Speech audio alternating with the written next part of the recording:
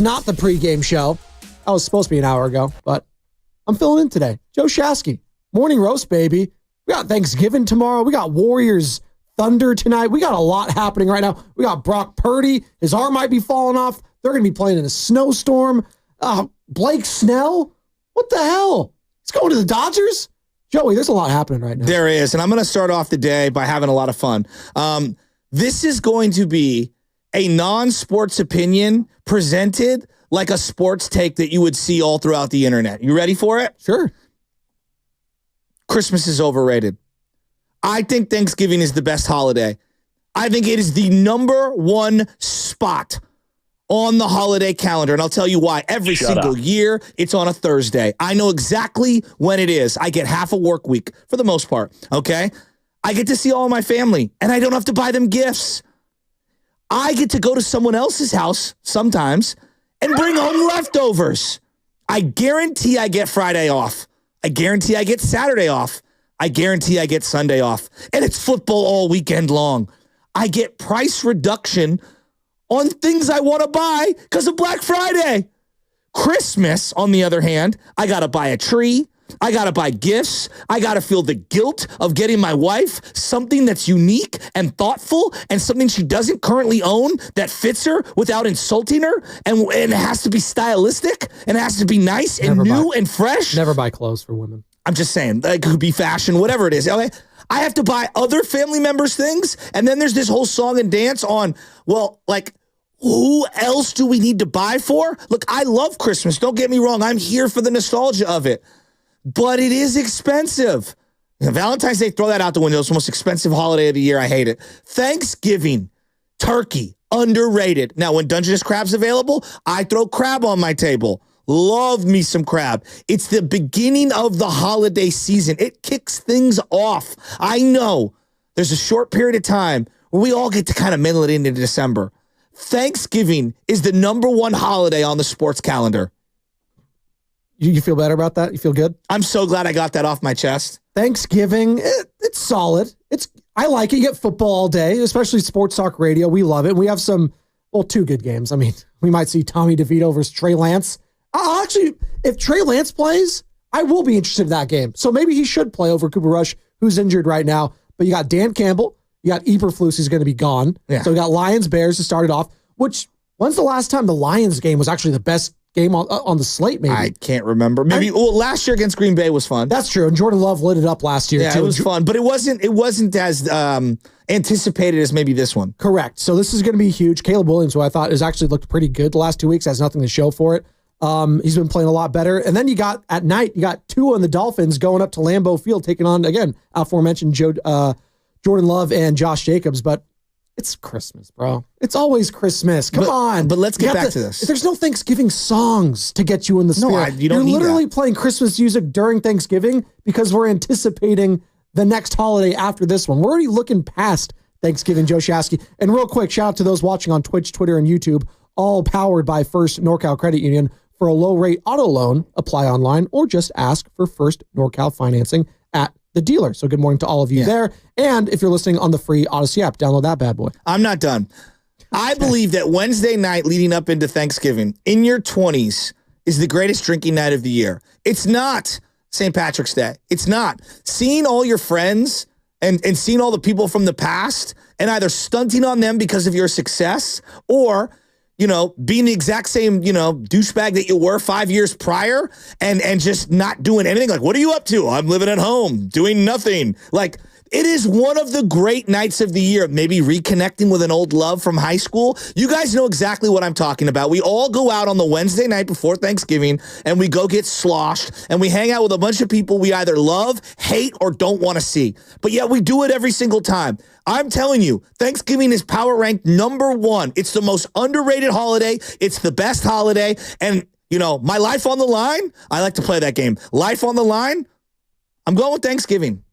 That's fine. You could be wrong at that. 888-957-9570 is the number. We'll be talking Thanksgiving. We'll be talking to Anthony Slater at 8:30. And I got to tell you, Joe Shasky, I got to tell you, I got very concerned yesterday from the Anthony Slater tweet. R95.7 The Game. What did he say? Warriors insider and covers the team for The Athletic. Steph Curry, this is what he tweeted yesterday. Anthony Slater, our guy.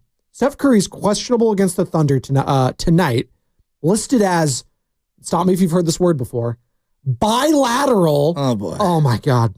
Bilateral, and I'm going to try to pronounce this as best as possible, patellofemoral pain. Bilateral patellofemoral pain. Patella soreness in both knees. Kuminga also questionable with the illness that has forced him out the last two games.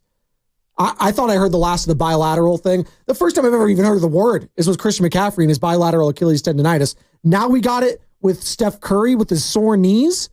I'm a little concerned. I'm not going to lie. I mean, you could have just put, he's older. Like, you know what I mean? Like, isn't that kind of just what it is? He's just got sore knees. He's an old man. Yeah, but I don't hear that word with LeBron James, who's almost 40. Well, LeBron's on HGH. It's a totally different conversation. I mean, come on. That didn't scare you a little bit? Well, of course. But, I also know that they also have to come up with specific injuries throughout the year to give him dedicated time off so that you avoid the fine from Adam Silver. So I think that when you're this specific on something, to me, it's just a predetermined night off. All right. You think he's not going to play tonight? I don't know. I think they're setting it up for one of these moot point games coming up for him to take a day off. It's been weird the last couple of games. Like him playing 29 minutes in that loss when he had an 18-point lead. That just didn't make sense to me. You're resting these guys, but now he's going to be out tonight. I mean, you don't think he's going to play all 82 games, do you? Well, no, I don't. But what was the point of resting him for 29 minutes if you're not going to play him tonight? Right? Well, maybe there was method to that madness, I would assume. You didn't want to play him all those minutes. You end up losing the game. I don't think this team, and I get it, they're one of the best teams in the Western Conference. It's early in the season, but it's going to start getting heavy here for this squad coming up. I'm not going to say had a cupcake schedule, but they've played, a relatively easy schedule early on this year. When they played Oklahoma City, they didn't have Chet Holmgren. When they played the Celtics, they didn't have Jaylen Brown. They're going to need Steph in a lot of these games is what I'm saying. I don't think this team, Spadoni, especially the depth-wise, look, absolutely, Buddy they're going to need Steph. Down to earth? There's no one is going to argue otherwise. But you also have to understand it's November 27th, and we've got to April to get ready for the playoffs and hopefully get into the playoffs and all that. So you do have to pick your spots on the calendar. And now he just might legitimately be dealing with something right now. I mean, he already got hurt earlier this year with the ankle. So I wouldn't be surprised if he was legitimately injured or if this was just a legitimate tactic for them to figure out a way to get him a night off, whether it's this game or the next game or whatever, so that when they get that day off, the league doesn't come down on them they're resting. Because, you see what's going on with Joel Embiid and everything right now with Philadelphia. They're getting hammered for resting guys. So we got that injury we're dealing with. We've already been dealing with a plethora of injuries for the San Francisco 49ers. I mean, you can name any single. Bosa, Purdy, Trent, Warner, Ayuk, Debo's hurt even a little. Just go right down the list. Hargrave, Hufanga, Trey Greenlaw, who's coming back. His practice window's open, but probably not going to be back this week. 49er fan psyche. Everything, right? You might be injured. I don't even know. Well, my soul has been crushed by the Niners as of recent. Really? Yeah, it's just sad. I'm just sad. They make me sad. They're only a game out of first place. Oh, yeah. You have no faith that they can right the ship here? None? Zero? Zilch? What if Brock Purdy comes back? What if Brock Purdy and the 49ers win this Sunday night against Buffalo, one of the best teams, if not the best in the NFL, and Brock Purdy looks good. He has a game-winning drive. Does that change your psyche I feel at like all? such a hater this morning. Like, I don't see that happening. I see Josh Allen. I didn't ask if you saw it happening. Would that change your psyche? Of course it would, but Okay. I can't. Like, I also have to use common sense. And at what point in the last month has this Niner team played a good football game? Well, they haven't beaten a team that's good. That's the problem. I don't know. I don't disagree, but I'm just saying, like, what good game have they played this year? Probably the Pats? the Jets game week 1. All right. But they didn't Do even we think highly of the like Jets 6 up 2 field months goals. later? No, the Jets are one of the worst teams in the I NFL. agree. Yeah. Patriots, one of the worst teams in And the at NFL. the time, it felt like a signature win. Yes. And now, as I retcon it, looking backwards, I'm like, no, I think they're a dumpster Your fire. best win of the year was against the Seahawks on Thursday Night Football. Okay. And the Good Seahawks call. all of a sudden probably look better than you at this point, having they just beat you and they just beat the Cardinals. So that's probably it. But at the time, the Seahawks kind of stunk. They so did. It's like, I don't know what to make of this 49ers team right now. I just don't think they're very good. I'll say this, though, and I said it a couple weeks ago. I've been saying it. The expectations right now are not Super Bowl for the 49ers. If they win the division this year, however that happens, I think it would be a successful season given all that's happened. I think you can make the argument it's one of the more impressive jobs if they win this division for Kyle Shanahan and this coaching staff. But we can get into that as the show goes on. 888-957-9570. Anthony Slater, 830. Stu Gatz from the Dan Lebitard show, potentially 920. John Wiener, Stu Gatz. I love Stu Gatz.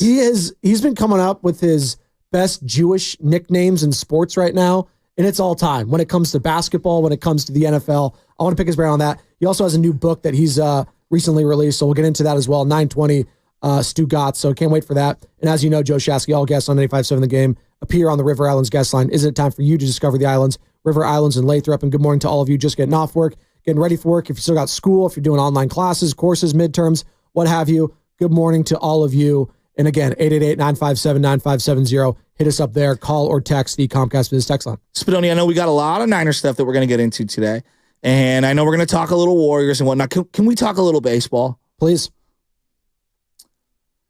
I'm a big believer in being realistic with yourself. Self-awareness, I believe, is the most underrated skill in any walk of life. Knowing who you are and where you are in your life is going to dictate a lot of smart decisions or horrific decisions that you make. Case in point, E40 has a line, don't buy an $80,000 car before you buy a house, right? It's something that I live by. It really is. One of the things my wife and I did for a long, long time, and everyone has their own prerogatives, but in terms of money management, we said, hey, we are not going to go on extravagant trips. We're not going to go anywhere. We're not going to buy big vehicles, luxurious outfits and things like that. We wanted to save up for a house. And it took a long, long, long, long time. And I watched a lot of other people who were my friends and stuff go overseas, go here, go there. And they got great experiences. And I'm not mad at them for that.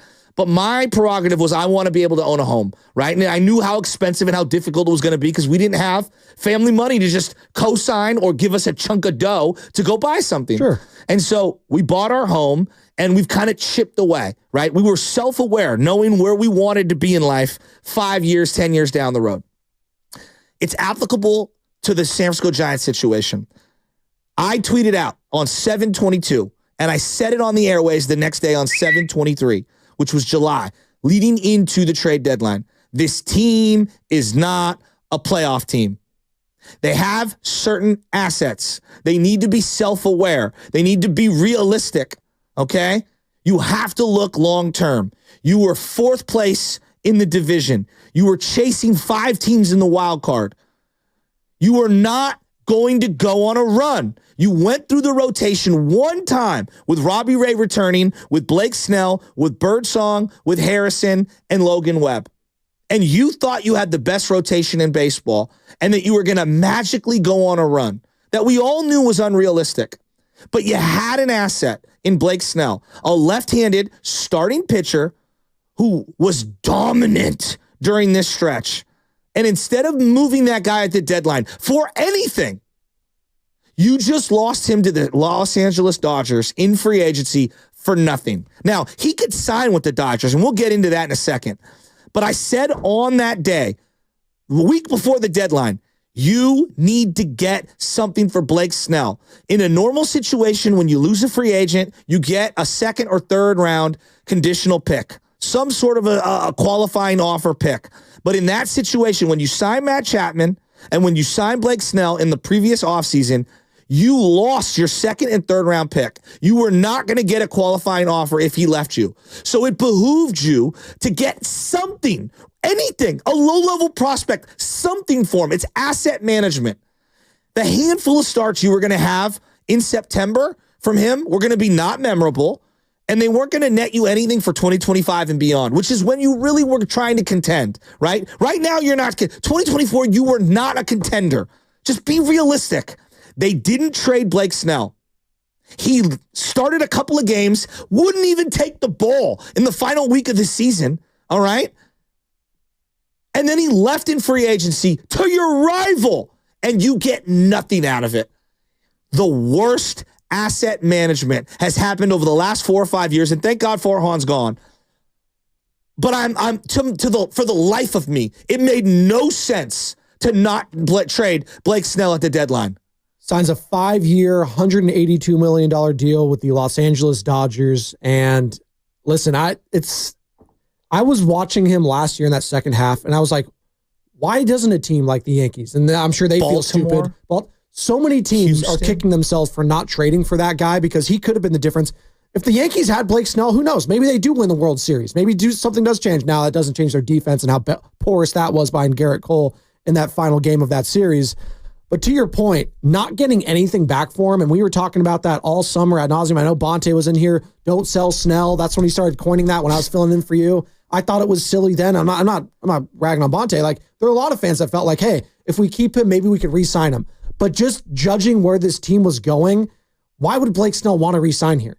Like, why would he do that? I understand Robbie Ray opting back into his contract. He's rehabbing. He's a former Cy Young winner, but he needs that security for next season. And then next season is going to be his other Blake Snell kind of a year, right? So maybe Buster Posey learns from this mistake, and then next trade deadline, right? If Robbie Ray's doing the same thing, maybe they flip him for a couple prospects. But I just, for the life of me, there is no way. And Farhan talked about this during the summer. He was saying like, yeah, we weren't blown away by anything. Well, I'm still probably giving the Yankees something. Like, give me something from the Yankees. Give me something from, I don't know, whoever else was out there. The Orioles. Someone was trying to trade for him. You couldn't get a couple of prospects for Blake Snell. If they're AA, if they're single A, I don't know. Something is better. It didn't make sense. Something is better than nothing. And I was pounding the table. He's the most coveted, starter on the market, hands down. It was not even a question. And he's dominant when he's on. But again, he was having the best stretch of any pitcher last year. No doubt. And he's a lefty. Outside of Chris Sale and Paul Skeens. And this is exactly what Farhan said the day after the trade deadline. Farhan on the decision not to trade Blake Snell. I think trading him would have changed the course of the season where we still believe in what we can accomplish. It was really going to have to be something that would change the course of the future here. See, Farhan, this is why you're gone, buddy. Like, you had to see beyond the forest a little here. You got to look down the road, all right? You were not making the playoffs after one turn around the rotation thinking that that's what you were. It was so foolish. And here's the other part. The Giants could have easily signed him. I even put it out there. I said on these airwaves, give him $200 million over 5 years. Oh, it's too risk averse. It's like, yeah, I know it's baked in with risk, but he's going to go to somebody that's going to hurt you if you don't sign him. You lost him for nothing, and he went to your rival. Well, congratulations. Let's all remember and cling to those 3 starts in September. Thank God you kept Snell. Do you remember him? I'm a diehard Giants fan. Do you remember him? No. Do you remember him? No. How about you, Sam Lubman? Do you remember any of those starts in September from Blake Snell? Blake Snell started in September? Exactly. He had a complete game. Didn't he have like a no-hitter too? Oh, yeah. We'll never... Look, let's raise the banner for it. The other station does this day in Giants history. No one will ever reference one of the September starts from Blake Snell. You should have traded him. So dumb. It's like that 1 year with John Lester in the A's for the couple months, right? And he didn't throw to first. I'm still hurt by it. 888-957-9570. Are you as upset as Joe Shasky about this move? And it's not even that he's going to the Dodgers, right? It's just that you didn't get anything for Blake Snell. Well, I'll say this. It's probably because he's going to the Dodgers too. Like, come on. He's a Padre. He's a Dodger now. Hey, he's just a Rocky stop and a Diamondback stop to be he's a MLS mercenary leader. But the Giants could have signed him. That's the other thing. Like nothing was holding the Giants back from giving him $200 million. Clearly, he's a mercenary, and he was going to go wherever the most money was. Well, there was always something weird with him, the front office. The whole thing was kind of odd. I don't think he ever had the intention of coming back here too. That was another part of it. We can get into it on the other side. 888-957-9570. We also got a special giveaway today, Joe Shasky, in the 8 o'clock hour. I'm going to explain what that is on the other side.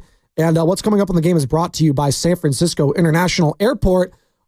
More of your thoughts on Blake Snell going to the Dodgers, plus Warriors taking on the Thunder tonight. We got all that coverage right here on 95.7 The Game leading up to the game, plus tip-off at 7 o'clock with the great Tim Roy. And we got more thoughts on the 49ers taking on the Buffalo Bills. And it's going to be a potential blizzard on Sunday night in Buffalo. Get all your thoughts on that on 95.7 The Game.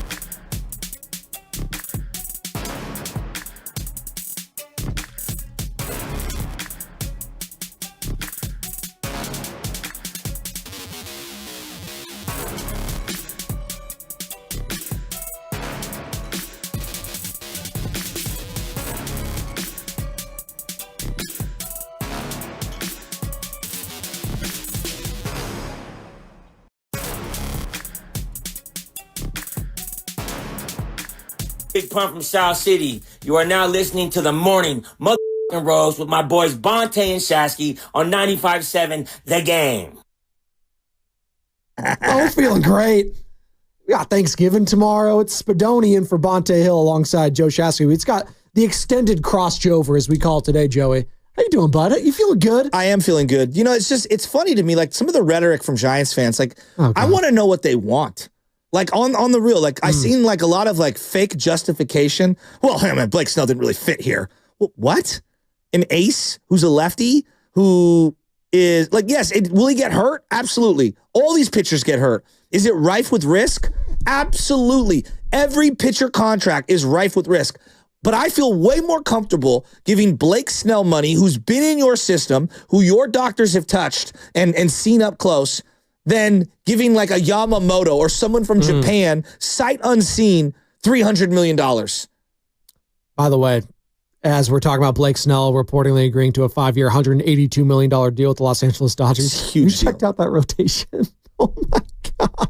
Read it off to me. Walker Buehler. Yamamoto. Well, I don't even know if Buehler's going to be back at this point, but you got, well, first and foremost, I think Shohei Ohtani's going to be pitching next year. And when he's on, he's a top 5 pitcher in any league. Yeah. I'm skeptical after the second Tommy John, but keep going. No, you're right. You're right. He is dynamic. You got Yamamoto. You've got Buehler potentially come back. And Buehler, I think his stock rose exponentially after that, what he did in the playoffs. I thought he was huge for them. The guy from Tampa, what's his name? Glasnow. Thank you. Native Glasnow, as I call him, because that's what he is most of the time. But he's good when he's not hurt. Dynamic. Killian Murphy also is what I call him. Red Eye, great movie. And then you got, Blake Snell. And you got other names. You got Gonsolin in there. You got Dustin May, Ginger Guard. Guard, great nickname. And then they got Miller, Shelby Miller, right? Yep. So is that Shelby Miller? Is that no? I'm not. Bobby Miller. Bobby Miller. Yeah. Shelby Miller's the other. That's Dave Stewart's guy. Yeah. So I'm looking at it this way, like. Everybody's up in arms about the Dodgers, and I'm going to tell you right now, like I'm wearing my dad's Giants coat right now. I like being the David to their Goliath. I really do. No, I really do. I think we're in like a no-lose situation right now. You can't mess this up. Just continue to plow ahead. Now, did I want them to sign Blake Snell? I did. I wanted the Giants to risk the money and spend $200 million on the lefty pitcher. He was awesome this year. And if you had him and Logan Webb at the top of your rotation, you're not asking as much from a Birdsong or a Harrison. Like we see how this goes. Pitchers are up and down. They get hurt. It's fragile. You're going to need 7, 8, 9, 10 starters throughout a regular season. So you can't have enough. And that being said, like I look at the Dodgers and clearly their time is now. There's no doubt. No one is arguing that. They got Mookie Betts. They got Freddie Freeman. They got Shohei. They have Yamamoto. They might get Juan Soto still. That's the other piece to all this. Like if they get Juan Soto. But from a Giants perspective, you're not one big signing away. To me, you need to chip away. It's like you're sculpting something. And it starts by nurturing the guys you do have, the Harrisons, the Birdsongs, and the Ramoses, right? The young guys, the Bryce Eldridges, who has been skyrocketing through your minor league system. And then the guys that you know are not a part of your immediate future, you need to have the cojones and you need to trade them away and get yourself something of significance. You're not a move away. You're like a multi-pronged approach. It's layers of moves. So you start with like a Camilo Duvall, who clearly you have soured on, who doesn't want to be here. Him and Luciano, who clearly you guys don't even know what to do with, which is fine. You package those young guys that you don't necessarily like, and you get something. I don't know what those things net you. And then you continue to chip away. You continue to build your farm, and you continue to try to make shrewd moves like a Matt Chapman on a 1-year deal and then re-signing him to a big deal. Like, I like the Chapman move. That was smart. You surrendered a second-round pick to sign him or a third-round pick to sign him. You got him in. He had a really good year. You signed him to an extension. I know third base is locked up for the next 5+ years. I like that. Like, I like that a lot. And I know it feels bleak this morning for Giants fans. Like, I get it.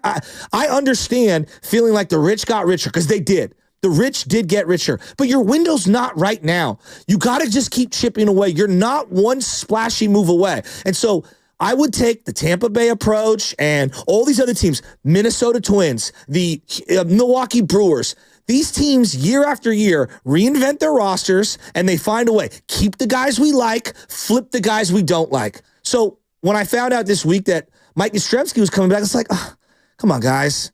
Like, we know what Mike Yastrzemski is. He's a serviceable big leaguer. Yeah, didn't bother me. It's just whatever. But it signals you're doing the same thing to a lot of the fan base. Well, we'll see, because as you pointed out, they're not one move away. In baseball, you're never one move away. It's rarely that happens. Football, the one player can make a huge difference. Basketball, obviously, but there's just so many damn players in baseball. One pitcher is not going to make the total difference.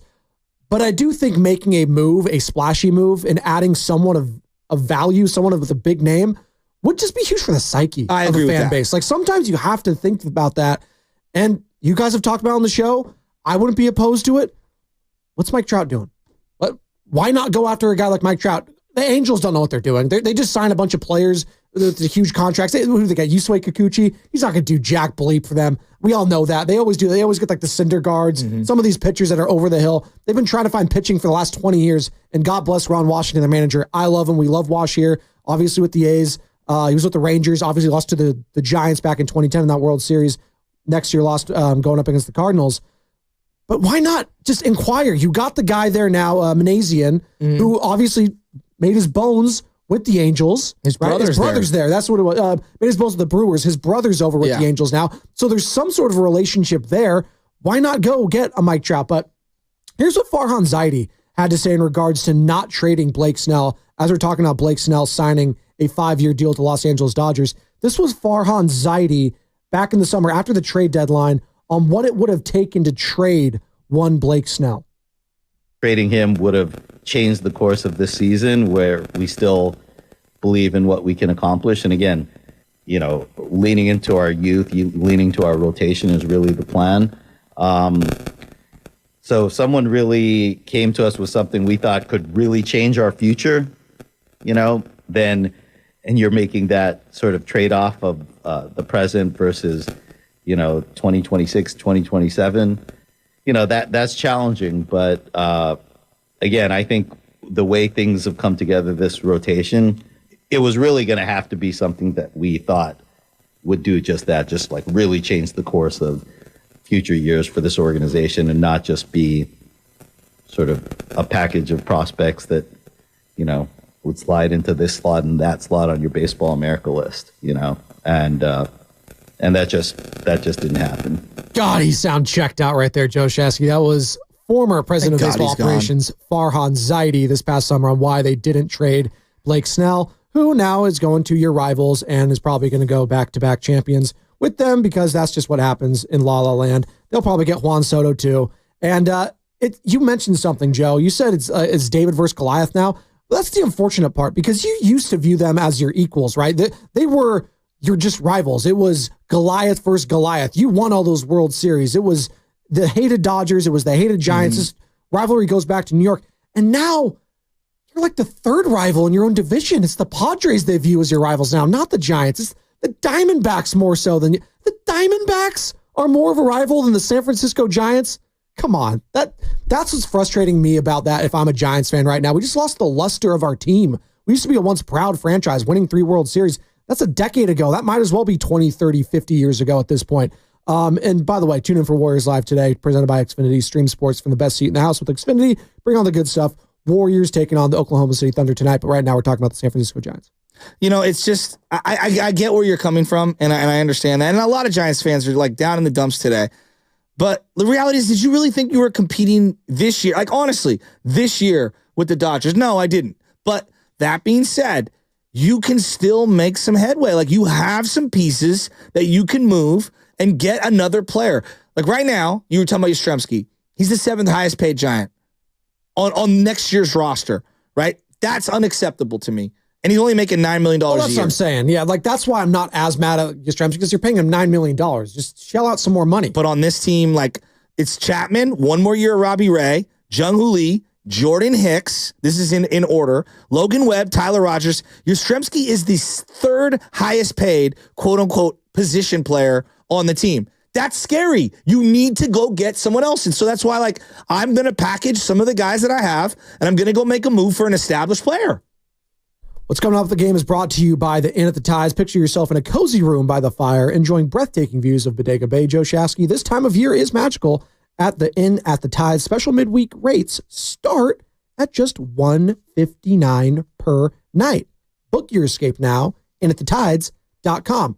More of your calls, more of your texts. Mike in Michigan, I see you. We will get to you on the other side. 888-957-9570. We'll put a bow on this Blake Snell conversation to this Los Angeles Dodgers. Obviously was a Giant last year, but he goes to the hated rival Los Angeles squad down there who are World Series champions. Once again, 888-957-9570. Plus, we're going to get into the 49ers. Massive game this Sunday. I don't think we're talking about the weather enough in this game. It's going to be a snowstorm potentially on Sunday night. It's going to look cool, but is it going to feel cool for the 49ers fans watching this game? Because you go to Lambeau, it wasn't a fun time. It's like that South Park episode, when you pizza, when you shoot a french fry, you're going to have a bad time. Yeah, might be a bad time for the San Francisco 49ers again, but we've seen that all season long. So we'll get into that. Plus the Warriors taking on the Thunder tonight. Anthony Slater, 8:30 on 95.7 The Game.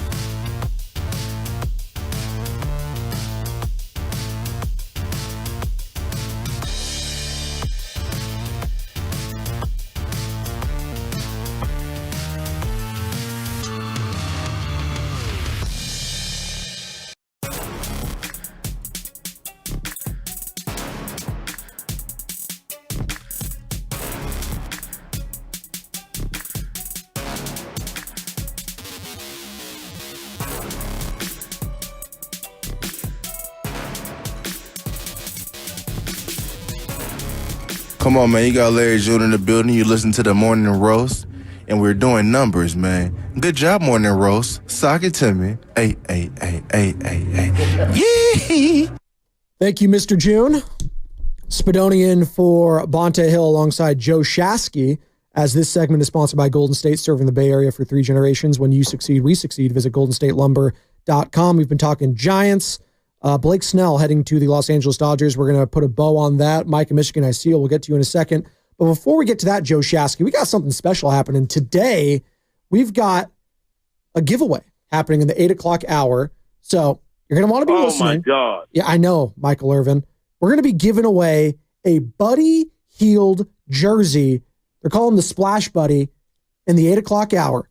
And when you hear this highlight, I'm throwing it to you right now, Carter. When you hear this highlight, Moody leads Draymond away. Quick feed to Anderson. Big step to the corner. Buddy Hield release and splash! Ties the game at 26. The Warriors with 4 straight threes. Their last 4 buckets have all been threes. And they've tied the game at 26. It's a 9-0 run in a minute 48. Thank you, Tim Roy. Be the 5th caller on the contest line. So that's during the 8 o'clock hour. You're going to want to be listening because when we play that highlight, and I'll give away the contest line number then, 8 o'clock hour. And this is what the jersey is going to look like, Joe Shasky, because I don't know if you know this. The Warriors NBA City Editions, hey, they're wearing them tonight against the Oklahoma City Thunder. You're going to see them. We're holding up right now if you're watching on Twitch, Twitter, YouTube, all of those. Hey, these things are pretty freaking sweet. Look at this. Look at this. This is Stephen Curry, so we'll be doing the Buddy Hield version. Yes, we're spoiled here. And obviously, as you know, I'm a huge Steph Curry guy, huge Warriors guy, so I'll be rocking this. Maybe I'll put this on the rest of the show just to show it off, right? Golden State looks good on you. Hey, I bleed blue and gold, brother, as you know. So, yeah, NBA City Editions, and let me get my my actual read here because I got to be professional about this.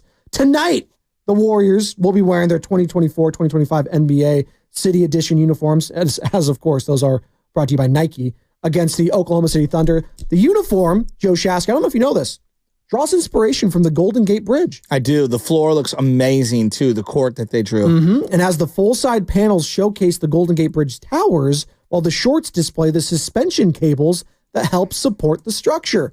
Additionally, its typeface is inspired by the historic plaque that honors those who helped construct the bridge.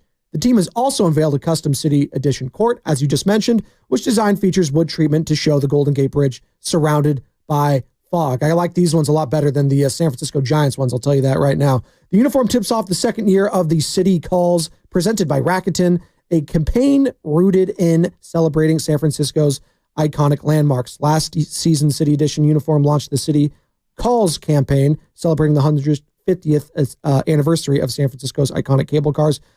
The City Edition uniform is available now at Warrior Shop, located in Thrive City, and online at shop.warriors.com. So there you go, Joe Shasky. Warriors City Edition tonight against the Oklahoma City Thunder. We can put a bow on this San Francisco Giants talk, though, real quick. Mike in Michigan's been holding on. What's up, Mikey? How you feeling about Blake Snell going to the Dodgers? Mike in Michigan, what's up, buddy? Oh, once, twice, he gone. 888-957-9570. So there's some deferred money for the LA Dodgers again. $62 million of the 180 so for Blake Snell is going to be deferred. I've been talking about this all year. I think it's one of the biggest conversations. And it's not just for Major League Baseball, though it hits Major League Baseball harder because it's also about the NBA. There are about 16 teams in both sports who have what we call regional sports network. Like for us, we have the NBC, right? That's a regional sports network. They call it an RSN, right? We have NBC Bay Area Sports, or whatever it's called. What is it? We got NBC Sports Bay Area. NBC Sports Bay Area. And NBC Sports California. Right. Well, around the country, there's this thing called Bally's, all right? Or Diamond Sports, which is what its company name is. And it went bankrupt. And so imagine 16 teams in both sports, baseball and the NBA, that were relying on revenue from that television TV deal. And they were building that in to how they would structure their salaries, right? In the NFL, everything is national. The only thing that you get local or the preseason games. So everybody takes the full pie of money and they divide it amongst every team. The Jaguars on the TV money get the same amount of money as the Niners. The Cowboys are giving the same amount of money as the Raiders, as the Tennessee Titans, etc. Well, in baseball, there's a regional sports network, and they divide some pie up on national money, but their amount of national money is nowhere near what the NBA's is and nowhere near what the NFL's is. So they rely on these regional sports networks. About 10 years ago, the Dodgers created their own channel, okay? It's called Spectrum Sportsnet LA, and it netted them over a 25-year period $8 billion. $8 billion.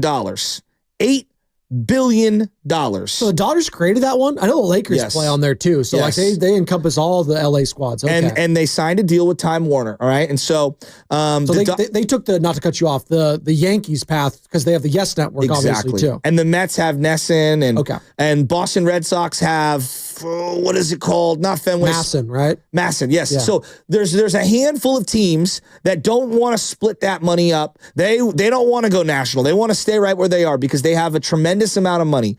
And everyone's like, well, and I agree with this, like, it's a little unfair that the Dodgers and the Yankees and the big brands have their TV thing so locked in stone and so, like, they know exactly how much money they're getting from TV for the next 15 years, right? The Oakland A's, part of why the Oakland Rays are in Sacramento is because they could still do a deal with NBC California. And they could still get some of that TV money. If they were to go to Vegas, they would have to rework the entire deal and it wouldn't be anywhere near it. Because again, these regional sports networks are antiquated. So everybody's screaming about the deferred money. I don't think the problem is the deferred money. In the NFL, they defer money all the time. Think about the Brandon Ayuk contract. He's getting certain guarantees spread out over many years. Now, for most of these guys, it's the life of the contract. But in many cases, you'll see a guy still get paid and he's not on the roster anymore, right? You see this all the time. Russell Wilson's still getting paid by the Denver Broncos. He's not on the roster, okay? He plays for the Pittsburgh Steelers. So the deferred money, I know everyone's losing their mind. It's not that big of a deal to me. What is a big deal to me is that it's just not equitable. And what ends up happening is you have the haves and the have-nots. So, for example, Juan Soto, there's really only about 7 or 8 teams that can even begin to entertain a contract when it comes to Juan Soto. And I think that's been cut down to like 5 teams because they had the initial meeting, right? And now he's even cutting down more teams after that. So right? In the NFL, like, yeah, Aaron Rodgers gets to choose where he wants to go, but conceivably, all 32 teams could afford Aaron Rodgers, right? You don't have that in baseball. So we are broken. And what's going to end up happening, and it's going to take some time. It's going to probably take about 4 or 5 years. You're going to see they're going to break up and splinter all these regional sports networks, and they're going to have to package this thing national. And it's the only way that the Tampas and the A's and the Twins and all these smaller market teams are going to be able to compete financially. And they need to have a salary cap floor. You need to have a floor so that everyone can compete. And you need to have some sort of a ceiling.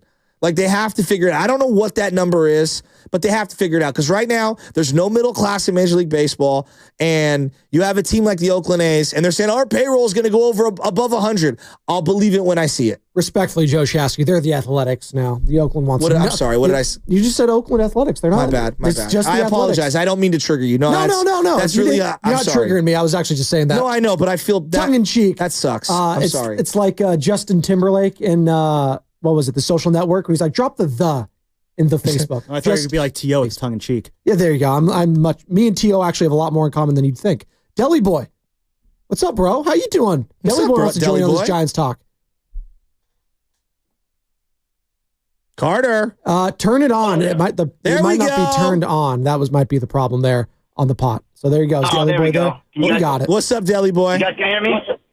What's up, guys? I was just getting that message last night and seeing Snell go to the Dodgers just put a knot in my stomach. You know, it frustrates me because you can't blame him to go to a winning franchise. You know, he wants to win. I get it. But this is Farhan screwing us one more time by not trading him at the deadline, and we're getting nothing for him. We could have gotten something for him. We weren't going anywhere in July. We weren't going anywhere in August. Why didn't we trade him? Oh, I don't know, because Farhan said after one Robbie Ray start, we have the best rotation in baseball. And then what happened? We went tanked. We just sucked. we should have just traded him right then. And Joe, I agree with you. I think it's time for MLB to start implementing some sort of salary floor. Now, if teams want to spend like crazy, I say let them. If they can afford it, you can't blame them for doing that. But you got to force some of these smaller market teams, especially like John Fisher and the A's, to say, hey, you have to spend a minimum amount of money because I don't care if the players are going to get their money. They're going to get their money. The players' union is going to want them to get as much money as they can. The thing is you got to give something back to the fans and saying, I'm going to put money back into the team so you can have a winning product on the field. And right now, what they're doing to Buster Posey is unfair. They're putting him in because they're trying to appease fans and having a face that we all know. But then at the same time, you're telling us we're cutting back salary. We're out on Soto. You let Snell go for nothing and then go to our rivals, which for something for 5 years, 172. Yeah. We couldn't afford that. We couldn't spend that kind of money. I don't understand that. Now, the only way that I think that the Giants can redeem themselves is if they get a little plethora of players. I'm talking go out and go get Bo Bichette, Willie Adames, go get Vlad Jr., go do something. If you don't do anything, I'm saying it's time to sell. You got to get new ownership, new face in there, because if we're going to be doing like this, we're going to be looking up at the Dodgers for the next 10 years, in which it looks like we already are. And that's frustrating because this is, look at, especially with the A's now eventually going to go to Sacramento and then eventually going to Las Vegas. You have a whole region of Northern California just waiting for a team for there, and you have a vacuum that you can get these fans and get a winning team out there, but they're not doing it. I know. I don't understand. Wouldn't this be the time to strike and be like, no, we're going to go for it. We're going to get that little plethora of fans that are disenfranchised. They don't know what to do. We're going to get a winning product out there. I just don't understand the direction of where the Giants are going. And I feel bad for Buster Posey because I kind of feel like he has to come out and say, we're not doing these things, and it's going to make us feel better. Oh, because it's Buster? It still pisses me off. I know. I'm still frustrated right now. How much pressure's on Bryce Eldridge? Oh, man. I'm dead serious. Yeah, no, it's a good point. Thanks, Deli Boy. Appreciate the time, man. You're listening to 95.7 The Game, KGMZ FM and HD1 San Francisco and Odyssey Sports Station, always live on the free Odyssey app. Anthony Slater, 8:30, talking Dubs.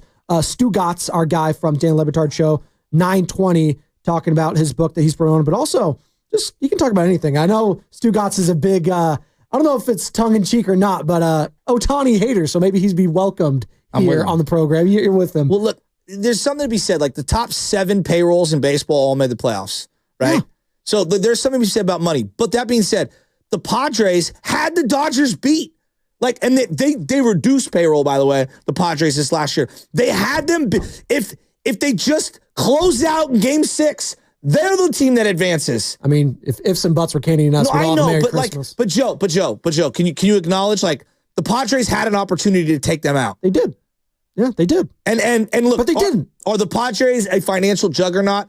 Yes, to a team like the A's, but to the Giants, no. The Giants had a higher payroll this last year than the Padres. So, like, yes, you need to have money. Like, I'm not saying that money doesn't matter. Money absolutely matters. When like, for example, with them, they lost a ton of pitchers. This is the Dodgers.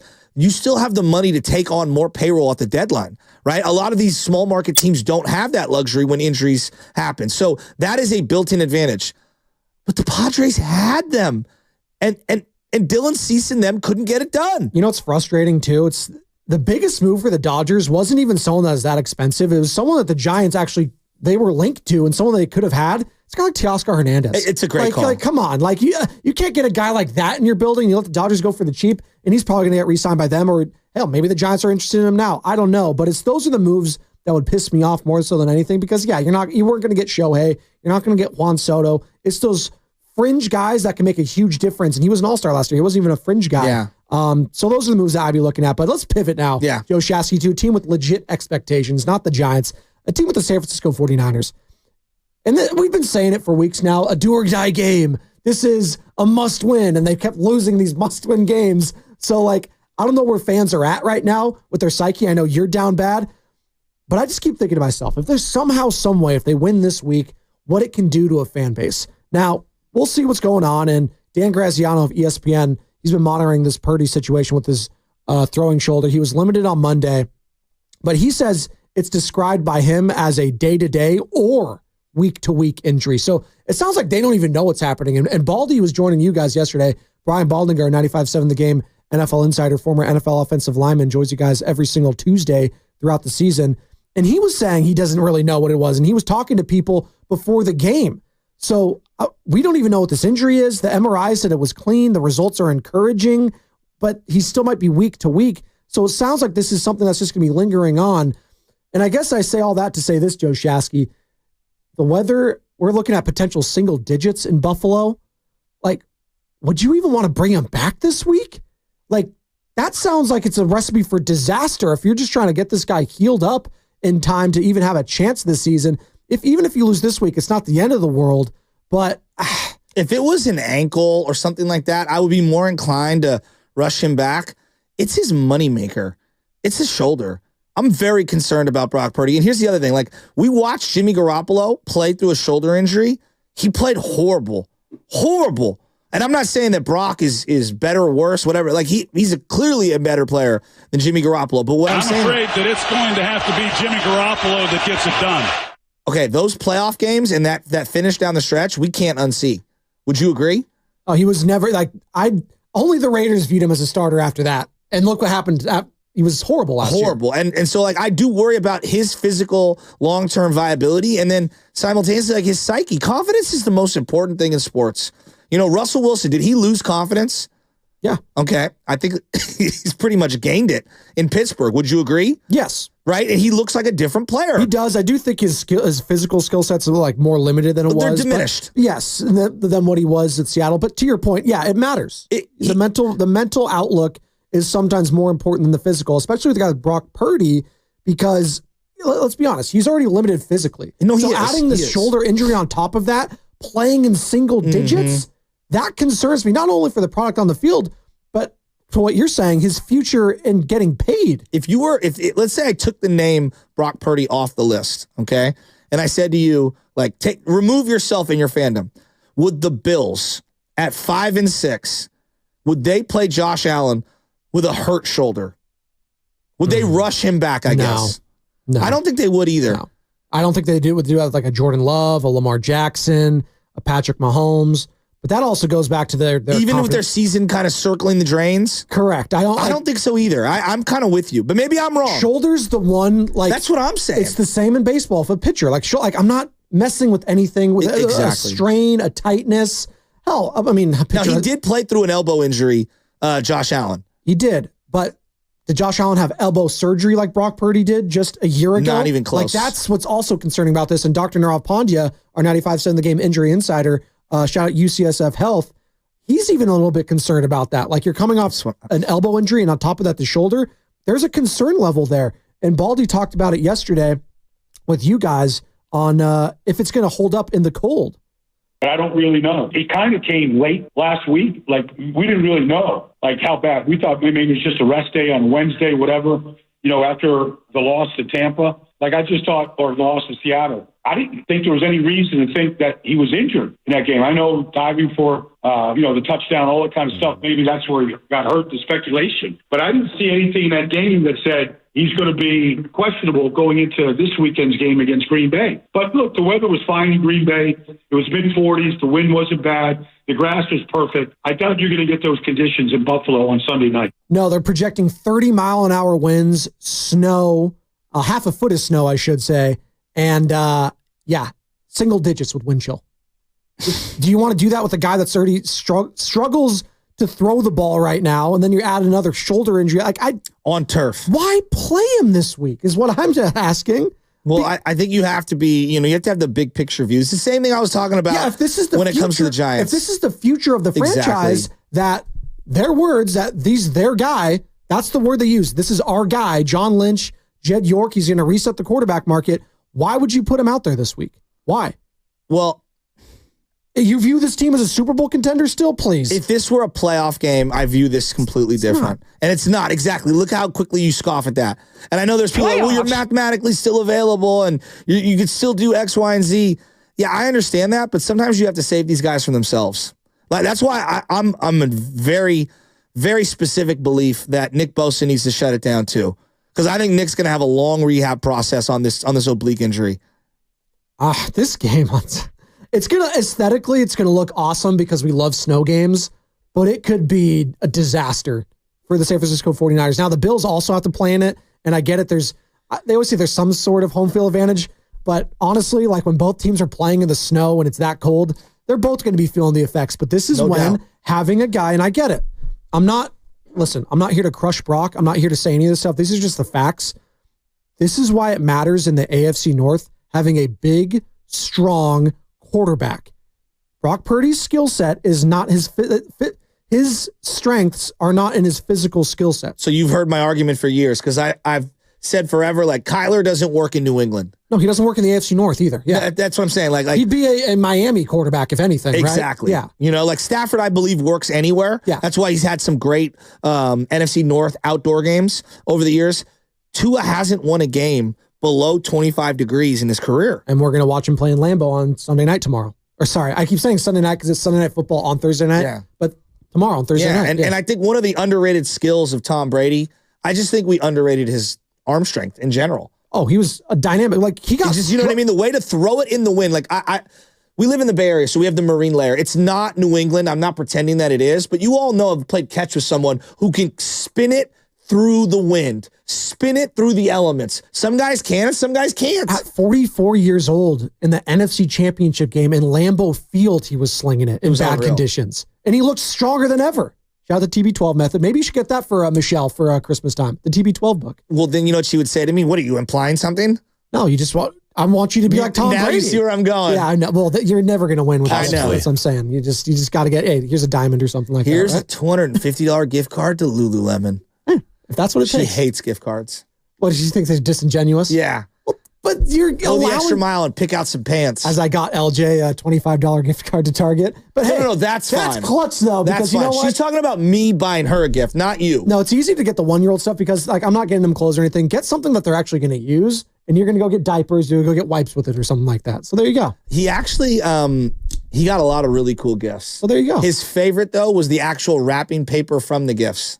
Oh, they love that. The kids love that. 888-957-9570. And he's going to have a great time opening up those gifts, ripping them open on Christmas Day. Again, bro, I was more fun to open the gifts. I was having a blast. Right? It's for the parents. The first birthday is always for the parents. What's coming up in the game is brought to you by San Francisco International Airport. I hear what see, I feel like Bonte right now. I hear what you're saying over there, but they can't hear it on the air. 888-957-9570. Should Brock Purdy play this Sunday in Buffalo? Is it a must-win game for the San Francisco 49ers, or do you need to protect your asset going forward? That's what I want to ask you, 49er faithful. 888-957-9570 is the number. It's Spadoni. It's Shasky. It's the Morning Roast on 95.7 The Game.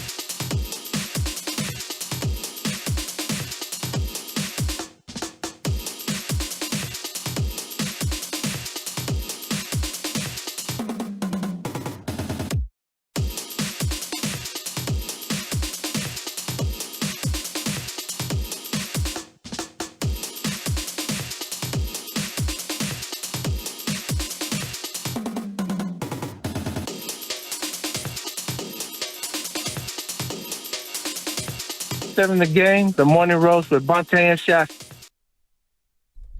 Spadoni in for Bonte Hill alongside Joe Shasky, an extended crossover, if you will. Good morning to all you lovely people. Just getting off work, getting ready for work, getting ready for school. You got me and Shasky till 10 o'clock. But before that, we got some business to take care of. We got a giveaway in the 8 o'clock hour. If you're watching on Twitch, Twitter, or YouTube, all powered by First NorCal Credit Union, well, if you're not, you should, because you can see this beautiful face. Yes, the nose is real, and it's spectacular. But you can also see this beautiful jersey I'm wearing, the NBA City Edition Golden State Warriors jersey that they'll be rocking tonight against the Oklahoma City Thunder. We will have that coverage for you right here on 95.7 The Game starting at 6 o'clock. Tip-off at 7 with the great Tim Roy. But in the 8 o'clock hour, we're going to be giving away this jersey, but it's going to be a Buddy Hield jersey. I'm wearing Steph right now because, we're the host, so we get Steph. But Buddy Hield's been a baller this year for the most part. A little bit of a dip right now, but that's all right. Buddy Buckets, we're going to be giving away one of those jerseys in the 8 o'clock hour. You just got to be paying attention for this sounder. And I got it, Carter. I can play it. Don't worry. Moody leads Draymond away. Quick feed to Anderson. Big step to the corner. Buddy Hield release and splash! Ties the game at 26. The Warriors. There you go. So just be listening to that in the 8 o'clock hour, and I'll give away the phone number that you have to call. And also be sure to download the Odyssey app and thousands of other stations and millions, not millions, not thousands. I thought billions were on here now. The amount of podcasts I'm seeing from NBA players alone feels like it's in the billions, but they're all free on the Odyssey app. Sports talk, music, news, and great podcasts like Garlic Fries and Baseball Guys, which hopefully we'll be hearing from you and Sam Lubman soon, Joe Zaleski. Sam's coming back in. He's not in the room yet, is he? Oh, he's back? All right, good. So I was thinking about something. It's Thanksgiving tomorrow, and it's a great sports day. Like, it really is. You wake up, and it's football all day. 9:30. It's even earlier, too. You got Lions, you got Bears, and I'm actually excited about the Lions game this year. Yeah, and like, it's a lot of fun. And look, I'm going to... Wicked, by the way? No, I'm not going to go see Wicked. Michelle into that? No? Broadway? Stop! All right. I'm going to get self-involved here, but hear me out, guys. It's a great sports day, right? And it's going to be one of the, big sports days without my dad, right? And it's something that I've been thinking about, and it's something that's really difficult, there's a lot of downtime on Thanksgiving. And when I mean downtime, I call it couch time with the family, right? Where you're sitting on the couch, you're either waiting, you have a little breakfast or whatever, or you're waiting for the food to happen, and that's where you get all of the wacky uncle opinions, sports and not sports, political, right? You're going to have all the conversations with your cousins. And I'm going to miss my dad's banter. Just straight up, I'm going to miss my dad's banter. And I remember when my wife and I were first dating, and I was so embarrassed just by my family in general, because I know we're crazy. We're completely Joe, we're crazy. You met my family. I can't find the terms. You've met my family. We're crazy. Well, I have 9 siblings, so my craziness level is a little different than most. I'm very similar to mine, but we're crazy compatible. But yes, exactly. And that's what I'm going at with this when it comes to, your significant other. Now, sometimes two people from opposite ends of the spectrum can come together, but to me, Thanksgiving is one of the great determinators on if you will be sports compatible with your family. And I'm talking about your wife's side, okay? My significant other side. I knew I fit right in when I went to her grandfather's house and we were sitting on the couch and me and Uncle Danny were talking football all day. And the kids and I were throwing the football. They had a hoop out front. And I was like, yeah, this is my kind of family, right? We were compatible as a family. And I knew it was all that downtime, all right? Now, I knew that when my wife went over to my side of the family, it's like, oh, God, please.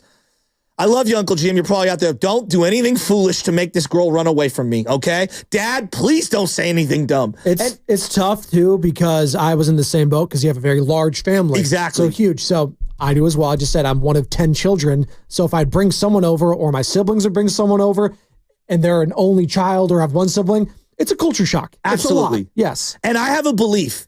If you don't love sports, it's going to be hard for me and you to be friends. I'm just being real. There's nothing worse than my wife, my friend's friend. Hey, what's up, man? You a sports guy? Nope. It's like, oh, great. Well, that limits all of the conversations we're going to have. Well, that's not true. If you talk about P. Diddy at all, I'm sure you guys would be best friends. Anything Diddy related right now. Different conversation. But that being said, having sports on the television while you're on the couch during Thanksgiving, is it not a tradition? Yes, it is. All right. So Sam Lubman at the break comes up to me and he starts bringing up how he's afraid to bring his girlfriend over to his family's house. And now I want to explore this some more. The right word, Afraid?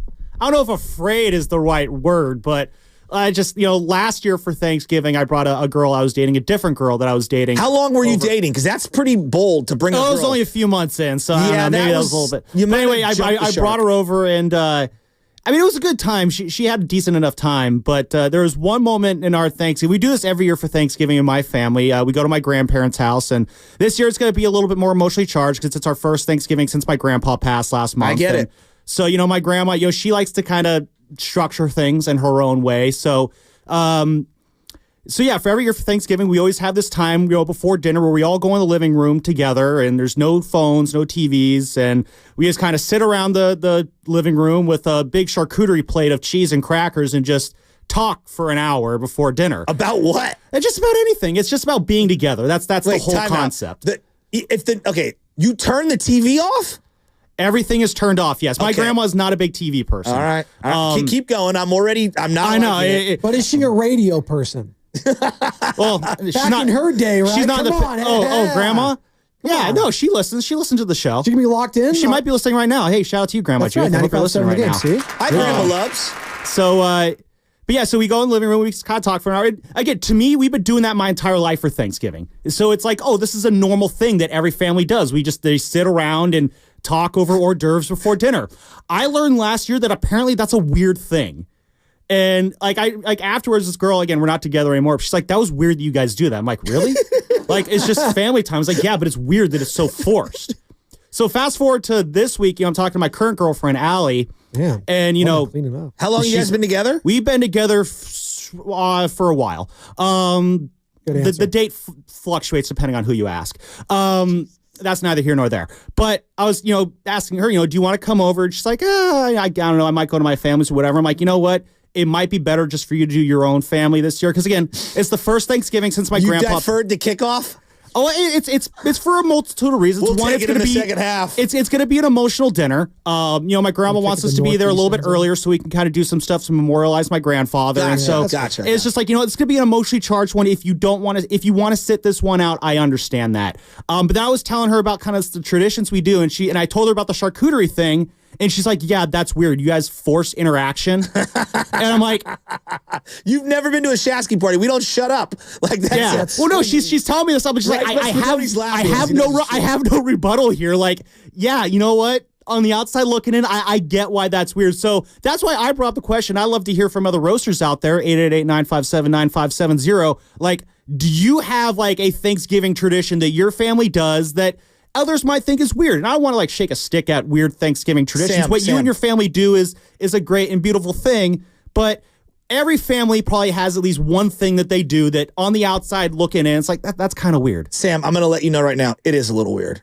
And I love you, dude. But you know what? I expect that from you. But no, I feel like everybody has that weird tradition. Maybe it's Thanksgiving, maybe it's Christmas. We all have that one weird thing. Maybe, and that's your one thing, shout out Odyssey. Maybe, just maybe, too. And I'm not gonna crush you, Sam, because for Shasky and our families, we've just been ingrained so much with just everyone wants their voice heard. So we're gonna talk over each other all the time. The whole time. And we're very outgoing people. Not every family is like that, though, as I've learned. Some people are very reserved, some people are more quiet, some people aren't as outgoing. So when I, get excited about something, or Joe Shasky, we're very similar where our voices tend to get louder. Yeah. Because we're just very happy and energetic about something. And I learned that sometimes I was too loud and I needed to check myself. But at our family gatherings, that's everyone's trying to one-up each other. So whether it's a joke, whether it's that's exactly a sports what ours take, is, yeah. you one-up. That's what we do. But for your family, that's not the case. You guys are all in your own little bubbles probably. So this is your grandma's way of trying to bring everyone together. And I could respect that. Now, not having the background or the white noise, I would probably just put that on there just because it helps ease the tension. Come on, because there does sound like there's some tension in the building sometimes when it comes to maybe does Grandma go over politics. Maybe it comes to other stuff. Right now, Sam, you're looking at me. Does Grandma go over and just turn the TV off and say, "All right"? Well, no. So everyone sit down. The TV is upstairs, away from the common areas. So Also, really quick, breaking news. Daniel Jones is going to not the 49ers. He will be a Viking. Oh, that's why. But Carter and I were just debating whether or not to hit the breaking news sound. I figured, you know what? Darnold and Jones? To the Vikings. Yeah, if he was coming to the Niners, that would have been our show. But Redemption song, Bob Marley, the Minnesota Vikings? Well, Kevin O'Connell, head coach, has asked about it, I think either yesterday or the day before, and he said like he was really enjoyed his draft work during the process of the draft a couple years ago. I think that was his rookie year as an NFL head coach. So, hey, he was in on Daniel Jones back then when he was coming out of Duke. I guess he's in on him now. And you know what? It's funny because Daniel Jones' only playoff victory was against the Minnesota Vikings. That is iron. Full circle. There you go. It's full circle for Daniel I was like that report yesterday. Daniel Jones has zeroed in on a team. Like, he's the one picking the team that he's going to, and he's not just, it's whatever team just wants to take him. So Daniel Jones would have been obviously the backup here, but Brandon Allen, I don't think played actually that bad as we get back into this game. So Brandon Allen, if Brock Purdy can't go, he's going to be the starter next week in Buffalo. Here's what Brian Baldinger said yesterday to you, Joe Shasky, in regards to BA's performance.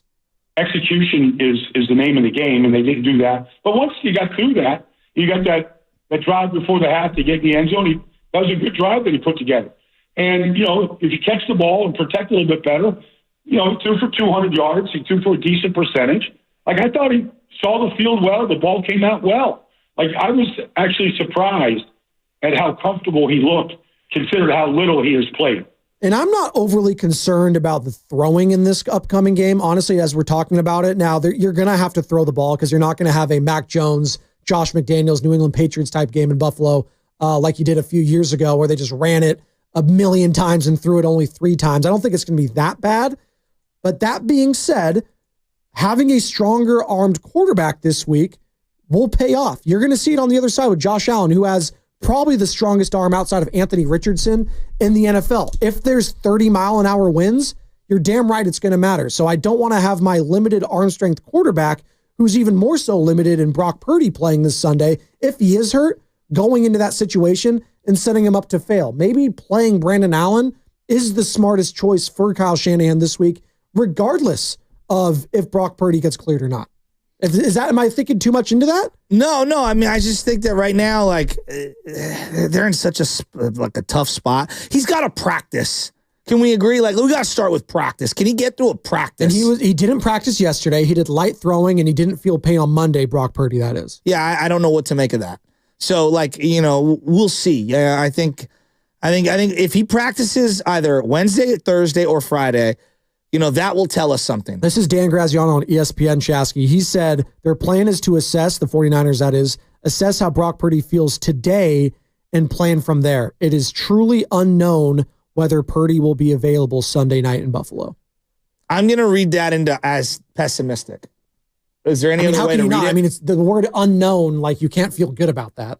Shout out Elsa, Into the Unknown, Frozen 2. It's a good call. Yeah, I don't know what. God, they're in such a tough spot. They got to get back to running the ball. I know they've been going up against stack boxes like every week. It feels like this year we are reliving the Jimmy Garoppolo 2021 experience of stacked boxes.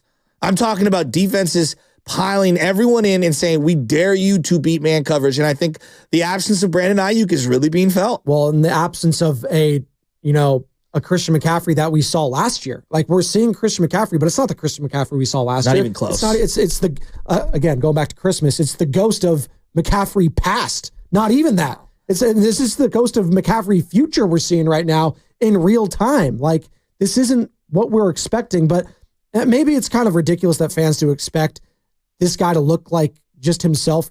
This is bilateral Achilles tendonitis. Like, some doctors said this was a, quote, ticking time bomb of an injury that they're just waiting to happen. And you could see that when he's rushing. He doesn't look comfortable when he's out there. You know who looks comfortable when he's out there when they give him the ball? Jordan Mason. He looks comfortable. Brian Baldinger talked about that yesterday with you guys and what he's seeing from Christian McCaffrey and his struggles right now. I talked to him before the game, and I put down in one of my, because he had the week before, he had 8 of his runs went for 2 yards or less. So on one of the runs, I said, you know, he's right in the hole, and there's a big gap to the right the week before. I said, that's, to me, his legs could feel great. The Achilles tendonitis can be healed. but his eyes didn't look right to me. And he said to me, he goes, he kind of, like I wasn't really looking to, pick his brain about that, but he brought it up to me. Like he watched it, which was surprised me. But not only did he watch the video, but he said, "You're right. I missed that hole." And I go, are your eyes late right now? Christian goes, "No, I got fooled." But I'm thinking that guy was full speed the way we've seen Jordan Mason 2 weeks in a row hit full speed dives right up the middle, where he's seen it in real time at full speed. And I don't know that Christian's eyes are right. That's concerning to me. And that signals to me, and Baldy didn't say this, but that signals is more mental than physical with anything him right now. His confidence level is just shot. And after week after week after week, he keeps getting stuffed. He keeps getting stuffed. Like sooner or later, that's going to bleed into his physical play. And right now, the 49ers need this guy to look not as the offensive player of the year, just look like a top 10 back in the league right now. He was the best running back in football. Can you just be a top 10 guy right now? And they can't even get that production. Whereas Jordan Mason, he was a top 5 running back when he was getting those touches. It's crazy. The Jordan Mason thing's wild. I was opining for him to get more touches last year. I didn't think he could do what he did this year. Like he's way better this year than I thought of whatever I thought he could do last year. It was more like I just think he's a bruiser and he's a different punishing style that would complement CMC and maybe, provide longevity for him. But it is weird. Like in the handful of runs, Jordan Mason's running so hard, so fast. It looks like he's shot out of a cannon. And CMC just looks a little hesitant is the word that I would use. And it's not that he's not trying hard. No, it's just I don't see that same explosion. When I watch Saquon, it looks like he's been shot out of a cannon, doesn't it? You watch him. You watch Josh Jacobs last week, and we were talking about this. Josh Jacobs' skill isn't predicated on speed, but it's those cuts that he can make, that lateral quickness that he has, and the decisiveness. And I know he's a little undersized, but he's strong. Yeah, and he could drag some people. You are not tackling him one-on-one, kind of like how he used to talk about Debo. Like, good luck tackling him one-on-one. That's Josh Jacobs in the running game, but he's been able to see those holes, get quick, and the eyes not being there, not being ready enough is concerning. And here's the second part of Baldy talking about that, whether it's more mental or physical with Christian. I don't know. Like, I think he might, like, just by what he said to me, and I don't want to make one little conversation into a big deal. I don't want to do that. But I'm wondering if he's questioning himself.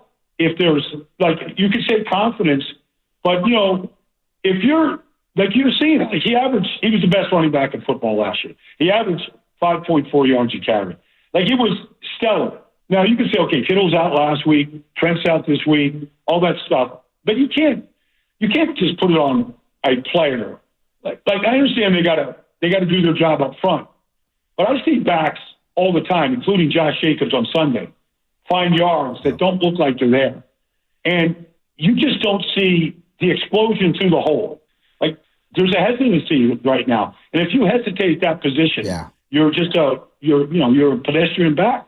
Again, confidence, pedestrian, eyes aren't seeing it. There's a lot there, which leads me to think, on top of physical, just not feeling great, it is in his head right now. Let's go to Verducci out in the EDH, Joe Shasky, as we carry on this conversation about Christian McCaffrey and your concern level right now with the 49ers injuries. What's going on, Verducci? You're on with Spadoni and Shasky on the Morning Roast. Hey, what's up, fellas? Good morning. And first off, I want to give my thanks to the 95.7 The Game family. Grateful for you all. Between you, Shasky, Bonte, Corey in the back there, Sam, Matt, and the rest of the hosts, man. It's great to be able to have a platform where us fans can be able to speak about the successes, the failures, our frustrations, about sports and what we love. So I hope that you all have a happy Thanksgiving. And then this weekend, it really is about getting back to running the ball. You guys have talked about it. CMC looks hesitant. He looks a little off. I don't know if it's because he's not truly 100%, but you got to go back to the guys that got you here, and that's Mason, Garendo, and mixing them in. I think maybe even doing a little bootleg action, I think could help, because obviously I think they're going to think that we're going to be running the ball a lot, given the conditions there with the snow. So I think just getting back to that and controlling the clock, I think that really killed us in the Green Bay game, because there's a lot of quick drives where we could have ran the ball, controlled the game, kept our defense off the field, since we know that that's our weak link of our team right now. And so really looking forward to it. I'm hoping that Purdy can be out there. I'm hoping they can protect him. But yeah, 49er fans, I mean, let's just keep the faith.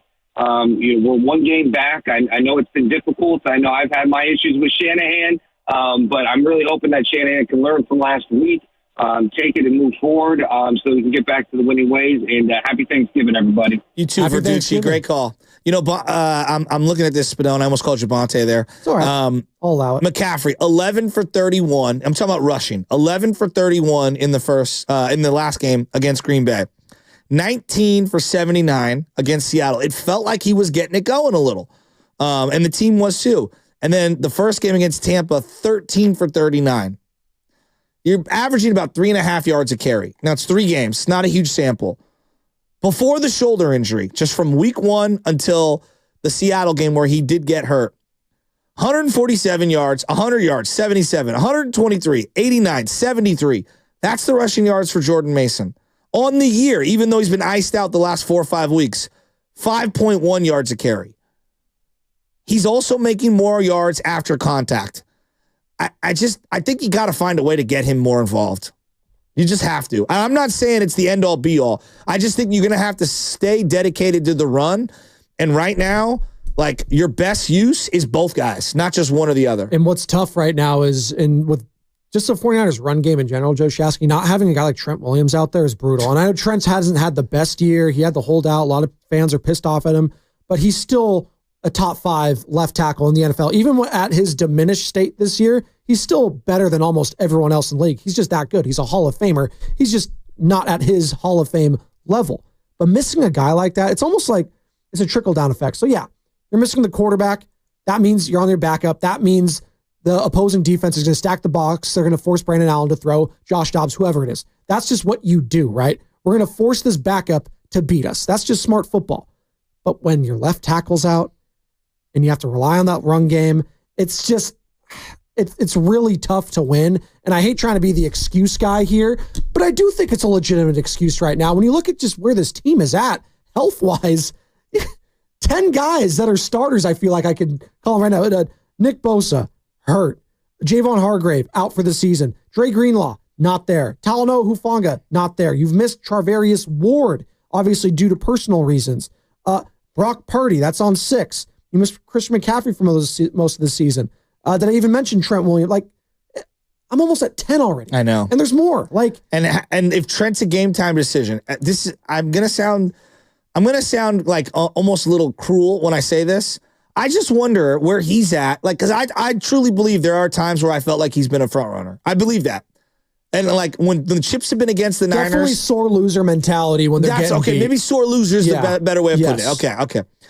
Seahawks play the Jets at 10 a.m. Cardinals play the Vikings at 10 a.m. And then the 1 o'clock game is Rams and Saints. We're going to know if the whole division wins or who wins and who doesn't.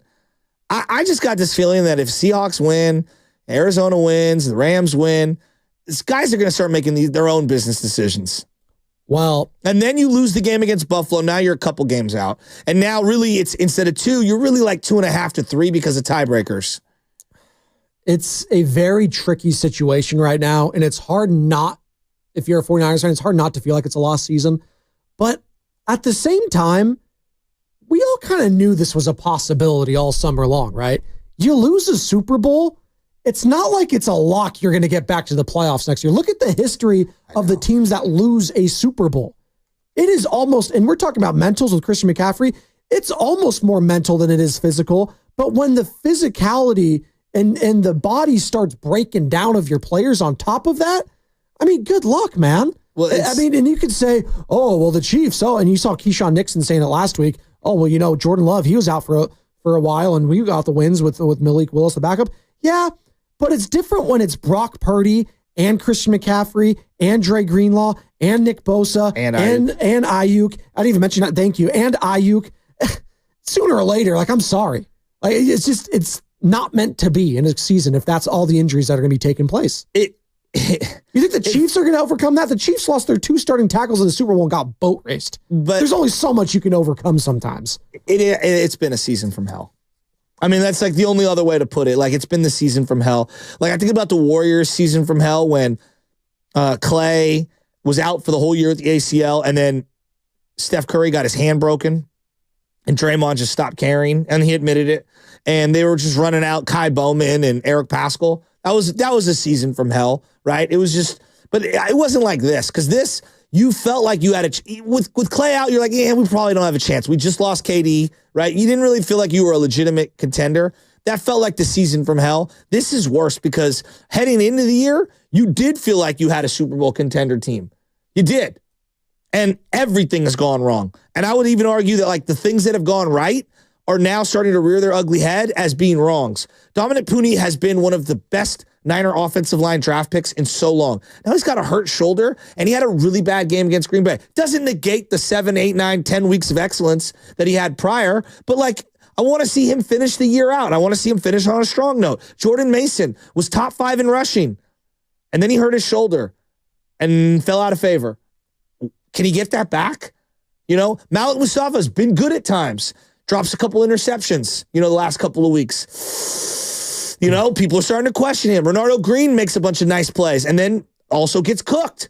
So all the good stories have a lot of caveats, and all the negative stories are the headliners. It's kind of crazy how things flip. Right? You lose the Super Bowl and you're down bad mentally, but there's this hope, right? It's like, man, we got our quarterback. Still got a lot of young pieces. Yeah, we're going to have to retool and revamp, but you know what? I like where we're at. We got our cornerstone foundation with Nick Bosa. We still got some time maybe with Kittle, maybe Debo or Ayuk. Maybe we have to move on from one of them, but you know what? We have the cornerstone players for the future to feel good about. If I was just to put out a poll about the optimism of this team going forward, in 9 months, it feels like a complete 180, which is crazy. It's the NFL.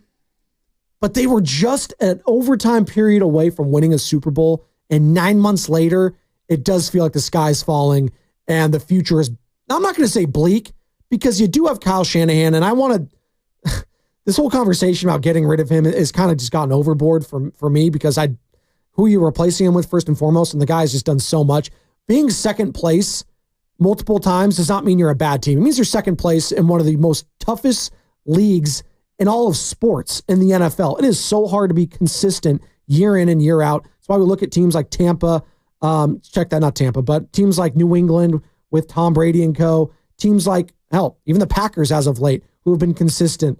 Like, you look at those franchises and those teams and being like, man, I would like to have that model of consistency. And the 49ers have been that. It's okay that they have a down year, but it's what they do this offseason is really going to signify to me what this team's going to be like going forward, because the Eagles are kind of like, I'm viewing them in that same view of the Eagles last year, who did make the playoffs coming off a Super Bowl loss. But you knew after that loss to the Niners, they weren't the same. They weren't even close to the same. Weren't even the same.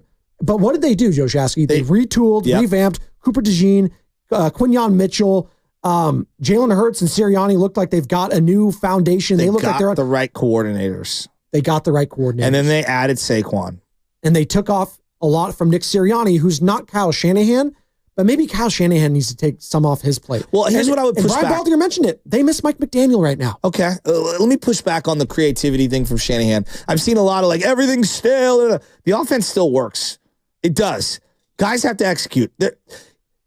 Similar to Belichick, Kyle and his personnel decisions have stymied some of his own offensive brilliance. Can I cut you off real quick? I'm not saying that it's not the offense that doesn't look good. I'm saying there's so much on Kyle Shanahan's plate right now.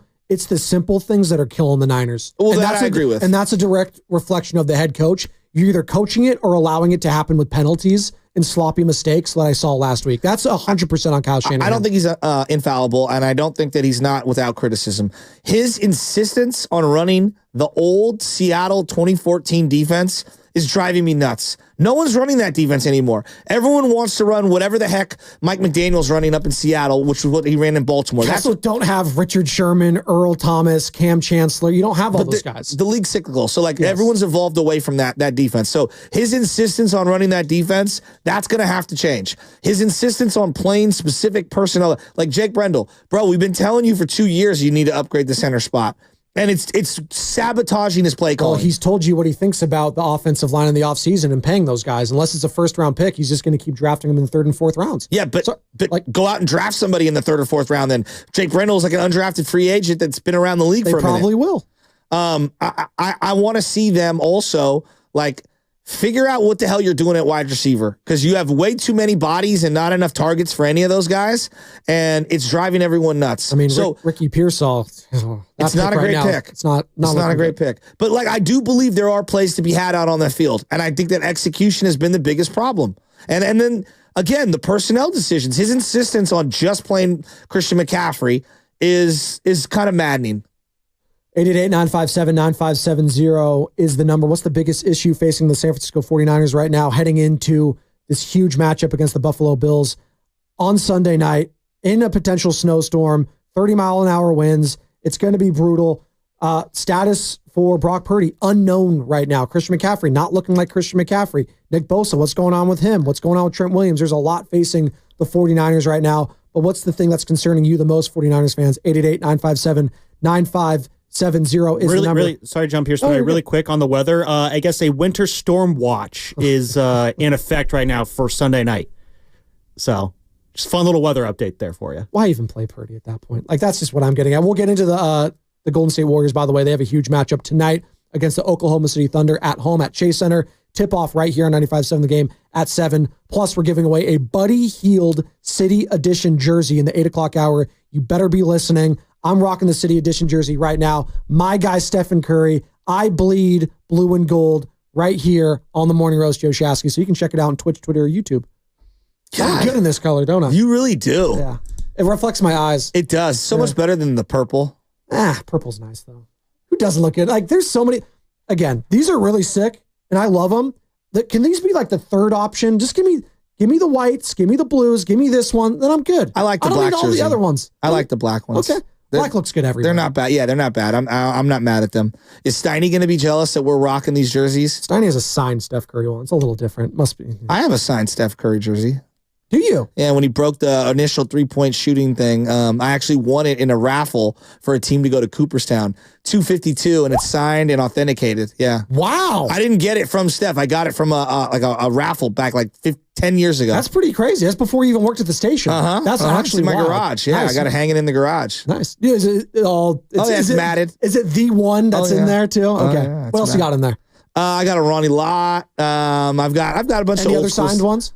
Ronnie Lott signed. Okay. Yeah, Ronnie Lott. Yeah. I'm just gonna assume all of them are signed now. Jesus. All right. I'm not big on autographs though. I would rather have a handshake in a moment. There you go. Right. Than Picks than or it didn't happen, right? Joe Shasky, that's what they say. Picks or it didn't happen.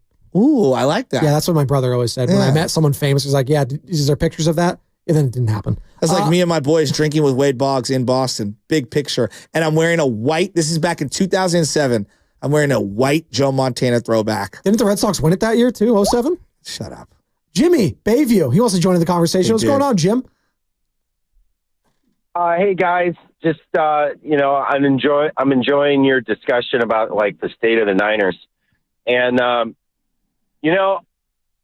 when they traded Buckner, a captain, and then we've made all these draft picks for defensive linemen, and then we find DJ Jones, and then we proceed to let him go, and then sign multiple free agents, and the line has never been the same. Buckner still has not missed a game, and it's maddening that Kyle Shanahan does not seem to learn from his mistakes. And if we draft another defensive lineman, that is a red flag that this guy should be fired, period.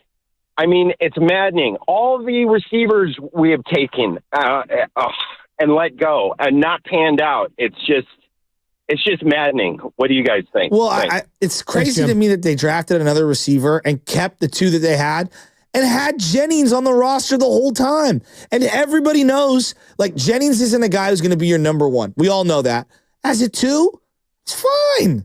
In this offense where you're not throwing the ball around, if it was the Cincinnati Bengals, maybe Jennings isn't a good two because they want to throw the ball more than the Niners. In this offense where you're run-based, Jennings is fine. Fine. I mean, it's looking like the biggest whiff of the offseason was not moving off Brandon Ayuk or Deebo Samuel when you had the opportunity. 100%. Because Deebo's not the same player. His value's tanked. I think this is going to be his last year with the team. And Brandon Ayuk, he's just, I don't even know what is, talking about unknown with Brock Purdy. There's an unknown about Brandon Ayuk. His knee is absolutely shredded. So I'm concerned about that as well. And think about how much time we spent talking about Brandon Ayuk and the amount of money. And the guy had a horrible start to the year, which is in part his fault and in part the Niners' fault because they didn't get the deal done, and then shreds his knee. I mean, it's like, it's been one of the worst sagas you could possibly have. You said it. It's been a year from hell. Then your first-round pick, Ricky Pearsall, gets shot right down the street from here. And his lack of production is also concerning Brian Baldinger. I don't even know if he was out there on the field that much. I should check how many plays he actually played. I talked to him before the game, and he told me, like, I said, hey, I enjoyed you coming out of college and the pre-draft. We're just catching up. I did that game where he scored his first touchdown against, I guess it was against Tampa, but he said that's my specialty, beat man coverage. But I don't know if the offense allows him to even go run routes where he can go wing. Jair Alexander isn't out there. They don't have the best corners on the field. Keyshawn Nixon's a slot corner playing outside. Like, I thought they could take advantage of some of the situations they had. Eric Stokes was in and out of the lineup. But I didn't see them going after Carrington Valentine. I didn't see them going after any of these corners that are the third and fourth corner in Green Bay right now. That's concerning. I mean, the guy can't beat man coverage, and they didn't even have their best defensive player there in Jair Alexander. And another thing about all this is, and that's why I go back to Deebo Samuel. You lost Ayuk, and this is a guy that was former first-team All-Pro in Deebo Samuel. I know he's not your prototypical Devontae Adams type, but I'm really disappointed in his year so far. Like, you need to step up. And his version of stepping up is going after the long snapper and Tabor Pepper and Jake Moody. And Jake Moody never ducks the media when he misses a kick. Cleveland as a rookie last year. You think that was hard for him? Having that and having all those missed kicks in the preseason, everyone was looking in and hoping he's going to fail so they can replace him. And what do you do? Week in, week out. Talk to the media, talk to the media, talk to the media. He's not even a captain. I don't know. What happened last week with Deebo Samuel? Nothing. Diddly poo. Yeah. And he skips. No. And he skips out on the media. That's weak. That's a weak sauce move from him. For a guy that loves to talk, for a guy that has a podcast, for all this sort of stuff, for him not to show up and nut up and have a one-on-one or whatever it is. I don't even care. He could have just talked to someone. Just didn't want to do that and just dipped out. This is weak. I don't know.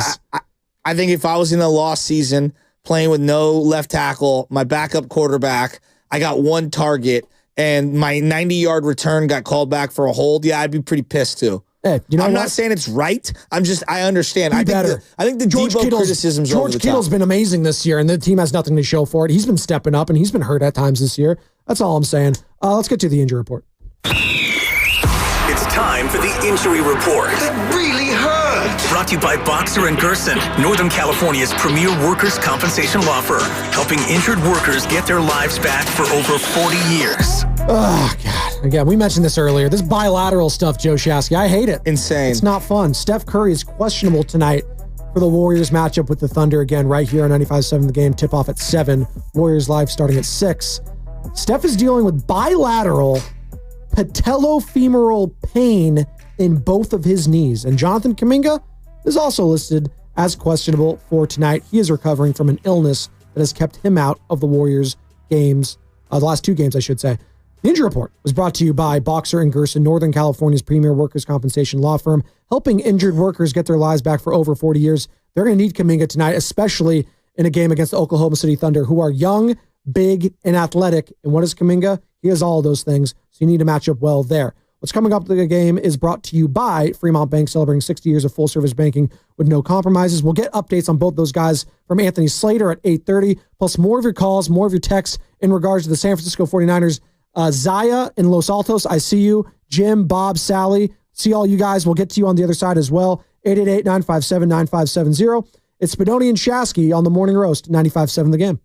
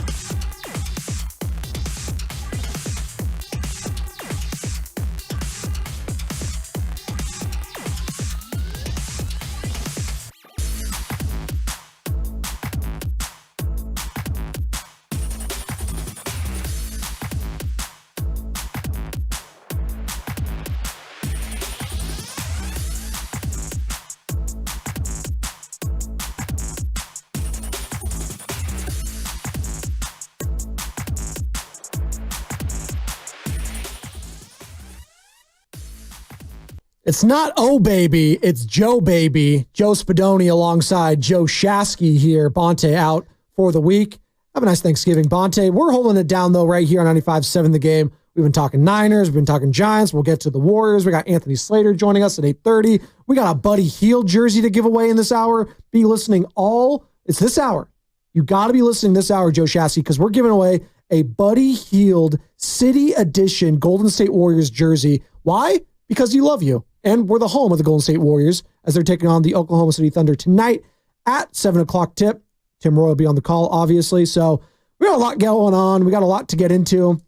And shout out to those watching on Twitch, Twitter, and YouTube. We are streaming. And you can see right now, I am wearing an NBA Golden State Warriors City Edition jersey. This is a Steph one. We're going to be giving out a Buddy Hield one in the next hour. You got to be listening for a sounder and for the number, which I will provide shortly. But shout out to First NorCal Credit Union for a low-rate auto loan. Apply online or just ask for First NorCal financing at the dealer. Joe Shasky, it's Thanksgiving tomorrow. We're feeling good. I know. In honor of Thanksgiving, can I ask a sincere question? Why is it that sports fans have such a small, narrow-minded view on athletes who they should be very thankful for? Like Deebo Samuel, for example. You went on a tirade at the end of it's not tirade, but you went on a little rant at the end of the segment, the final one, and you were going on about Deebo. Deebo's been a great Niner. Deebo's about to encroach into the top 10 in terms of yards for a receiver in 49er history. And 38 less games than Freddie Solomon. He's been a great player. Yes. Great player. Great players also have some not great moments. No doubt. And that one against Tabor Pepper was not a great moment. Yeah. And it honestly kind of changed how I view him a little bit. No, not me at all. That's fine. Deebo Samuel dragged this team through one of the most iconic playoff runs. They had no business going on. Deebo gave his body and soul to this team over and over and over again. Are there times where I get frustrated with him? Of course. Of course, there's no doubt about it. But this rhetoric that Deebo needs to have the C ripped off of his jersey. Shut up, number one. And number two, can we have a little perspective? He's frustrated. He's been dangled in trade rumors for 8 months. Yeah, nothing's going well right now. Everybody is hurt, and he's doing his best, and he's a wide receiver like we learned in the wide receiver doc, and they're the last person who can control their own fate on a field. They need the offensive line to block. They need the quarterback to be able to throw the ball down to him. It needs to be a good throw. They need to have the appropriate protection.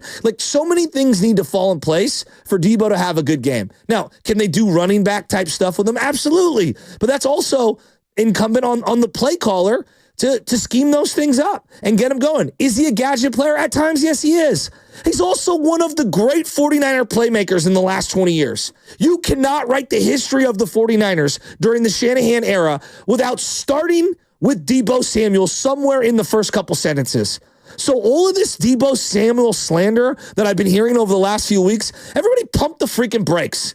Okay? Yeah, it's been a forgettable couple of weeks. He has been an unbelievable player for time and time again. And every time we try to count him out, he's had unreal playoff moments. Dallas, on the road, stud.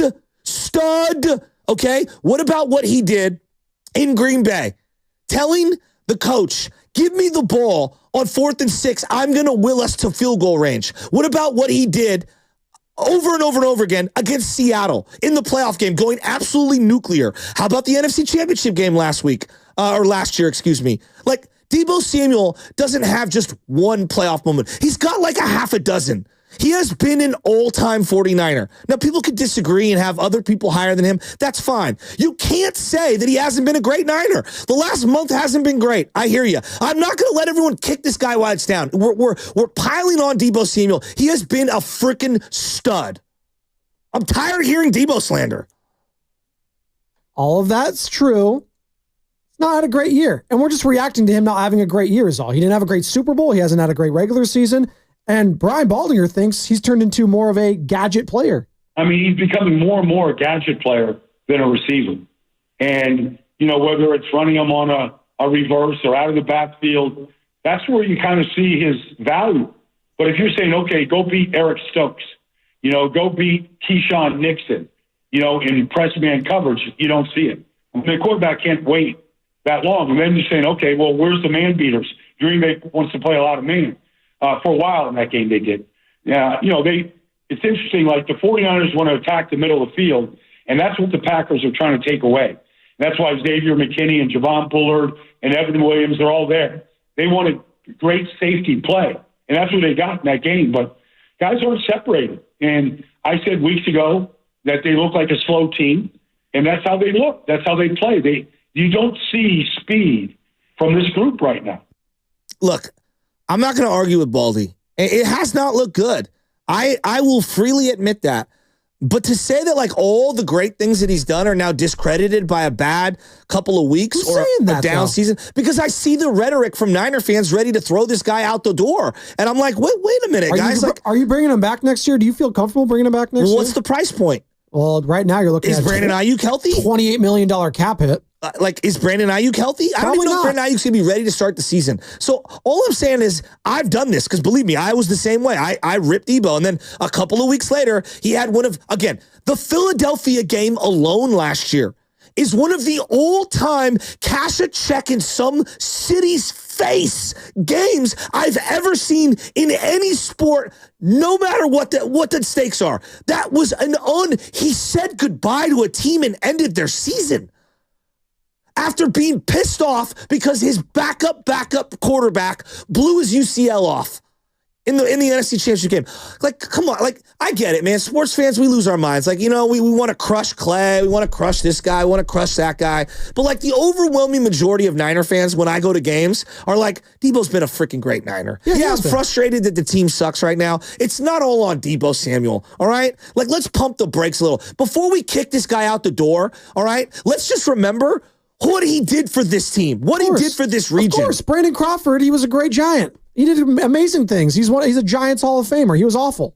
We didn't kick him on the way out the door. Yeah, some people did. Some people wanted him gone. Brandon Belt, another one. People kicked him out on the way. Don't ever put Brandon Belt in the same sentence as Debo Samuel. Well, Brandon Belt contributed to a championship. Debo was one of the best players in the league. You could never say that about Brandon Belt. All right, well, if we're going to talk about guys who we kicked out the door who deserve better, like, how are we not bringing up Klay Thompson? He said that. He said he did. Oh, he did? Okay, my bad. But here's the thing, though. When you go to games, I don't think people are like booing Debo, and I didn't think people were booing Klay Thompson. The internet is not real. I keep telling people this. Like, the internet is not real. Just because some morons on their content creator station is ripping Debo Samuel doesn't mean when I go to Levi Stadium, because I'm at the games. Carter, you go to the games. I know people are sitting there like, Debo sucks. Get him out of here. He needs to be traded. The real fans like, come on, get the ball to Debo. Let's go, Debo. Come on, make a play. Like, when you go to Oracle or when you go to Chase Center, people are like, get Klay out of here. They're like, come on, Klay, hit this shot. Like, the majority of real fans, real people who breathe real air in the outdoor world, not in the basement while making YouTube videos, actually like these players. And I think that the rhetoric on the internet is out of control. Debo's a stud. He's an all-time Niner, whether you think he's the 7th best wide receiver in Niner history, the 11th, the 4th. It doesn't matter. We all agree. The history of Kyle Shanahan as the Niners coach and the history of the 49ers cannot be written without some inclusion of Debo Samuel. Let's remember this, and let's be thankful for the player. There you go. You can be thankful for him, but also just acknowledge that no one's perfect. He hasn't been a perfect player this year. I think you can make the argument he's been the most disappointing 49er this year. They needed him to step up in that wide receiver room after Ricky Pearsall went through what he went through. Also, he's a rookie on top of that. What Brandon Ayuk shredding his knee, and Juwan Jennings, who was supposed to be your 3rd best wide receiver, is making you look this bad. Yeah, it's been disappointing for Debo Samuel. Not saying that what he hasn't done in the past, Joe Shasky, hasn't been amazing. It has been. But this is the here and now with the 49ers. And the here and now has not been good, which sucks. I acknowledge. And he brings a lot of this stuff on himself sometimes with his podcast, with what he says after games, with what he said to Tabor Pepper, with all of that stuff. I'm just saying it hasn't been a good year for Debo Samuel. It wasn't a great year or last couple of good years for Klay Thompson. This happens. It's part of it. Joe Montana was sour when he left the 49ers. There's a lot that gets baked into it. So it's okay to acknowledge he is great, but while also acknowledging this has not been a good year for him in a variety of ways. It's okay to acknowledge that. No, I can acknowledge that. But wouldn't you agree we've piled on enough? We'll see. The season's not over. Taking the C off him, people suggesting that he shouldn't be a captain, the players vote on that. And when I see a player come out and say something against Debo, I'll start to listen. As far as I'm concerned, Debo's still leading the march with the boombox coming on out. Like, he is one of the ride or die guys that the Niners have ever had. ever. So I'm not here to listen to a bunch of people critique him who don't root for the team, actually go to games and sitting on their couch with their families. Like, no one is like, get Debo out of here. Like, come on, man. Like, let's just have, I wish we could just have, no, I'm not saying you. I'm saying people in general. I wish on the radio and when we do these podcasts and stuff, we can have real fan conversations. Sure. You know, and I just feel like pull the knife out of the guy's back, and let's also be thankful for what he's done for the Niners. I do think there is something, though, too. You're saying he's the boombox guy. He's supposed to be kind of an emotional leader for this team. Maybe that's the problem. Maybe they need to find someone else to be the emotional leader on this team, because right now the biggest emotional leader on defense is missing. You like to think it's Fred Warner. You like to think it's the best guys, the DPOY, Nick Bosa. No. They're missing Dre Greenlaw. Like, that's just been massive. No doubt. And right now, and we'll shift to the defensive side right now, because I think overall, people want to crush Nick Sorensen. They want to crush all this. They want to crush that. Fact of the matter is, the straw that stirs the drink is the linebacking core on this team for me. And missing Dre Greenlaw has not only hurt and hindered his teammate Fred Warner, but just guys like Nick Bosa, guys in the secondary, guys, you know, it's a cyclical effect. It's a trickle-down effect when you're missing a guy like a Dre Greenlaw. And ever since the Super Bowl, when he's been missing, this defense just has not been the same. Once he went out in that game at Allegiant Stadium, Travis Kelce took over. No doubt. It was over after that. Once Mahomes and Kelce started connecting, Joe, it was a wrap. Like, I saw it, like, oh boy, I've seen this against the Raiders. I've seen this against the Chargers. I've seen this against the Bills. Once they start hitting on that, there's no stopping them. And that's what happened last year in the Super Bowl. Now his practice window is open. I mean, it's an Achilles injury. I don't know what you're going to get from the guy. Like, to say that he's going to come back and be the same player is disingenuous, because we just saw that with Christian McCaffrey, and he's not the same guy. Well, and I was thinking about him from his perspective. Like, you're coming off of an Achilles tear. People are questioning whether you could play or not, right? Is it like better for you to come out and play and look kind of okay on tape? Is it better for you to not play at all and someone just sign you sight unseen? Like, I don't know what's the best course of action for him? Forget the Niners. For him. I mean, it's a tricky situation still, right? He's 27 years old, so he's not like super long in the tooth. But an Achilles injury, when his game is predicated on speed and power, it's not like he's some big burly thumper in the middle and he doesn't know how to have this huge quick. No. The 49ers defense, your linebackers need to be fast. And they've kind of been the blueprint, right? It's Fred Warner, it's Dre Greenlaw. They've been the best tandem outside of maybe Roquan Smith and Patrick Queen, but I'm probably still taking Fred Warner and Dre Greenlaw over them at their best.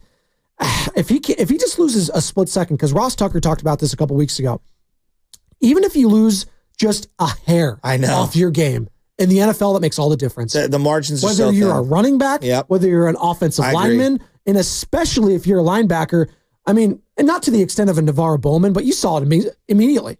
It was a full step off. It was over. You saw it immediately. Did Ross Tucker say it like this?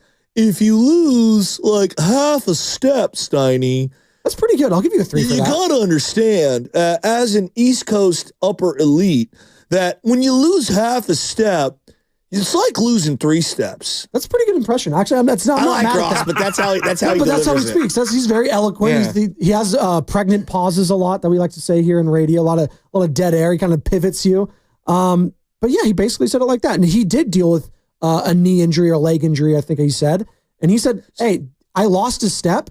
And that was all it took. Julian Peterson was a sick linebacker for the Niners. Could cover, run, do everything. He tore his... Now, it was 20 years ago. The science has changed a lot, but like he tore his Achilles and was not even close to the same. Never was the same.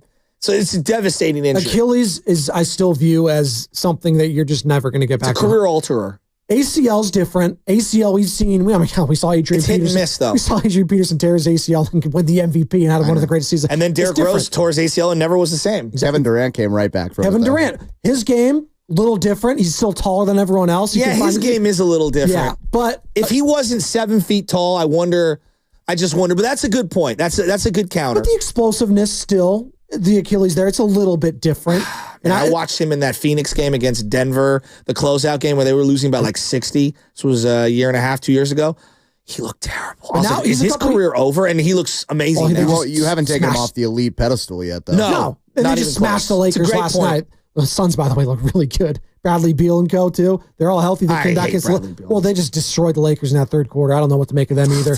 It's just there's a lot. It's unfortunate. Yeah, it's tough. JJ Redick. Hey, did they dodge a bullet though? I know JJ's been having some up and down season, but Dan Hurley, that was the guy that they were linked to in the offseason. Mr. UConn? Dan Hurley going nuts on the sidelines right now for UConn. Tough L to Colorado. Nothing. Buffalo. Big 12. Nothing cracks me up more than I'm the leader of a bunch of young men and impressionable men. I want you to be on your best behavior, but I'm going to lose my mind. Is David in Denver going to lose his mind about this Deebo Samuel talk? He wants to join in on the conversation. All right, get in there. What's going on, Dave? Hey, what's up, fellas? Hey, I just listening for the past few days. I don't know. I don't really get all the hate and negativity being levied towards Deebo specifically. Trade him, he's done. I'm just it seems weird, man. I don't know if it's kind of a byproduct of everybody's off this year. Everybody kind of sucks. Thank you. Nobody's doing well. You know what I mean? CMCs, he don't have a burst anymore. Deebo, it's everyone except for my man George Kittle and Juwan Jennings. But other than that, everyone's lackluster. I don't know. Maybe it's because Deebo's a little bit more boisterous. He puts himself out there more. I get all that. But what about Brandon Ayuk? This dude acted like a baby all off season to get his money, and then he goes and gets hurt, which I understand you can't totally control, but just because he's out of sight, no one says anything about him now. He's a lost cause for the whole season. I don't really see Deebo out there truly dogging it on the field, unless you guys see stuff that I don't. I haven't really seen that. Maybe, no, I haven't either. Yeah, there's some explosiveness that's not there. But to be honest with you guys, and I want to get your thoughts, I feel like maybe it's more offset by the predictability that everyone's talking about with the play calling. I would agree there. I'm not trying to just focus on Kyle, but I think they know what's coming with Deebo. It's not really changed up too much. So then the byproduct is everyone's like, oh, Deebo's lost a step. I just don't really buy that, man. What do you guys think? No, I agree with you. Thanks, Dave. Did he look like he lost a step on that kick return? No. Did he look like he lost a step on that screenplay? No, but I will say this. The fact that he hasn't evolved at all as a route runner at this stage in his career is a little concerning.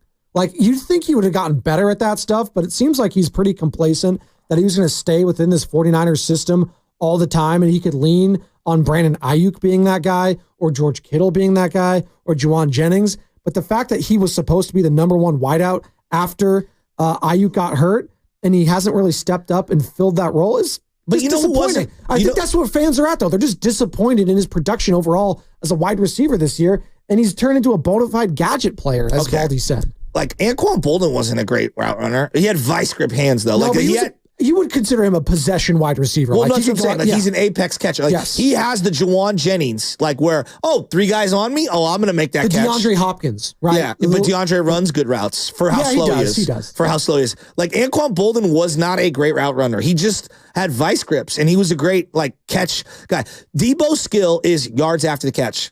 That's what he is. He's a glorified smoke screen, tunnel screen, slant god. That's what he is, dude. That's his bread and butter. Not everyone is blessed with everything and every skill set. And so, I still think he's a very useful player. Is he overpaid? I'll listen to that. Why is everyone mad at him? It's a great question. I just think we're always looking for somebody to blame. And I think he's the guy that we're trying to blame right now. When in reality, there's 10 things to blame. Well, it's a plethora of things right now. And what are you most disappointed in? Is it Deebo Samuel? Maybe that's the word. You're just disappointed in his season right now. I'm disappointed he's not better. Yeah, Brock Purdy, is that for you? I mean, Christian McCaffrey, a lot of these, though, are, and that's why I think a lot of it is Deebo related, because we haven't seen that major injury with him, right? We have kind of excuses for the other guys, right? Bilateral Achilles tendonitis one, oblique for Bosa, what's Trent Williams, his leg, Brock Purdy, the shoulder. There's I could point to things there. What?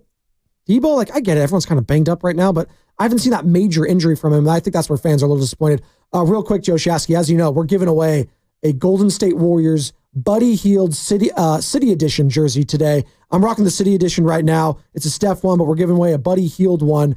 So be listening within this hour for this sounder. You're going to hear this sounder, and I'm going to give you the number when it's time to give it away. But be listening for this sounder. Moody leads Draymond away. Quick feed to Anderson. Big step to the corner. Buddy Hield release and splash! Ties the game at 26.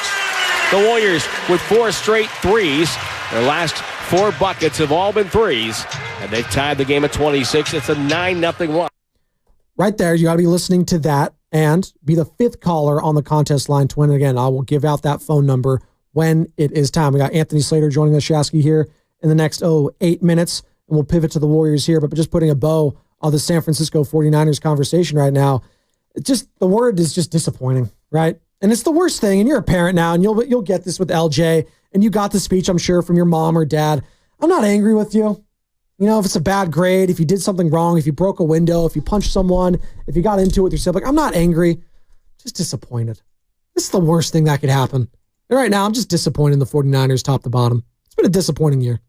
I'm not looking forward to that moment when I have to say that to my son. It hurts to say that. Right now is all the good stuff. Like all the good stuff. Oh, he doesn't know any better. That's the best. I want a 1-year-old. Have you said that to Benny yet? Not really. He's still 5, so he's not really going to get the levity of that sort of stuff. He just turned 5? He's turned 5, yeah. So he's that big brother still, and he's got the little sister who likes to troll him. She's 2. She's running around. She's crazy. But he's starting to realize certain things that he does. He looks at me for a reaction like, oh, I shouldn't have done that. And I just give him a look too. I give him a look, and he's just like, that's what kids do, though. So you'll learn. They're going to test their boundaries. They're at every single level. They will be testing their boundaries until they're 18, 19, 20, 21.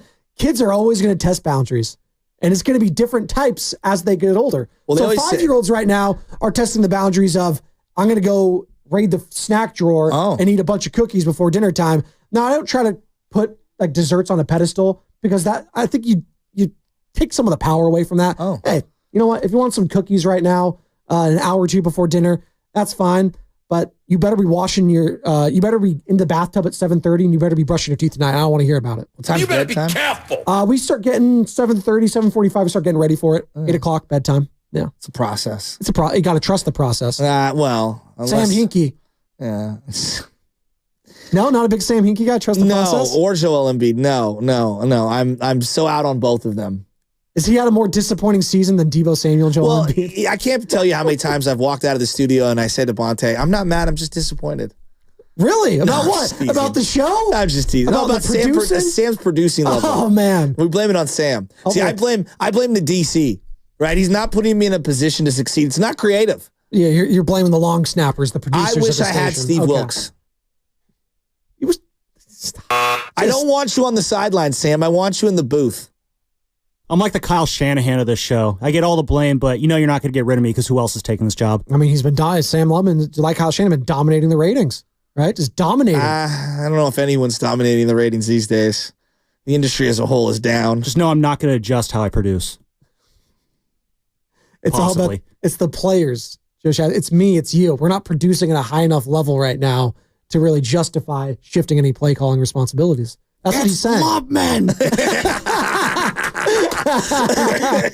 That's an inside joke right there from the old station drop board when Bonte Hill just would yell, "It's Shanahan!" And then now he's pivoted to he's the biggest Shanahan lover of all time. I've been supporting him the whole time. Character arcs. The character arc of Bonte Hill in regards to the 49ers, it's much like Bruce Wayne turning into Batman. That's the only arc that it can rival right now when it comes to the full circle. Kind of like a Harvey Dent, dying the hero, become the villain. I believe in Bonte Hill. I will have a button that says that. How about that? On the other side, your chance to win a Buddy Hield jersey when you hear, again, this highlight. Moody leads Draymond away. Quick feed to Anderson. Big step to the corner. Buddy Hield release and splash. Ties the game at 20. There you go. So be listening to that and be the 5th caller on the contest line. We'll give that out. On the other side, you got to be paying attention. What's coming up the game is brought to you by the all-new Honda of Vallejo. Anthony Slater, our 95.7 The Game Warriors insider, joining Spadoni and Shasky next on the Morning Roast.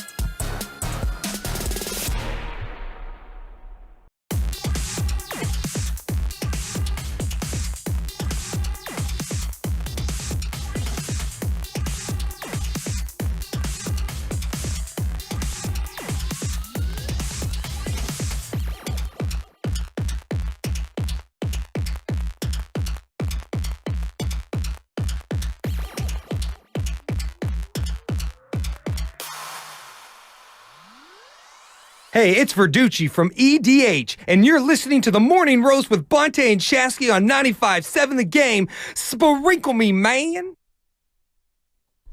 Thank you, Verducci. Verducci called in earlier, had some thoughts on the 49ers season. We just put not a bow on the 49ers talk, just a little pause. We'll get back into a little bit later, but we're going to pivot to the Warriors. We put a meat thermometer in it. There you go, smart. We pulled the turkey out of the oven. We're going to put the meat thermometer in just to check where we're at. I don't need that. Just got to look at it. Got to get a feel for it. If you're a big meat guy, hey, if you want poultry infection, go to the Spadoni household. If you're a big meat guy, because I'm a big meat guy, all right, just looking at the meat, touching the meat, I'm with Spadoni, and feeling the meat, what the temperature is. Turkey is one of those things that you don't want to overdo though, because it can get real dry. Gross. Yeah, we don't want that. Bob Spadoni knows what he's doing. This is why I'm a leg and thigh guy. Yeah, there you go. Not a hip. No. Oh. The thighs, baby. Okay, there you go. Yeah. 888-957-957. No obliques for me. No obliques. Shout out Nick Bosa, man. And we got some injury news that we'll get into it with Anthony Slater here in a second.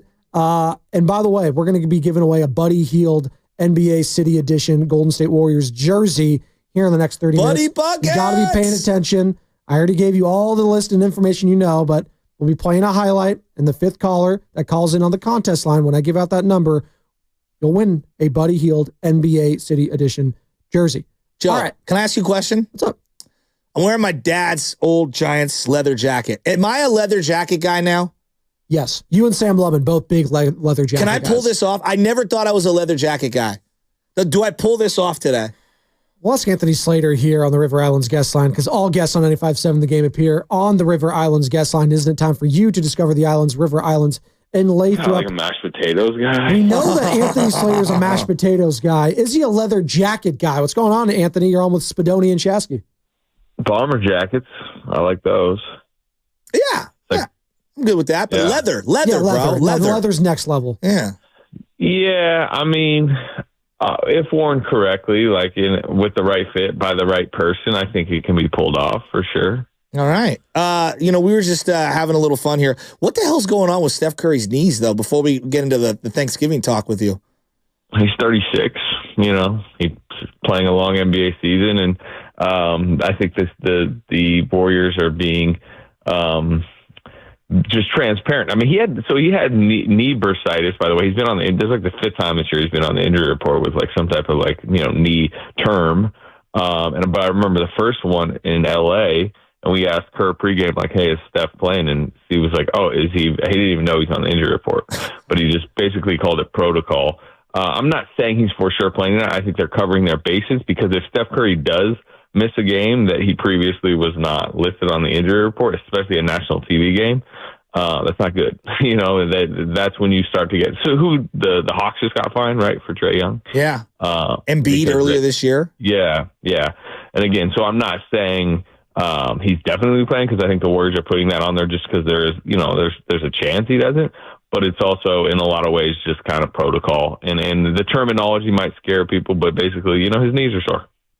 Well, the term bilateral has scarred every fan here in the Bay Area. As you know, Anthony Slater, maybe you drafted him in your fantasy league. Christian McCaffrey dealing with bilateral Achilles tendonitis. So you saw that term, and we got a little scared there. Obviously, different levels of the injury. But Kuminga, you going to play tonight? I would, he practiced yesterday. So again, the fact that they have him listed on there means we'll see. They put him as questionable last time. It felt like he was trending towards playing. Usually when Steve Kerr comes to the podium pregame, as he did on Monday, and says, hey, he's going to warm up and test it before we decide, I'd say 70% of the time that player usually goes. Kuminga didn't, so must have not felt up to it. But the fact that he got into practice, it is 2 days later. Educated prediction on that one, and Steph he also plays tonight. And how much have they missed Kuminga these last couple of games? Obviously his size, height, athleticism, all of that, and especially in a matchup tonight against the Thunder, if they have to miss him again, it'd be a huge detriment. Yeah, no, I mean, look, he's their downhill guy. He led their team in paint points last year. He set a franchise record in dunks. I think we could all there's always the conversation on, does he fit the Warriors style? Does he fit the Warriors long term? Should he play more? And there's times where maybe he is floating in and out of the game and not using that athleticism, to the fullest extent. But we know the uniqueness of his game and what it provides to the Warriors. And yeah, sure, you see moments, particularly like against the Nets the other night, where they could use a lot more downhill slashing, get out in transition, even his one-on-one scoring. Right?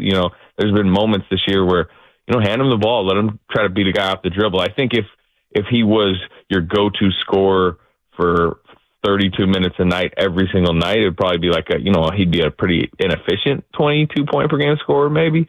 But there are certainly long stretches of games, especially on his better nights, where he can take over offensively, even if you just give him the ball. So yeah, they missed it. They have been missing it, and they need it.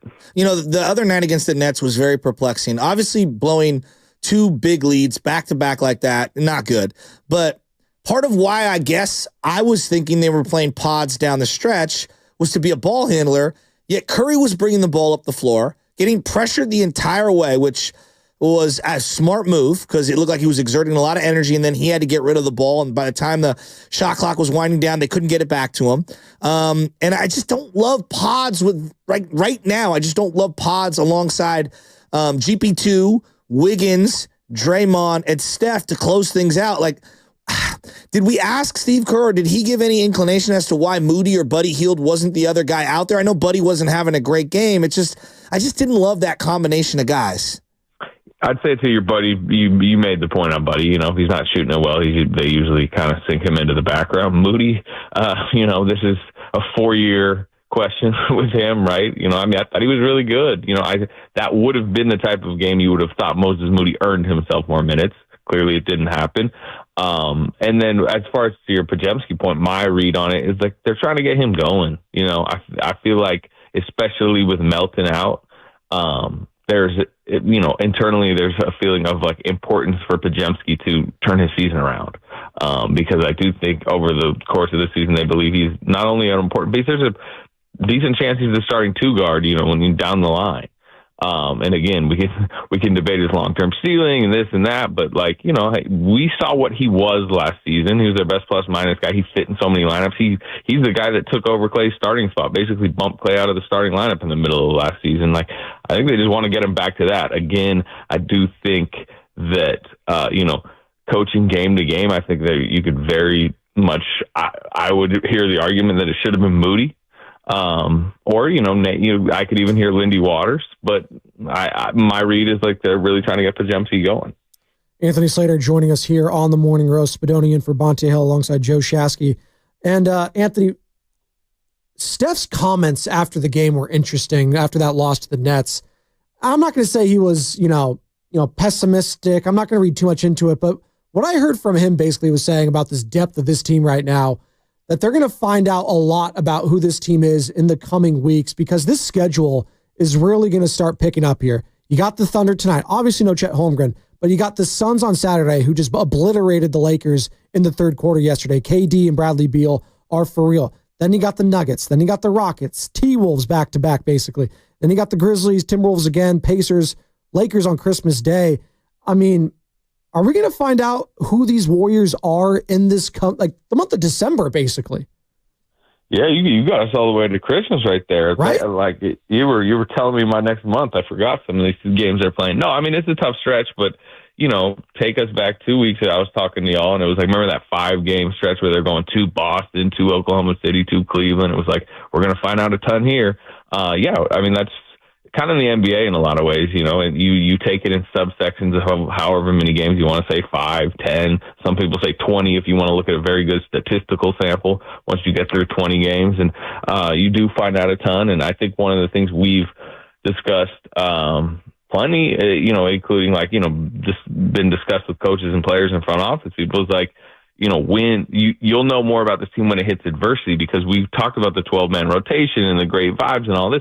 That's only going to happen when you're winning. When you do you've lost 4 out of 7. There's always more. It's just how sports works. There's always a little bit more grumbling about lack of minutes, or about who closed, right? If the Warriors just close out the Nets the other night, we don't care necessarily who closed. If they lose tonight, there's going to be question marks with the team that, a little bit like last season, I'd say a better version of it, has a bunch of players that are somewhat even, right? I mean, like the depth player, like 3 through 12 on this team, like can make arguments on certain nights that they should close. And when there is when there's success, everybody, it's positive. But when there's, when you go through losing stretches, second guessing is very easy because there's always other options you could have gone to. There's always people who believe maybe I should have played, maybe I would have helped get a win. So we through this stretch, which you mentioned, all those tough games, sure, we're going to learn a lot. All right, here's the best sports take you're going to hear today. That's not actually sports. It's a holiday take, but I'm going to phrase it like it was a sports take. You got it? You ready? Okay. I think Thanksgiving is the number one holiday and the most underrated holiday of them all. You know, every single year it's going to be on a Thursday, which means you have a short work week. You know, every single year you're going to have Friday off. You know, you're going to have a long extended weekend off. You know, you don't have to buy gifts, so it doesn't cost you a lot. There's no guilt from your significant other. You're not worried about getting your nephews and nieces gift, and you got to get your parents gifts and this, that, and the other. All right. You don't have to worry about any of that stuff. You just show up to someone else's house, preferably, and you eat and you sit and you watch football all day long. And when you're lucky, you go home with a plate full of food and probably some dessert. I power rank Thanksgiving the number one holiday of the year, and it's the most underrated. You say what? I'd agree, and I would add one selfish aspect to it. For me, I'm not working on Thanksgiving because the NBA does not play. Whereas Christmas, I've worked like 12 straight Christmases, right? I mean, like I've been covering the Warriors. When was the last time they weren't playing on Christmas, or the Thunder back in the day? So I don't get to spend a large chunk of that day with my family. Whereas, Thanksgiving, the NBA is off and football's on and eating. And it's great. Let me add to that. I also believe Wednesday night in your 20s to be the greatest drinking night of the year. You get back to town, all your friends are back in town, they're coming to visit their family or whatever. You show up at whatever your local watering hole is. There's people you want to see, there's people you don't want to see. There's some you want to stunt on because of your success. There's others you want to hide from because you're still living at your parents' house. Whatever it is. In your 20s, I believe Wednesday to be the greatest drinking night, Wednesday before Thanksgiving, of all the years. Of all the days on the calendar, if you will, of the year. I will say this, I'm now in my 30s, and you need to escape that.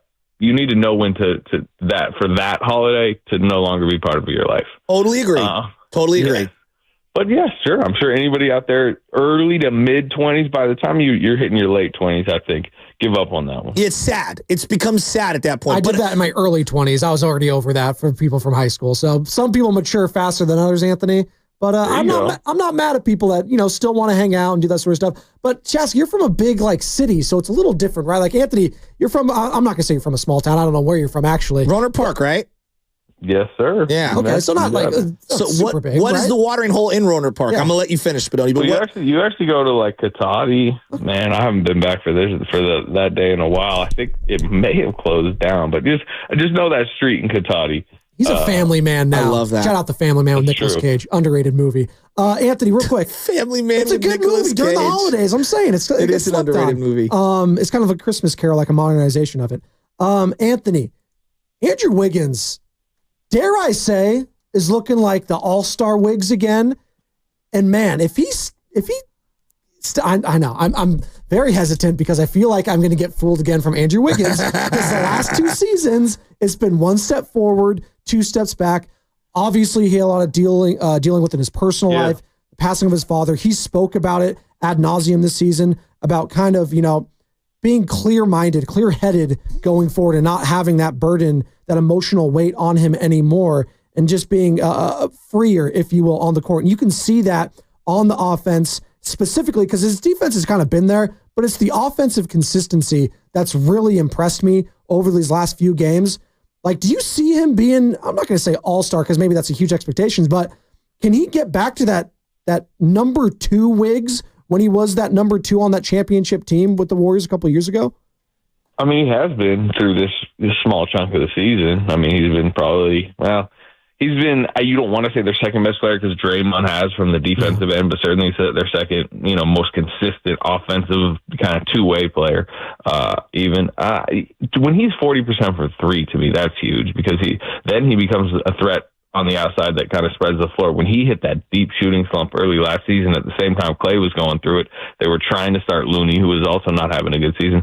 That's what snowballed him early that season, because suddenly Wiggins, like, defenses stopped caring about him shooting threes. So the fact that he's back to like a pretty high volume, 40% 3-point shooter is massive. I mean, but you mentioned it. Look, he is clear-minded. I don't think we can gloss over what he clearly went through the last couple seasons. And that was also physically, too. You know, he broke the rib 2 playoffs ago. You know, didn't have a very good summer, clearly, because he could barely work, prior to this past season, or I guess 2 seasons ago. And he didn't look in shape the first month and a half. I think if you actually go back and look at his last 30, 40 games last year, the stats are not that bad. It was just that first 2 months, which is, by the way, where their season, derailed. And he just had a really good summer of work. And he, I know he skipped the Olympics. Part of that was to really kind of, individually grind to be ready for the season. You saw Jamal Murray try to play through some stuff, and he played for Team Canada, and Joel Embiid for Team USA, and they just kind of have come into this season not looking themselves physically, where I think Wiggins took the opposite tact, and he's looked really good, in shape. And I know he's always kind of a naturally skinny guy, so you can't tell as easily hey, is that guy in shape or not? But I think he came looking kind of like Andrew Wiggins' version of trim, and it's showing. And the way he could play 35 minutes a night and almost not look tired, that version of him is back. I'll leave you this on Anthony, because we get a lot of people texting in, calling in the DeAnthony Melton injury and him being on the books and him being a potential trade piece. How should I phrase this? Do you see him getting traded at some point this season? And do you see the Warriors making any big moves within these next few months here? And DeAnthony Melton being obviously a part of that. Yeah. January is typically when the really movement month starts cranking up. I think Melton is certainly a vehicle that if that helps them get a trade done, it's very movable. You attach a pick to it and you can get somebody in his contract range, although it's got to be a little bit less considering their first apron cap. You could add him to another contract if you find a bigger move out there, and you can kind of puzzle piece them together. But yeah, sure. I mean, it's a $12 million expiring deal, which is appealing, in the marketplace, especially when attached to an asset. So could be moved. I would say the only hesitation the Warriors might have with that is I do think that there's still a belief that Melton could be a long-term fit. And if you trade him away, you're trading away his rights, where I don't know how y'all feel, but considering how early in the season he tore his ACL, there's a reasonable chance, he would be back by the start of next season. He's 26, 27 years old. If he's healthy, he's a really good fit for the Warriors. I agree. Long term. It's never healthy though, Anthony. That's the problem, right? Oh, it's fair. It's fair, but you would probably get him on a discount. If he did have a healthy season, you're going to get some extreme value at whatever number you get him at. But it's a very fair counter of that's a risk. They took that risk this year. It looked like it was working out well, and he only played 6 games. So there's a give and take there. For sure. Hey, Anthony, we appreciate the time, man. You have a happy Thanksgiving. All love to you and your family, and we'll chat again soon. See you, buddy. All right, fellas. Yeah. All right, he gone. Anthony Slater, our 95.7 The Game Warriors insider, courtesy. I almost said courtesy. Yeah, I can't talk. River Islands guest line. Isn't it time for you to discover the islands? River Islands and Lathrop. I usually stumble on those words. Leads Draymond away. Quick feed to Anderson. Big step to the corner. Buddy Hield release and splash. Ties the game at 26. The Warriors with 4 straight threes. Their last 4 buckets have all been threes, and they've tied the game at 26. It's a 9-0 run in a minute 48. Be caller number 5 now. You just heard that sounder. 415-523-4652 on the contest line and win a Buddy Hield Golden State Warriors City Edition jersey. 415-523-4652 on the contest line. Be caller number 5 right now. And I was stumbling my courtesy word because 5 in the morning, I'm usually on Joe Shasky pregame show Monday through Friday. It can be tricky sometimes, but I actually had a good sleep last night. That extra 30, 40 minutes I get, huge. It's absolutely massive. And as I pivot back to the Warriors, this next stretch coming up here, Thunder, Suns, Nuggets, Rockets. Oh, your mic's not on. Carter, did you see that? Did you see that? He picked up Bonte's binoculars and he's looking at the calendar. Keep going. Give it to me again. Thunder tonight. It was funnier the first time. Well, you when the didn't mic have your, was off. You didn't have your mic on. I know. No, I just. They call you the Butcher Boy for a reason because you just butchered that joke. Thunder. Thank Suns, you, Edward Scissorhands. Rockets. That is me. Western Conference contenders. All four of those teams right now. And can we get it to a? We're going to push it back. The fact that we just don't have a 1 through 16 seed, regardless of conference at this point, is a joke. I'm looking at the East right now. It sucks. It does suck. It sucked my entire life. Thank you. And the fact that the Bulls and teams like the Pistons can get in and not the Nuggets or like the Suns or the Lakers, it's a joke. It's not that the East doesn't have like top-heavy teams. It's that the bulk of the 3 through 8 has consistently been trash. Would you agree? For 30 years. Yeah. When was the last time we could say that the East for a 4 to 5 year run was better than the West? Not in my lifetime. The 90s? But it was I just don't even know. It was just the Michael Jordan Bulls. And the Knicks. Like that was it. And the Pacers. You know, it might have been then. And then you got the Heatles, right? Like that was the 90s was 30 years ago. What? Right? But then you had the Heat. That was basically their run. That's a top-end team, right? You had the Heat, and then you had, obviously, a weaker Pacers team, and then the Celtics. Yeah. And then the Bulls were hurt. And the Cavs had that one title in 2016. Yeah, so I'm with you. I just think it's long overdue. The problem is you don't want the Lakers and the Celtics matching up in the second round. The travel for the media is going to be horrible. We don't even send the media anymore. The whole idea, like the travel, they're flying PJs. In an era where we have Cal football going over to Miami or vice versa, and we're really, I know it's one game, but come on. Forget people. Cal football. Cal tennis going to the ACC is the most insane thing ever. It's insane. Imagine going from the Bay Area weather, being a tennis player, then going to the humidity in 1 week over in Florida. It's unreal. 888-957-9570. The travel. The women's field hockey team will be traveling more than any team ever. That was just my little tangent right there. We can get back into the actual schedule at hand for the Warriors, and they got the Thunder, Suns, Nuggets, Rockets. We're going to find out a lot about this team. And Steph Curry, after the game and that loss to the Nets, after they blew that big lead, he only had 29 minutes. Is the depth something? It's kind of like a double-edged sword, right? You love the depth, but at the same time, how sustainable is it? And we're talking about series, and we got months to go for that.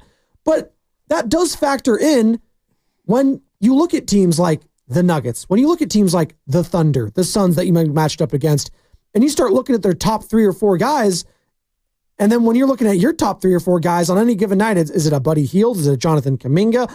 Andrew Wiggins has been more consistent, which is huge because if I get the consistency of an Andrew Wiggins, Joe Shasky, on top of my consistency with Steph and Draymond, now I do feel better about a series because I know what I'm getting from those 3 players. That's what made them special in their last championship run. Wiggins was the second best player going up against Lucas, going up against Jaws if he needed to, going up against, whoever it was, Dylan Brooks, I don't care, give me someone. Going up against those guys, if I get a Wiggins offensively and defensively two-way Wiggs, that changes my entire outlook on this season. Well, you've gotten that for 20 games. It's a quarter of the season. How are we feeling about Wiggs? Like, I feel great about him. I feel like he is rejuvenated. No? No, he looks great.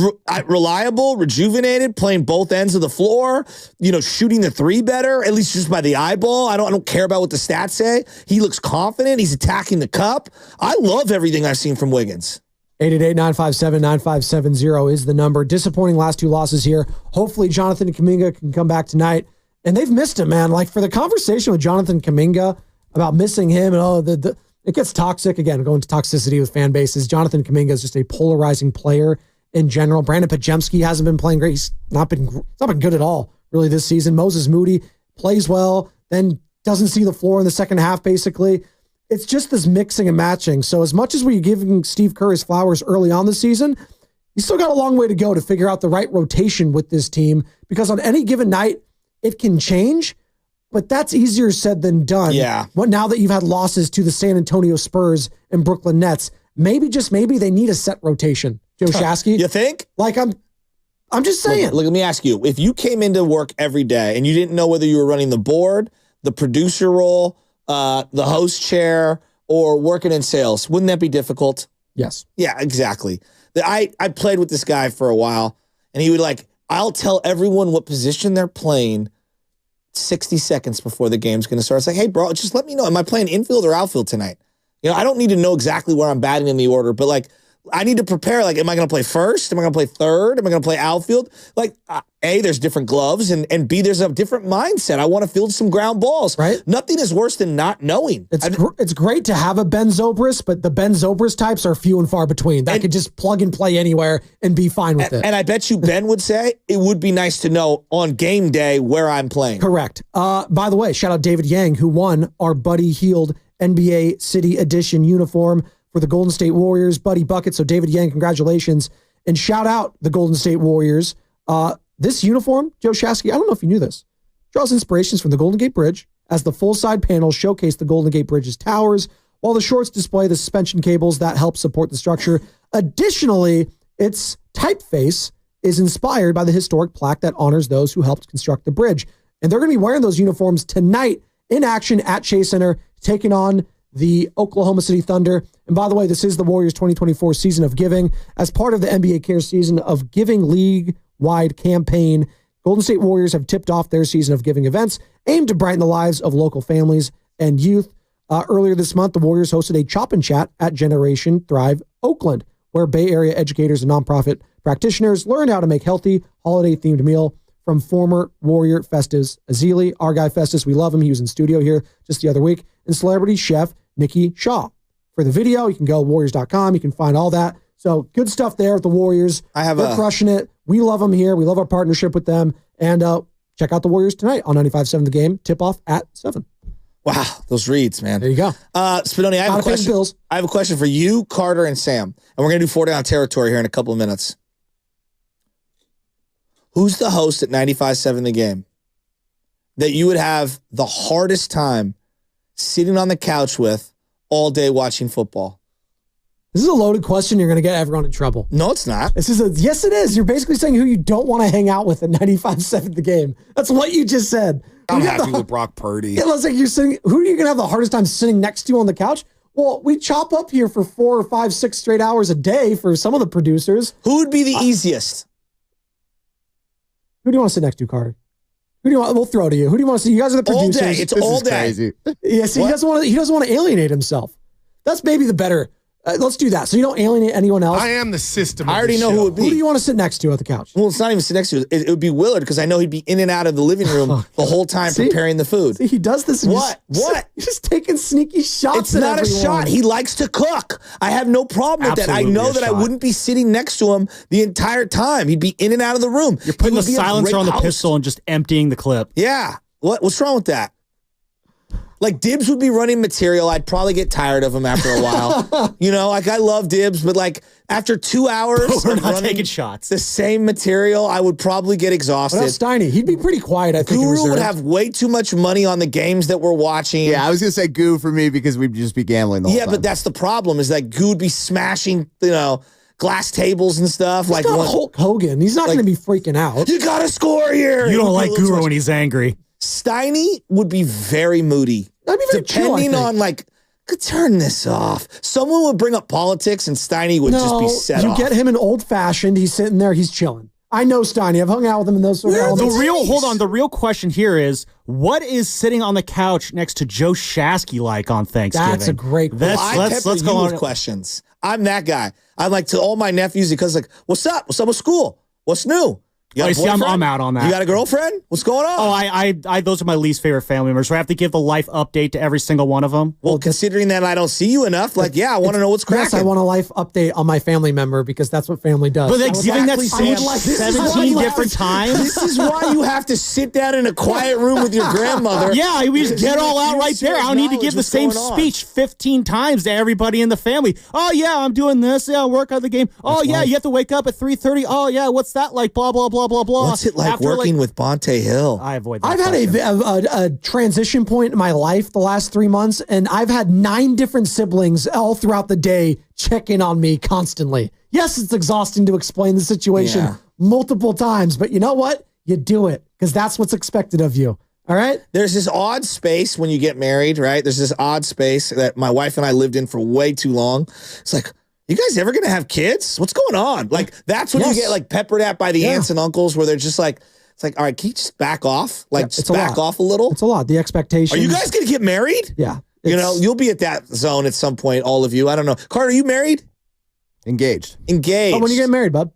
April 19th. Oh, have you met her family at a holiday event? Oh, yeah. We have Christmas down there. It's quite the party. Where is she from? Well, her mom lives in Arizona, and we're having Christmas down there. We've had a couple years. Yeah. Sweet. It's after Christmas, though, so it's kind of Three Kings Day, you know, but it's no, I don't know about Three Kings Day. Yeah, it's like, well, Three Kings Day is where they celebrate like a couple weeks, I think, after December 25th. Would be ashamed that you don't know Three Well, Kings usually Day. I'm on vacation mode at that time. I know it's big in like Latin countries and Europe. They sometimes they acknowledge that day instead, and it's Catholic. It goes back to Catholic Church. No, and I didn't stuff know like that. By the way, did you know, Joe Shasky, What day is it, though? You're listening to 95.7 The Game, KGMZ FM and HD1 San Francisco, an Odyssey sports station, always live on the free Odyssey app. Three Kings Day in 2025 is January 6th. Well, that'll be a different holiday for some You think people. Bonte knows about that day? Why? Where are you going? Can't go Jan There's 6th. so many It's- like I layers of was jokes. talking about Three Kings Yeah, Day. no, okay, yeah, but So I should have gotten in before that Jan 6 joke. You're right. I thought you meant January 6th. I think Bonte knows about that one too, but no, I'm talking about Three Kings Day. Gene, Three Kings Gene in Day. Oakland, save us for the love of God. He wants to talk about which host to have dinner with. What's going on, Gene? What's up, Gene? You're on the morning roast. What up, dog? Hey, guys. Hey. Happy Thanksgiving, first off. You too, bro. Yeah. Okay, so listen, to answer your question, and I want you to, don't take this wrong, but first of all, the guy I probably most want to hang out with would probably be Steiny, because I actually have hung out with him, with me and my wife, and him and his wife. And, You guys have a lot of mutual interests as being around the same age. Yeah, that too. Yeah, and he's very respectful, and listened to my bloviating, and didn't give me any trouble. I love you, Gene. That was a joke. Okay, you may not love me after I tell you who I'd probably least want to hang out with for all that time. That would be you, Joe, and it's because you're so passionate and so frenetic, and I'm assuming that's probably how you are when you watch a game. Yeah. I could probably deal with that for an hour or so, but much more than that, I think it'd be a little difficult. Once again, I don't mean that as a slam. No, I get it. Hey Gene, you're a huge 49ers guy. You love your Warriors. But the Niners right now. What's been the most disappointing aspect of this season for you when it comes to the 49ers? Wow. That's a tough one. I mean, I attribute most of the problems this year to just injuries and maybe starting off the season bummed out, maybe too tired, a little slow, and maybe that led to the injuries. So that's, and I see it that way. I don't think this is the end of the road. I'm hoping that everybody gets healthy and we take another shot next year. But yeah, the rash of injuries has been the biggest disappointment for me. There you go. That's Gene in Oakland. Appreciate it, Gene. 888-957-9570. Lubman, what was the question you asked me in my ear while Gene was talking? Yeah, so we were just asking what host would be the most fun or least fun to have over for dinner, but I'm kind of curious, if you could join one of the shows here at 95.7 for Thanksgiving, what would be the most fun show to have Thanksgiving with? This one, The Morning Roast, Steiny and Guru with Evan, or Willard and Dibbs with Grandy and Lucas? Well, it's interesting because you can kind of get a taste of that when the Doobie Awards happen with Bonte Hill and Joe Shasky, and you can visit them over at the Laughing Monk. And you got to be going to, 957thegame.com? Is that what we're doing? You got to go there to reserve your spot because food is on the house. They got drinks. They got everything over at Laughing Monk in Sunnyvale. What is that, December 20th, Sam Lubman? Correct. There you Laughing go. Monk and Sunnyvale. So you can hang out with Bonte and Shasky there, and then you can let us know. I would pick probably Steiny and Goo, and I would agree with the assessment of Steiny. Poor Gene. I was just telling a joke, and I thought it was funny. Well, that was more of an insult to Steiny, not even Gene. That's what because it you're meant, saying they're the more, same yes, age. And exactly. I think Gene is in the 70s, and Steiny, I think, just turned 60. So there you go. But don't tell him that. But I would probably hang out with Steiny and Goo. Though Goo, I think Goo might just get up and leave and do the Irish goodbye in the middle of dinner. Am I wrong? You guys are sleeping on the show. It starts at 5 a.m. Monday through Friday. You're chilling with Spadone. You're big chilling with me. We'll hang out. We'll talk about whatever you want. You want to talk sports? We can talk sports. You want to talk about whatever's going on in your personal life? We can talk about that. You want to talk about, I don't know, Puff Daddy? No, I'm not talking about that. You want to, though. Your face is lit up right there. The Diddy trials and everything, you're all locked in on that. Well, it's funny how this year, in the year of our Lord, 2024. Thank you. Diddy and Drake going down. And for different things. Yeah, much different reasons. Let's just put the disclaimer there. DMX was right. I mean, the downfall is near and is coming hard from Robin St. Bruno. Was that for Drake? Was that for Diddy? Or was that for the San Francisco 49ers? 7-point dogs, by the way, in Buffalo right now, according to DraftKings. Damn. 7 points. It's crazy. Might be more, depending if Brock Purdy doesn't play or doesn't practice today. We'll see if he throws, if he has pain, if he doesn't. There's a lot still to happen when it comes to Brock Purdy and the San Francisco 49ers as it pertains to his shoulder, Joe Shasky. But before we hit the break here, we got a couple minutes. You sent this in the chat, and this is a guy. Now, here's a guy that you hear. He comes up quite often. It's Colin Cowherd. And say what you will about him and his takes and where Colin was right and where Colin was wrong, which is where Colin was wrong almost every single week. This is what he had to say. Now, was this on the Volume Network on his podcast? I think that's where it was. But this is what he had to say in regards to the San Francisco 49ers and how they view themselves. Take a listen. So psychologically, the Niners have never, ever been able to hoist a trophy. And so how the Niners view themselves and how the rest of us view the Niners are two different things. Here's how the rest of us view the Niners. The Kansas City Chiefs toy with you. Under Kyle Shanahan, they're 5-0 against you, 4 blowouts. You're not close to San Francisco. You're not close to Kansas City. 0-5, 4 double-digit losses. They're getting better. You're getting old and worse and expensive. They keep rebuilding the O-line, rebuilding the receiving core. Andy Reid, Mahomes in his prime. You got Brock Purdy and an old, expensive, brittle roster. It's not close. Now, Baltimore and Buffalo have superstar quarterbacks, so they still have a shot. And many of their best players in Baltimore and Buffalo are in their prime. But Brock Purdy in an aging roster, does that sound like you're on the precipice of a 9-year run? And we kind of talked about this earlier, Joe Shaskin, when I said the optimism level, like from 9 months ago to where we are now, it's night and day. Like the outlook of this team, all of a sudden it's looking like, well, they might be a fringe playoff team. If that's the case, they're going to get a 17th, 18th pick in the draft, whatever it is, 16, 17. You're going to be a higher mid-teens pick. So you're not going to get, the most impactful player you can get at that point. You're probably not going to trade up. Maybe you trade back. You got a huge contract to worry about potentially in Brock Purdy. What are you going to do with Deebo Samuel? What are you going to be doing with some of these older guys? Trent Williams, is he going to want to come back? George Kittle, it does seem like they're at an inflection point this offseason, whether to retool, rebuild, retinker, whatever you want to, what terminology you want to use, they got to do something here, whether it's with coordinators, whether it's with the front office. I don't know. It sure seems like they miss a Mike McDaniel, a DeMeco Ryans, a Robert Saleh, dare I say, an Adam Peters. Like, you're missing some of these people right now. And how does Kyle Shanahan and John Lynch, how do they navigate it is going to be the massive question this offseason. If I said to you, though, 1 year from now, I don't even have to say who the players are. The Niners were 8-4. Would that really surprise anyone? At this point, kind of. I'd be kind of surprised. Really?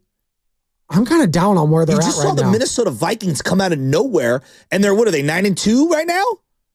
I mean, I'm just asking. That's true, but they also have Justin Jefferson, the best wide receiver in the NFL. And the Niners still have some premium players. Nick Bosa's, still coveted by a lot of people. Nick Bosa's not looking like Nick Bosa this year. George Kittle's still a Hall of Famer. George Kittle is, but he's looking like a Hall of Famer this year, and what does it amount to? No, I know, but I'm just saying. The Vikings weren't very good the last couple of years, and I look up and I'm like, wow, they're really, really good. And so, no, me personally, you can disagree, but I would not be surprised if a year from now they're 8-4. That's a great example. Why are the Vikings good this year? The major point is who? Brian Flores and that defense, right? Yeah, and they revamped it. And most people can't name that defense. That's what I'm looking at with Kyle Shanahan right now. Like they need, okay. And he tried to his credit. I think a lot of people are mad because they pivoted to Nick Sorensen. It's like, that's the guy you went with over Steve Wilkes. They tried to get Steve Spagnuolo. Even if it was we think it's pie in the sky, he tried to reach out to get him. He tried to get Bill Belichick. He was trying to get some people in this building to help that defense. They just had to go to their third option, which was Nick Sorensen. And maybe they pivot off him another year in a row, and they try to I don't know if maybe Brian Flores is probably going to have like head coaching opportunities after this. Maybe you try to get a Mike Vrabel. I don't know. Something like that. Hell, Mike Vrabel went to the Browns, and I know the Browns, like, they're a dumpster fire. I get it. You don't think a Mike Vrabel could have helped this staff, though? They try to get Brandon Staley. I'm not a big fan of his, but it's not really working out. So I'm just looking at Kyle Shanahan and John Lynch. They really got to find themselves within this front office, within this coaching staff, and Brian Schneider, kick rocks, brother. This special team stinks. They've stunk throughout the entirety, it feels like, of the Kyle Shanahan tenure. They've never had special teams. Remove the special. They've just had teams back there. It's been offense, defense, and teams. It's been bad. We're up against it, Joe Shasky. We have one more segment before handing it off to Steiny and Goo. 888-957-9570. What's coming up on the game is brought to you by the San Francisco International Airport. We got Ask Your Butcher coming up, Thanksgiving special. Stu Gotts, we still got Stu Gotts. We'll see. You know what? We'll see. We want to hear from you. That's it. 888-957-9570. Morning Roast.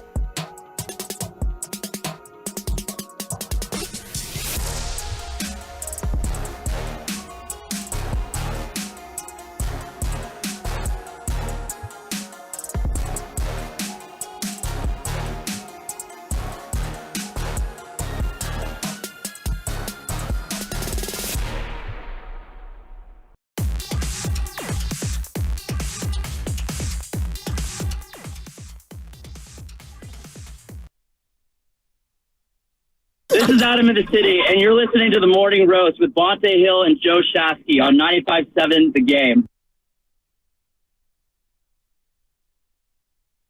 I'm so fly. That's what they say. I mean, look at this jersey I'm wearing. I bleed blue and gold here. NBA City Edition. Big Timers was such a moment in time. It was. Shout out my boy Smiley. He's out there somewhere in San Diego. Smiley Geach? No, just Your boy? Smiley. He used to drive around in his, I think he had a Charger. Maybe it was a Challenger. I forget which one. And he would blast Big Timers. That was the jam. There you go. We're having a jam of a day right here. Spadonian for Bonte alongside Joe Shasky. We got one more segment before handing it off to Steiny and Goo from 10 to 2, but we've been having a hell of a time. We talked every single team. It's not often you talk about Giants, you talk Warriors, you talk Niners. We've had it all today, Joe Shasky. It's kind of like a Thanksgiving show, if you will.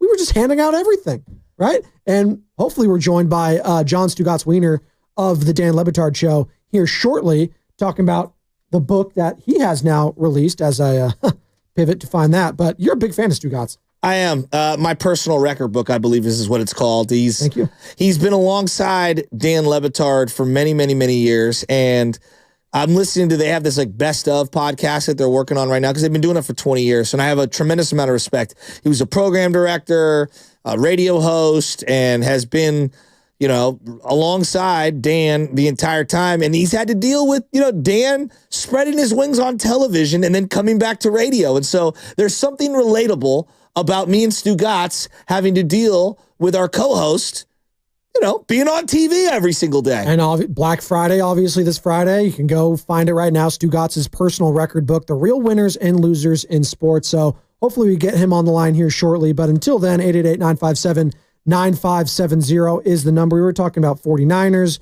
We've been talking about the Golden State Warriors. Huge trip. Well, not a trip, I should say, but a huge stretch coming up for them. Thunder tonight. We'll have that covered starting at 6 o'clock right here on 95.7 The Game with Warriors Live. And then tip off at 7 with the voice of the Warriors, Tim Roy. Take your calls after the game with Warriors wrap up. Joe Shasky. We're going to have 4 down territory here. Not yet. But I did want to get your thoughts on what Colin Cowherd was saying prior to this. We were talking about, the expectations of the 49ers just after this season. And I'm looking at Brock Purdy, and I'm not doing the like-for-like comparison here. But I looked at what the Dolphins gave Tua last year in the contract that they dished out to him. And I just thought to myself, God, who are they bidding against? And then I started thinking that more and more because you just can't help but look. And Stugatz obviously is based out of Miami, so we can get his thoughts on this as well when he joins us. But the concussions are obviously a concern. And my concern with Brock Purdy right now is we're dealing with the shoulder injury. So he's not the biggest guy. He's going to have some wear and tear on his body more so than a guy like a Patrick Mahomes and a Josh Allen, who've also had their injuries, obviously. But who are the 49ers bidding against next year, heading into these contract talks? Like, is it the Raiders? I don't see the Raiders paying them. Is it the Panthers?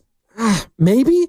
Is it the Cleveland Browns? Well, they have all that money with Deshaun Watson. Like, I'm trying to find out who are they, bidding against here when it comes to these Brock Purdy negotiations.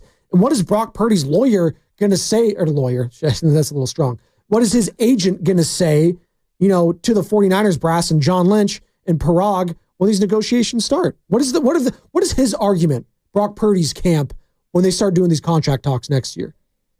I mean, I think his argument is pretty simple. It's like, hey, I've been playing like an upper echelon quarterback and getting paid like a guy who's on the practice squad. Like that starts there.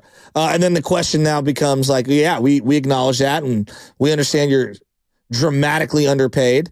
Now where? Like, where do you slot it? It's just interesting to me. Like, I'm looking at Lamar Jackson, and I don't think enough teams use this opportunity. Kirk Cousins was franchise tagged, and it was a negative thing. And to me, it's like, no, all that money's guaranteed up front. Now, yeah, everyone wants the fully guaranteed $200 million contract, multi-year. But in these types of situations, why are we in such a rush to get it right? Like, don't you want to get it right, not just be in a rush, not just lock up, just be done with it, right? It's like, no, I want to make sure that the price point is proper, and I want to also make sure that, I've insulated myself as an organization so I'm not stuck with a bunch of debt money. So what ended up happening with Lamar is that they ran their course. And then he was going to be a free agent. They franchise tagged him, and they placed an exclusive or non-exclusive tag on him, meaning anybody could have matched an offer, put an offer out there. The Ravens had the right to match, and if they didn't want to match, they get 2 first-round draft picks.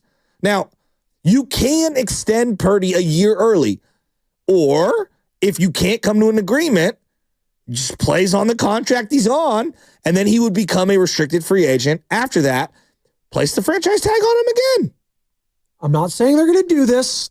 We're having the conversation here. All right. So before everyone freaks out, oh, you can't do that. It's why? No. Why couldn't you? I'm not. What do you think you could trade? Realistic. We were just talking about trading. What if you traded Brock Purdy? What do you think you could? I asked this question with Bosa, remember, and everyone thought I was crazy. And I was like, at the time when he was right up until he signed it, I was like, just out of a thought exercise. Well, we did it because it happened with Khalil Mack in Oakland. What did we think that Nick Bosa could net you? Similar to the Khalil Mack, which was 2 first-round picks and a 2nd-round pick, and then was swapped in the 2nd round and a 3rd-round pick, something like that. It was similar to that. I'd be hard-pressed, and this is going to sound absurd. I'd be really interested to see, I think it's a 1st-rounder, maybe a 3rd for Brock Purdy. Like, okay, let me ask you this. Is Tennessee offering you their top 10 pick to get Purdy and pay him?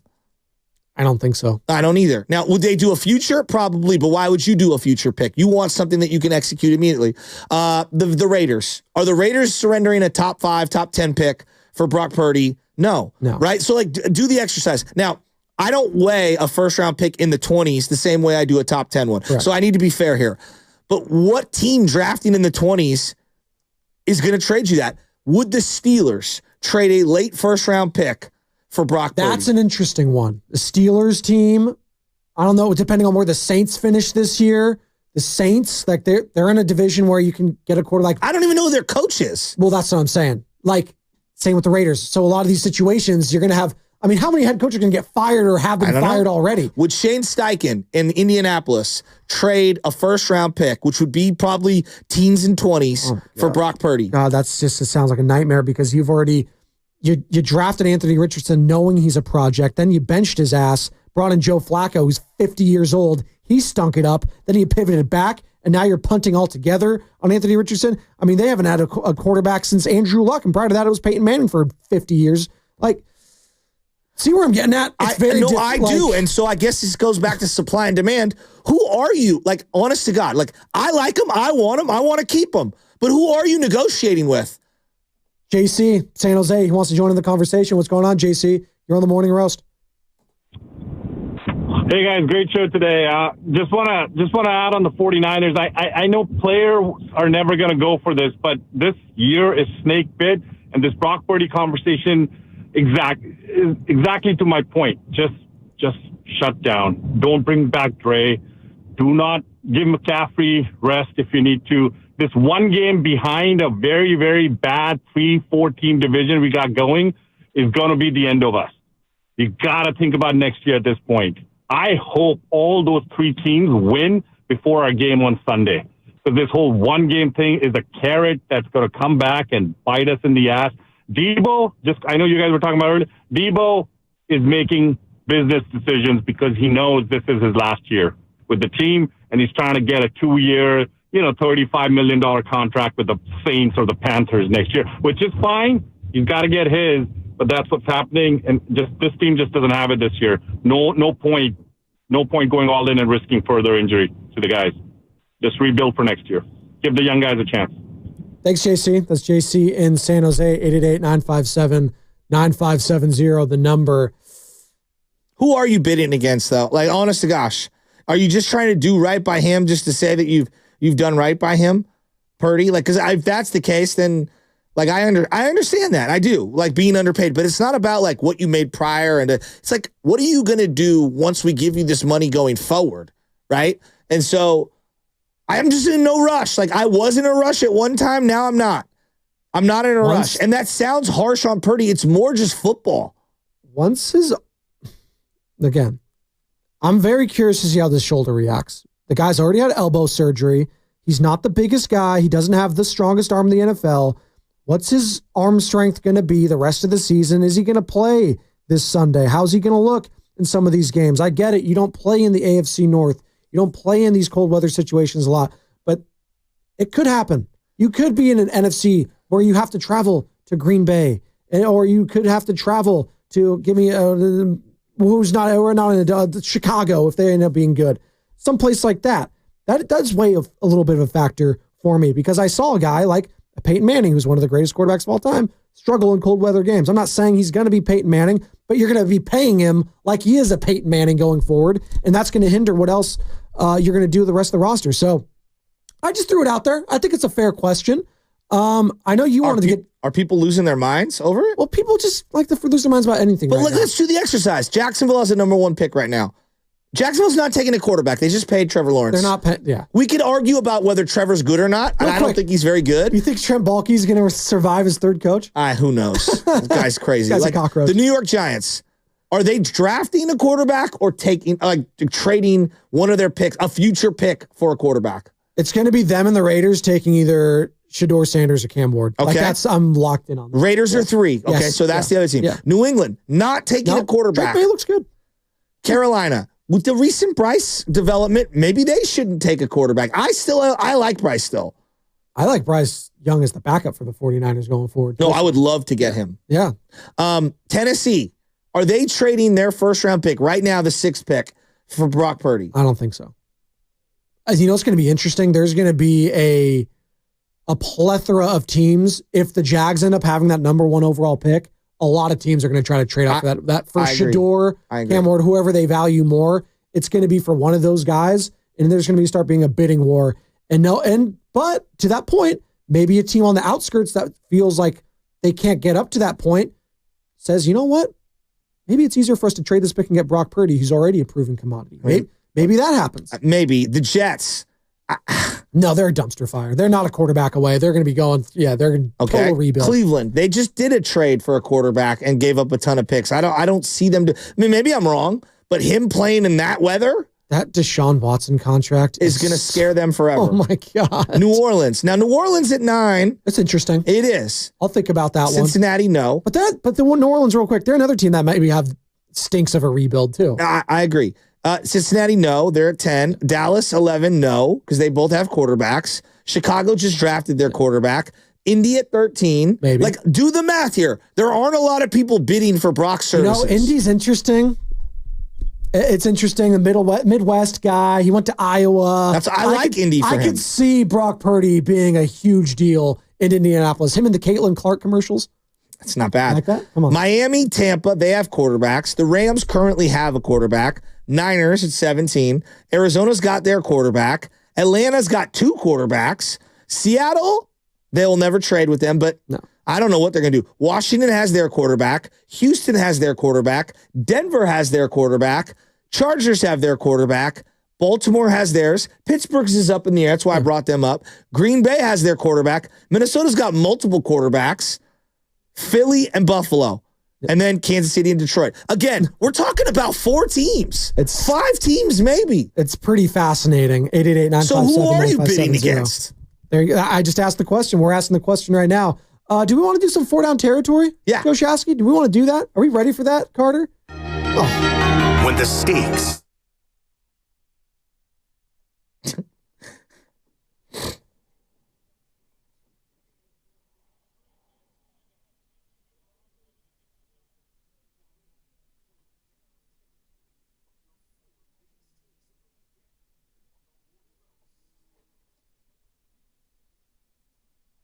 Oh, baby. That music does get me. You're an NFC guy, so Fox is always the music for you. I was an AFC guy, so the CBS one. Sunday Night Football probably still has the best theme right now. Monday Night, obviously, but as far as what gets me most juiced, it's probably the Sunday Night Football theme. And we're going to be hearing that this Sunday night. And is Brandon Allen going to be the quarterback? Is it going to be Allen versus Allen? Josh Allen, Brandon Allen? There's only one. There's only one? Yeah, his name's Josh. It's a baller. Well, there's 2 Josh Allens in the NFL, actually. Yeah, the other one's at the end. There you go. Yeah, but there's only one that I know. I'm just saying there's 2. There you go. Number 2. I missed What that do we drop got, there. Sam? Yeah, Sammy, what do we got? I'm running out of energy. No, you're not. You need your Thanksgiving meal. I haven't eaten yet. That's a problem. Yeah, I'm hungry. When you're ready to stop talking, I can go. Jesus. All right. Wait. When you're ready to tell the radio host to stop talking, then we can go. Continue. There we go.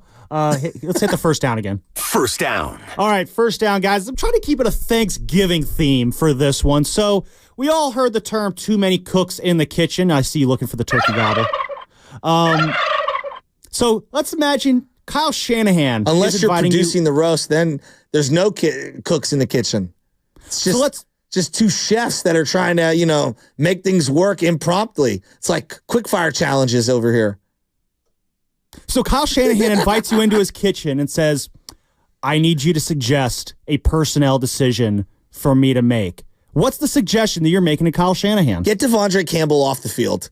I don't want to see him the rest of the year. If you have to cut the guy, so be it. I'm not trying to be cruel. I need to see D. Winters play. He's going to make a lot of mistakes. That's fine. But at least I know there's some athleticism. He might separate someone from the ball. Devondre Campbell has been the antithesis of a playmaker when it comes to defense. Teams are targeting him. He is the weak link. I would start there. Not a bad one. I would go with this week. I'm not playing Brock Purdy. I'm just not playing him. His shoulder concerns me. Give him another week. If he feels better there. Too many unknowns, and the weather scares the hell out of me this week.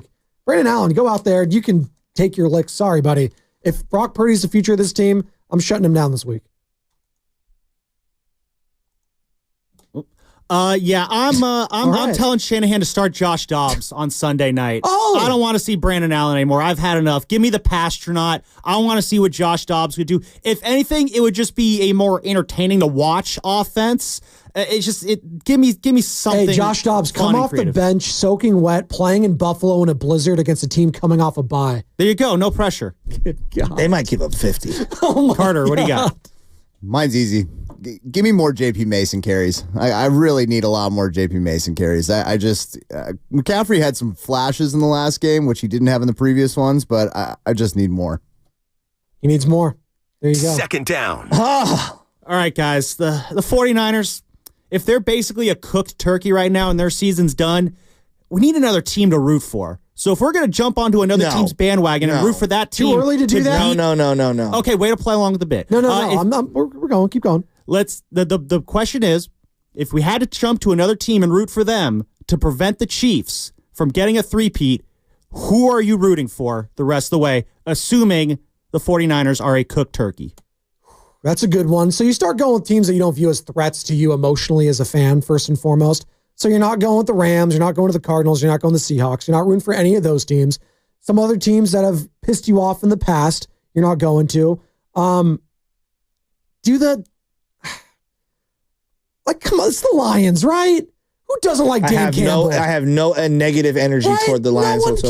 If they won it all, I would actually feel happy for them. Right, that's a team that stunk for all of our lives. It's got to be Dan Campbell and the Detroit Lions, especially if they beat the Kansas City Chiefs. Could you think of a crazier, and cooler Super Bowl for your first ever title, beating a team that's trying to go three-peat, one of the greatest teams of all time, and Dan Campbell and Jared Goff get the job done? But I don't want them to get that far, the Chiefs. That's why I'm going to pick the Bills and the Ravens. And, God, I can't believe I'm here with the Ravens because But I'm rooting for Lamar. I'm rooting for Josh Allen. I'm rooting for anyone not named Patrick Mahomes. That would be cool. Or another team that has never won it too, which is also in the NFC, the Vikings. That would be a literal. If Darnold won it all. I'm sorry, I'm stealing everyone else's, right?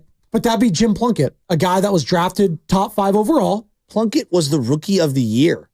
Yeah, but he stunk after Darnold was never good. Well, Darnold's good this year. Yeah, no, but my comp is a guy that stunk in the first round as a quarterback, rehabbed his image, and you know what? Took a team and won the Super Bowl. Fair enough. There you go. That's it. It's just the Plunkett story is one that hits home to me because he was also a Heisman Trophy winner. He was and a Stanford Indian, I believe, when they were the Indians. There you go. He was Rookie of the Year, and then they switched to an option offense, and that's why he just didn't. And I feel some type of way of Eli Manning. The Boston Patriots. Eli Manning's probably going to be first ballot Hall of Fame, which I guess great. He beat the Patriots twice. I get it. New York Giants. I kind of like Eli. Jim Plunkett should be in the Hall of Fame. It's just it's a joke. Seifert, Plunkett, all should be in. Yes. Mike Shanahan. Flores. Did you have an answer, by the way? You're not rooting for anyone? I told you. I'm going to go Detroit. Okay. and I will root for Minnesota to a degree. And then I'm also rooting for Tampa Bay. I'm not going to lie. I like Baker. And then the Baltimore Ravens and the Buffalo Bills. I really want the Bills to win one. You just took all of them right Very there. short list. I'm going to keep it simple. Anyone not named the Green Bay Packers and the Chiefs. It's a good one. I'm going to go with the Buffalo Bills. They've been knocking on the door for so long, and I do like Josh Allen. And honestly, I would love to see the kind of tailgating that Buffalo Bills fans would be doing at the Super Bowl. None They're of them will be crazy able to enough as afford it it. is. I just want to see if they would take it up a notch for the Super Bowl. Stack 5 burning tables on top of each other and jump on them. Why not? So yeah, let's see what the Bills could do. Mine's clear cut. It's the Vikings for me. What the coaching staff in Minnesota has done is unbelievable. The expectation could not have been lower coming into the season, and it's just incredible. All right, third down, baby. It's crucial. It's third down. And if it's the 49ers, We might be able to get Tonelli to come do this now. I mean, I should hit him up. What is it, 3rd and 7, 3rd and 8 with what the Niners have been dealing with right now? It's No, probably it's what it 3rd and 22. Oh, my God. All right, so let's go run a Carter CMC keeps stretch false run to the starting. left here False for start. 2 Right yards. there. False start. Illegal formation. So we got 17 yards to go, so let's do a 11-yard pass to Juwan Jennings. Third down, guys. Since dinner's tomorrow night, if you could invite one 49er player or coach over for dinner, who would it be and what kind of reception would they get? Ooh, who am I inviting over? You know what? Maybe I'll go with the guy whose last name actually, is going to be on the dinner table. It's Tabor Pepper, the long snapper. Let's go him, baby. You know what? Because I value when you're doing your job correctly, Tabor Pepper. I value you. I value the special teams. I value Jake Moody. Actually, it's a 2-piece. Shout out Turkey. I'm going Jake Moody and Tabor Pepper. That's who I'm taking. Well, I have a complicated answer. I would invite Nick Sorensen over to quell our bellies afterwards because I think he's got the good stuff. I mean, he looks like he's burning the good stuff, doesn't he? But I would probably, the businessman in me, as I go into Bonte mode, invite Jed York over. Plead for a job. Try to get some sort of immunity in that sense. Try to get an interview. I'm not a GM, even though I'd love to be one. Absolutely. Try to basically do whatever I could to get as close to those pockets as I possibly can. So if I'm being real, it would probably be inviting Jed. Will you tell Jed personally I said hi? Not John Lynch, not Kyle Shanahan. Kyle Shanahan actually kind of stressed me out. I do like that answer, though, for you, Shad. That's a thinking man's answer, though, going for Jed You York. always got to be thinking that. And somewhere Willard's punching air. There you go. Carter? I think I'd invite Alden Smith over. I just think he looks like he was having fun back in the day. He was crushing beers. I'm in. Oh, God. Oh, Sam, I'm not going to touch that. This is going to sound like a boring answer, but you know what? I'm going to invite Brock Purdy over, mainly because, again, with this Thanksgiving being the first one without my grandpa, I want to have an evening that I feel like my grandma would enjoy the most, and I feel like Brock would be very endearing. I feel like she would really like having him there. He would help out with some of the dishes and stuff like that, and just be an overall pleasant person to have around, and I want to have a pleasant, enjoyable dinner, and I feel like Brock would be the most likely to provide that. I feel like I can picture him now wearing the apron, wearing the rubber gloves, doing the dishes with a smile on his 100%. face. Grandma, like, oh, you're such a sweet boy, Brock. Thank you so much for your help. You cheated. You picked like a Niner from yesteryear. If that's the case, I'm inviting Steve Young over. Yeah. Because I think Steve's the coolest. Oh, if it's a today Niner, then it's George Kittle. Oh, okay. Good call. That's not bad. I like that. And, Well, I guess and I don't know. How about a Claire's pass hella fun, Niner? too. Why not? Let's audible. Pass Niner. That's all right. We're Jim done. Plunkett. 4th down. There I you want to go. get to food with Butcher. 4th down. Guys, what is the worst dish you could see on the table at Thanksgiving dinner?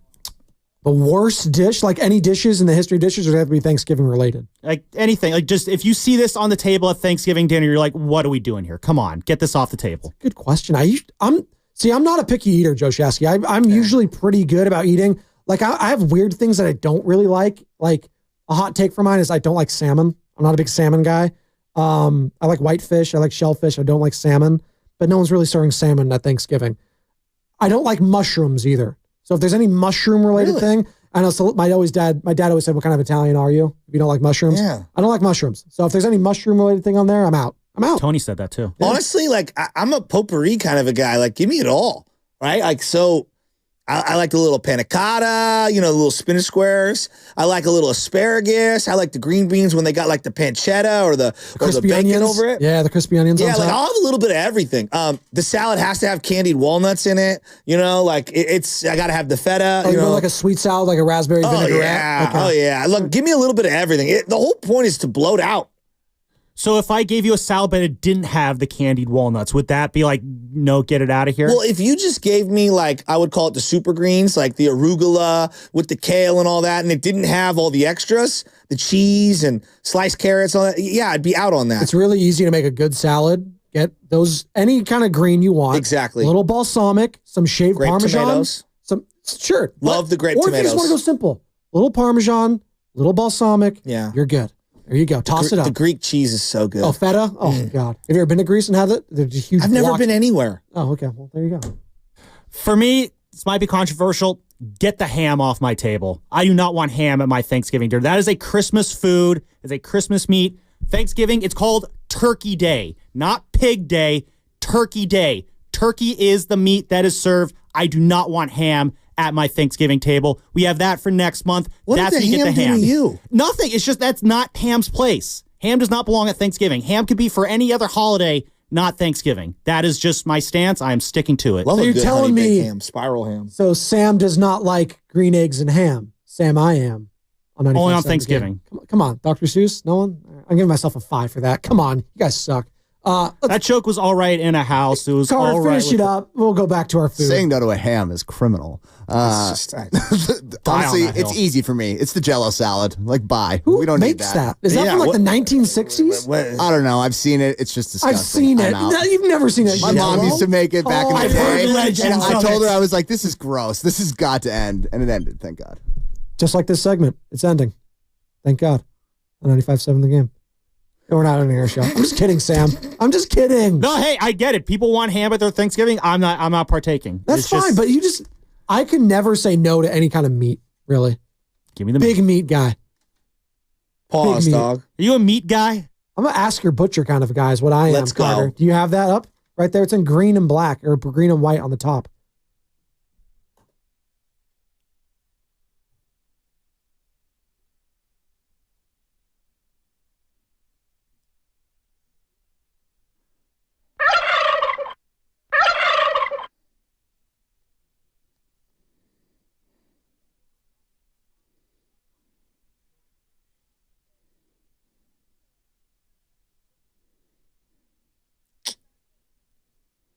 All right, boys. It's my favorite time of the year. It's food time. Thanksgiving, baby. We're going to start this off and have fun. I'm going to give everyone time. Ask me anything food related. All right. I was a butcher for many, many, many, many years. All right. Worked in, owned, operated grocery stores, butcher shops, etc. This is my wheelhouse. AMA, ask me anything. 888-957-9570. Whatever you want. Where do you go to get the best turkey, etc. I'm going to start it off by doing something fun. I saved this for Stu Gotts. Real quick, Joe Chassie, I'm going to do an audible here. Shout out Thanksgiving and football. I'm just going to tie Fast Five into this right now and do all the reads. And I'm going to do that. I'm making the executive decision to do that. Sam's looking at me, is that even legal? I'm making it legal, baby, because it's time for the Xfinity Fast Five Butcher Edition, where we give our final thoughts on the show and Thanksgiving, brought to you by the Next Generation 10G Network, only from Xfinity. The future starts now. Leave the bed, pot it back up. It's fine. This is what we're doing. All right? Did you just turn off the bed? Why'd you do that? There you go. Pot it back up. That's all right. It's all right. Keep it down. You threw us for a loop there with that audible, not gonna lie. I'm not hitting the Fast Five. I'm just tying it all together. And I That's why butchered it. Shanahan doesn't let his quarterbacks audible. It's all right. Well, you know what? Shanahan maybe needs to let quarterbacks audible. Continue, Joe Shasky. All right. So in honor of Stu Gotts, all right, he plays a game where he goes, athletes whose last names connote a certain holiday, for example. Well, these last names connote Thanksgiving. Are you ready for this? Denote. You're saying connote? Connote, whatever. Yeah. Make me think of. All right. I'll start here. We're going to go local. Big Bird, Kevin Rastani. Not bad. USF legend, Reardon High. Let's go. How about this one? The Goose. Tony Siragusa. Damn, R.I.P. Alex Corn on the Cob. That's a good one. Hold on. I need my Bonte Hill Alex Cobb drop. I have it right here. Alex Cobb. Eli Apple Pie. Not bad. Tim smoked salmon. Well, you can't have your salmon without the Mike Trout. Now that's what I'm. Now you're playing the game. Now you're playing the game. Let's go to the dessert area. But before that, I had to have some greens. How about some Mean Joe green beans? Oh God! Come on, that's funny. You got to have an Arnold Palmer, don't you, dude? No Draymond green beans. Hey, that's not bad. Arnold that one packs a punch. Yeah, it does pack some punch behind it. You hate to go Hawaiian. It's always a fun meal. Yeah. Arnold Palmer is so next level. You don't even have to have it. Like, that's just his name. It's great. You just see your name as a drink. It's like John Daly. What turkey doesn't have Eric cranberry sauce? Oh, speaking of Sauce Gardner. Yes. But let's also not forget William Perry, because you're going to need the refrigerator for Thanksgiving. Come on, you like that. You like that. Now we go to the dessert, and this is where it gets fun. Kevin Herter, red velvet. Red velvet cake's overrated a little bit. It doesn't really do anything. Like, you look at it, it looks cool, but it's whatever. I know that's one of Sam's favorites, though. He has told me in the past. Big red velvet guy. Yeah. Don't forget about, got to have a little Jason Williams on your table. Little white chocolate. And you can't have white chocolate without Mark Henry, the world's strongest man. WWE. Sexual chocolate. Mark Somewhere, someone's saying, what about sweetness? Walter Payton. I love that. The Mark Henry one. Do we have any text questions? 888-957-9570. Jerry Fried Rice. Jerry Fried Rice is great. Well, guys, you just heard that is so good. That is so good. Like and I'm one. also wearing a jersey. What's the back of this jersey say? Steph Curry. There you go. I don't really like curry, though. What about curried rice? Curry and rice together? You don't like curry? That's it always gives me an upset stomach. You're not having a good curry then. You need to have like legit, like authentic, if it's Japanese, if it's Indian. There's a lot of good curry out there. In Ireland, they do a lot of curry fries. Yes, dude. exactly. It's huge. Yeah. Carter, you're looking like you have something to say. Did you like Darvin honey baked ham is pretty good God, too. no. Which one? I do not want a Darvin Darvin honey baked ham. No, he's Darvin. Mia ham. He's Darvin scam. Until further notice. Did you like that? Athletes whose names make you think of Thanksgiving? That's good. That's good. What else do you got? Well, basically, if you're going to go out there, everyone's looking for good turkey and all that stuff. Like, I think Willie Bird makes the best of the raw turkeys that you would cook yourself. It's up in Petaluma. Okay. Beagle is the guy's name who kind of runs the farm. Willie Birds are outstanding. Diesel does a good job on their turkeys over the years. I mean, you just, if you're gonna do the turkey thing, take your time. And also, please don't be stupid. The amount of videos I see with the deep fried turkey and people not knowing what they're doing. It's the worst. Jesus. Actually, you know what? I'll on that note, I'll ask my butcher a question. What is like the proper way to deep fry a turkey? Because I've never actually done it. It seems like a risky thing to do. Like, what is like the proper process? Well, the proper process is making sure wherever you're deep frying in, you have an area with cement around it and not wood, so you don't catch fire. Number 2, don't overfill the oil, because if you put the oil in and then you stick a frozen turkey, which is what idiots do, right into a vat filled to the brim of oil, you're gonna have overspill. Think of putting ice cubes in an already huge contained bottle of water or a cup of water, and it overflows when you put it in there. I personally, whether it's completely frozen turkey, but most are going to be chilled, so they're going to be kind of hard on the outside. Leave it out for 24 hours in the sink. Like, you got to let that thing get room tempy. Otherwise, the breast and the thighs on the inside are never going to be able to cook. And so before you do that, boom, pop it in there. And then the number 2 thing is, I mean, if you do the fried turkey thing, you're never going to look at turkey the same. No. Fried turkey is off the hook. It's off the hook. And then you can brine your turkey too. My mom has this thing with Sprite. Yeah. She likes to brine it with Sprite. Yeah. It's really good. Yeah. There you go. Yeah. It Fried chicken is off the hook. I do for my brisket. I'll brine it or cook it also into like soda, like Coca-Cola, and it's phenomenal. I want to know, I always drive past these places and wonder who actually buys them and prepares them. You ever drive past KFC and Popeyes during Thanksgiving time? They have turkeys that have their like KFC seasoning all on it. Now opens and up. they have Popeyes with the Popeyes seasoning all over it, how they season their chicken, but it's Only on in America. turkey. Yeah, but it's not cooked already. Like, you have to go and like they give it to you, but you still have to cook it and stuff like that. I wonder if it's any good, is all I'm wondering. I'm just wondering if anyone's done that. 888-957-9570. There is something to be said for, because we do it up the Russian River, like going and having it 3/4 prepared by a specific supermarket or whatever, and then just reheating everything. It just makes it more fun, and nobody feels the burden of having to cook for 8 hours for a bunch of ungrateful people who are like, where's the food? I'm starving. Right. We ate all of the charcuterie and crackers. You got to have the chips and salsa out there for the apps. You got to have the chips and salsa. You got to have the chips and guacamole. Also, you have to have the athletic competition amongst family at some point during the middle of the day. Yeah, I'm out on that. Somebody's got to get dunked on. Someone's got to get mossed. Somebody's got to get struck out. Something's got to happen competition-wise, which lowers the self-esteem of one of your cousins. I'm taking a nap is what I'm doing. I'm not moving at all. What is the greatest Thanksgiving movie of all time? Planes, Trains, and Automobiles, probably. That's like the only one I can think of that is Thanksgiving Day related. One last food name, guys. I can't believe we missed this. Friend of the show, Cedric Cornbread. Maxwell. That's a good one. Put that on the list. I'm a cornbread guy. Love cornbread. I do. People use it all the time with like soups or chili and stuff like that. It's always sweet to me. So I think of it as a dessert almost. At like the end, I eat my cornbread. Or I have it with like a nice glass of milk. I don't like it just with like a bunch of the hearty stuff already on top of that. That's just me though. Gravy or no gravy? Yeah, gravy on everything. Gravy on everything, yeah. Come on. Look at Carter. Gravy on anything. We used to love having Dungeness crab for Thanksgiving. That was like a big thing. That was your guys' on like top of the unique turkey. kind of thing. Oh, dude, you got to eat. Like, come on, man. That's a San Francisco thing. There you go. Happy Thanksgiving, everybody. I'm truly grateful that you guys are our audience. We love you. Please be safe with your family. Don't do anything dumb tonight. Don't drink and drive. Just get an Uber. Like, seriously, it's not worth it. No, and that's Ask Your Butcher. And also, Fast 5, brought to you by Xfinity. At home or on the go, you'll get the fastest internet to all of your devices. Have a good week, everybody.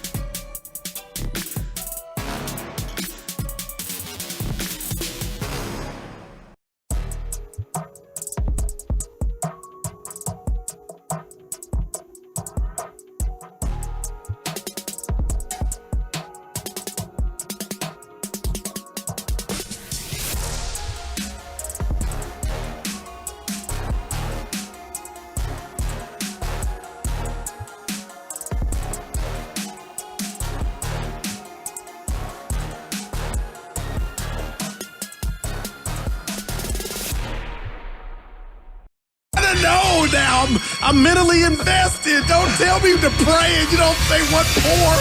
He brings the perspective. Yeah, I think they both have great points. Get off me, text line. He's truly one of a kind. That is wow. Oh, my God. And he's doing a great job. I need you to man up and say what you really want to say. Simon, you're doing a great job. Blake Snell, he stinks. And together, they're Steiny and Guru. Yeah. On 95.7 The Game. All righty. Happy holidays, everybody. Yes, sir. Got Thanksgiving tomorrow. Getting ready for it today. Go ahead. No, you're the one. You set the tone. Why do I just motor mouth? Yeah, I didn't have anything hugely noteworthy to say right off the bat. Happy Thanksgiving, baby. Sweet potato pie. You got a big fiesta coming tomorrow? It's I pick up Norm after the show. Oh, nice. Yeah. Nice. That's nice. 49ers, they play Sunday. Warriors play tonight. And is Curry playing? Bilateral. It's knee soreness. In both. Somebody wants to know early how your arms are doing after your push-ups yesterday. You know what? That's funny because we were having a family moment yesterday. I thought the family would get kick out of it because they think I'm done athletically. And I put on me, it was, those aren't push-ups. But Steiny, real quick, Evan, Lowe said, true friend, I didn't get paid. I'm not going to bring it up, but when we see him today, okay. I'll bring it up. True friend. True friend. All right, but Marv's doing good, baby. Let's go. Yeah, we were batting around some stuff in the we're going to have some fun today. The number's 888-957-9570. Evan's already talking about foods that are unacceptable at Thanksgiving.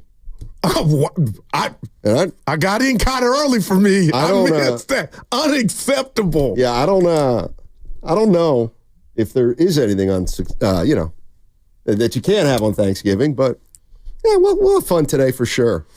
Hey, let me ask you a question. Yeah. I asked you, why are the Niners 5-6? And why are the Warriors 12-5? Warriors are 12-5. Second place, Western Conference, doing well. Niners are 5-6, last place, NFC West. How would you answer each? Why are the Warriors 12-5? Why are the 49ers 5-6? All right, I'm keeping it real on this Thanksgiving Eve day. And the first one is in regard to the Warriors. Steiny, I believe there was some stuff going on behind the scenes. Just in general, and the atmosphere was a bit thicker than people liked. And they got past that, and they got a new identity per se.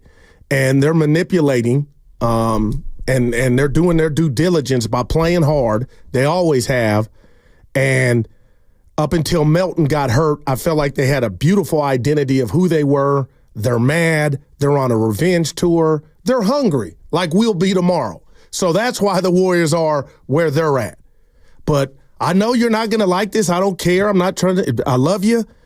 Steiny, 85% of the Niners' ailments are injuries to me. That's why I believe they're 5-6. Let me ask 49er fans. I kept it real, man. When you put into the equation of what's happened this year with the Niners, okay? And I'm not asking you to do a detailed percentage breakdown of all their problems. Right. But where do you put injuries? Is that number one on your list for the San Francisco 49ers? And if it's not, what is? I don't put injuries at the top. I put it at number 3 to 5. Okay. Wow. Yeah, I think I would put, for lack of a better term, this team hasn't really been together. I would say I'm going to lump it all under Super Bowl hangover, and that includes the holdouts and the hold-ins. Mm-hmm. And I'm also going to cite number 2, that their best players have not had great seasons. And then I would say number 3, their coach hasn't had the greatest of seasons. And those would be my top 3 reasons. I love all 3. I just got them in. I guess we got them in a different order, different ranking. What do you have after injuries? Let's say 2 or 3. Well, it's kind of like Connect 4, but in this sense, Connect 3, Steiny, because why are the Niners all of a sudden, after being the best team in the red zone last year, why are they at the bottom this year? Well, let me just bring Exhibit A. You're without your best player for 8 games. You'll never fix that. And obviously through 3 games you're not. But, partner, you know I'm about camaraderie. I'm about treat everybody equal. I don't know why I'm having a hard time with Ayuk and anybody like yourself putting that to where that got the season before kickoff off to a bad start to where they couldn't overcome that. I don't know why. I don't know who I'm turning into, but like the Deebo Samuel thing, we'll get to that later. But, Steiny, I believe each guy is entitled to his own, let me get my chicken, and the old adage is you don't say nothing about it. But, Steiny, I don't think that's what's ailing this team. Guys are having bad years. Right. That's number 2. Yeah, I don't know. I mean, the thing I've tried to figure out most this season is whether the Niners are underachieving or this is who they now are. And if you think they're underachieving, then I feel like you look at this team and say, let's do our best to sneak into the playoffs this year, see what we can do. And then next year, we have the ability to be better. But if you don't blame it all on the injuries and you think that there's more going on, then I think you do have to make decisions after this season about what you're going to do and how you're going to move forward. And I actually think most of it's going to be dependent on how they finish this season. If somehow they can win 5 of 6 or even 4 of 6, slide into the playoffs. But what if they lost those amounts? Well, then they're not going to make the plaoffs. And then would that signal to you something's going on bigger? Well, I think something's going on bigger now than we've seen, let's say, in the past. But, well, here you go, Goo, already. You're getting it. Come on, Goo. They don't even have that many injuries compared to other teams. And he says Dallas looks like they're missing about 5 All-Pros. Yeah, right, You're Cowboys. Right. I bet you don't give the Cowboys the excuse. Well, some have come back, and they're looking a little better defensively, but what about Detroit? They lost Hutchinson. Yeah, no doubt about it. But they're at the highest of their power right now, so they almost could lose golf, and the machine's going to keep rolling. But you asked me a question, and it's nuanced, Donnie. I'm not saying the injuries are 100% because now we got 12 quarters worth of McCaffrey back, and the offense is still limping. But every time somebody comes back to this core or this team, it seems like somebody's going back out. But I'm going to throw a big rat on Thanksgiving Eve to you and Evan. And Steiny, I don't think, and I love the Lombardis of the world and all the guys, Cam Inmans. But if you're telling me, because you start the show, this is in the show open, say what you want to say. Do you think I'm going here because I have a thought, but I'm injury man first? If you think something's going on that's so deep-rooted with this team and the reporters are not privy to it, do you think the Bosa politic thing, which is, I want to say, past us now, do you think that could have caused a rift that nobody's even privy to? Like, does that even come? Would you be mad at me for having that small, minute thought that if some people are right that they're not connected, could something like that be so big that we're not even privy to? Because I don't want to start mess, but I have those thoughts, especially when he had the hat on and we saw that played out. I mean, I've heard it suggested in the past. Right. I would come back and say, well, what week was that again? Wow. Was it week 6? Was it week 7? I get your point. So, that's the thing. Point. I mean, it's hard for me to choose this year a moment where things switched because things never really got started. They never really got started for the Niners this year so far. All right, here's what we got today. 888-957-9570 is the number. A couple things. One, it's Thanksgiving. We're going to have some fun today. Yeah. What are you sports thankful for? If you're a Bay Area sports fan, wow, give me a list of things you're thankful for. Yeah, rather than complaining about the Niners and they're not having a great year and the Warriors have lost 2 in a row but they're off to a great start. The Giants are struggling and have been for years. Last night was a bad night. What are you thankful for? What are you thankful for? 888-957-9570 is the number. Sports thankful for. I'll tell you I'm what. gonna shock you. I'm gonna shock you with some of mine. Okay. And also on the other side, there's an athlete that you guys all got to start getting off. I mean, the guy just doesn't. The guy just doesn't deserve the grief he's getting. I'll tell you. No, I'll tell you who it is on the other side. But let's get it going here. What are you sports thankful for? 888-957-9570 is the number. Steiny and Guru. Let's get it going. It's going to be a fun one. Hey, by the way, the boss isn't here today on 95.7 The Game. Can we get to the bottom of the wire?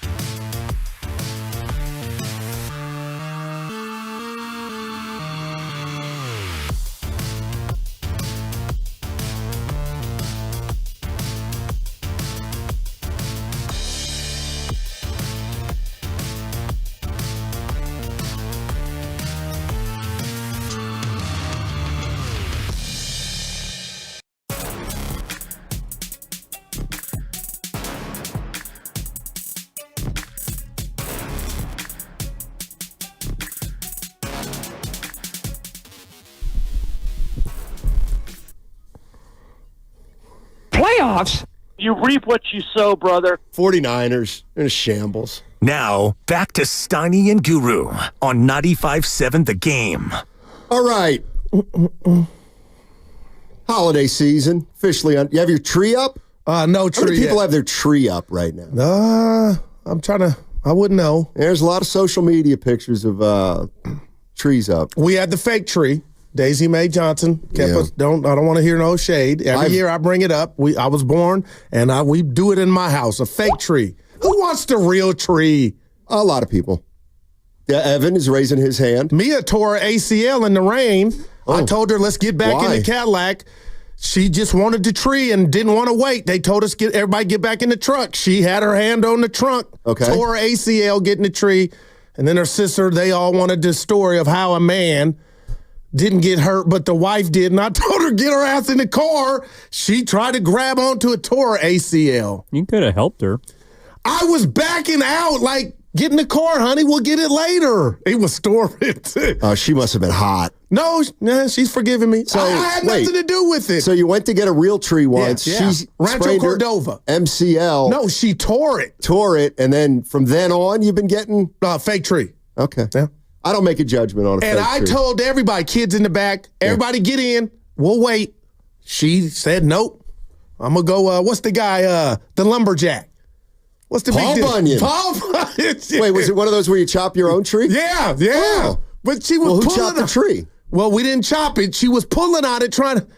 And then pulling it out by its roots? Yeah. Well, it tore. That's not going to work. Said surgery, but it healed on its own. Oh, nice. Yep. Nice.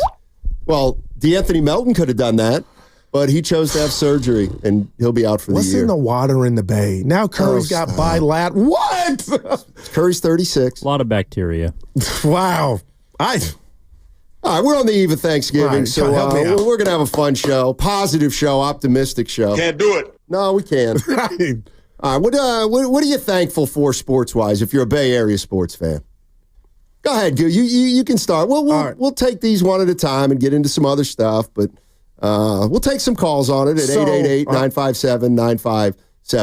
I know how rotten and poisonous your mind can be on the radio because you're a good guy off the air.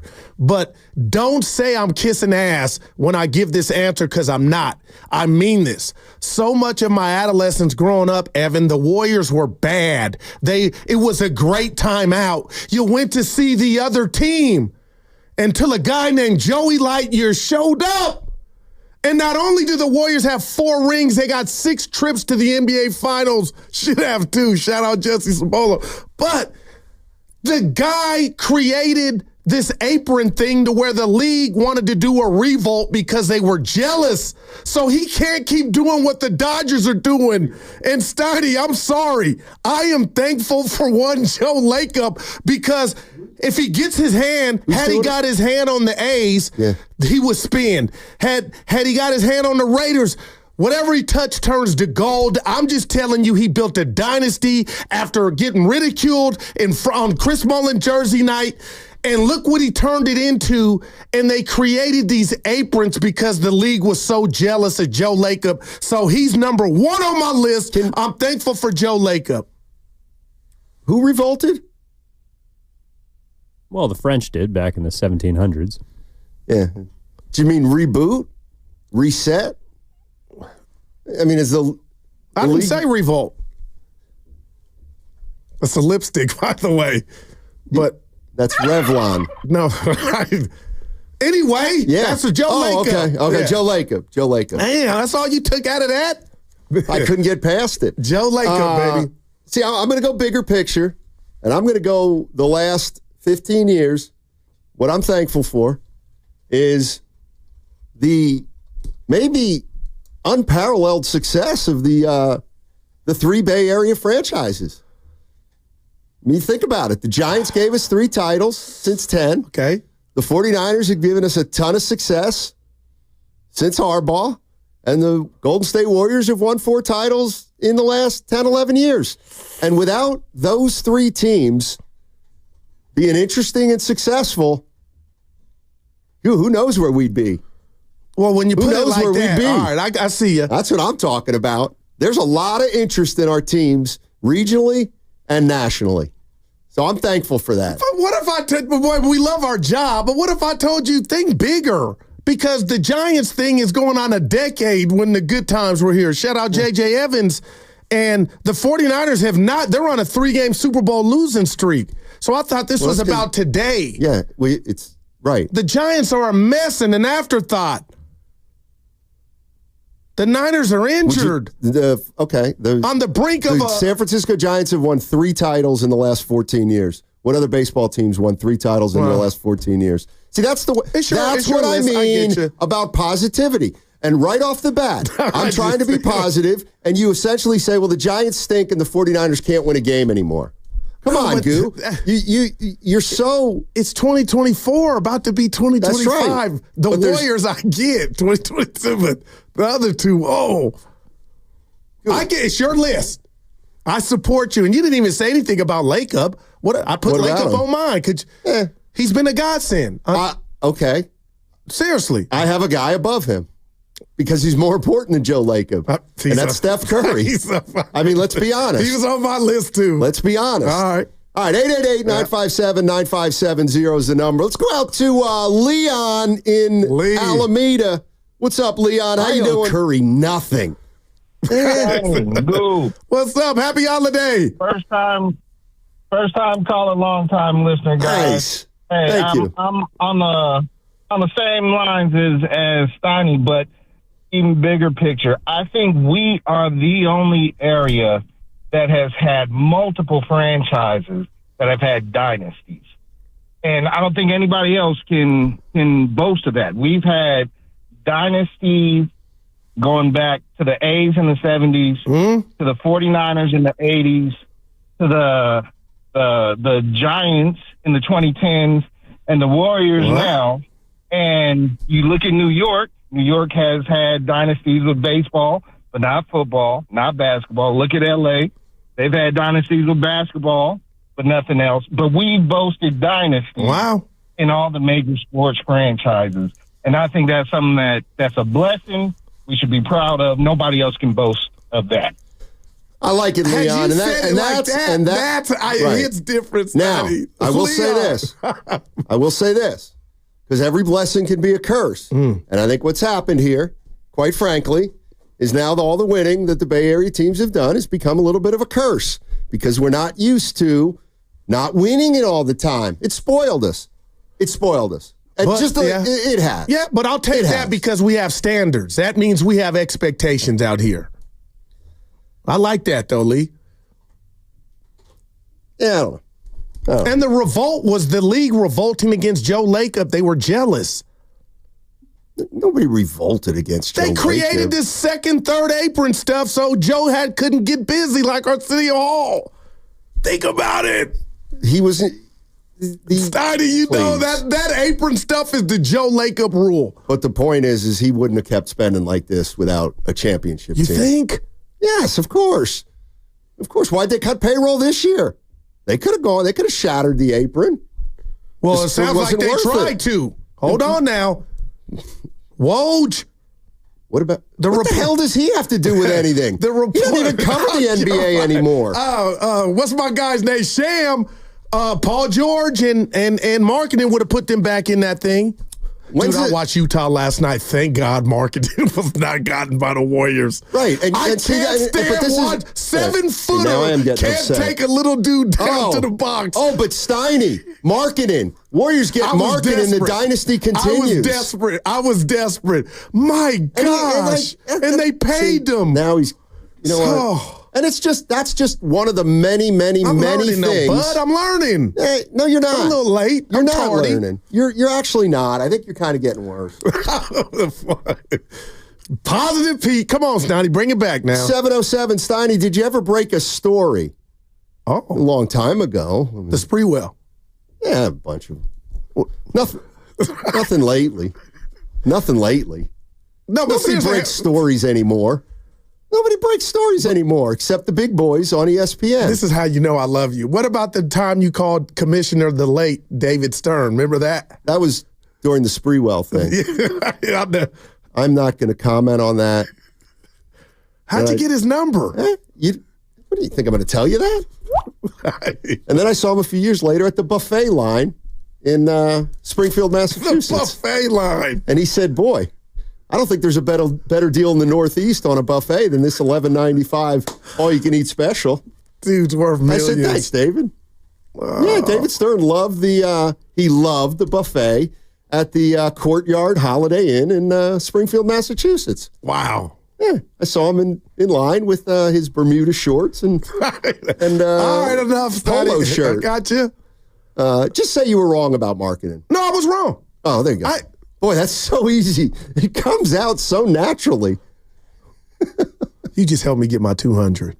I would. Okay, you know what? seriously. Somebody You on were the text proud of me line yesterday. I was. Yeah, no. Somebody on the text line said, "You know what? They were half push-ups, so Lowe should only give you 100." Dude, if you see my mentions, the vitriol and the evilness of people. Real quick, Evan, what are you thankful for? Because Evan makes this show because he's young, a little bit younger than me, but a lot younger than you. But what are you thankful for, E? I'm thankful for both you guys. Oh, give me Seriously, this tissue. no, I Good like Lord. working on this show. I'm thankful for you guys. At times. That goes all around. You have sometimes liked working When he for this puts up show. his graphic and there's not me or you are on there, it's just Evan. I'm like, my man, it's coming. How about Evan? Oh, talk about bad timing. The day the boss isn't in, he goes public with, Nahigian's the best boss I've ever had. It's like, dude, wait till he's here. Wait till he's here to say that. Evan, You were asking me the question. He's mine. I said it. He's mine. I've had some. More than you, Stoney, I believe. Nahigian's up there. But he's up there. I had a great boss back in Reading, Mike Zielinski, sports editor of the Reading Times. He was good. Was he good? He was good. You still talk to him? No. I mean, no, not really. And he didn't fire me after I made a couple monumental blunders, which he hung in there with Stein. Give us one real quick. What's a blunder in the business? I've told these stories a million times about Reading High football. No, you haven't. What'd you do? So, and covering Ross Tucker? He went to Wyomissing High School. Covering Reading High School, and their football program their basketball program was incredible. Their football program was just so-so. And one year they start so this must have been graduated in 86. It must have been like 1989 before I moved out here. Yeah, pre-internet. And Reading High started 5-0 in football. Let's go. And Mike Zielinski, my boss, says, hey, you know what? I tell you what, I don't think Reading High started 5-0 in football in forever. I said, really? He said, yeah, you should check. I think this is the first time in a while. I said, okay. And I start checking on the old papers. And then I'm like, okay, they didn't start 5-0 in last 3 or 4 years, 5 years, 6 years. Well, now it's time to go to the microfilm. And you know what that is? Microfiche. Good gosh. And it's where the newspapers are basically. libraries. Now, that's where you find there you go, it. there you go, there you All go. right. Anyway, I start going back. Nothing happens in the 80s. Nothing happens in the 70s. They never started 5-0 in the 60s. And I'm like, oh, my God, they haven't started 5-0 since 1959. Like, this is unbelievable. Right, let's go. So I write a big story about how they haven't started 5-0 since 1959. And what happened? I walk in the next day, and the assistant sports editor used a phrase that I'd never heard before. And he goes, by the by, which I guess means by the way. But I said, yeah. He goes, Reading High. They started 5-0 in 1983. Oh. I'm like, what? He goes, I'm out. Yeah, we got a call from a parent of one of the players on the team. 1983. I'm like, no. Put some respect on our name. Sure enough, 1983 was the year that they switched from the newspaper to the microfilm. And knowing you, that bothered you, man. Oh, my God. The next day, we had... That's your dibs, one for the thumb. The next day, we had a headline, Fumble! Reading High started 5-0 in 1983 due to an error in this story. Oh, man. All right. My bad. Yeah. We've all... Hey, you know what? Thanksgiving Day But blunders. you remember it like it was yesterday. Oh, yeah. You should. That's good. Thanks, good. Let's go out to West Oakland Holloway. Oh, man. Yeah. What's up, he West thankful Oakland? for?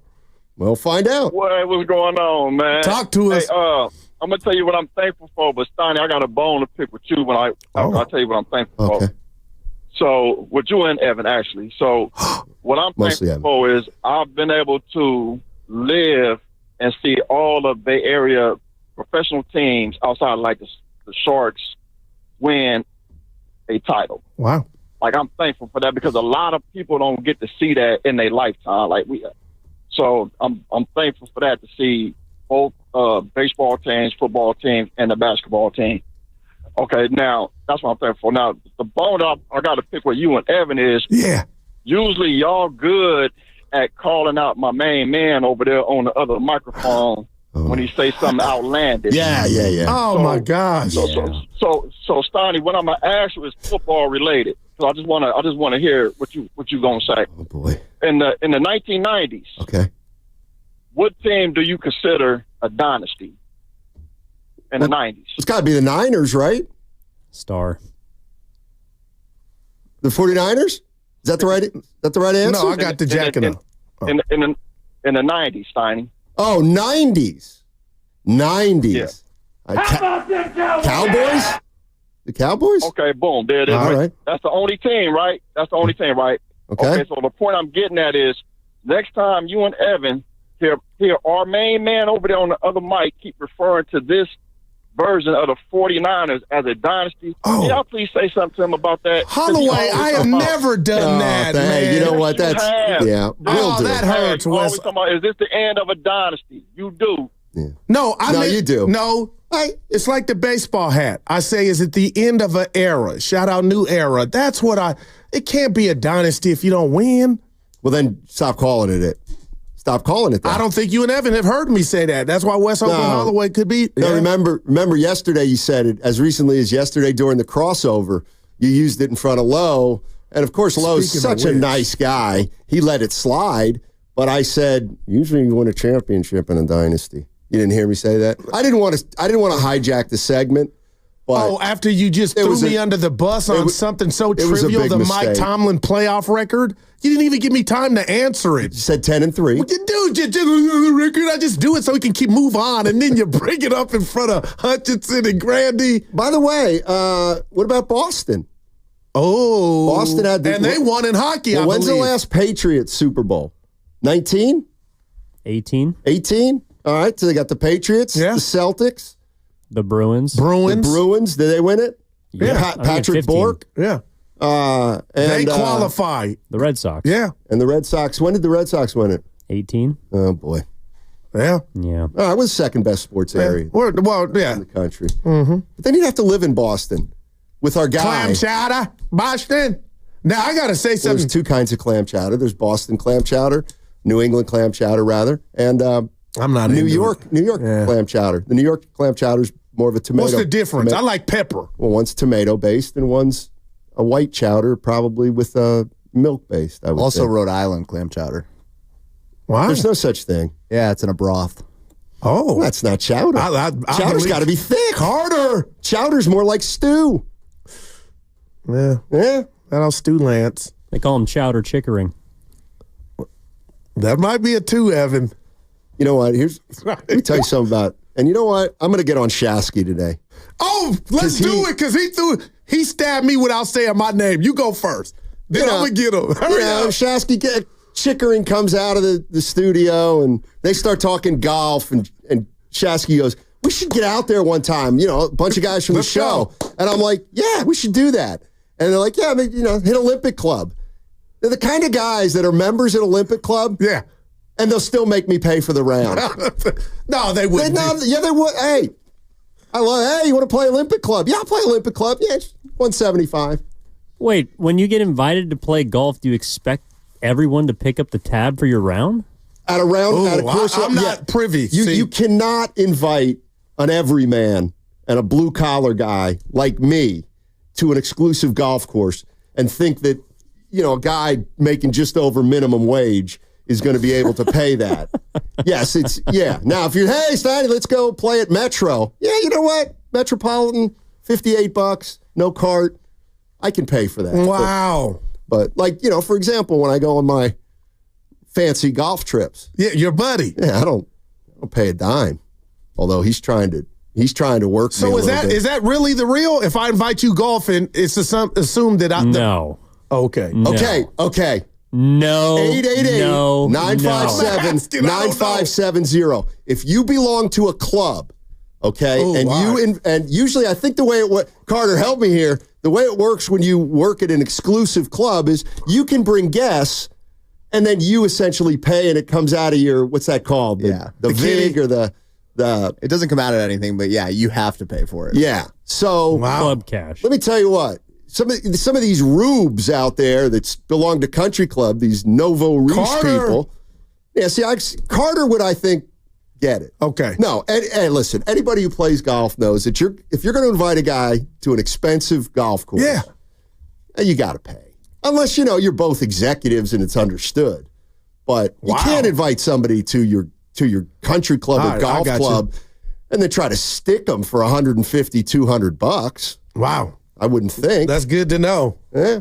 Well, if you're accepting the invitation, you should know what you're getting into. Well, and that's how it usually starts. Hey, you want to go there? Buddy, I'd love to, but that's a lot. Sorry, Shasky, I can't. I can't. Now, I'm going to get Shasky, but before I do, Sam Lubman, the great Sam Lubman, producer for the Roast, text in and said I hit the nail on the head. With what? The NBA absolutely made the second and third aprons in response to him. Don't let Steiny say otherwise. Joey Lightyears broke the NBA, and that's why he's the only good owner in pro sports. Okay, yeah, he's the only good owner in pro sports. I'll veer off. Lubman. We love you, Sammy. But yes, him and Robert Johnson, or whatever the guy's name is. Speaking of Charles. If you don't want to spend the money in your franchise, I'm done being mad at the Dodgers. Last night it's broken. Why would you be done? If you don't want to spend it in your team, back up and let a baller take Snell? over. What about what Snell did, though? What did he do? He got paid. He didn't want to be here. And the Johnson, this crap, we don't even know. Hey, man, this, I'm telling you, I got a new outlook. Jerry Jones, I was mad at him yesterday. No, not now.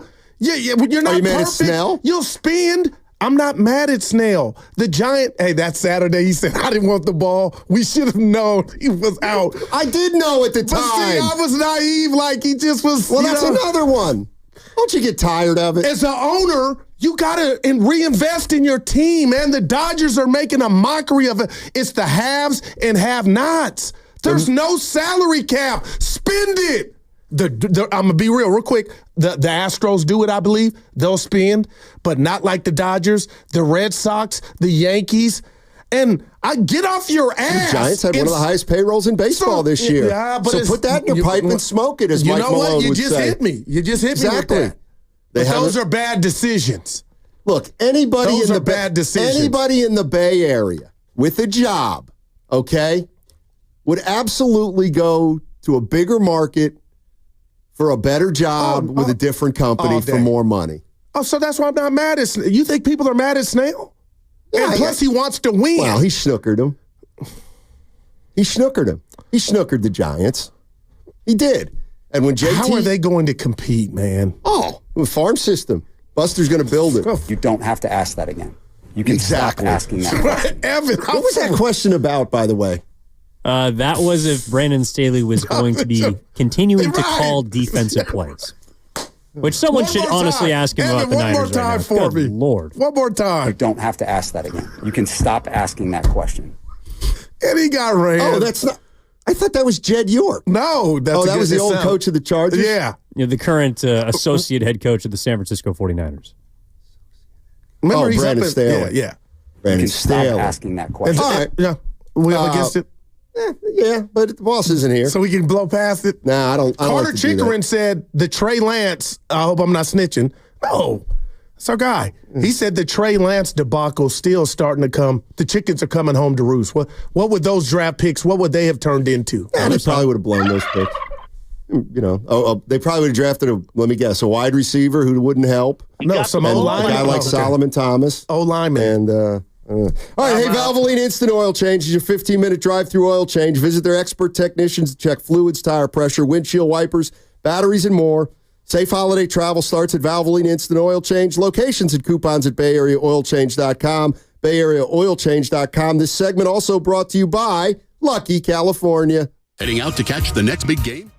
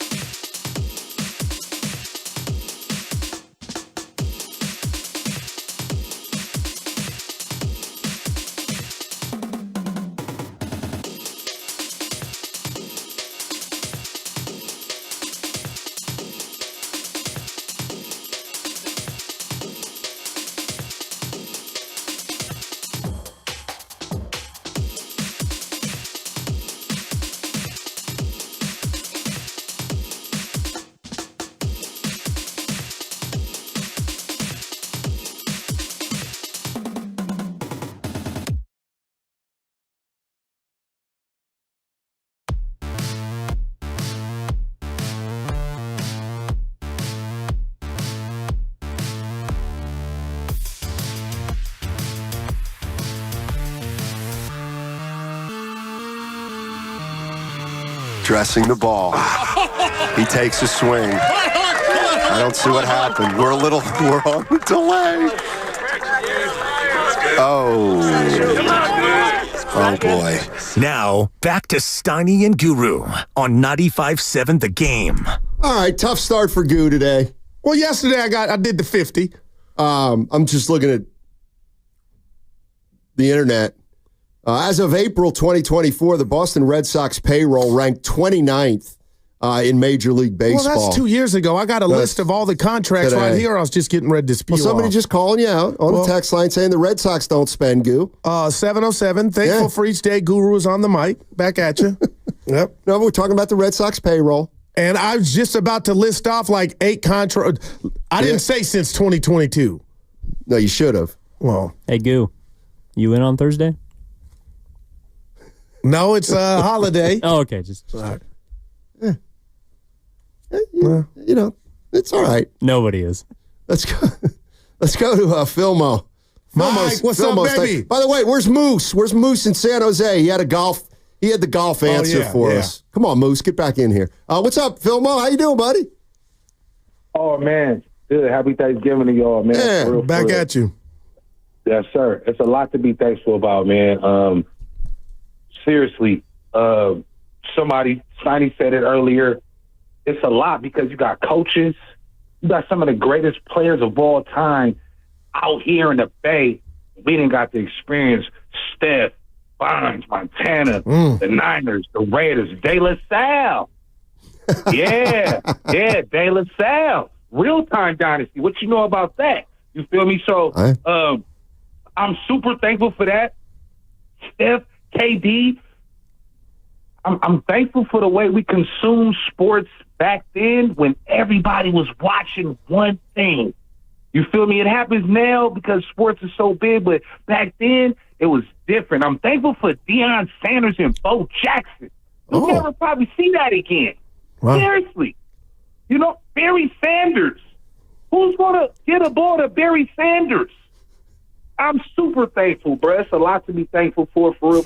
I'm thankful for this station. Wow. And most importantly, Michael Jordan. We got to see Mike play, man. Ain't nothing like that. LeBron, too, but ain't nothing like Kobe, too. But Mike, what?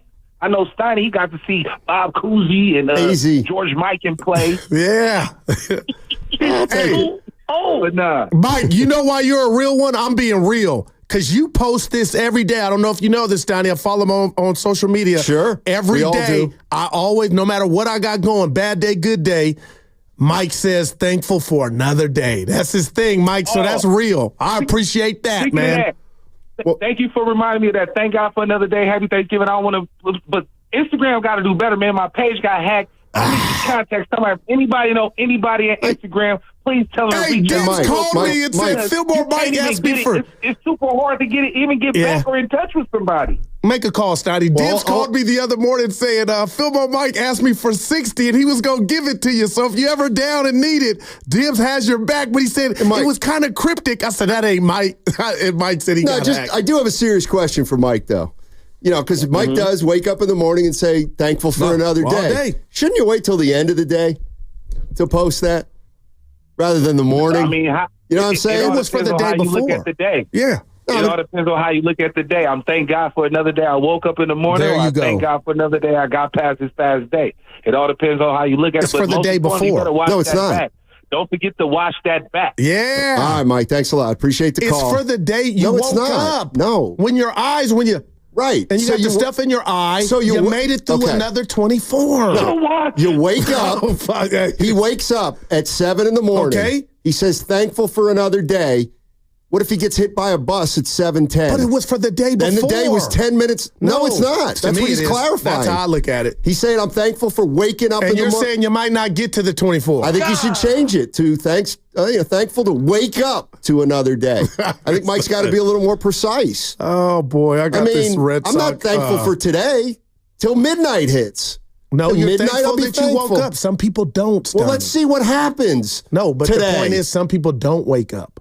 That's what I'm saying. Not very few. I'd say 99.99% of the people that go to bed last night. I just want to talk about how Evan came in here and chastised you about being cheapskate about the golf. Oh, that reminds me. He rocks on that. Let's go to Moose. Moose is in San Jose. The San Ho. What's up, Moose? How you doing? Hey, fellas. How's it going? I'm actually up on a roof right now trying to waterproof us before the rains come. Careful. Wow. Wanted to say... Hey, Moose, you ever fall off a roof? No, not yet. Are you a roofer by trade? No, I work in real estate, but we got a restaurant here, and the patio's been leaking a little bit with the rain, so we're trying to make sure that the patrons can eat without any rain hitting them. Let me ask you this real quick. How much money do you make in real estate? Not anywhere, not enough, man. All right. We're Hey, just like the rest of it. last thing before you go. You in Santana Row? Are you close to Santana Row? We'll see. No, we're in downtown Willow Glen. Oh, okay. All right, got you. All right, set everybody straight about the golf. I'd love to have you guys. Oh. So the golf thing. All right. So Pops is a member at a golf club. You can do the drop. That's fine. But and the etiquette is you invite a buddy over to come play with you at your club. You're a member there.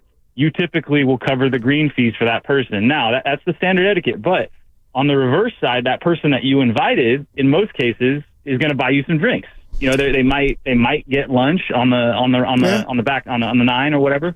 But a lot of times that person's buying drinks to kind of get you back. So it doesn't entirely even out, but that's typically the etiquette. When you're a member at the club, you invite someone over you say, hey, you want to come play with me at my club? You typically will service the green fees for them. You know what, Moose? I think that's 100% on the money. I've got and thanks for the call, Moose, and stay safe up on that roof. I'm sure if he fell, he wouldn't have been back up there. But that was a dark question. Wear shoes with traction. Baltimore Joe, my buddy who's a golfing expert, aficionado, and golf god. This is what he said. If you get invited to an exclusive club, the club member pays for the round, you pay for the drinks and tips. That's golf etiquette 101. There you go. So how do you know Shasky wouldn't do that? Well, I don't. I just am assuming because it's Shasky. I'll see that, and that's what. Wow. Now here's the thing, Joe. If Shasky's going to pay for the round at the Olympic Club, I would go with him because he doesn't drink. But hey, he doesn't drink. Shasky doesn't drink. He eats. You can have lunch, break bread. Yeah, that's true. Anyway, it's Manhattan clam chowder. I think I might have said New York clam chowder. That was my mistake. 2010, the Red Sox gave Carl Crawford 7 for 142. They came off that right away. Gonzalez in 2013. He retired. 7 for 154. Isn't he the guy who retired? Oh, middle of the season. The Dodgers picked up both of those tabs. Dude, I don't think, and I'm being real, guys, there should never, ever, moving forward, Mark Cuban come back, get some type of team. You would spend. There can't be cheap owners anymore. If you got a ball club, Steiny, spend it. I'm tired of what the Dodgers are making a mockery of it. Y'all sleep at the wheel, okay? Hey, who's y'all? All the other 29 teams. So the team with the second highest payroll, you're going to lump them in there? You know what I mean. The Giants. Oh, we'll wait till they grow up. That era's over, bud. It's the microwave. Go get them if they're available. And let me tell you this. Put this in the cap. I mean it. Here we go. Juan Soto will be a Dodger by the time I see you guys Monday. I'd look at that. It's going to happen. It's just words that are coming out of your mouth. No, they're feelings. Yeah, exactly. Thoughts. Exactly. So what I would advise the people listening is don't put a lot of weight in it. Devers for the Red Sox, 10 for 312. 707, you say, thank God for another day when you wake up. Yes. Because you're thankful you were able to open your eyes to see one more day because a new day brings new opportunities. Yes. Well, you don't know yet if the new day brings opportunities. But because fact you're that saying you it have in the the morning. Opportunity to get the 24 you're thankful Don't you for. understand? You got People another game. die in the morning. I understand that. They don't just all die at midnight. Yeah. 888-957-9570 is the number. What are you sports thankful for, Bay Area? Give me one more off your list. Despite all your crying and your complaining about these teams that win consistently, try to find something in your heart to be thankful for sports-wise. Give me one more. Ask me one more. What's another one you're you thankful might need for, some Guru? tissue right here. AT&T Park, 3rd and King. It's old. I don't care. It's called Oracle now. We could do this all day, Evan. Just let him go. You know what I mean? It's one of the best venues going in sports right now. It isn't. And it's ageless. You know what it's best right for? Right now, it needs no renovations. Where it's at is just incredible. It's like you go to Mexico and catch baseball at the same time with the water, the bridge, the infrastructure. No, seriously. I can go watch two. Can I finish? Damn. Two AAA teams play there because the venue is incredible. It's not one bad seat in the house. And it is a cathedral that I think a lot of us take for granted. It's a stadium. It's not a church. That was a house to a dynasty. Guru, this stadium's so great. It's on my list. That you've been complaining for 5 years they should move the fences in. But, it's a cathedral. That has nothing to do with it. has everything to do with it. It's beautiful. It's Steiny, stop. It's dated. Not to me. When was it? 2003? No. 2007? No. You're trying to bait me. It's Oracle. That was Evan. It is Oracle. When was the inception of it? What year? Monster Park? Well, I believe it was Pac Bell at first. I used to work at Pac Bell, then it went to AT&T. You worked? Yeah. Webster, Oakland. Okay. Why not Chase Center? What do you mean? Why is he not thankful for Chase Center? I'm going to be real. I am thankful, and it's privately funded. Shout out Joe Lacob again. But Evan is so new that there's a part of me that misses Oracle so much that I will grow to appreciate Chase more and more. But you know what I mean? I didn't have to do that with, and I do miss Candlestick, so I'm wrong there. But I love, darn it, Evan. I love 3rd and King. Yeah. Yeah. All guests on, wait, that's not it. You're listening to 95.7 The Game, KGMZ, FM, and HD1 San Francisco, always live on the free Odyssey app, Twitch and YouTube, powered by First NorCal Credit Union. Let's be honest. And this is what I'm talking about. On it. I don't appreciate this. Well, let me tell you something that you'll acknowledge. Moose, all right? Our main man who just called, all right? What's he doing today? What did he say he was doing today? On a roof. Right. Working. So he wakes up this morning. He got up a little late, 9 o'clock. Yeah. Oh, thank God for another day. He falls off the roof at 11:05.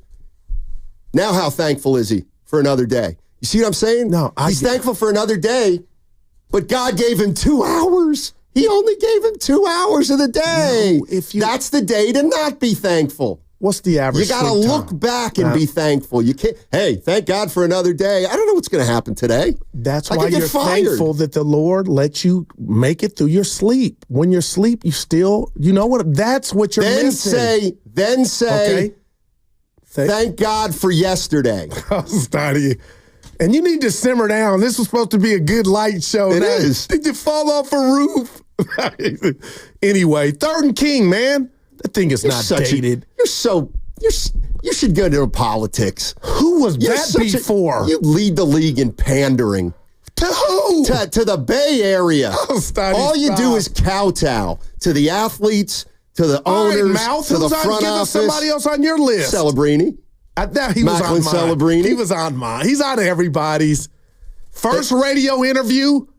Right here in the Bay. In the Bay. And you're listening to Steiny and Guru. He's probably like, where are my guys at? Let's try to get him back on. I need him to play 4 consecutive games first. The dude is he's a beast. 831. I'm thankful for a joyful Warrior season. Yep. I'm thankful for the All-Star game coming. All-Star events at Rorical. Yeah, that was in 2000. And how about this? This is a good one. I'm thankful for pro women's basketball coming to the Bay. That's beautiful. Yeah, I didn't have that on my list, no doubt. Yeah. I did have Macklin on there. Hey, should I, let's go to, Mr. D's in San Francisco. Mr. D. Mr. D wants to talk about the Niners. We can do that. We're talking about everything today. Mr. D. Hey, Hey, what's up? Hey, guys. The ghost of Trey Lance. Fine, that's great. Hey, listen. Yeah. Hey, listen. Hey, I'm grateful for you guys. Thanks for this show. Thanks for the positive outlook. And Guru, I got to say, I don't really give you a lot of credit for a lot of things. For what you said, Go ahead. You said this morning.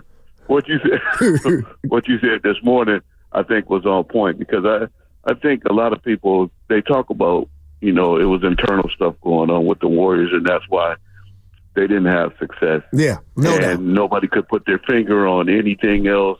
It's just that it was some internal stuff that nobody else knew about.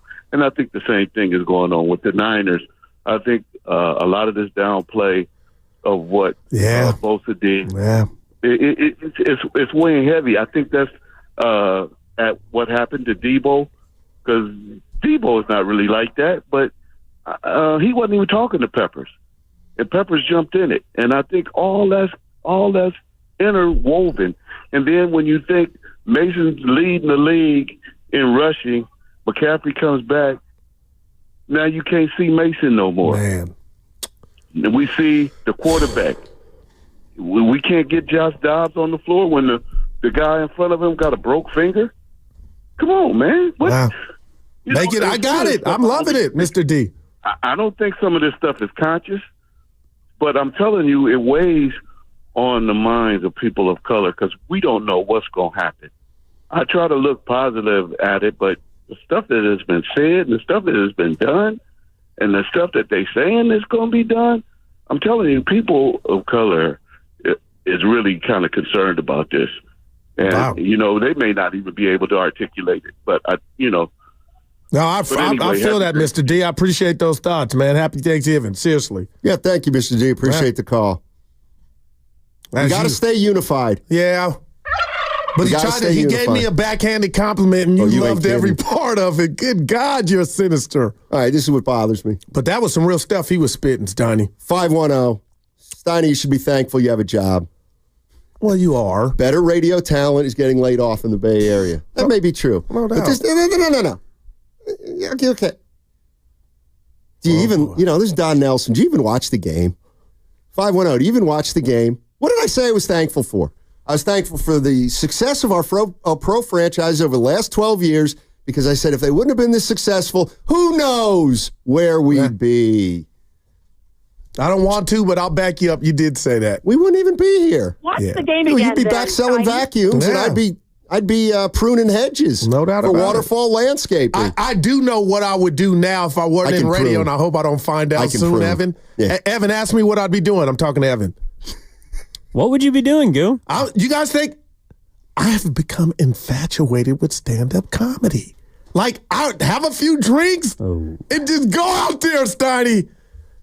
You like Joey Coy? You know what? He's not bad. He's not. What? Oh, Evan gave the buzzer. You don't like him? He's Joe Coy. Oh, Joe, I mean. Oh, boy. Yeah, Joe. Well, his wife does stand-up, too. Joy.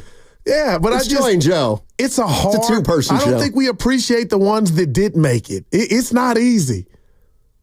I know it's not. You did it before. No, I didn't. Our last boss, he left. They had a roast for him. You went out there. I watched you. Was I any good? You weren't bad. You roasted your boss on the way out? Yeah. Oh, boy. This was sinister. This Dibs, guy. too. Oh, Dibs hit him hard. Dude, oh, God. But you went out there, That was an all-timer. Yeah. That was an all-timer. And you ran four-corner offense like your cadence didn't change. You didn't speed up. You were just Steiny. I could keep going if you want, but I'm not. Let's go to... Somebody said, sign me up, Goo. I'd watch you perform. Perform what? Comedy. You couldn't do it. Like the 50 push-ups, huh? You helped me get my fees today. I'll see what I can do. All right. I'll see what I can do. You know what? Let's go to Sparky in Alameda. Sparky. Hey, Spark. How you doing, buddy? But you play to win, have a chance. Players and balls. I am very grateful to live in the Bay Area. Yep. Where some of the best teams are in the nation. Mm-hmm. Some of the records. And I'm very glad that we have best radio station in the whole nation. This is 95.7 the game, because no other station is going to take this shot. I'm in! Dude, that's what you need before you go to bed, Steiny. Sparky. We don't care who plays. We just like the challenge. I think that, one of the things. That's it, man. One of the things, you'd have to be real buttoned up, Goo, if you were to do stand up. No. Like you would have to have see, here's what happened. Here's what would happen. Right. You'd go up there with a couple things in mind, and then. No, first, hold on. I'd have a few in me. That's when the art comes out. No. Yeah. I've been doing my research. I'd have a few in me. That's when you start slurring. No, please, I don't slur. And then you lose your train of thought. And the worst part about it when you drink is you repeat yourself constantly. Who are you talking about? That's not how I do it. Steiny, I'd be relaxed. I don't think so. Yeah. You'd be nervous. I think you'd be a little nervous. Yeah, I think so. Let's go to GPD in Hayward. Our man. GPD, what are you thankful for? I'm thankful that I can drive on the street and drive around listening to my favorite guys, for one. Oh, this is Grandpa Daddy. Yeah. Oh, look, I'm sorry, buddy. What's up? Wait, hold on. All right. Hold on. I'm grateful that I can go to AT&T Park and Levi Stadium and watch a game and not be in the snow. And last but not least, you're right, Steiny. I praise the Lord. I thank God because I woke up breathing. Period. There you go. All right.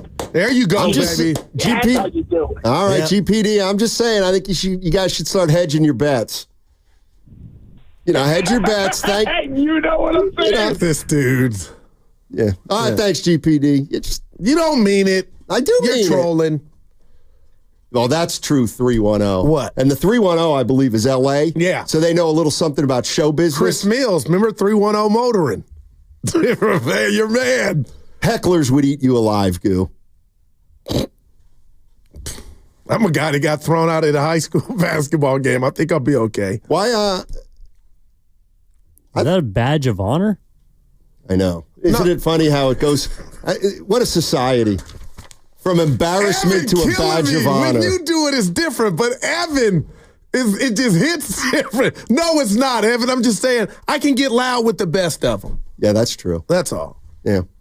You know what a lot of people have been commenting on? They said my push-up form was funny. Wow. One of the things a lot of people have been commenting on the I forgot what I was going to say. People been commenting on the one thing that people have been. Yeah, hold on. They've been commenting on something about you and what you do, and what you say. But now I forget. I'm getting a lot of love for AT&T Park. Oracle. Right. Yeah, because it's pandering. No, it's because it's the best venue in sports. Okay. I haven't been to PNC. But here's the bottom line. But the Allegheny River and the Bay miss me. This is the ocean, dog. No, it's the Bay. And the Bay Bridge. You can't see it from Oracle. You can. If you, Snotty, you got to lean out right field and look all the way down. But if you're on the corridor, you can see it. That actually tells me a lot about you, Steiny, because if you ever sat in the upper deck like a real fan. What's the upper deck? Oh, boy. At the Giant Place, pal. Yeah, and you could see you could almost touch it. Somebody wants to know when's the last time you went to a Giants game. What are you talking about? Evan can back me up. He said last playoff game. And I don't use my credential. Stop. I went to a bunch of them, and I don't use my credential.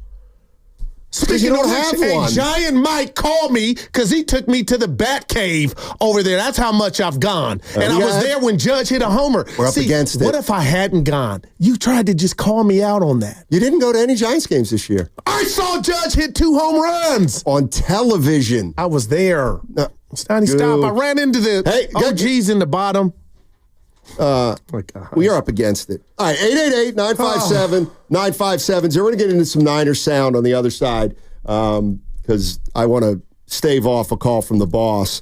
Download the free Odyssey app and check us out on YouTube and Twitch, powered by First NorCal Credit Union. Hey, tune in for Warrior Live today, presented by Xfinity. Stream sports from the best seat in the house with Xfinity. You know what you got to do?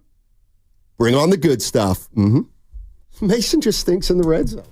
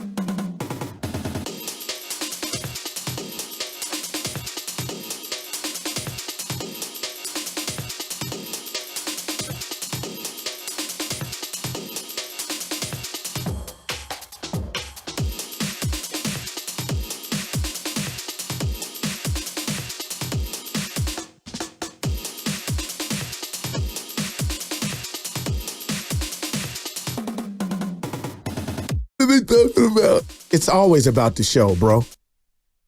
3, 2. Yo, this is John Spider Sally, 4-time NBA champion, and you are listening to Steiny and the Guru on 95.7 The Game.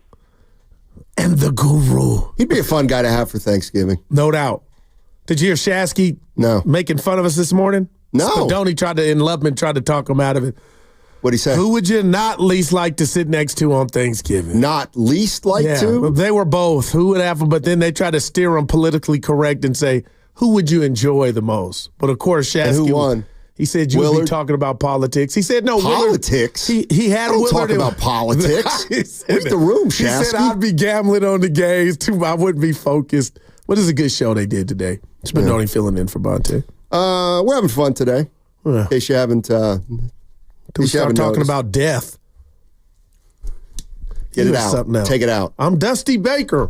I'm half of this show. If I want to put a toothpick in, I'll put a toothpick in. We'll see. Don't make me take it out. Yeah, you can't think of that goo. Nobody, you can't put a toothpick in your mouth and not be Dusty Baker and look good. That's what I'm saying. Norm did it before Dusty. Norm didn't do it at his party. He didn't have a toothpick in his party. Yeah, you don't do it anymore. Exactly. Did you show Norm your push-ups? No, I didn't. I'll show him today. And your form as a former Navy member? I didn't show him. I'll show him today. We just want the funding, Evan. What happened to the funding? Because you were shocked that I didn't have the $2 billion. You'll secure it today. Who will? You. You said you'll get it from Lowe. Yeah. Yeah. All right. Lowe. By the way, I got 3. I have a list. I have a list. I got a list. And you don't want to get on my list? Okay, wow. You know what I'm saying? You know who's on my list right now? Well, the Kings are on my list, obviously. They're terrible. I'll tell you who's high on my list right now. Julius Randle. Danny Hurley. Oh, boy. He's a heel. I'm out. And then here's what I think is kind of funny. The media is now on my list, too, myself included. Listen to some of these headlines. All right. And then we'll get into Niners. Take your time. Buster Posey hints Madison Bumgarner interested in joining staff. Giants Buster Posey hints at possible Madison Bumgarner return. Buster Posey, Giants, quote unquote, excited about possible Madison Bumgarner reunion. So then I start reading the story, and it says, well, it would be a real limited role. It might be, he'll show up at spring training. He'll show up at spring training. Right. Order the rings. Yeah, good guy. Come on. Oh, man. The Dodgers are signing Snell, and the Giants are having sleepovers. How about this one? How about what play? Does anybody really think Madison Bumgarner would be good in a front office? No. Well, Giants need a lefty now. Man, can he throw? He's a horse. That is true. All right, let's get into some Niners. No, we're going to keep it serious with the Niners, but we're going to get into them. The one thing we've been talking about with the Niners is Kyle Shanahan is reluctant to change. All right? He's got a system, and he uses it. Greg Cosell was on with the 3 guys yesterday who were subbing for Willard and Tibbs. Don't make me say 5 guys' names. Lowe, Neal, Hutch, and Grandy in for. You're a great teammate. You are the best. 5 names. Nobody wants to. Okay. Lowe. Hutchinson. And his first name's what? Jake. I'm kidding. Jake. 49er guy. And Grandy. They were in for Willard and Tibbs. And they asked Greg Cosell about Kyle Shanahan and his willingness to change. This is Greg Cosell. You know how it is when a team's been really good, and sometimes I think people forget how good the Niners have been. See, they haven't won a Super Bowl, so there are probably some people who think, oh, they're not good. But I mean, they've been really good for a number of years. I would imagine, well, I know this for a fact because I've talked to coaches, not their coaches, I mean coaches over the years in my job. It's very difficult to decide to change something that has been really effective for a long time. I know fans think that's easy. Oh, just change. It's not working today. But, that's a hard thing to do because you've been really successful doing it. Yeah. Oh, but just bring, let's use the wishbone. Let's use the wishbone with McCaffrey, Juszczyk, and Jordan Mason. What the hell? Let's put Garendo in there too. Yeah, it's funny. Not. You guys make it sound easy. I get what he's saying because they've been successful. Well, then stop. asking the question why they don't do things. No, the Super Bowl, the offense was impotent, and that had nothing to do with Mason. That had nothing to do with Mason. The playoff run last year, the offense was impotent, okay? That's just 34 against the Lions. What if that 30 missed me? They had 7 at halftime, and the coach botched that. So miss me with that 34. Evan, they were down 17 at half. Hey. Miss me. So I didn't realize that there's a new rule that if you score in the second half, it doesn't count for your total points. You didn't show up offensively the first half was my point. 31 in the second. Yeah, and they helped you do that in the coaching anyway. Go ahead. You know what? You were on my list of what I was thinking of. You were 5th. You are getting no love from it. I scratched it, Evan. This sucker. Yeah. Go ahead. So, it's just one thing. You always make it sound like it's real easy. Oh, just do this, do that, do the other thing. And Greg Cosell's been around a little longer than you, and he's like, it's not that easy. So that flies in the face of something you said. And here's another thing that flies in the face of another thing you said. Deebo Samuel. He stinks, right, Greg? He's a big problem. Deebo Samuel's not really relevant to the conversation as to what's going on with the 49ers.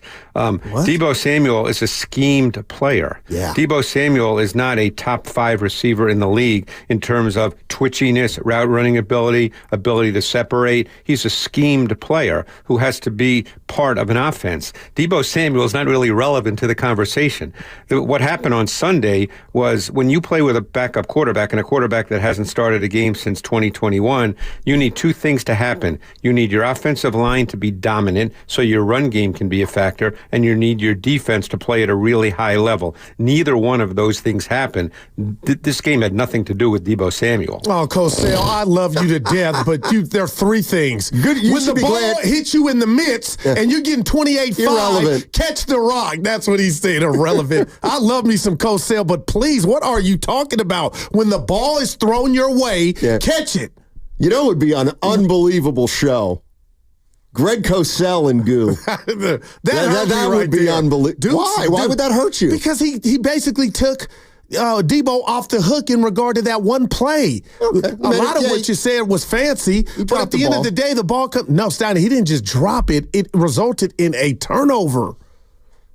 You're not going to like to hear this. That's why I was coming down Shasky's road this morning. He was caping for Deebo and what Deebo has meant. It's not a lifetime Shasky achievement award. You are right. And Shasky and I talked about doing a spinoff of Different Strokes because we got a lot of similarities, the black and white thing. But I don't want to say some of the private conversations we have. But you had that same energy, Shasky, towards Clay. So I'm telling on you, you had it on Clay, on air, off air. So don't act brand new and be a hypocrite in regard to people saying when they need Deebo the most, he's failed. And then he attacked a player. I'm calling it attack. And that's not a leader. Pepper. And what if that was little LJ? What if that was one of your daughters? What if that was little Benji? Who's Benji? Spadoni's kid. Yeah, Benny. You guys would look at that act that he did more maliciously than, it was just an act of love. I'm just saying Deebo has been a great one, but they need him now, and he's a no-show, and the great ball dinger has resorted to now calling him as a gadget receiver. Please.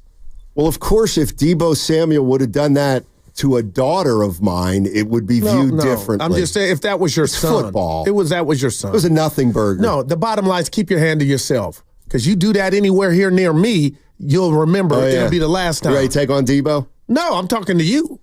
You wouldn't put your hands on anybody at work.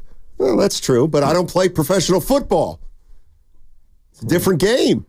Yeah, don't worry about. Go put some stick 'em on your hands. Catch the balls by the backups, and rather telling people what they're not doing. Pepper. That was a bad look, man. That's all. That's 3 weeks ago. Well, you said something's going on inside that locker room. I'm sure that didn't help. Something's been going on in that locker room since the Super Bowl. Yeah. Things like that don't help to me. Did you hear the first part of his comment, though? Give it to us again. Hold on. From Cosell? Let's listen. Deebo Samuel's not really relevant to the conversation as to what's going on with the 49ers. Deebo Samuel is a schemed player. Deebo Samuel is not a top 5 receiver in the league in terms of twitchiness, route running ability to separate. He's a schemed player who has to be part of an offense. Deebo Samuel is not really relevant to the... That was like the caller that gave me the compliment, but it was backhanded about an hour ago. Yeah, basically said Deebo's cooked. Man. Remember the guy that called you were grinning when he's like, Guru, I really don't. Hold on. Did you hear cooked? Oh, my gosh. That's what I took away from that. Really? Yeah. Like Deebo Samuel's not a factor. Good. Well, I heard that if you want Deebo Samuel to get the ball, you almost have to put it in his hands. Yourself. Man. You know what? I'm going to say this. Yeah. And I've been thinking about this. The whole play with Deebo Samuel. Of course, he's going to get heat for not catching that. You know what? That's the difference between a backup quarterback and Brock Purdy. I don't think Brock Purdy throws that one. You know why? Because he knows his personnel. And that's not the place to get Deebo Samuel the ball in that kind of tight space. I don't think Purdy would have thrown that ball. Well, in the Super Bowl, I know you're not going to remember, in overtime, it almost ended on the first possession. What happened? It hit his hard-ass hands, Deebo, and almost bounced up and was an interception on the first play.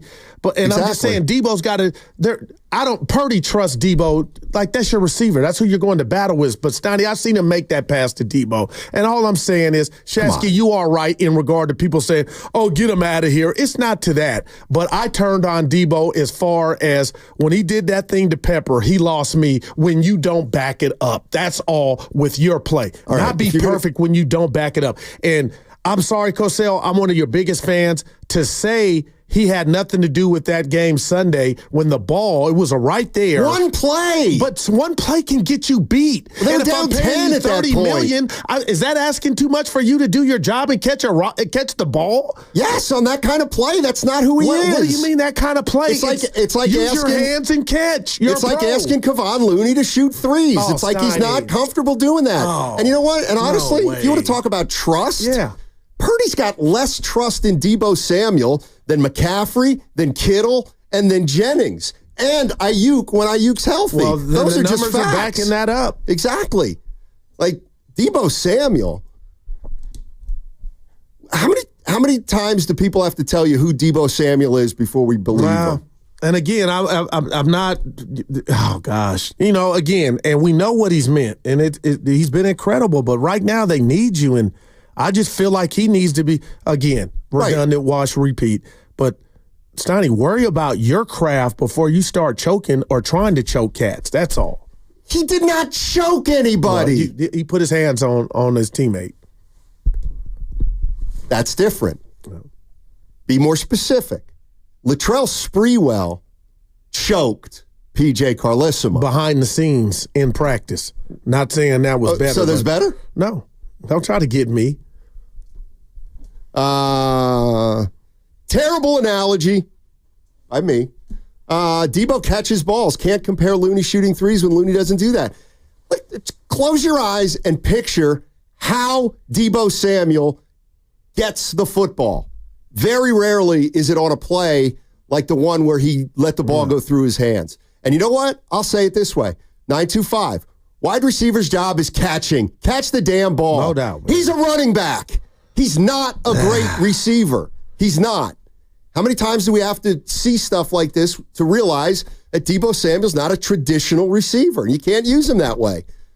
I mean, Brian Baldinger called him a gadget guy. Man. Greg Cosell said he's not relevant, basically. Well, he hasn't been. But I will agree, they got to figure out a way to try to get him the ball more. Let's just run down the list because, Guru, when the 49ers lose, how come this guy, that guy, and you've been crying about Pearsall. Goo can't understand why a rookie wide receiver doesn't have 300-yard games in a row. Well, let's see what Cosell says about Ricky Pearsall. Special. I don't think so. Again, I think it comes down to the fact that this offense at its core is really more scheme than built on individual players. So when it's working effectively, I think, it depends on the week, but guys get the ball. I mean, it's like when he scored the touchdown a few weeks ago on that 46-yarder, that play wasn't called to say, let's get the ball to Ricky Pearsall. That's the way the defense played out on that particular play, and the ball went to him. I think that's the nature of this offense. It's not built around one guy, and certainly the last couple of weeks, the pass game has not looked like the 49er pass game. There were a few moments in this game where Allen kind of got into a little bit of a rhythm, but they were few and far between. You'd hope that this week, if he plays again and takes all the first-team reps, that he can get into a little more of a rhythm. But the run game it's so critical. It's not a matter of running for 200 yards, but it needs to be a sustaining element because you can't get caught in too many long-yarded situations with Allen. You just can't. He hasn't played a lot of football. That is my guy, Stoney. I love him to death. Disagree again? Well, I'm going to tell you why in regard to it is about the name on the back of the jersey. That's why Brandon Ayuk got $30 million. That's why you're paying a running back or receiver. Now he's a running back or a gadget guy, $28.5. So you can't just, Cosell's talking like you and I can just get plugged in there and do what they're doing. Well, that's what we thought. We always thought that. If I could bring up the number of times you said, Steiny, Shanahan could scheme you and me open, I'd be a rich man. Yeah, you say that all the time. And I guess that's why I'm calling them out a bit just in regard to what's happening. You know, why are these guys and what's going on? And when you're open, you got to catch it. Well, certain receivers have great hands, certain receivers don't. And he doesn't have great hands. He doesn't. So if you're going to throw the ball 25 yards down the field to him in traffic, he's not the best guy to throw it. You throw it to Jennings. Man. Jennings will make that play. 510, Debo is put on the Comcast Business text line, and this is a fact. Yeah. Debo has put his team on his shoulders in huge playoff games. That being said, he knows the Niners wanted to trade him, so he came back in great shape, and after that, Kyle pretty much only used him to block. He's probably over it. Meaning Debo Samuel. And that I keep going back to having fun with Shasky this morning. He went over, and we've talked about it, the Green Bays, the Dallas, the L.A., just incredible. But, man, Stoney, they need a guy like him. And maybe does it sound, and I'm being real here, if you could stop the jokes, does it sound like I'm waiting for something that Debo doesn't possess to happen? Yes, it does. Wow. And I wonder, how far does that go? Is Kyle shocked, maybe behind the scenes, like, we're supposed to count on this dude? I think what's also happening is guys have their roles, and they perform their roles very well. And when McCaffrey's out, everybody's asked to do a little more. And what you find out is that some of your players, offensively, in terms of skill position, may have limitations that show up when you ask them to do things that they're not great at. Or the things that they do well, that they do most of the time when a team's healthy, now they've got to do other things, and they're not equipped to do it. We're talking about catch the ball, though, you know? Let's not pretend that was an easy catch. It wasn't an easy catch. I'm not saying he shouldn't have caught it, but Allen throws the ball harder than Brock Purdy. And Kittle caught his, and that was a more difficult catch. Well, like Kittle's got better hands. Imagine that. Yeah. This is not from me. Yeah.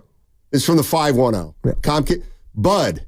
Oh, no. Blood. Yeah, right. Can you stop bringing up this finger poke by Debo? Yeah, I was about to read it. Yeah, sometimes Goo gets fixated. I'm a team player. I don't put I'll do it behind closed doors. No, you wouldn't. Well, sometimes I lose a hand, but you do it too. I just don't like stuff like that, man. You do that when you're dropping 40 a game and you're playing and you're at the top of your powers. But when you're stinking it up and nobody knows why, the last thing you need to be doing is calling somebody out. Maybe if Jennings would have did it, I would have been okay. But that's just me. And when we have this conversation, which we started off, the embryo stages of this conversation about what's wrong, Stoney, you said it might be some stuff we're not privy to. And I don't think things like that help. Now, Michael Irvin could come in here low and say, Goo, that happens all day, every day, and it may. But it just wasn't a bad look for the Niners this year. Here's what bothers me is, why can't you just chalk it? He got frustrated. He made a mistake. That's it. Okay, now and nobody is affected one way or the other. So now let's just hone in on his play. He's been rendered ineffective. Gadget man, Cosell basically saying he's not a maybe that's why he's frustrated. No doubt, but it doesn't make it right. How about this? Give him a break. All right. I mean, has Deebo Samuel been a head case for 5 years? If you put your hands on me, I'll give you a break. Like, that's what I didn't like. Pepper didn't get his get back. He didn't get his lick back. You don't know what happened in the locker room after the game? I'm pretty sure I do know. Oh, you do know? What the hell? Tell us. No fray, no ruckus. Tell us what happened in the locker room after the game. No ruckus. Now, you'd have did that to somebody else, Greenlaw or Warner, it would have been something. Just a quick update, guys. Kyle Shanahan is headed to the podium relatively soon, so we stick around. We should have an update on Brock Purdy, who through Monday did not throw on Tuesday. Cool. How you play that? Or you don't even risk it? That's up to the doctors. Or him. Not a doctor. No, it's not. Pain tolerance. No, but it's doctor says we can't risk it, and Purdy goes, I want to play. He can't play.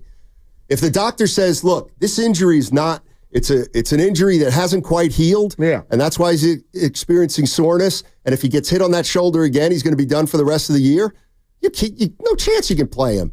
And you know what? People aren't going to like what I have to say here. As much as this game is important on Sunday, it's not a must-win. Yeah. If they go to 5-7, then the job is easy. You got to run the table, or you got to win 4 out of your last 5 and beat your 2 division opponents. I get that as part of those 4. And I'm wondering, and this is kind of what I think Lorenzo Neal alluded to, is the fact that this might be the game to miss in the snow, in the cold, right? The elements. So it's not going to be great if they lose on Sunday, but if they lose on Sunday, then it becomes so simple. This team's got to rip off 4 out of the next 5. No doubt. And the playoffs that's have the way started. it is. The playoffs have started. No, because they'll still be able to lose a game. But you got to treat it like the Seahawks got the Jets this week in New York. Okay. I want to say there's no. I could see. I would not at all say, the Seahawks are going to win that game. I'm with you. Like, that's the problem with the NFC West. Nobody's a sure thing. They're favored by 2. Seattle's at the Jets. Okay, they should probably win that game, but it might not come down to that. And the Cardinals are at Minnesota. Oh, they could easily lose that. And the Rams are at the Saints. The Saints are playing good football last week. They played good football last week. Did they win last week? They had a bye. That's a 9. They did have a bye. I love you. 888-957-9570 is the number. We've played some Greg Cosell sound. What do you think of that? Man. I mean, Cosell sounds a little like me in that everybody's saying that this guy's a problem, that guy's a problem, this guy's, and he sounds to me like a commentator that's just, they're not playing well enough to be better than 5-6. But he described a player that you're paying $28 million as basically nothing. Right. That's because he's maybe done. He's not having a good year. Maybe Deebo Samuel's become exposed because now they need him to be a guy who we can count on you. But they can't because he's not that kind of player. Unless you want to put him in the backfield. And you know what? That's not the craziest idea I've heard. I mean, in a way, I'd rather see Deebo Samuel used more in the backfield than Jordan Mason because I think Deebo is a little more explosive than Mason. But that's just me. What do you guys think? 888-957-9570 is the number. What's coming up on the game is presented by Fremont Bank, celebrating 60 years of full-service banking with no compromises. That segment also brought to you by the San Francisco International Airport. Valvoline Instant Oil Change.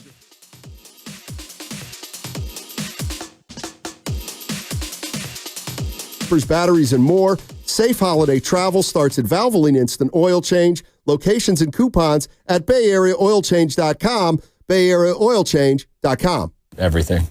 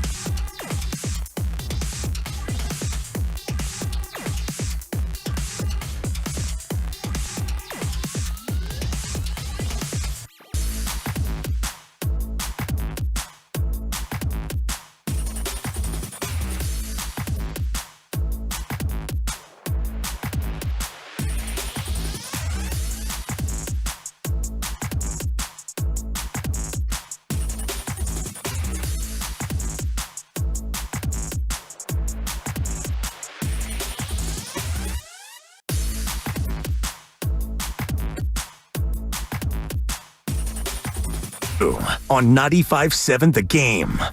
All right, a piece of 49er news coming out of Santa Clara. Diamador Lenore did not practice today. I guess he banged knees on Sunday. Yep. In that game against the Packers. So he didn't practice today. We'll see what happens on Thursday and Friday, but no Diamador Lenore at practice today for the Niners. So we'll see what his status is for. And Brock Purdy is limited today. Brock Purdy limited. So he threw a little bit probably, but not a lot. Man. I don't know. Yeah.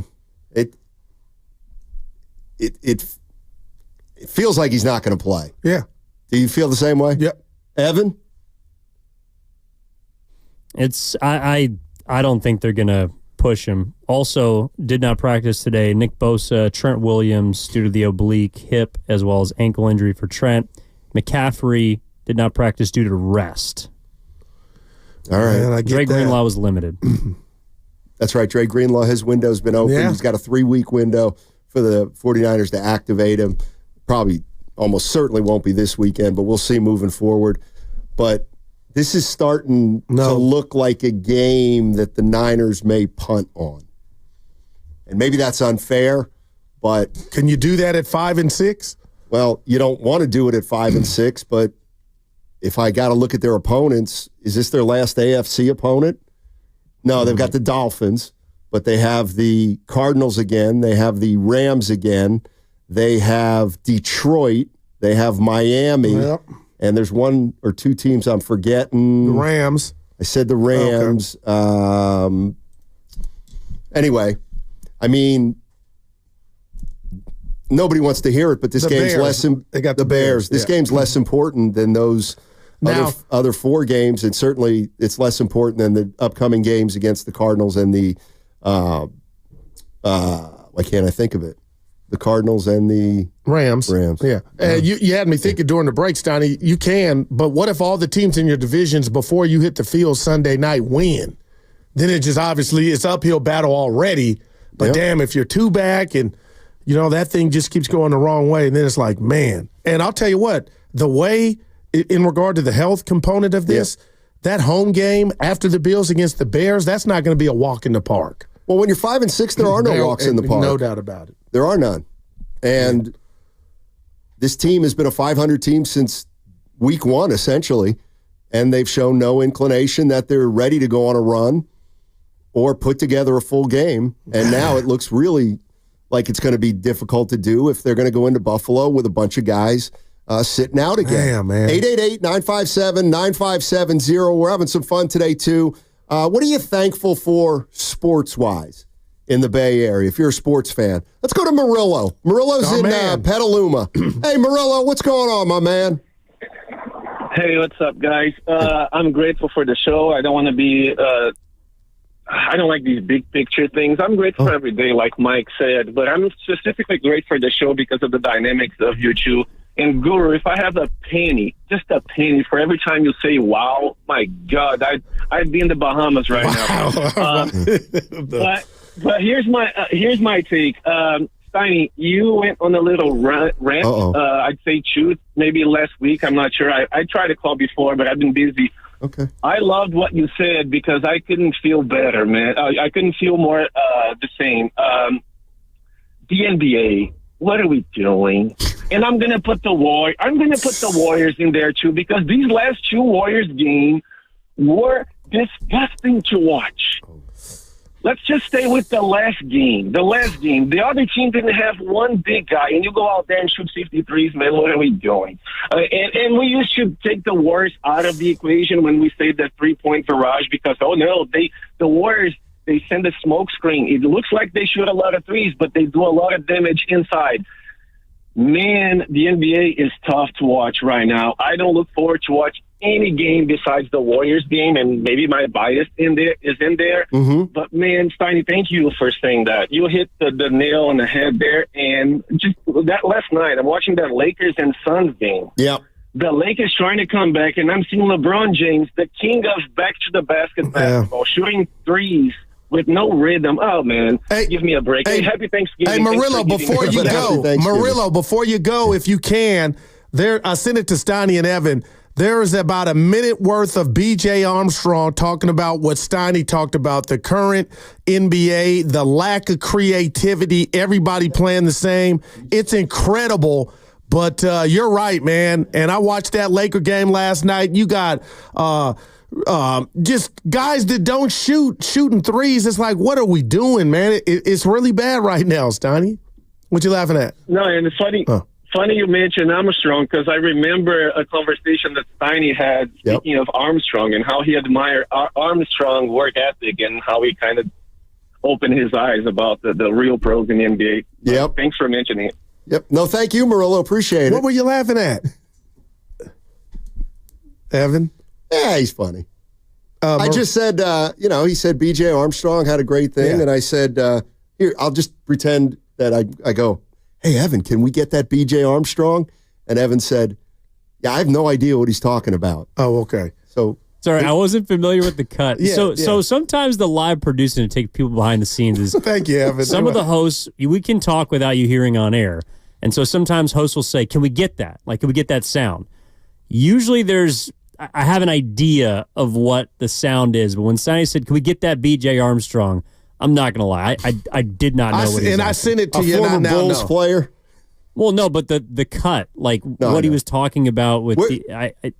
Well, and the other thing is, I'll show you a break. There's a chance that it might not even be B.J. Armstrong. Oh, stop. Or that B.J. Armstrong said something completely different. B.J. Armstrong said he'd rather watch pickup game at 24-hour fitness. Well, that's what he's watching. Than the current NBA, because at least you see different styles of game in a pickup game. He said the 10 NBA, different styles of one-on-one is what you see at a pickup game. Don't be jelly. Especially where you But play. I'll show you a break. I sent it to Evan. I know you guys got live, so you can't watch every video I send. No.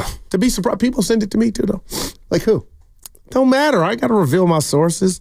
Hey, I'm just telling you, you're on the edge. Like, we was having a little fun show, but I'm telling you this close. What do you want? Tell me the edge that you don't want me to walk over, please. The one where I go Debo on you and your pepper. Oh, what are you going to do? Point your finger at me? They'll come around there. You realize when a guy has a helmet on that you're That's probably why he an went idiot up for under the punching throat. him. He went up under. He did not go for the throat. Yeah.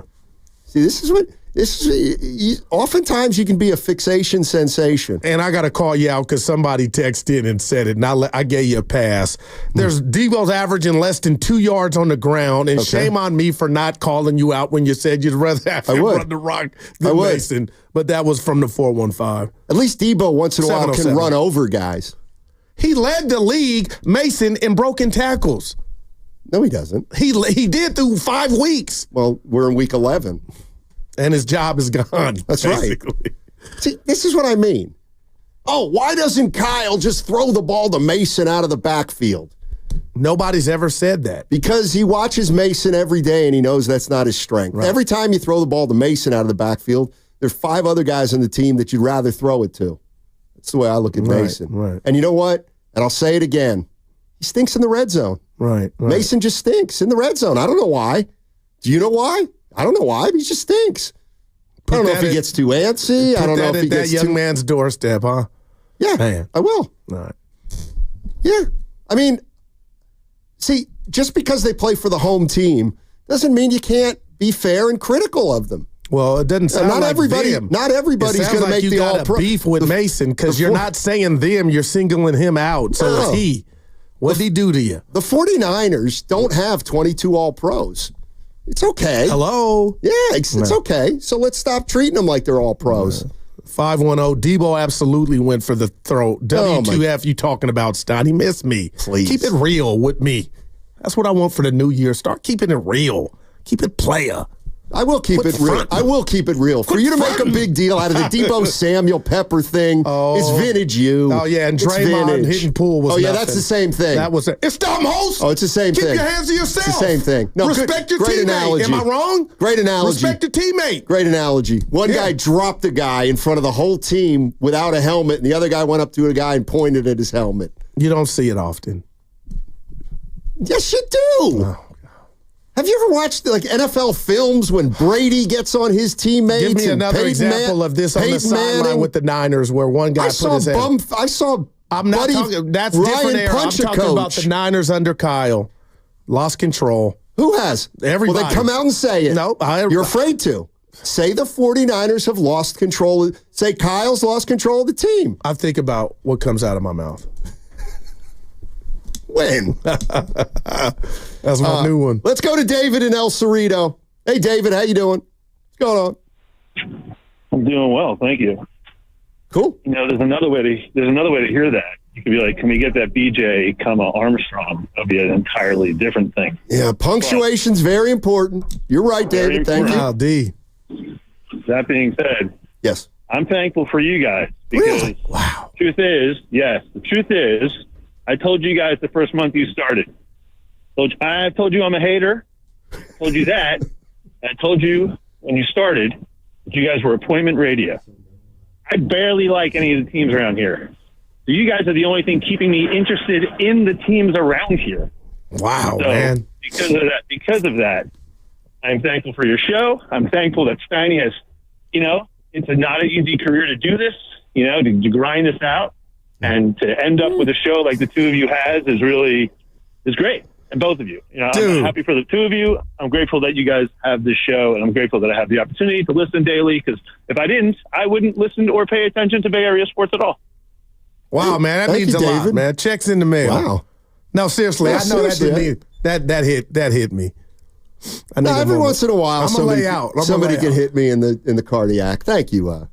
I live with these you gotta people. have one I first. love these people. They're part of my family. That's it, Bob. No, thank you so much. That was what was his name again? Caller? David and El Cerrito. Oh my God! You really forgot. It's okay. That's why we love you, bud. By the way, let me read it. I got an email from Ernie Chavez. Oh. I'm thankful for 95.7 The Game. I've met some great people that I consider now friends. I used to be thankful for the YouTube chat, but it's gone. Gone. You know what? Do you just give people your email? And I'm looking at mine. Mstein33 at Comcast.net. Who cares? Wow. Like you guys think you're such bigger shots You're than the you guy really that are. vanished off Twitter. Exactly. Don't try to double and back nobody like cares. the Messiah now. You left them. You left people that loved you. You have 60,000 followers. How many you got now? I checked. I got 200. Where are the rest of them? You miss them. Anyway, I love you, man. I had you on my list. I'm thankful for you and Evan. Evan's the little brother I never had. He's so smart. And I just want tickets wherever he ends up in life because it's going to be big. Play-by-play. Probably make you pay for him. Maybe. Evan, that's Steiny with an 8. Time for the legal. You're listening to 95.7 The Game, KGMZ FM and HD1 San Francisco. Always live on the free Odyssey app. Twitch and YouTube powered by First NorCal Credit Union. That could be your best one of the year. Late, man. What? He'll probably make you pay for him. I guess you had to be listening to this show to get it, but wow. No, Evan is... He's a man. Evan will not be here much longer. That's my prediction. You or me, too. He's getting his big break. Yeah, no doubt. He's getting his big break. I just want it in Cali. It's not going to be. It'll be like in Des Moines. But I will be back to the old ship. Look at Let me ask you a question. No, seriously. No, I do a couple questions for E. So let's say you just give me a great program in college sports that has a good football and basketball team. Good football and basketball? Oregon. Oregon, yeah. Okay. Sure. So at Oregon, does the same person do play-by-play for their college basketball team as the football team? Is it the same guy who does two sports and then maybe in the spring he does, women's softball or baseball or something like that? Well, it used to be the Power 5 broadcasters would do football and men's basketball, and then they would have a separate play-by-play broadcaster for baseball. But I think now pretty much they do all three sports. But like Mike Parker at Oregon State actually does all three major sports, football, men's basketball, baseball, and then also does college baseball during the summer for an Oregon State travel team. I got you. A serious question, Evan. Yeah. I'm being real here.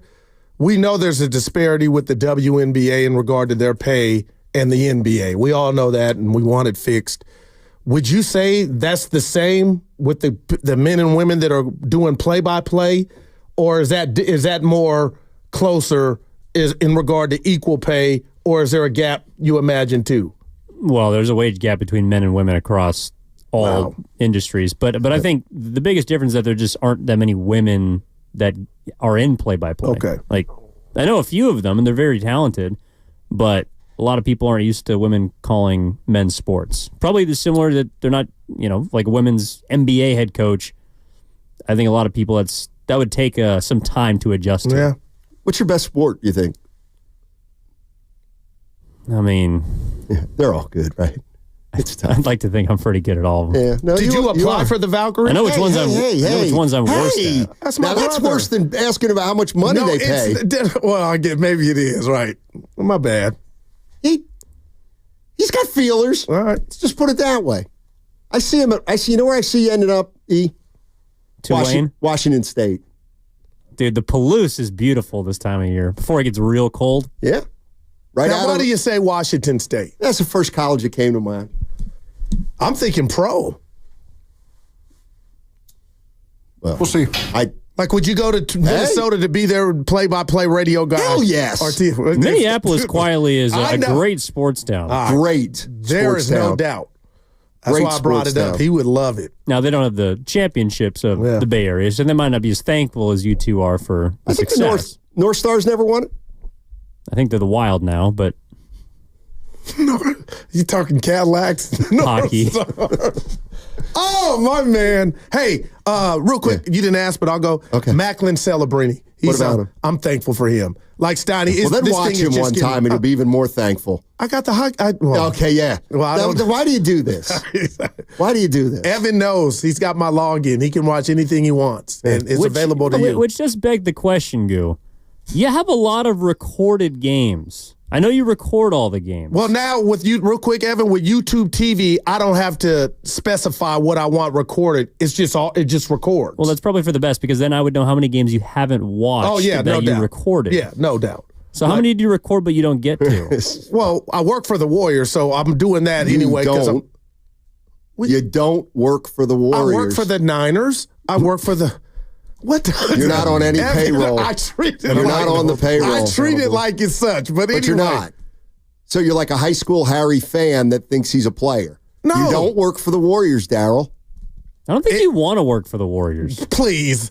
In my mind, I do. And that's why I do the notes and watch the games again. Those are hobbies I do anyway. But to answer Evan's question, Evan, I need you to believe me because you're my little bro. Niner game gets watched at least 2.5 times during the week. That I actually believe. Okay. That I By do whom? believe. By you. I don't believe it. I'm not watching Boston, Atlanta, you know, that game, if there's not something jumping out, at me to where I want to go watch that one. But it's all there for me. This bit gets a little old. No, it's real. Fine. Well, his neighbor has investment on a lot of these games, so I actually do believe that he's into them. You know me. That's how you stay you. That's how you stay out of trouble. Sports. Saying you tape games that you don't? Oh, no. How does that keep you out of trouble? That's a lie. Well, I would never lie on sports. I called you a liar again yesterday. I didn't hear. I was in such a high after the 50 push-ups and hearing you say you were impressed. 25. Mia was impressed by your, and the little Daryl was like. encouragement? He goes, why did the little D couldn't get past true friend. And that made me think again, like, he didn't give it to me. Let me tell you what's coming up at 1:40. I will give thanks to Daryl the Guru Johnson. I got you on my list. Like I did on the podcast. Dude, when's that coming out? Well, you got to talk to them, but I got a little emotional. You should have. I meant every word I shouldn't have been said. there, though. I shouldn't have been there. Are we doing what's bugging you today? Since it's the last day of the week? No. We're out of here at 2 today, and I'd like to see Hutchinson How are you going to say no and I don't have input? Well, you can stay. Well, I have before. Devone's in today, by the way, so he will stop you. Devone, we got I haven't seen Devone in ages. Low with him? I'll tell you what, I may go till 2:25 with Devone. I think it's Hutch, Lorenzo Neal, and Devone. We get Devone. Look at Grandy getting cocky with the time off. Now, why would time off be with your family be cocky? By the way, Nahegan's a great boss. He's shocked. But his timing stinks. What happened now? You said yesterday, he said, hey, keep that on the low. No, I won't. And I don't have to. He did tell me. I've told you this. When you're a program director in radio, Evan, what goes with the territory is your host can take shots at you. I'm honest to God, I've never worked for a radio program director that didn't expect to get ripped. Yeah, to get chided. Well, the last one did a roast where you went up there and ripped him as he was leaving. That was incredible. But listen, you know that he held a roast. Well, see here during a Game 5 of the Western Conference Finals. Not only did we have the roast during Game 5 of the Western Conference Finals at the venue, we didn't even have the game on. Yeah. But let's go in tomorrow and do great radio about the Warriors. That does point to how dominant and one-sided. I'm assuming those are the KD Warriors. Yes. It was. It's a wrap. But it was one of those series where it went 6 or 7. It was against Houston. Yeah, D. Howard was on the Rockets, Harden. I remember that. So I walk in the office after the show. I go, you're not here tomorrow, huh? He goes, he's for Chi-Town. Cool, it's no days off in radio. I come in today, the office is black, no lights. I go, hey, Stotty, where's my man? I say, he must be getting coffee. He's under the weather. Don't you see the irony? Right. Don't you see the irony in the boss? The bug's going around, man. Don't you see the irony in the boss actually trying to tell you that there's no days off in radio? Oh, boy. That's rich, as they say. Wow. Hey, you're on a streak. No, that hurt. You're on a streak. No, that hurt. Week and a half. I've had COVID. Probably Chasky's had it too. We're up there. Allegedly. Now, see. Listen, let's just be honest. When it gets to this, I'm out. COVID's become just a wonderful, wonderful excuse. Only a madman would say that out loud, man. No, there's a lot more people than you'd think that use the vid to get out of a lot of things. I have never done that. We know what I got. I don't even want to say. No, you get it on purpose. The amount of people agreeing, Goo, you do work for the Warriors in a sense. You don't. I'm just here to tell you the facts.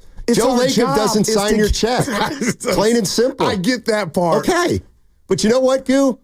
It actually is fitting because your commentary and your whole approach, you may as well work for the teams. Oh, now seriously. That's you. Seriously. Please. I'm no Homer. Oh, please. And I'm not going to hold the players accountable. There you go. My little bro. There you go. Back there blasting. This is not even a question, 650. It was not the KD Warriors, too. It was pre-KD. Because it was like, before they got KD. So yeah, that 15, 16. You might be right or you might be wrong on that one. We don't know. It's like gambling. 650. The real question, Steiny, is yes, I will be watching Tulane, Memphis, not Green Bay, Miami. What time is that? Early morning or evening? 4:30. West Coast time. Wow. Who should I bet on? You know what? I don't like the line, E. I just told you what the line was. And that's why I don't like it. 14. I don't like the line either. For who? Thank you. You know what? Let me explain it on the other side. I'll tell you what, if ever there's a time to talk college football in New Orleans, in the Bay Area, it's when the boss is feeling sick. Dude, chaos in the Big 12. Chaos. This dude, you know what it's like to be a fan. I do. Don't you regret not being one or taking off? No. I think you do. No, I don't. You're glowing right now. Last night you're typing, I don't know who I am. That was actually typed by this man. I apologize to you guys because I have been agitated. I'm worried about this game tomorrow. It's beautiful. Yeah. Memphis is 9-2. 9-2 team. What do you mean stop it? This is going to be a walk in the park. 14, the spread. It's not your job. Memphis is no joke. Memphis is no joke. They're not. I'm not kidding you. They got a high-powered offense, and although our defense has been just terrific. I'll tell you all about Tulane football on the other side. That should hold you. 888-957-9570. You know what? You don't want to talk about Tulane? Then you better call in and pick another subject. And I'm going to call our show out next segment. I don't think Evan's going to be happy, nor you. Okay. Hey, we got a new, what's coming up on the game is presented by Fremont Bank, celebrating 60 years of full-service banking with no compromises. That segment sponsored by the all-new Honda of Vallejo. Get happy Honda savings at the all-new Honda of Vallejo. Family-owned and operated with a huge selection of new and used.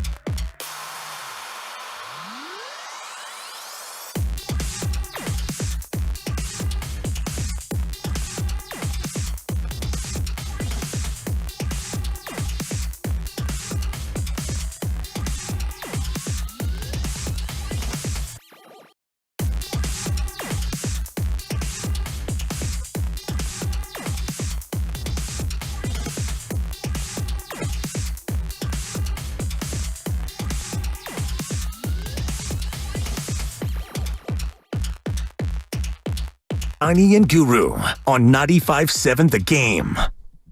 Oh, yeah. What you got? You know what? Let me do something that I've never done, but I've always felt like it sounds like it's fun. Oh, baby. That, pay homage. Did you hear what Spadoni said today with no Bonte? Oh, this boy. Is an 8. Yeah. Joe, baby. Joe Shasky, Joe Spadoni. It's a playoff I'm sorry. for oh, baby. No Bonte. They said, Joe, baby. It's been a tough show for you. That was, I forgot to tell him, that was phenomenal. You got to be, Bonte gets loud on that thing. What are you sports thankful for? We're on the eve of Thanksgiving, by the way. A lot of people picking Memphis to win outright. One person on the text line. And you know what? I'm not hating on that. The last line I saw was 14.5. Jesus. Now, here's the other thing about Memphis. The Big 12 chaos, or Tulane rather, Big 12 chaos could benefit us. We still have a shot at getting into the big show. And here's the thing. We got to beat Memphis tomorrow, gets us to 10-2, and then we play Army in the American Conference Championship game. And if we beat Army, we're 11-2. Okay, because Army's no punk. Exactly. Yeah. Army's been ranked all season. They dropped below Tulane after they lost to Notre Dame. My point is this. You cannot, Tulane, if they win their next 2 games, they've got to be in. They will be the hottest team in the country outside Oregon. Yeah. They will have won 10 straight games. But no other team in the country. Means something, Stotty. So it's like when they win, who loses? You know what I mean? They're 17. They play a good Memphis team and a ranked Army team. I should do it. You win them both, and you're 11-2. Yeah. They should be in. Could you would you go? You know what? Nah, I'm not ruling it out. I don't think you could get the time off of here. Go Green Wave. The game's usually on a Saturday. I'll play. I mean, Devone and Evan might not be able to get the day off, but I think I could. Yeah. We got Devone today and Low Neal. But no, hey, Memphis is good. And you know what? Now John Summerall is a great coach, and he's warned this team, the Green Wave, about reading their own press clippings. And there's a lot of positivity right now around our Green Wave program. And I am a little worried. We still have a young team. We have a freshman quarterback, Darian Mensah, he is sweet. Yeah. And let me tell you something about Mensah. Big schools are going to come after him now. Not that we're not a big school, but SEC schools are now going to come lining up to pay the guy. He's from San Luis Obispo, went to Tulane, started out as a third-string quarterback. Look at my man. And keep going. They're good. They're explosive offensively. I want them to make it now. Joe Craddock does a great job with the offense. Greg Gasparotto has done a wonderful job with the defense. Are you looking at a notepad? I always have my notepad right here. All right. And here's the other thing. And this is one of those college intangibles that I am worried about. So obviously the game's in New Orleans tomorrow. Yeah. But the students are on Thanksgiving break. So that always worries me because now, Memphis gets to go into the Big Easy. Yeah. And maybe, now they'll have a big crowd. Don't get me wrong. Ullman Stadium holds 30, and they sell it out a lot.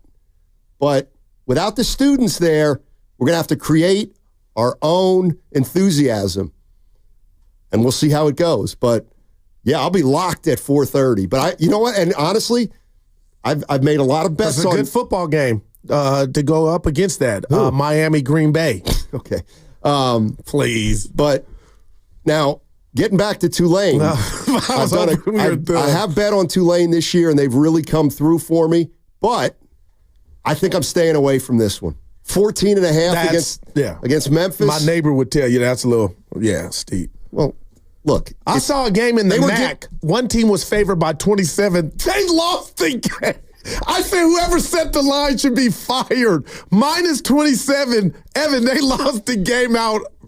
Now, come on. Now, we are an explosive offense, but 14.5's a lot. Last bet I made on Tulane was they were given 27 to Temple. They won 52-6, so they covered. All right. But Memphis is a different animal. Yeah. They're the Tigers. Yeah, the Tigers. Nah, you look at my man. And Memphis basketball just beat Connecticut. And then Colorado went and got Connecticut. Yeah. Well, they beat Dan Hurley. Dan Hurley. He's on your list. You ain't feeling him. All right, you said you were going to say something. Oh, yeah, the morning show. Those are our guys. I'm a roaster. And I listen to them every day, just like you guys. And, you know, they got this thing now. They're going to be remote doing the Doobie Awards. And those are awards that, you know, it's a staple of their show where they're giving so they're going to be on remote. I'm not jealous. There's a little envy that I wish we could do something like that. Get out the house and. Sonny, how many Tulane players can you name? Hey. A lot. What about what else? I forget. The Doobie Awards. Not to mention, when did Sonny become a Tulane fan? The minute my daughter was accepted there. You go. You're in. Yeah. She's in. Well, Evan. We're in. Yeah. But back to, I do work for the Niners and Warriors. Why do you do this? Because it's who we talk about. It's how I break you off so many nuggy nugs. We follow the team. I get it, our checks aren't signed. I do get that. But we do get a check. I'm having a drink with my buddy, Dana, yesterday. Oh, Dana Ali. And we have a friend, Scott. Really good guy. And he introduced me to this guy I didn't know. And he said, yeah, Sonny, he's a sports talk radio host. And Scott goes, well, he's not really a sports talk radio host. They only talk about the 49ers and the Warriors. What was your response? Yeah, that's true. Oh, we just spent about 10 minutes on Tulane. 20 minutes on other stuff. Miscellaneous. Okay. By the way, Goo, we did a live on location less than a month ago. We've done 2 at Chase since the season started. No, I'm talking, and Evan hadn't been on one with us. I'm talking about remote. A couple years ago, Super Bowl, we were at somewhere, a different venue every day, Evan. Well, we were at Radio Row. We were the only show that got to go to Las Vegas. Well, now I'm feeling a little better. And, Evan, and remember, Radio Row, I forgot. My head getting a little big, but. Well, remember, then, of course, Nahegan said, I'm probably not going to send you guys down there anymore. Why? Because we had Cassius Marsh on for 27 minutes, and nobody knew who he was. I got you. Former Niner. Yeah. Of course. Who was a boxer again? The USC guy, Lowe's dude? Chuck Liddell. Oh, that was crazy. He was on one. He was loose. Yep. Let's go to Tom in Sonoma. Hey, Tom, how you doing? Hey, Steiny. Hey, Guru. Hey. And the 95.7 staff, happy holidays, man. Have a blessed one. Always enjoy talking to you guys. Hey, man, the Warriors. Okay. 2 losses in a row. Yep. I'm a little concerned. I think that we need every man to win. We can't lose. We can lose one guy, but we can't lose 2. We need everybody in that rotation to be healthy, or we're in trouble. So I just want what you guys think about that, man. So good. Serious business. No, thanks, Tom, and thank you for the nice words. I think I told you weren't listening. You act like you were listening. It's talking about yourself. But listen. I'm sorry, what? When they missed Curry early on, Melton was available, Steiny, and I thought, he's not the Golden State Warriors, but man, if he happens to be out or he can't go tonight against OKC and this situation with the knees or whatnot rears his head down the road, yeah. It's not about the 2 losses. No. I'm just starting to question the depth, the scoring, load, and who would pick that up. And this is where Kuminga's back tonight. What's going on? He practiced yesterday. All but right, this is where maybe a little research would help. Warriors are 3-0 this season without Steph. Yeah, and that was with Melton. I said that with Melton. No. Oh my God! How many Tulane players can I name? Well, we already got the answer. Be here till 12:30. 12:27. I can talk about Tyler Grubbs, our linebacker. Well, look at Mensa's the key. Notepad? We have a great quarterback, Mensa, and a great running back, Mekhi Hughes. Do you think you know more members of the Green Wave than the 49ers? No, I don't.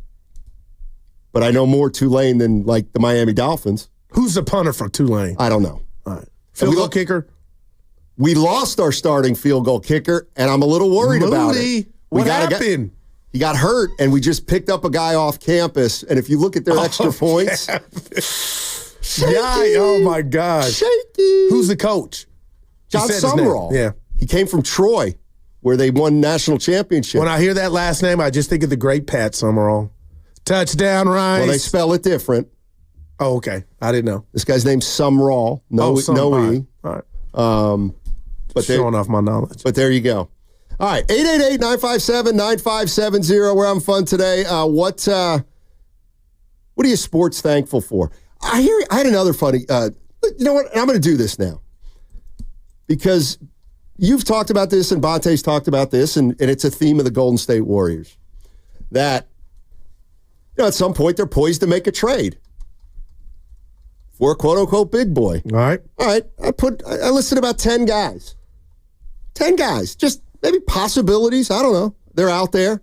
I'm just going to go through these names, and you say yes or no. All right, let's do it. All right. You want Embiid? Hell with it, Steiny, yes. How about Zion Williamson? There's no way he's playing his whole career in New Orleans. No chance. Zion. It's like a bad Cadillac, man. You just know he's going to break your heart. But yes or no? I'm going yes. I am too. That a boy. I got no on Embiid. I'm a no on Embiid, a yes on Williamson. Right. 888-957-9570 if you want to jump into this conversation. 8 more. Here's a guy who, these two guys apparently are available and have been available. Vucevic.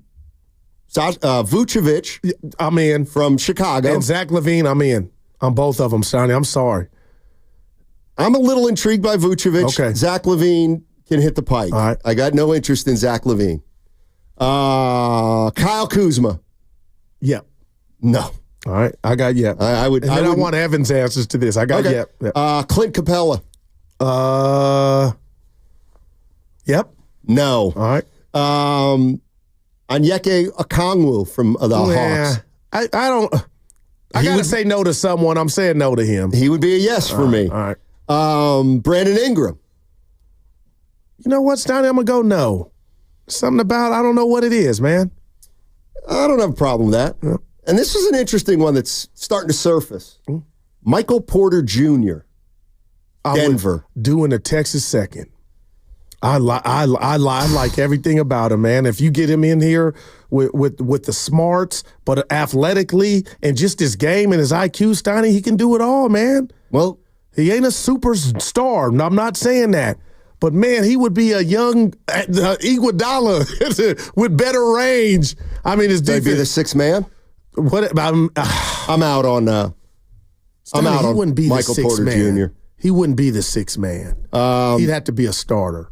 I put this guy's name on there because this team is really struggling. Timberwolves? No. You want it? Okay, seriously. Other than Edwards, another 3. You want Gobert? DiVincenzo, who made a great Steiny. He could come back, Evan, and they. I guess it's not popping right now for him in Minnie. I don't think they he wants got him to be handling there. the rock. Well, you know I don't think what? he wants to be in Minnesota, and that's why he was barking at Brunson's dad. Whatever that was about, it was about him not being there. 95.7 The Game breaking news. All right, that's our breaking news sounder, and Steph Curry will not play tonight. He will not play tonight against the Oklahoma City Thunder. That's according to Shams Charania of ESPN. No Steph Curry tonight. I've been holding this in, and I'm not overreacting, but Steiny, you had talked about the on-ball defense and how difficult it was for Steph against Brooklyn and at times Schroeder guarding Steph. Do you think that had anything to do with whatever's going on with the knees? Yeah. Yeah, probably. I would think so. I don't know offhand. When do the Warriors play again after tonight? You know, Saturday in Phoenix. Okay. Oh, man. Okay. And this is a tough stretch for him. No, man. So, no Steph Curry tonight. So, who's starting? Pods. I guess. I don't know. Who would you start? Now I'm thinking I'm doing the whole shuffle. If Kuminga's back, do we know if Kuminga? You said he practiced yesterday. Hopefully he's back, but yeah, he was just sick. He practiced yesterday. He's going to play. How do I get Moody in the starting lineup? Could he play? How do you get Moody? Could I have him at the 2, Pods at the 1? Yeah, might be able to do that. Oh, This is when it gets. Oh man, I'll relax. I'm not going to overreact. No, you will. But when I heard the word this morning, bilateral, that's the thing that McCaffrey. That's like tendonitis. I mean, how about this guy? And I know this is going to. That's Sabonis. Not if you could get Sabonis, not give up Curry, obviously. I don't know why I feel like a front line of Sabonis and Draymond would not be greater than a front line of Looney and Draymond or whatever. I don't know. I like Sabonis, but him with Dre, I don't know why I feel like it's a wash. Help me out. Help me out with that. Well, he can play. I'm not crazy about Sabonis, but every once in a while there's a player who's pretty good, but nobody thinks he's any good. Yeah. And then you realize, well, he's not that bad. No, he's and obviously Sabonis isn't bad. Yeah. But I don't know. DiVincenzo, you got me excited, man. So you'd rather have DiVincenzo than Sabonis? Yeah, I think so. See, I don't think DiVincenzo's a difference maker. I mean, you won a title last time he was here, Stoney. I'm just saying, it wasn't all about him. He played the role. That's incorrect. 2022. Somebody help me. Help me. DiVincenzo didn't win a title. Well, all right, help me out. Tough night. Well, it's not a tough night. Yeah, Dante DiVincenzo has never won Thanks, Carter. an NBA title. Yes, he has. Oh, yeah. Not in Golden State. That's what. Come on. Shoot, I should have kept my mouth shut. Come on, Goo. Milwaukee. Yeah, I know, Evan. I got confused. I don't know if I want DiVincenzo back. I don't know. I'm going to lay out. You keep going. No, go ahead. Tell me some more things you're sports thankful for, because that's what we've gotten into. You. Seriously, man. I've grown working with you. If you help me in my outside relationships with other people, I'm less frustrated. And I mean this, Evan. Don't laugh. I'm not like you've made me grow. You challenge me. And what? We're going on 6-7 years. Hopefully it'll be. Hopefully we get to 10. But Stoney, I do love you, man. I appreciate you. And I look forward coming to work. And even when we do our battles, sometimes I just think I'm not battling you. I'm battling something else, but I'm putting your head on it, and you never complain. Unless I don't. I'm not a complainer. It is funny to see how uncomfortable Guru's making you right now. I know. No, what you mean, you know? I'm serious, man. You're a smart man. You got your faults. I mean, I just think, you'd think a guy that gets as many compliments as me would be more comfortable with them. But I'm not. It does make me self-conscious, and, I like to stay grounded. I don't want to make this about you and I, but this is our show, Stoney and Goo, but do you ever drive around or come out the shower and think to yourself, man, we've been going, Stoney, it's been 6 years. No, day to day. Longest running show at the station. I mean. What you mean? Come on. We're the longest running show at the station. There's 3 shows total. So what's wrong with we're the longest running one? We can find something to be Are you embarrassed by that? Nah, but we can be more proud of something other than that. Fine. Until we both get fired. All right. I got to bring Evan in on this one, because I just see a text and it says, you guys got to talk about, this is going to drive Guru nuts. But no, he wanted to pay him. Pay them all. You guys going to talk about Trent Williams being on a knee scooter? Is that true? I thought you were going to say Guru wanted him to play last weekend and this week and just take a Toradol shot. Yeah, Trent Williams was spotted on a knee scooter in the locker room moving around. And according to Matt Barrows of The Athletic, it's painful for him to just walk. So why would I expect or anybody expect? I know it's Wednesday. A lot can happen. But, man. You know what this game is? Let's call it the Ray Guy game. Break that down. They're Hall of punting. Famer. The 49ers are punting. And it makes sense. But I don't think it's a good decision. I don't think they're happy that they're punting. Of course they're not, but they have to. And that's why, you never gave me your grade when you said, why are they 5-6? The rat on the table is, I get it. Every team's got a laundry list of injuries. But, Stoney, these are without your guys. And even when they're there, but come on, man. No, not come on, man. No. You see, all our truisms now are coming home to roost. Oh, Kyle can scheme anybody. Maybe he can't. Well, oh, this is a plug-and-play offense. Well, we saw in Maybe 2020 he couldn't.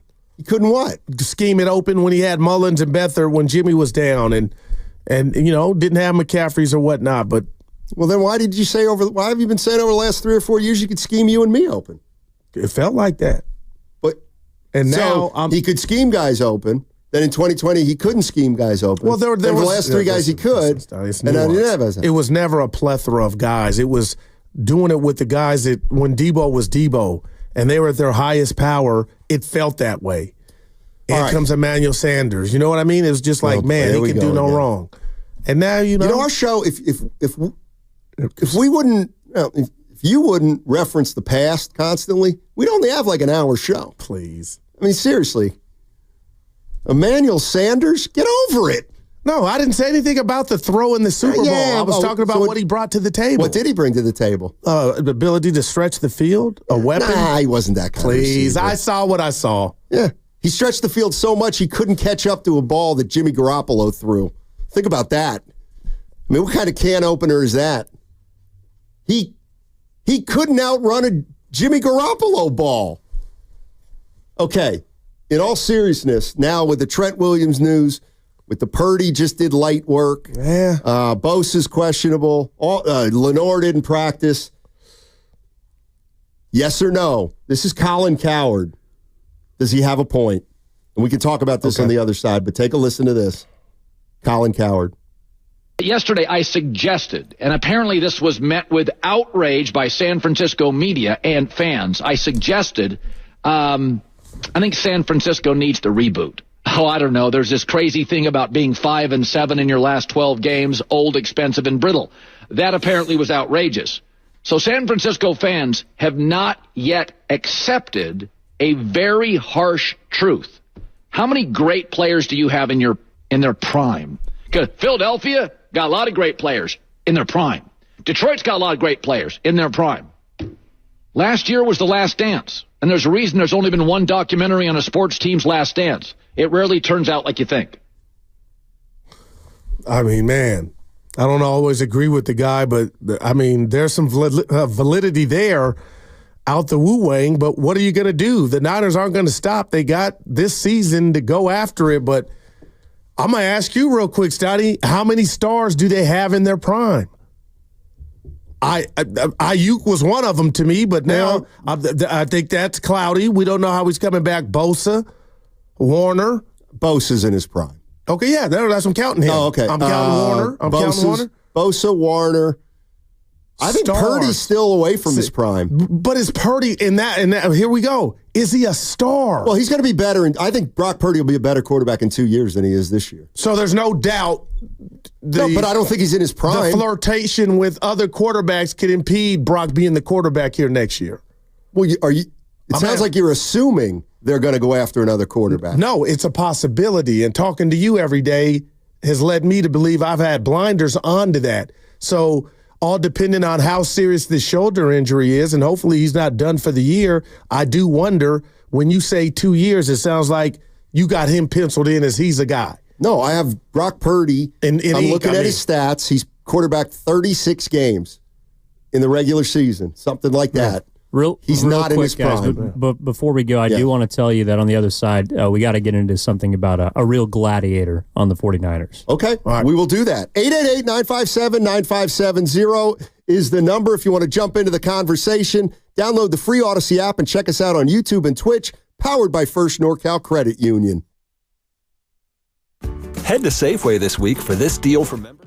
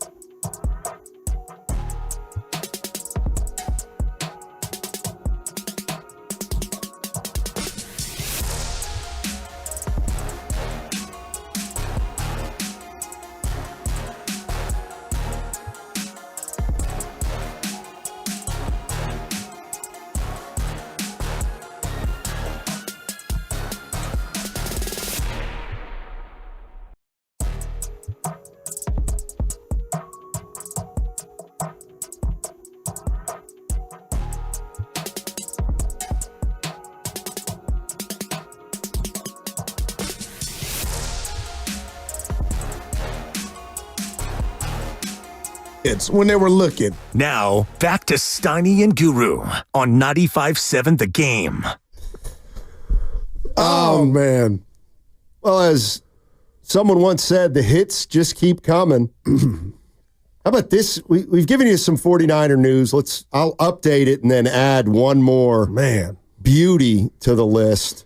Trent Williams didn't practice today. He's on a knee scooter, and reports are that he's in pain when he walks. So we'll see about him Sunday. Nick Bosa, we got to find out about Bosa. Brock Purdy did light work today. We'll see about him Sunday. Obviously, there's no Brandon Ayuk. Diamador Lenore did not practice today. He's got a knee issue. He banged knees in Sunday's game. But here's the one that we're going to talk about. This one just came out. Linebacker Fred Warner told the media today he's been playing through a fractured ankle. Fred Warner told the media today that he's playing through a fractured ankle. Wow. And I'm understanding it was against the Patriots. Week 4. I'm not sure if that was the Pats or not. It's week 13. Week 4. And I said, what if he's out there on one wheel? Because I didn't know the severity or the extent of the injury. But is it fair? Again, we talked to Lowe, and we're talking about Toradol shots. And, Evan brought up that, I don't think you can do it every week or they'll allow you. And they being the team, looking out for your best interest. I haven't played in the NFL, but Steiny, I guess has it been worth it for him to go out? And I'm no doctor, but am I wrong for questioning?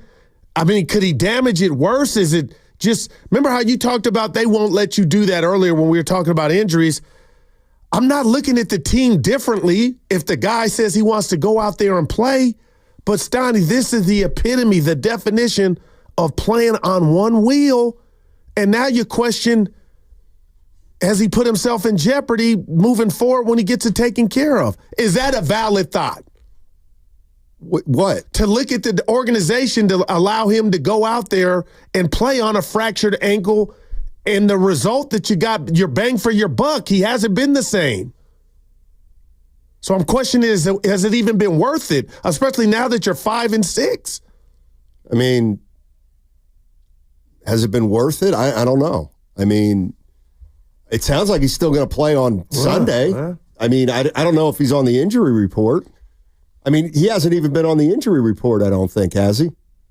So I wonder if the team's like, damn, Fred, you didn't have to tell him. Well, actually, that's what first came to my mind. Real quick, the quote from Fred. Yep. Anytime you fracture a bone, if you just continue to play on it, the bone is usually not going to be able to heal itself. So just got to continue to fight through. And he's been taking painkillers every week. There you have it. Wow. What did Evan call him? A true gladiator. That's what I was asking Lowe. So he's taking a shot. It's the Toradol shot, the pain shot. Every week to get out here and your defense is still, imagine, Stoddy, I knew he was compromised and a lot. And it was valid. Hey, Fred, but man, this dude's out here on a fractured ankle. Yeah, you know what was the first thing that came to my mind is, and this is where I kind of just go back to being a reporter. So the media is talking to Fred Warner, and it's week 13. They've played 11 games, and now he acknowledges he's been playing with a fractured ankle. You know what? I'm just going to tell you what my first thought is. I already know where you're going. They know. They know it's over now. Like the team, I think, it's like they kind of know it's over. Why would, and I'm not saying he's making excuses, but why would Fred Warner disclose that now? Because I think people are wondering, Steiny, hey, Fred, you haven't been yourself. And it's so glaring now because he's so great that I felt like, Steiny, he felt like he had to play that card. Yeah, it just reminds me of a movie called The Dead Zone with Christopher Walken. I haven't seen that one. Great movie. Dead Zone. Great and I love movie. me some Christopher Walken. And there's a scene in the movie where there's a killer on the loose. And the killer turns out to be this woman's son. Okay. And Christopher Walken he's prescient. He can He can tell the future and he can read minds and all that kind of stuff. And he's talking to the mother, and he could feel those things whenever he touched the person. All right. So he touched this woman, like he pushed her off her or something, and he grabbed her arm and he said, "You knew. You knew." Meaning about her son being a killer. And it's like that. I feel the same way, a little more, less dramatic, but I feel the same way about the 49ers right now. They know. Like, they know. They know, well, it's not happening for them this year. And, they don't know if Fred's still going out there on a fractured ankle. Tell me why he said it now. I firmly believe, because there have been some whispers of, hey, Fred, you haven't been yourself. And now he's like, you know what? I've created my own standard. It's his prerogative, his life, his body. And Stanley, I feel like, you know what?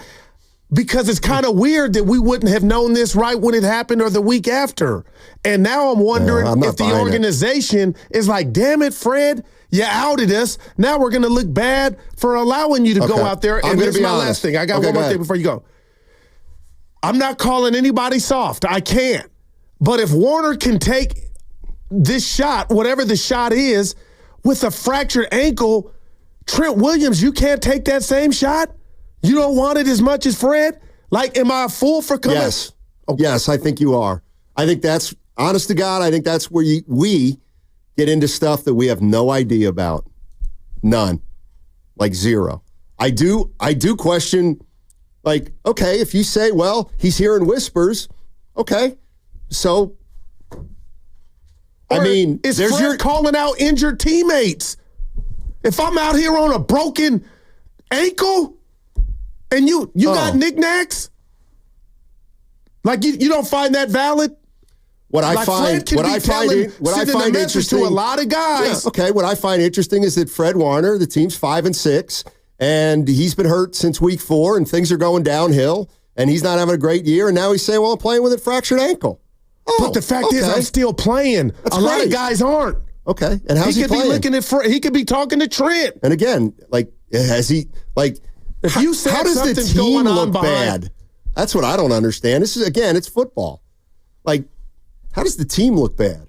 Well, I always if Fred Warner wants to play through an injury. Well, you just gave me a scenario early to where the team will save the player from itself. Well, he said he couldn't get hurt anymore. It's just it won't heal. But I do wonder. Oh, go ahead. 888-957-9570 is the number. That's the latest piece of news coming out of 49ers practice today. Fred Warner said he's been playing on a fractured ankle. So you don't, and again, we're just having a discussion. To me, I think he's calling out everybody that's got these little knickknacks. Okay. Like, I'm out here on a fractured ankle, guys. Right. I think he's created an excuse for a bad season. Not for him, but for the team. And and he knows it. Like, they're 5-6 now. They're going to Buffalo. They've got all kinds of guys banged up. You know, what have we said all year? Well, the big boys are underachieving. Big boys are underachieving. Well, he raises his hand and say, well, I'm not really underachieving. I'm playing hurt. Yeah. Okay, that's fair. And that's a reason. But I'm taking a shot, too. Why now? Why now? So, let's just say you're wrong. Let's just say you're not right. Steiny, I believe the why now is telling everybody that's got these little nicks. That's very convenient, I think. Take a shot in your shoulder. Get out here, man. We're running out of time. It could be that. I don't be. Think so. McCaffrey's come back. I'm just saying. For Fred, the timing of it, Steiny, I'm starting to wonder if Fred. Right, the timing is like, dude, we're not very good. No, and I need a reason. Or we're running out of time and you guys are up here playing. It's not an excuse, but it's a reason.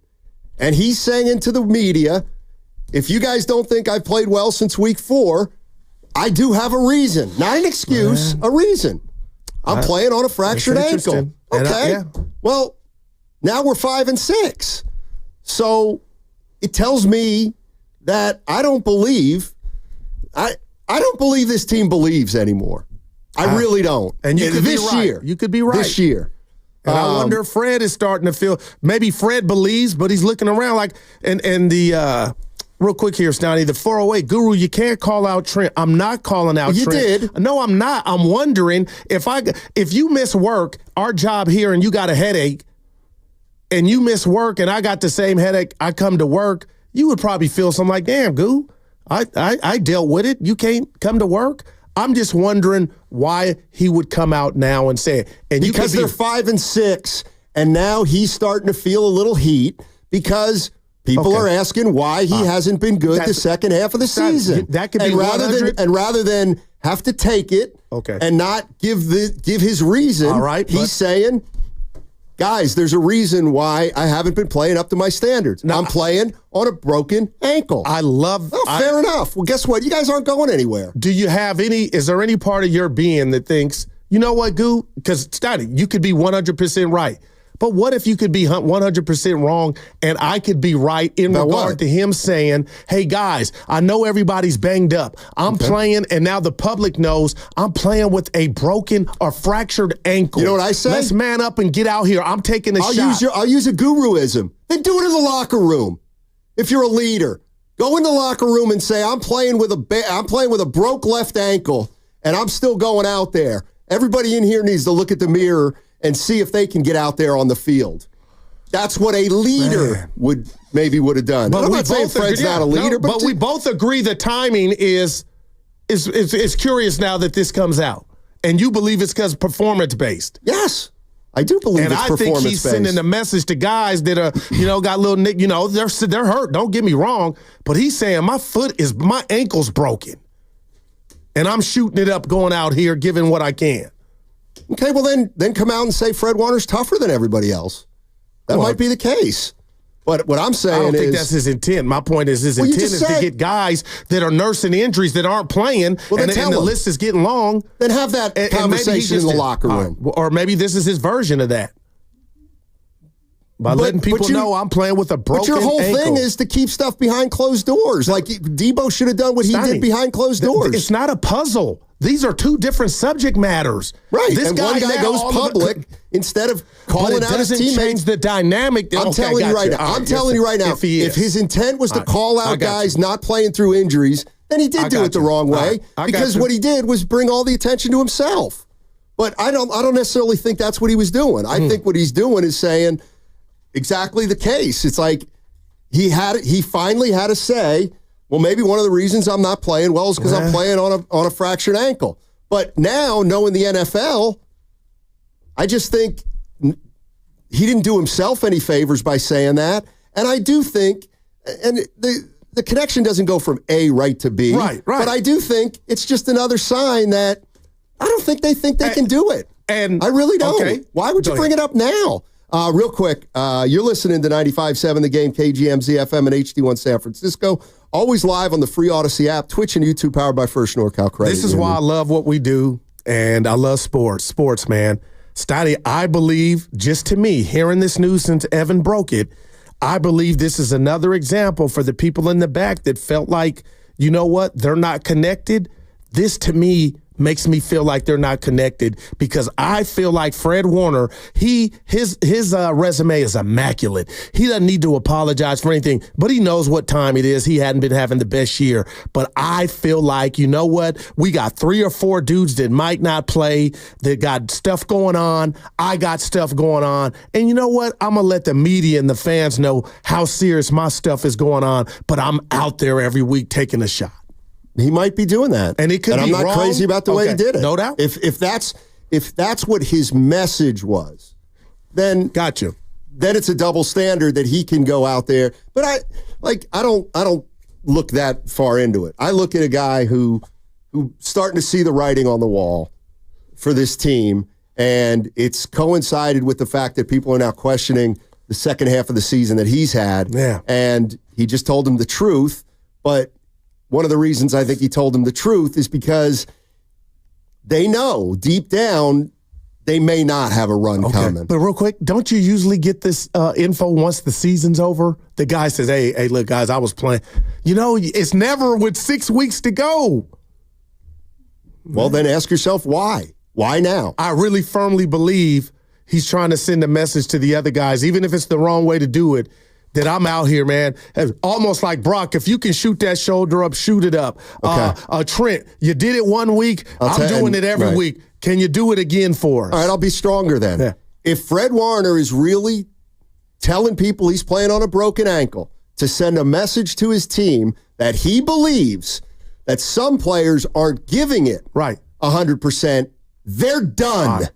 And then they are could be. done, whether Fred Warner has a broken ankle and Trent Williams has a bad toe. They're done. And you know what? Anybody listening to this show or reading this report, Stoney, this could have been the nail in the coffin. It doesn't supersede the players going out there to get a chance to win, but you could be right. Let's go to Fozzie in the East Bay. Fozzie in the East Bay wants to talk about Fred Warner. Yo, what's going on, boys? Thanks for taking my call. Yeah, I don't think that was Fred's intent at all by letting this news come out. I don't think he's taking any shots at his own guys by saying he's out there on one leg. I just don't think that's the kind of character he has. But for me, when I first heard the news, it's basically, as a fan for me, is just saying that, you know what, it's time to mail it in, look forward to next year. I mean, we don't want anybody else getting hurt, but just to hear the fact that Fred is out there really on one leg, it means a lot to me as a fan, but this year just ain't our year. Riddled with injuries, Brock's shoulder. I mean, I don't want him to get hurt anymore. And even before that, you know, he was playing at an all-pro level. Yeah. And then right around week 4 is when he started looking different. And you know what? I tip my cap off to him, and you know, I hope he gets better. But as a fan, time to look forward to next season. Cheers, boys. Appreciate the call, Fozzie. I should have jumped in, Stoney, and asked Fozzie, what if he doesn't get that and they continue to lose, but Fred keeps going out there? And that's his choice. Well, but I mean, any way you cut it, it's not great news. And you know what? If Fred Warner, you know, we talk about these shots, and Evan ran down all the side effects. Yeah. It's my gosh. Just because I'm not going to take a shot doesn't mean I'm soft. If I don't want all kinds of problems in my life at 50 years old. But Fred has chosen to do that week to week. And he shared that. Yeah. Apparently. Let's go to Josh in Vallejo. What's up, Josh? How you doing? Good. How you guys doing? Hey. Hey, happy holidays. I just wanted to say that I was thankful for having such high character athletes in the Bay Area. All right.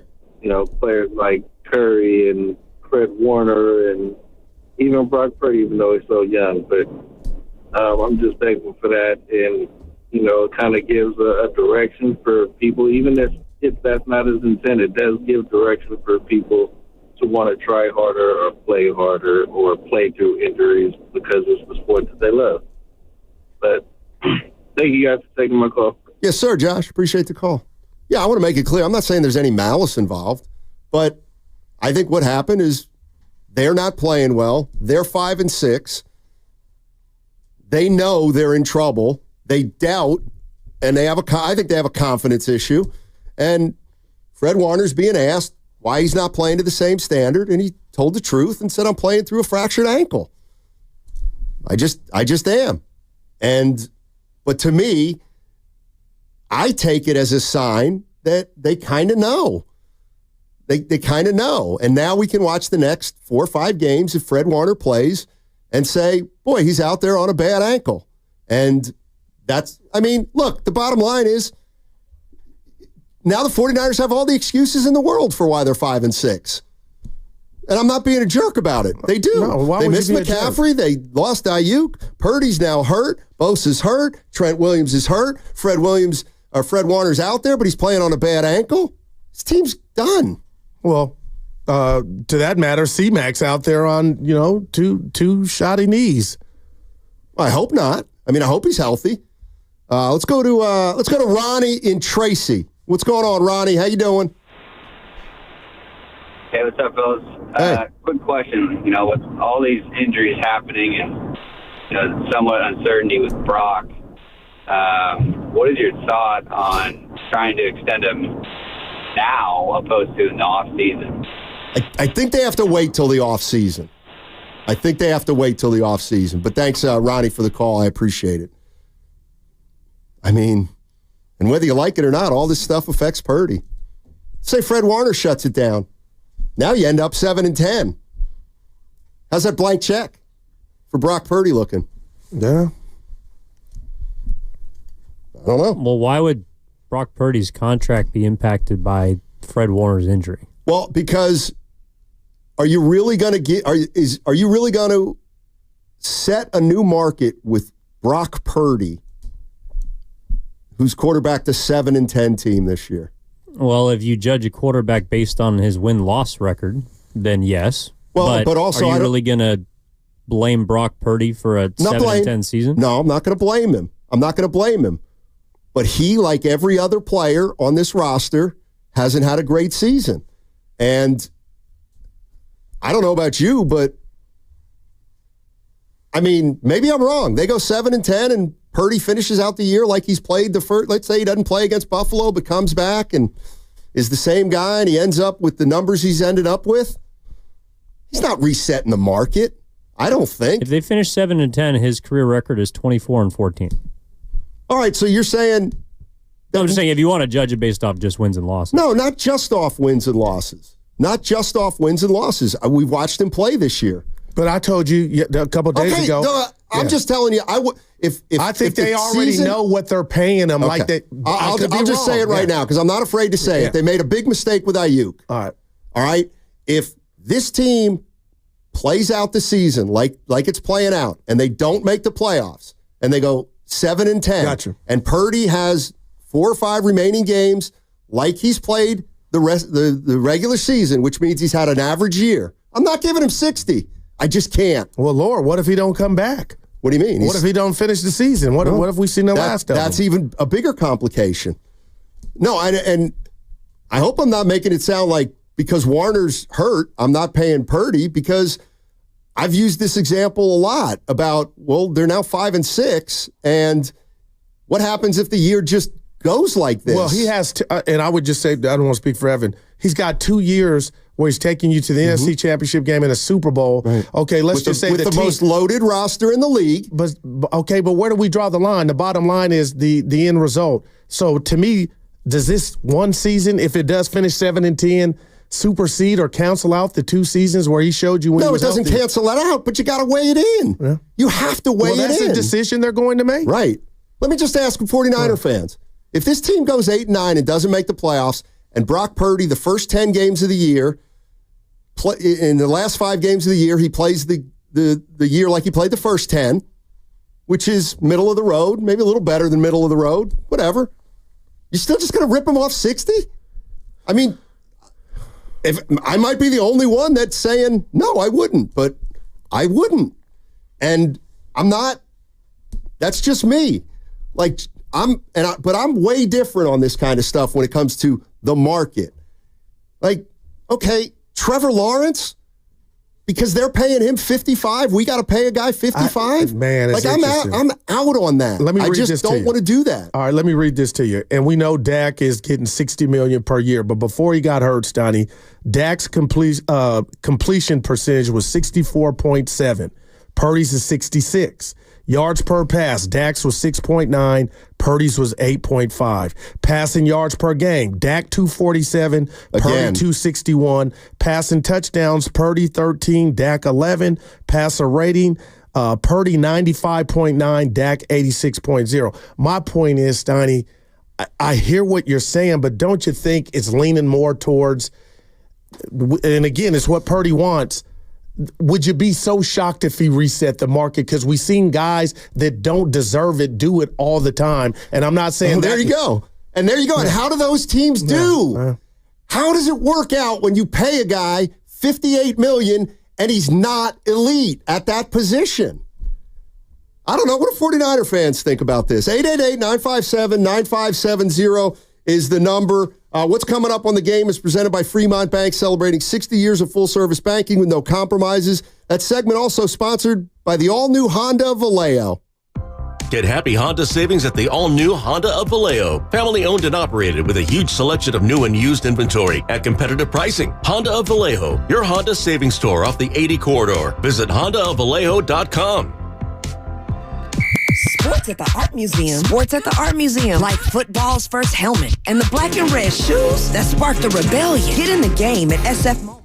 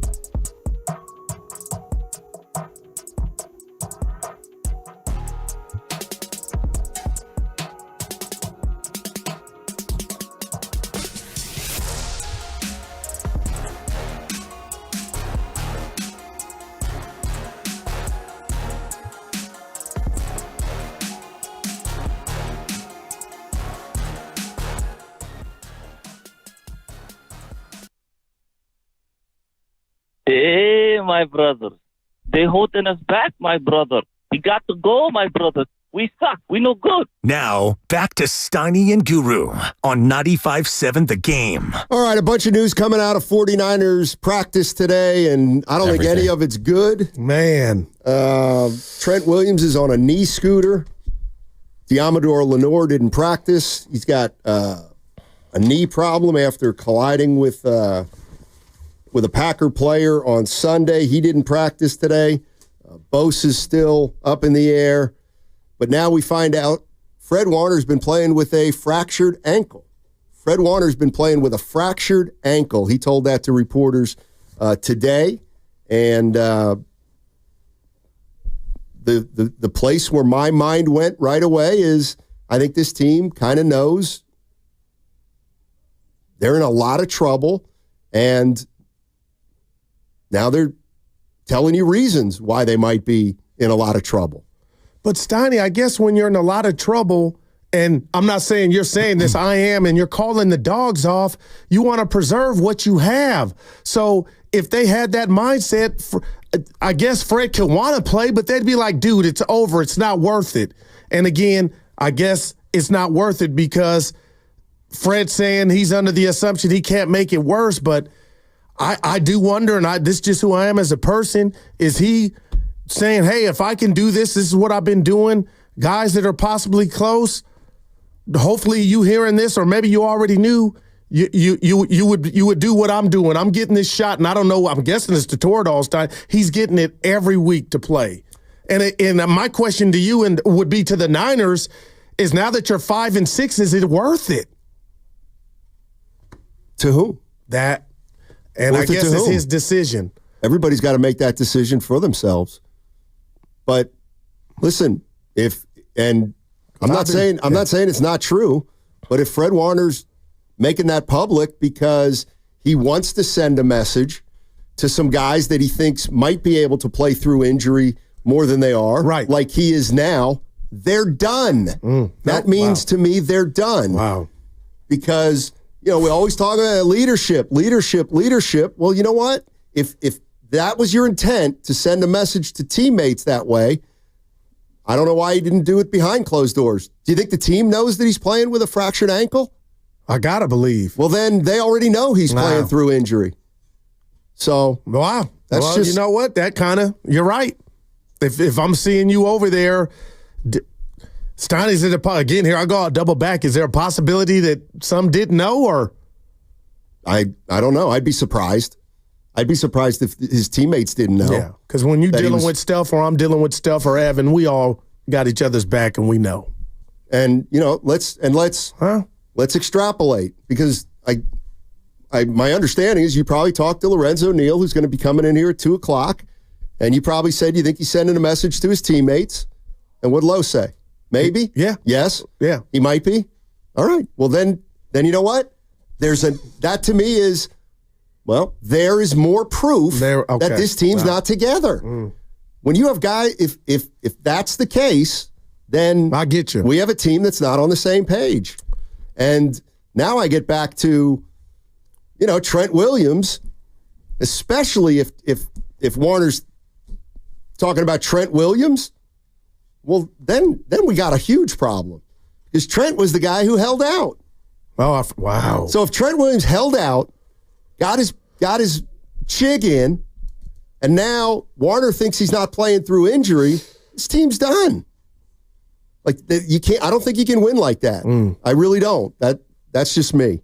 888-957-9570 is the number. Just 49er fans, what do you make of it? That Fred Warner told the media today he's been playing since week 4. Week 4, man, with a fractured ankle. Boy, I mean, handwriting seems like it's on the wall at this point. But but it's not good handwriting now. I got so many thoughts going on in my head as to, Steiny, I'm being real, and you kind of touched on it, is the why did he share that today? And again, we've been talking about it, and I've been always on one wheel, and a lot of people, it don't matter. You are one of them. He's out there. But why did he feel compelled to share that today? And maybe it was to let people know I'm hampered. That's why I haven't been myself.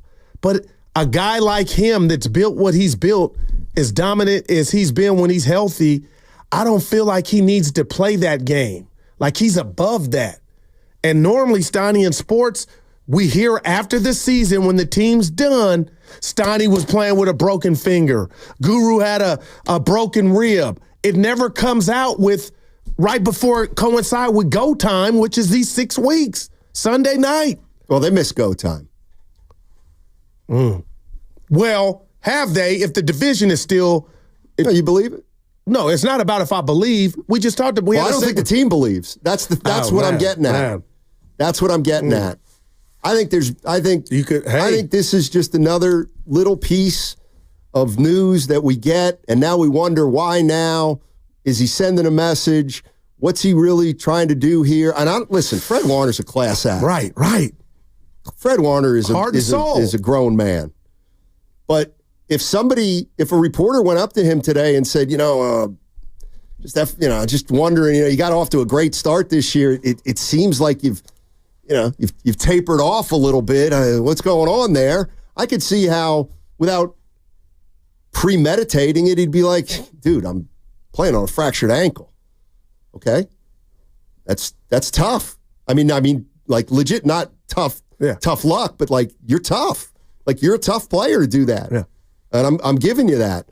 But if what Lowe's saying has some merit, that really might be sending a message to some other guys, then this team's in much bigger trouble than I think we thought. Yeah. Because if they've got players in that locker room that think other players in the locker room aren't as committed, then, again, they don't have a chance. And Lowe shared it with us yesterday. You tell me if I'm wrong, I'm paraphrasing, where he was talking about guys on an individual basis have to make business decisions for themselves.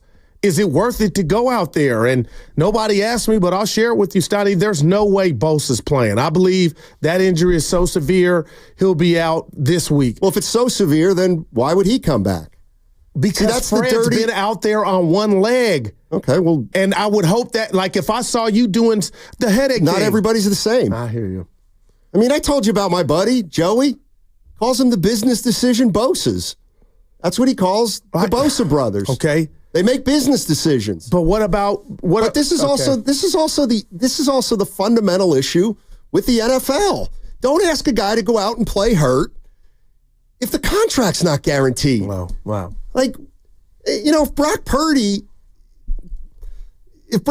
got a shoulder issue and it's like, boy, it's really 50-50. Sorry.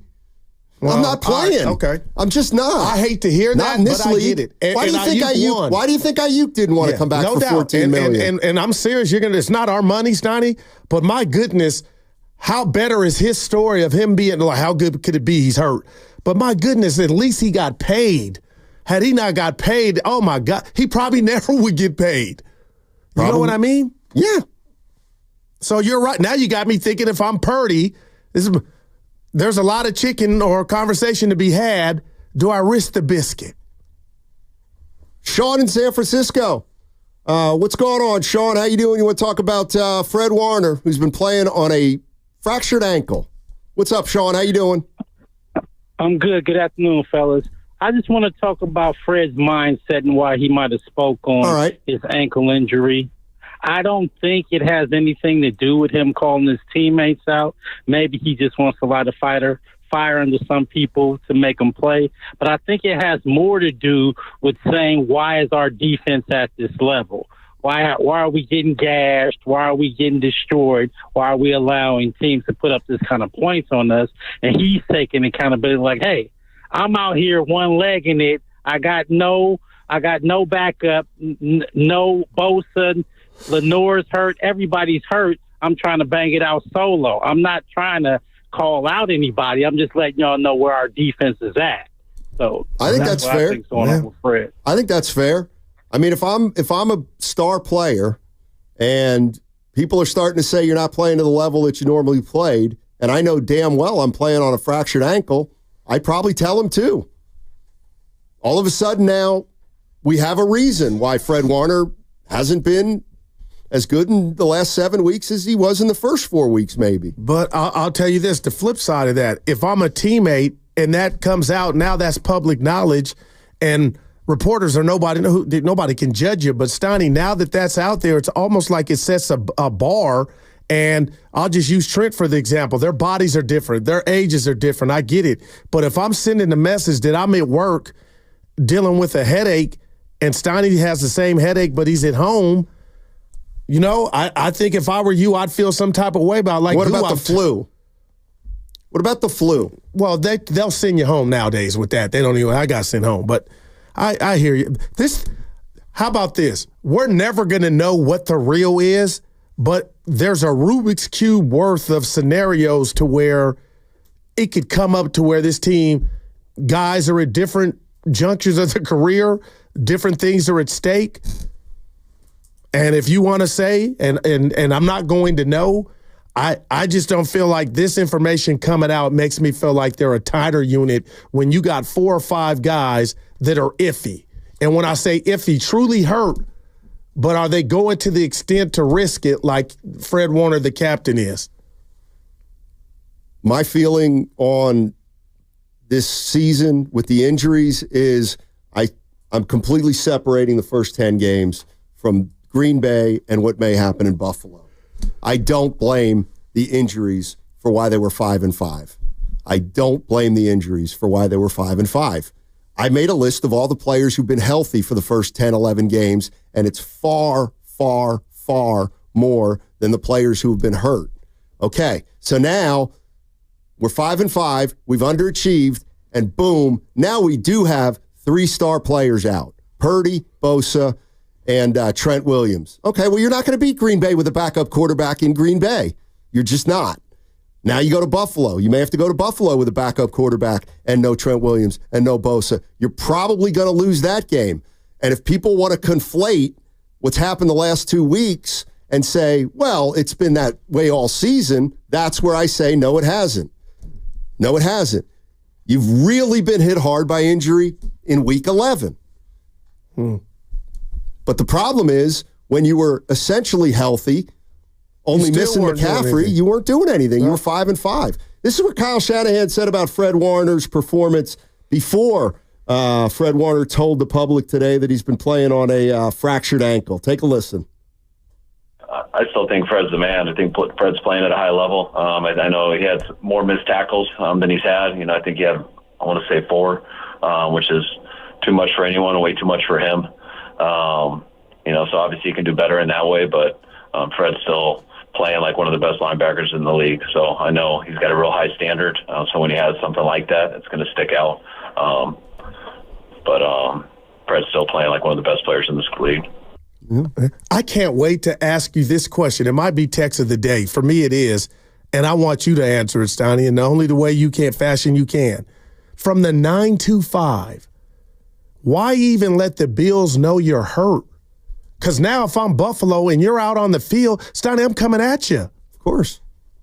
So just from a game plan standpoint, why would Fred let that out?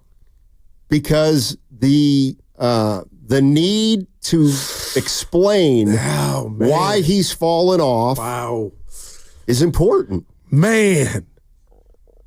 That's the way I look at it. But I don't know. Let's go to Drawdy in San Francisco. What's up, Drawdy? How you doing, man? Steiny, good. Hey. How you guys doing? Hey, happy holiday, baby. Hey, happy holidays, man. Happy Turkey Day. I'm going to go into the situation looking at the glass half full, man. It's been a rough season thus far. But I want to believe we still have the potential to try to pull out this division if we could just turn it around somehow. Generate some life back into this team. I mean, we are getting Greenlaw back. That's a big plus. McCaffrey, I don't know. You know, the coaching, we can go on. But it's been a frustrating season that needs to turn around. And not for the fans, but for the team. The team as a whole, with all that we've gone through, with all the off-field distractions, scenarios. My heart goes out to Ward and his family. I mean, yes, sir. I don't know, fellas. You tell me. Is the season over? Are we waving the white flag? Fred Warner's not waving the white flag. But now I believe he asked me, Stein, he asked us, you can go. I don't see how productive him sharing his injury status is for this upcoming game, and now guys that may be on the cusp that Fred may feel. I could be totally wrong, it's fine. But Fred, like, I'm getting injected every week for this team and this goal. Maybe you can do the same. I wouldn't, like, I don't, like, I'll be interested to hear what Lowe says about I'm getting shots. You all need to get shots. Because Trent got one a couple weeks ago, but not last week. 36 years old. No doubt. Probably doesn't want to get one every week. And I would get that. He's older than Fred Warner. Mm-hmm. Fred Warner probably feels more invincible. And can the 49ers turn their season around? I guess anything's possible. Would you bet on it? I don't know who's playing. You know, that's so the that's answer a reality. to me is no. Yeah, that's where I'm leaning. And we can ignore the fact that through week 10, they weren't decimated by injury. I think I'm the only one giving you that, Stoney. I don't think a lot of Niner fans are tricking themselves to, earlier you're like, we started the show, I was like, 85%, and I believe it. But I don't believe a lot of fans are saying, we're hurt, that's why we compiled that record. It's been some bad play and bad play calling from the start. And here's the other thing. If you think this team's been bitten by the injury bug, well, then why don't you acknowledge it's old? The team's old. Wow. Older. And why don't we acknowledge that playing 12 playoff games in the last 5 years may have added up to the point where this team is gassed. They're just gassed. They don't have it anymore physically and maybe mentally too. And that's when you become non-available. So I don't know. I don't know what every player's got to make up their mind as to whether they're going to play or not. I mean, honestly. And what goes into that? I mean, I'm just telling you, if I'm Brock Purdy, and you could say, well, then you're not a team player. If I don't have the strongest arm in the world as is, and I'm experiencing pain and I can't get mustard on my passes, I'm not playing. I'm not playing. He's too young. Interesting. So, and the other thing is, here's the other thing. The 49ers now have a track record of just paying everybody. You know what? Hold out, we'll pay you. Well, then why would you risk an injury right now? Well, if you know you're going to get paid. Well, why? That's not the nature of football. Well, we got to Stoddy, they didn't win the Super Bowl, so I'm not acting like they did, but they got there twice in 4 straight NFC championship games. I guess from afar, one would understand why some guys got the bag. They had the best defense, arguably, a few of the 5 years. They were the standard. So that's what happens when you have success. They didn't get the ultimate success, but they were in the big game twice and almost the big game other times. So you can't say they can't get it done, deserve it, and they've blown all their chances, or they've been, they may have missed their best opportunity. Yeah. They're not, but we'll pay you like champions. We'll do you a solid like you won a Super Bowl. Wow. They didn't win a Super Bowl. Right.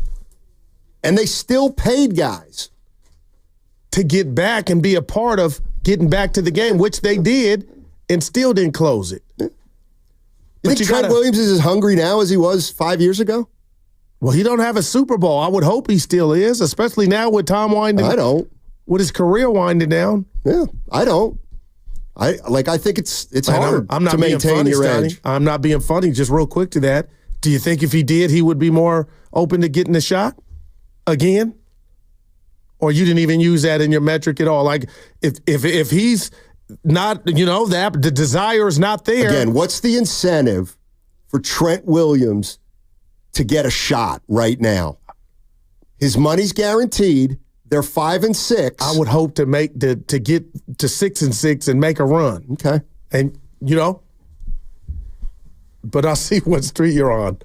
So in other words, guys that have guaranteed money should take a shot. What about guys that don't have guaranteed money? Well, when's it bigger than just money? What about the want and the desire to be a champion? Well, we had Lowe in here yesterday, and he said it's about money.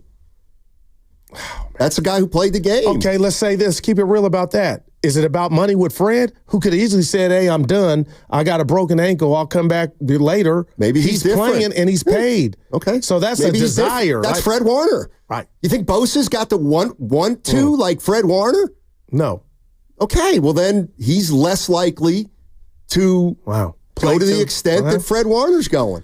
Trent Williams is 36 years old. I know I could hear it. Like, Goo, why are you saying that about Bosa? I don't have no proof, but you're right. I'm not saying he's not hurt, but I just feel like my guy, Fred Warner, our guy, is built different in regard to, it's football or bust, and I don't know if I get that vibe from Bosa. And maybe it's true. Maybe Fred Warner's built different. All right? This Fair is enough. old school. Yeah. But then he just told people, this is what I've been doing. So I don't know if you guys know this, but I'm built different than some of the other guys. There's no guess what? doubt. Then that's too much to overcome. I think we're getting a lot of answers if we look hard enough about what's going on with this team. All right, but okay, so John Lynch is a Hall of Famer. He played this game at a high level. I got to tell you, do you try to intervene and say, Fred, for the future, just shut it down, man? He's a grown man. Shut what down? His play? Yeah, like you got a broken ankle, bro. It's okay. It's up to, I don't know. I guess if a guy says he can play, then he plays. I'm not sure. And he's so good, but is somebody good enough, Stoney, with a broken ankle to be better than the backup? I would think there should be somebody who's better than just think Fred about Warner that. with a fractured ankle. But look, it's all there. The evidence is all there. It's been there since the Super Bowl This is a ended last bombshell, year. man. I don't know. I'm shocked that came out today. 888. Oh, no. We got crossover coming up next. Steph Curry's not playing tonight for the Golden State Warriors. They play the Oklahoma City Thunder tonight at Chase Center at 7 o'clock. Lock it in to 95.7 the game at 6 for Warriors Live with Evan Giddings. Yeah. And he'll take you right up to 6:30, and then Tim Roy will take you to tip-off. Warriors will be in their new thread, City Connect. Those black ones with the red? Yeah. They're dark blues now. Oh, okay. Yeah. You like them? I do like them. Good. Yeah, they're 0-2 in those. Aren't they? See, now I hope they are, but that stuff means I wish we had 2 more hours. I don't. No, seriously. Stay then. Just stay. Well, I would be intervening. They didn't of course, you'd be me. intruding. Yeah. Okay. Has that stopped you before? No, this you is show up all the time when you're not invited. It's so fascinating because we all have, nobody knows the truth. I do. But the truth is there. I know it. You and a certain segment of Niner fans just don't want to see it. Back me up. I won't speak for him. He'll come in here, sir. This team is broken. That's what it's. Ask him about the money. You got to do that. After you treated me like that, now you want me to be on your side. No, we'll hit a corner and I'll spend some on you. Tell me I know what's going on. Say, Steiny, you are the guy who knows. I'm a tourist. I don't get out. Well, you know what? Then you're going to be $200 lighter in the pocket. Just tell me I've been right about the Niners, and we'll get that $200 for you, my man. We'll do it at $4,000. Valvoline Instant Oil Change is your 15-minute drive-through oil change. Visit their expert technicians to check fluids, tire pressures, windshield wipers, batteries, and more. Safe holiday travel starts at Valvoline Instant Oil Change. Locations and coupons at BayAreaOilChange.com. That's BayAreaOilChange.com. Ooh, we got a question. Brian W. asks, it's the holiday season and I'm looking for deals. Is Xfinity having a Black Friday sale? Well, Brian, we got you covered. Get iPhone 16 Pro on us. Just ask us how. Plus, you can also get fast, reliable Xfinity Internet with a line of Xfinity Mobile Unlimited for a great low price. So don't wait. Bring home a new iPhone 16 Pro built for Apple Intelligence. And connect to reliable 5G and Wi-Fi speeds up to a gig on Xfinity Mobile. That's a big deal. More like a gig deal. Now through December 3rd, ask how to get the new iPhone 16 Pro on us with an unlimited Plus line. Plus, get Xfinity Gigabit Internet with free Wi-Fi equipment for only $25 a month for 12 months with no annual contract when you add unlimited mobile. Go to Xfinity.com/Black Friday sale to learn more. Restrictions apply. Taxes and fees extra. After promo, regular rates apply. Gig Wi-Fi requires Xfinity Gateway. Xfinity Mobile requires Xfinity Internet. Gig speeds available via hotspots to Xfinity Mobile customers only. Reduced speeds after use of monthly data included with your data option. Actual Internet speeds and data thresholds may vary. At Makita, Good enough is never enough. Anyone can throw in a stronger motor, but it takes precision to find that balance of power, performance, and longevity. We obsess over every detail. We design, test, redesign, and do it all over again to create tools that'll keep going with you from project to project, job site to job site, year after year. If it's not right, don't put your name on it. Makita, available at the Home Depot. Hi, I'm Brian Bakhtiari, Executive Manager at Stevens Creek Subaru. The holiday season is a time of giving, and for the 16th year in a row, we want to give back. From now until January 2nd, lease or purchase any new Subaru vehicle from Stevens Creek Subaru, and Subaru of America will donate $250 to a national charity of your choice during the 2024 Subaru Share Their Love event going on now at Stevens Creek Subaru. If that's not enough, buy or lease any new Subaru from Stevens Creek Subaru until December 31st and receive 2 Sierra at Tahoe season passes from Stevens Creek Subaru. So you get a great deal on a new Subaru, get 2 free season passes to Sierra at Tahoe, and help some great charities at the same time. It's a win-win-win at Stevens Creek Subaru. Located on Stevens Creek Boulevard near Santana Row and Valley Fair, or online at StevensCreekSubaru.com. StevensCreekSubaru.com. And remember, buckle up and drive safely. The following is an attorney advertisement. If you get sidelined by a workplace injury, the workers' compensation attorneys at Boxer & Gerson can help get you back in the game. Our team of skilled attorneys will fight by your side for the treatment and compensation you deserve. We care about justice for injured workers. That's what makes us Northern California's premier workers' comp law firm. Call Boxer & Gerson at 510-345-20.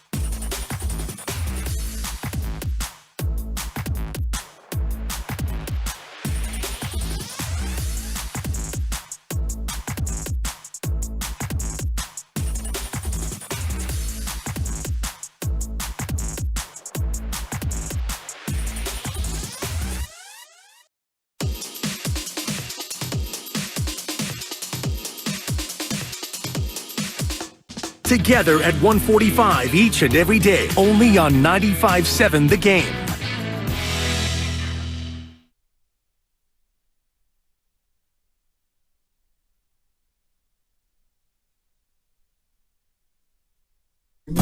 a championship level team right now. Be nicer to Guru, man. Now, back to Steiny and Guru on 95.7 The Game. All right, crossover time. Let's welcome in Lorenzo Neal, Dan Devone, Jake Hutchinson. And they joined Guru and Steiny.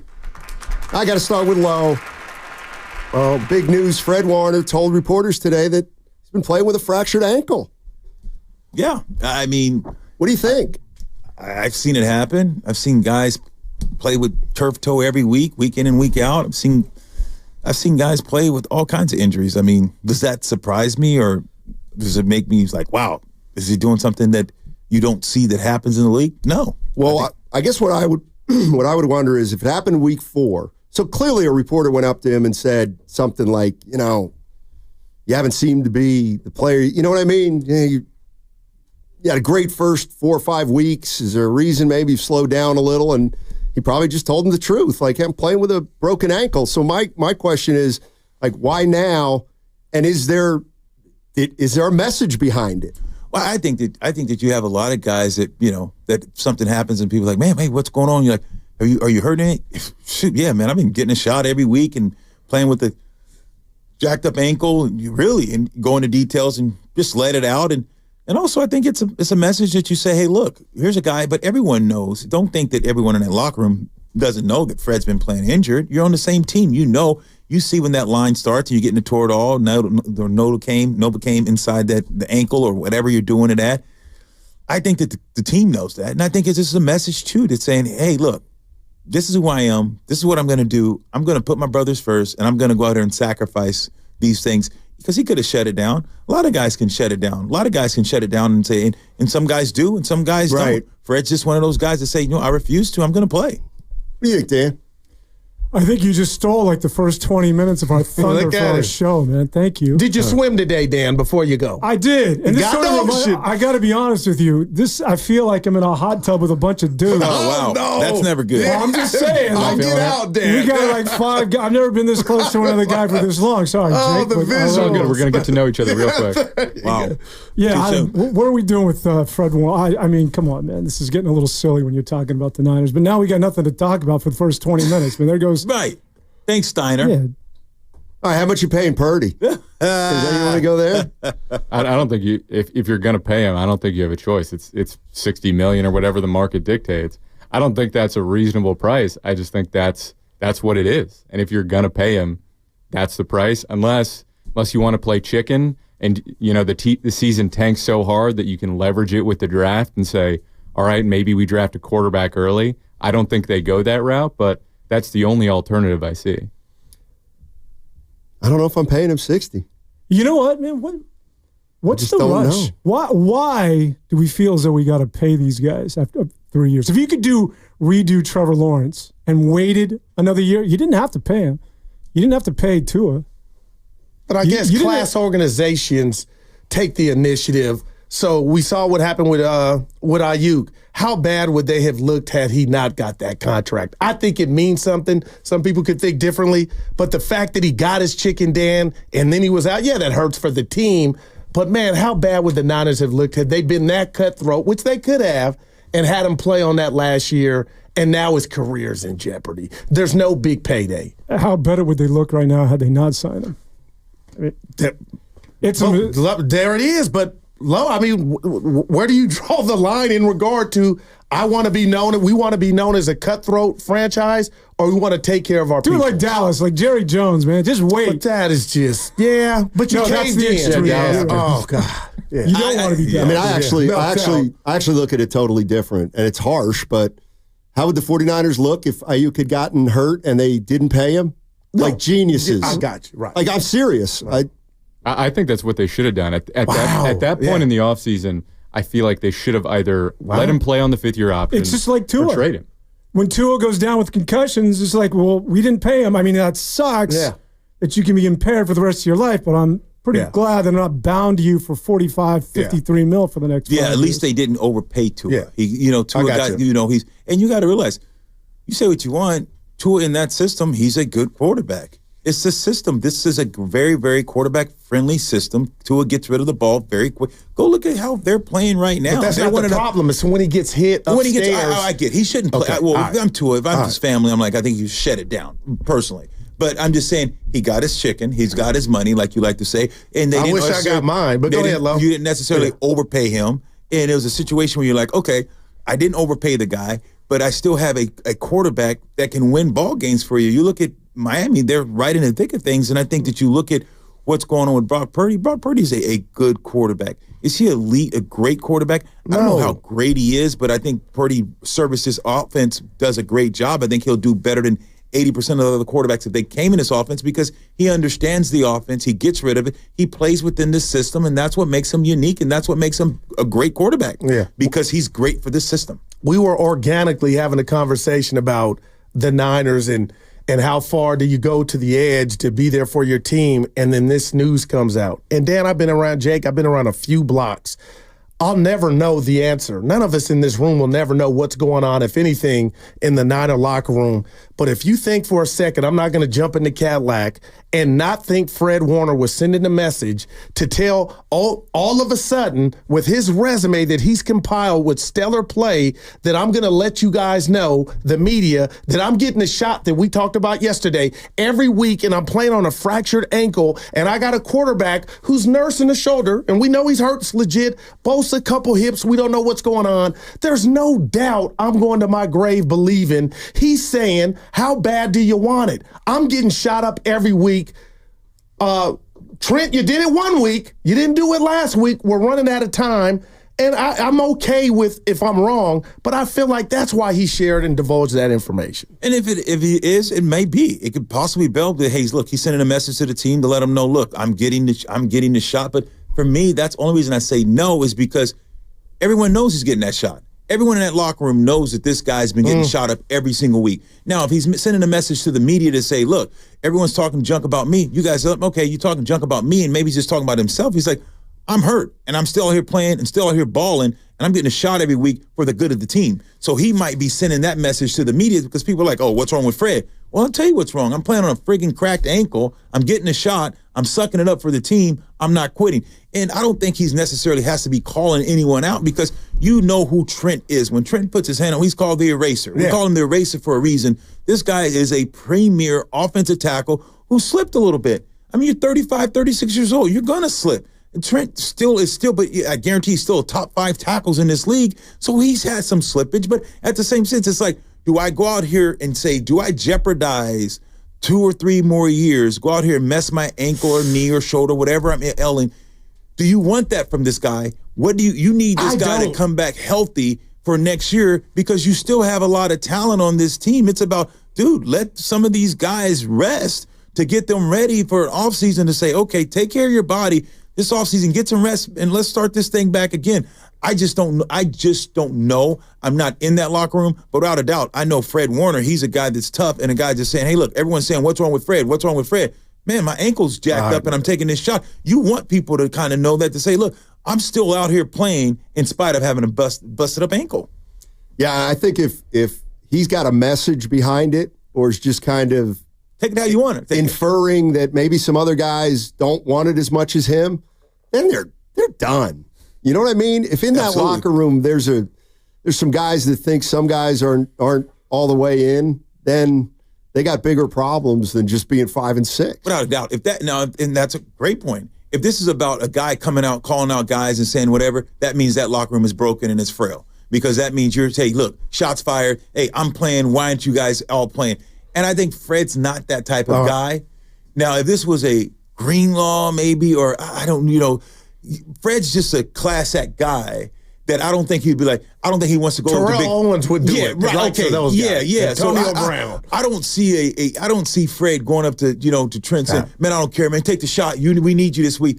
I don't see him being that type of a player. You know what I mean? To me, with Fred, it's more about personal pride. Like, right. I interviewed him this offseason, talked to him about his aspirations and all that. He's like, I want to be the best player in the league. And if you want to be the best player in the league, he's still playing really well, especially for a guy on a broken ankle. But if he's playing like he's playing, I'm sure he's hearing, what people are saying. He wants to be respected and held in that high regard, and it's not at that level that he wants it to be. And so he's like, yeah, this is why it is. Steiny, I played the Tennessee Titans when I was with the Chargers. And year we went to the FC Championship game. We're on a roll. Having a great year, went to the Pro Bowl that year. I break my ankle, the non-weight bearing bone. All right. Sunday night, break it on Sunday. I'm in surgery on Monday morning. All right. I get a plate in the leg. 3 weeks later, I'm playing an AFC Championship game against New England. And that's 3 weeks, 4 weeks on a leg with the plate. It's got pads around. So certain things you'll do that you wouldn't do. And there's certain things as being a player that's a warrior that's saying, hey, look, I want to go help my team and I want to get out here and play. I played 4 weeks, 3 weeks. I'm back on with a broken leg, with the screws and pins in my leg, playing with the pad. I'm out on the field. So Would you come back in 3 weeks? If it were week 5, you probably would have given yourself a little more time, right? I probably would have gave myself a little bit more time. It was week 5. Yeah. I don't know. I'm not saying that I would. I'm not saying that I wouldn't have. But when you love it and you know that your clock is ticking and you know that, hey, look, what you bring to the table and you're like, look, the Wally Pipp story, and you're just like, if you want to play in that level, sometimes you just say, I'm going to suck it up and go anyways. So, Lil, on that point, in that AFC Championship game, let's just say you missed a block or you didn't play well.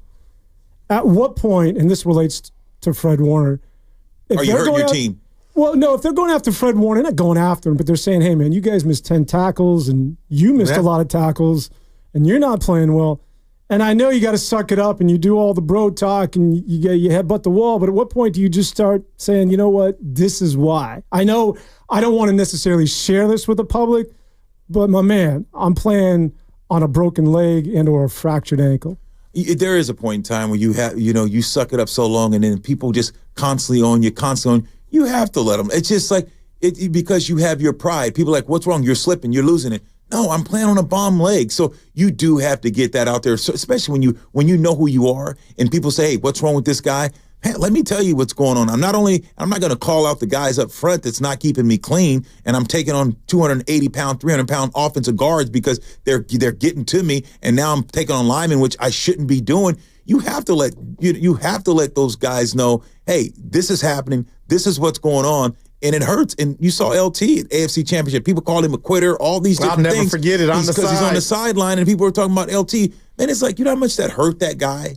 That people saying he quit on the team because he's injured. He's got a bomb knee and they wanted him to go out there and play in that game and he didn't. It's ludicrous when sometimes people question necessarily your heart and your desire to go out there and play. Guys don't understand. Yeah, I've seen guys not play and they say, okay, they're hurt. But you can't, even maybe I would have played, but that individual, he's built different. And you call them soft, you call them quitters because they know their body and mentally they've been around certain medicines. They're like, okay, this is what I shouldn't do this. And certain guys are not willing to take that risk. But you can't say that they're quitters. You can't say that they're soft because it takes courage to go out there and play at a high level every Sunday, week in and week out when people are trying to take your head off. You're listening to 95.7 The Game, KGMZ FM at HD1 San Francisco, always live on the free Odyssey app, Twitch and YouTube, powered by First NorCal Credit Union. Go ahead, go. Well, I thought you had something to ask Low. No. What? I love this. Well, I'll just go it this way. Like, you're Brock Purdy, okay? Let's say your shoulder hurts, and you're 80%. You just don't have the zip. Why would he play? Yeah, why would he play in the position he's in right now, knowing that he's going to get paid in the offseason? Some people play because they can't handle the pressure and they're guilted into playing, and I think that's a mistake. When you're doubting your ability and you know that, look, that I may not be able to do what I need to do, I think Purdy's in a unique situation. If I'm Purdy's agent and I'm Purdy's guy, I'd be like, no. And he might say, I think I can play. Why? I think you're absolutely right. I wouldn't. I've already jeopardized one time and played with a bum elbow, went out there and did the things that I need to do and got hurt, not under contract. I've been at a discount for this team for so long. I don't think you need it because all you're going to get is negative. You're not pretty much going to be. This is a game you shouldn't win. This is a game you're underdogs. It's a game that you're overmanned, overmatched. A team coming off a 10-day rest. You're going to play in the cold. What does he have to gain? What does he really have to gain in this situation? I don't think he has much to gain. And I know guys are going to come after him. If you're hurt, they're going to hit you. Hey, fall on him. Test that shoulder out. I remember playing in that AFC Championship game, and Teddy Bruschi, the first play, we run lead because we know we run a run at him. Cam's like, look, let's go at him. And I know I can destroy Bruschi because he can't take on the physicality. He's one of those guys who want to slip and get. He went straight at my leg, cut me in the hole, and he's like, this is what I'm going to do. Because he knew. He knew. And where I was going is, why would, just from a competitive standpoint, you got me thinking, why would Fred let the Bills know he's on one wheel? I mean, the play has been slipping, and I believe his resume is second to none to where you don't have to be insecure. I'm not saying he was to say, hey, this is the reason I'm slipping, but why would he let Buffalo know he's hampered? Because if I'm the Bills, the first thing that we're running at you all day, and if I'm Kyle, I got to believe like, damn, Fred, you held on to it all.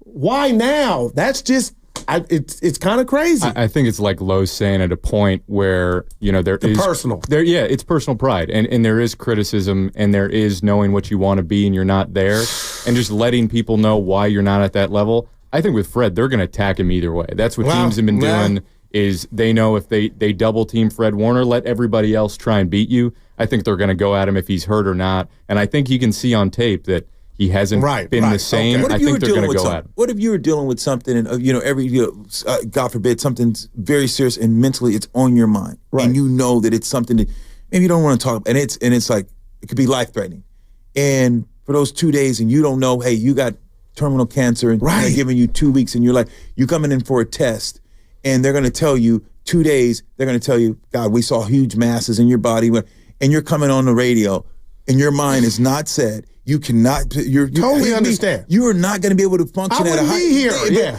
But you had to suck it up. And then someone asks you, "What happened to you that week?" You're like, "Man, dude, I was battling with something." It's like, dude, because they know that's not who you are. So it's tough, man, to put that on the guys and ask them to carry the burden. So do you three think this team can win the division, or that's done? And how done are they if you don't believe in them? I'm out. Is this just a reset comeback next year? Well, I think you can win the division because if you look at it, I mean, are you really afraid of Seattle and Arizona at the end of the day? I know they're better teams right now, but it's the NFC West. A month ago, Seattle was in last place, and people are all over Geno Smith, and now they're on top of the division. Like, it doesn't look good right now, and I know. Yeah, they can win the division. Yeah, you got to take care of your own house. But what is that going to do? Well, I tell you, at least it gets you. Rams. So you'd be a 4 seed. Yeah. And that way you're not playing Detroit or Philadelphia at Detroit or Philadelphia. So if you can you beat Green Bay? You can't beat anybody right now. That's the point. So it's like, I know people say, hey, just go ahead and win the division. Look, I think you can win it. I think the Rams and Arizona, you can win those 2 games. And yes, you can still win your division. But you're not beating anyone. You haven't beat a team over 500 to 2 games over 500 this whole year. So how good are you? You got to play a team that's a top. I think Green Bay's probably number 4 in the NFC. But how great was, real quick, where it's Green Bay Sunday? That game was sitting there, 10 points. Jordan Love threw a couple picks. They didn't catch it, but he'll throw it to you.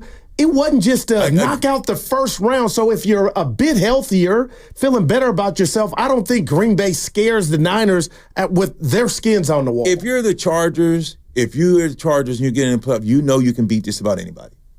You're not playing like the Chargers. You see what I'm saying? You're not a seed. All I'm saying is the Niners right now, they could limp into the playoffs, and it's a quick exit. Right. It's like what the Raiders were those 5-6 years ago when you knew, hey, yeah, they're getting in. It's no way. That's how bad they are. You get in, and it's just going to be a quick exit because you just don't have it right now. Yeah, that's all I'm saying. Right now they can't beat anybody. But I think that Purdy comes back. You get Trent Williams, Greenlaw's on the field, Bosa's back. Or get them all back, and who you going to beat? Okay, you tell me this. Would you hit reset and just say, you know what? If we lose and get blown out by Buffalo, let's just evaluate this team. The hell with the playoffs. Let me just see who it is. Let me see if I'm bringing back Debo. Let me just see what Purdy's worth. Is there just sort of basically an evaluation period from here to the end of the season? Would you entertain that if you're management? I would.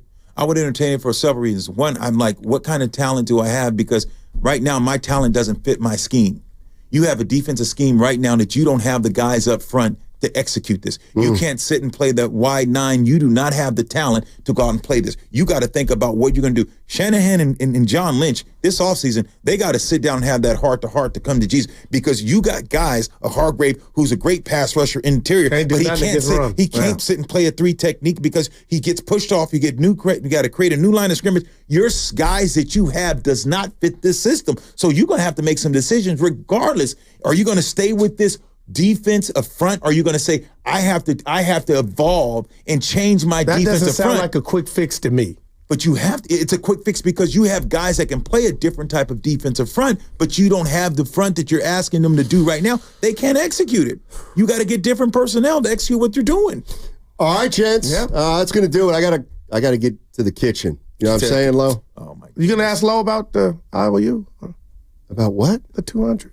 Well, too, if you're going to... you just chickened out on me. Because I heard him earlier say I haven't got paid. I'm a very loyal guy. I'm a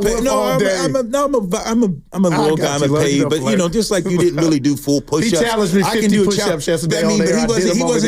He was doing half. 200, I did You can get anyone to really judge the push-ups, and I can show you what a real push-up look like. Steiny said the book counted. Tell him the you did half. Or if I can get you to extend full and have the measure, you wouldn't do it. Jake saw it. Jake was there. I told you, distance of the hands, right? They had the closer the hands. I had them wide. He didn't even come closer. Bro, he didn't even come halfway up. It was that bad. But I told him I'm giving it to you. Yeah, and he said good bucket. And the fans said good bucket. It wasn't. They weren't good. But I told you that I was going to do it. You're changing on me now too. No, they weren't good. They were. I thought I had them on my side. Do a full arm extension and push up, and we can have someone judge it. I did 50 yesterday. They weren't, but I'm still giving you money. So it's good. I love my man. I mean, somebody suggested just give him 100 because he did half a push-up. He was doing halves. Yeah. He knew he was doing halves, but he through it. That's all. I thought it was good. In my opinion, I said it was good. All right, gents. Listening. Well, listen. Have a great rest of the day. I love it. We got a lot of Niners to talk about on 95.7 The Game. Are they the smartest show in the Bay Area? You guys are an intellectual feast for the smart sports fan in the Bay Area. Wow. You're pretty much the smartest guys on the radio. I agree. Good Lord, how big is your ego? Are they the funniest show in the Bay Area? Give it a laugh. Come on. You're a funny guy. Come on. Give me a laugh. You are funny, dude. Hit that S again. Are they the coolest show in the Bay Area? And no white boys. They're cool. That's what people are saying. You guys are phenomenal. This is one of the most perfect ways that I could end my day, getting a chance to talk to Mr. Mark and Dan, We'll let you be the judge. Oh. All I know is it's a couple of Bay Area boys talking sports. I know nothing. Thanks. It's Willard and Dibs on 95.7 The Game. Welcome in to 95.7 The Game. I'm getting music. I'm hearing my voice. I'm all over the place. And I could have had new headphones. Instead, I've got these things from like the 1940s. Jake Hutchinson, Lorenzo Neal, Jake, Dan Avone. Got you covered for the next 4 hours. 4 hours? Let's do it. All right. We got this. It's the San Francisco 49ers, and knives are out, apparently. And I guess we'll start right where we just left off. And the latest news coming down hours ago that Fred Warner has been playing with a fractured ankle for the last, more than a month, since week 4. Yeah, since when Patriots. He hurt it against the New England Patriots. We talked about it as to why you would disclose it now. Was it something that had underlying meaning to it? Is there something in terms of a rallying call and trying to get to other players to sort of step up against a difficult matchup against Buffalo? Or is this just simply, to oversimplify things, Jake, it's just not your year, baby? Yeah, I think that's part of it. I think if this is your year and you're rolling and things are feeling good, I'm not sure Fred Warner shares that information, right? Because they're all playing well, they're playing good. Why do you have to tell anybody that you're dealing with an ankle injury? And I'm not saying I blame him. I get it. You're being criticized. Your defense is getting roasted after a brutal game against the Packers where you're getting dominated physically, you're getting out-schemed, and Fred Warner, you're the head of it. You run that defense, you got the green dot on your helmet. And so I think at a certain point, it wears on you. He holds himself to that high standard to be an all-pro, all-world player. If you're not at that level and people are asking, why aren't you playing the same? At a certain point, you might just say, all right, yeah, I have been playing through an ankle that's fractured. Yeah, and I think that even if he was healthy, I don't think there's a lot you can do when you're getting double teamed and you're getting offensive linemen that are coming off and able to block you, because ace block or scoop block, and able to put a hat on you. It's really hard for Mike linebackers at 220, 230 pounds to take on 300-pound offensive linemen that are moving forward, that you are not sitting, you are waiting for those guys. You got defensive front guys that are in your lap. Now you're asked to come off and make tackles. It's possible, but it's not probable. I don't care who you are as a linebacker. I played linebacker for many years. I was a way better linebacker than fullback. I was an all-American linebacker, averaged 16 tackles a game. You put me as a linebacker. Fresno? Yeah, at Lemoore High, I was recruited for a linebacker. Without a doubt, I would have been drafted higher as a linebacker than a fullback. Little Sam Mills? Exactly. You already know. I mean, my instinctive, it was just amazing. But every now and then when you had a guard and a center can able to come off their nose guard, push him out of the way, take him, and then come and double you. I remember playing against the Bakersfield Drillers, and they would double team me because they knew it was averaging 16 tackles. They said, we're not going to let this guy beat you. Other guys have to make plays. When your linebacker, Mike linebacker, is getting double teamed, if your Mike linebacker is not able to get to the plays, and you got offensive linemen and you have a fullback that's on him, somebody in that interior lineman has to be making plays. I'm just telling you, you ask anyone, get Ray Lewis, get Patrick Willis, and go ask them, when you get blocked by a lineman and guys are coming off to you, it's hard to make tackles. I'm not saying you can't. It is friggin' hard. I played that position, played it for a long time. I'm telling you, it's hard to do. And by the way, with the Tennessee Titans, I was emergency linebacker for the Titans under Greg Williams, who's a DC, because I could play linebacker. Did you ever get in? I was ready.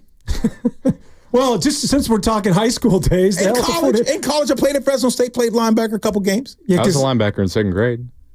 Second grade, when you talk about, but linebackers always want to be clean, right? They hate having to deal with it. Well, how much of this, as we talk about Fred Warner and the fractured ankle, is just Drake Greenlaw not being available?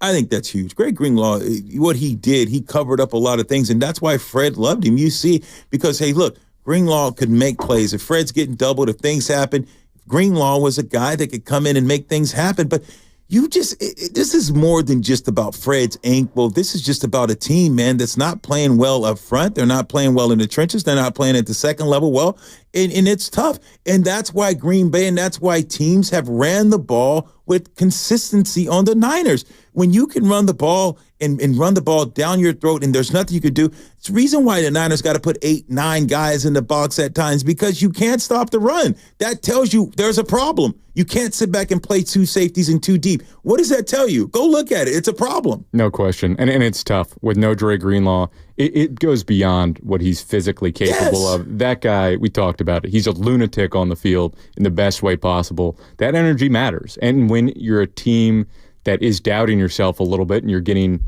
sort of ground into a pulp in the run game, you need a guy like that to come in with that energy, that physicality, and help out a little bit, especially when Warner is being targeted and Devondre Campbell looks like a shell of his former self. And you're asking a lot of a young linebacker in D. Winters or Diamador Lenore, and you're facing teams that are getting to that second level and are clearing those guys out. You just need somebody who can flip that switch, and Greenlaw's a guy that can do it, and it's probably too little too late on that end. When your corners and safeties and secondaries making a lot of tackles, there's a problem, man. There is a problem.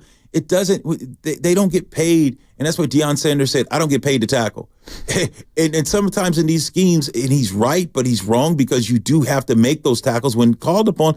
But at times, man, when your interior linemen, your linebackers usually lead the team in tackles because of the fact they're clean.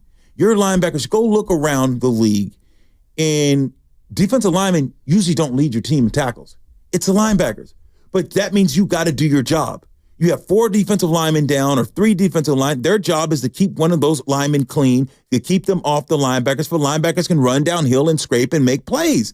If linebackers run sideline to sideline, do the things you would do. You have a defensive front that has an obligation to make sure your linebackers stay clean and they can make tackles and play downhill. I talked about this in the exchange with Guru and Steinian. Does it get to a point where when you look at the injury to Fred Warner, when you think about Greenlaw, who, by the way, is going to be a free agent, Jake, we can talk about that a little bit later, but when you think about this team going forward, the injuries to Bosa and Purdy, for whatever reason, we can get into Purdy as we always do. He seems to be at least not on par to where he was a year ago. That maybe just not shutting it down, but maybe not getting to the playoffs could be the best thing for this team so that you can evaluate talent. And the other thing I think that everybody has to keep in mind is that you handcuffed yourself a little bit because you did re-sign and give extensions to Brandon Ayuk, to Bosa going back in the day, as well as Kittle, Christian McCaffrey, and, of course, Trent Williams. So there's not a lot of money because there's a thing called the salary cap in the National Football League.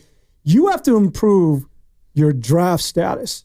And so maybe the best thing for this football team, as you had talked about, if they're not going to make a run in the postseason, then maybe we should start thinking about next year beginning this weekend. No question about it. No, and we've talked about this the last few days, is there's a fundamental issue on both sides of the ball. This is not a team that's really built through the trenches. They used to do that with the defensive line, and they went away from it. And at a certain point, trench warfare, if you're going to be a team that wants to be physical and run the ball, you kind of need offensive linemen who can execute that. And especially on the interior, they don't have that. And so all of these intricate runs and beautifully designed plays that they love to rely on, they just don't have guys that are executing that. They're getting bullied. And when one guy falls back, he's pushing him into another one. And all of a sudden, Christian McCaffrey's fighting for his life to get 2 yards. And so you've got that. And if they lose out, not only do you get rest, but you do get time to evaluate how many of these guys are still linchpins, are people you want to keep around for the future, and what are the positions that you really need to look at in the draft and free agency and say, okay, this is what our identity is going to be going forward. Yeah, and I wonder if, for me, if I'm going to recoup and say, hey, look, I'm going to rebuild and go to the drawing board, I'm going to invest in, we talked about it yesterday, I'm going to invest in the trenches. Football games are won and lost in the trenches.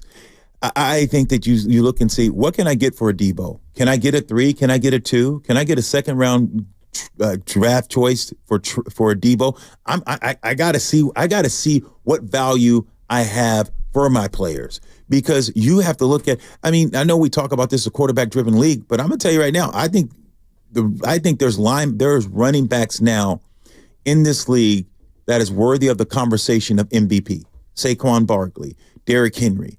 You look at these guys, it's showing now that you need to start paying these running backs. You got a guy, Christian McCaffrey, that you get him the right get him the right offensive lineman.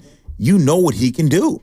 I mean, it's no longer, when you talk about McCaffrey, you look at what Saquon done. You look at the quarterback. Whose team is it? This is Saquon Barkley's team. The Giants, look at the Giants. They sat there and said, okay, we got to pay the quarterback, Daniel Jones, and Saquon is not that important. That just goes to show you he was still getting that team to a playoffs. They were still relevant with Saquon. Look what Derrick Henry, what he was doing, carrying Tennessee to playoffs, and they talked about, we got to pay the quarterback.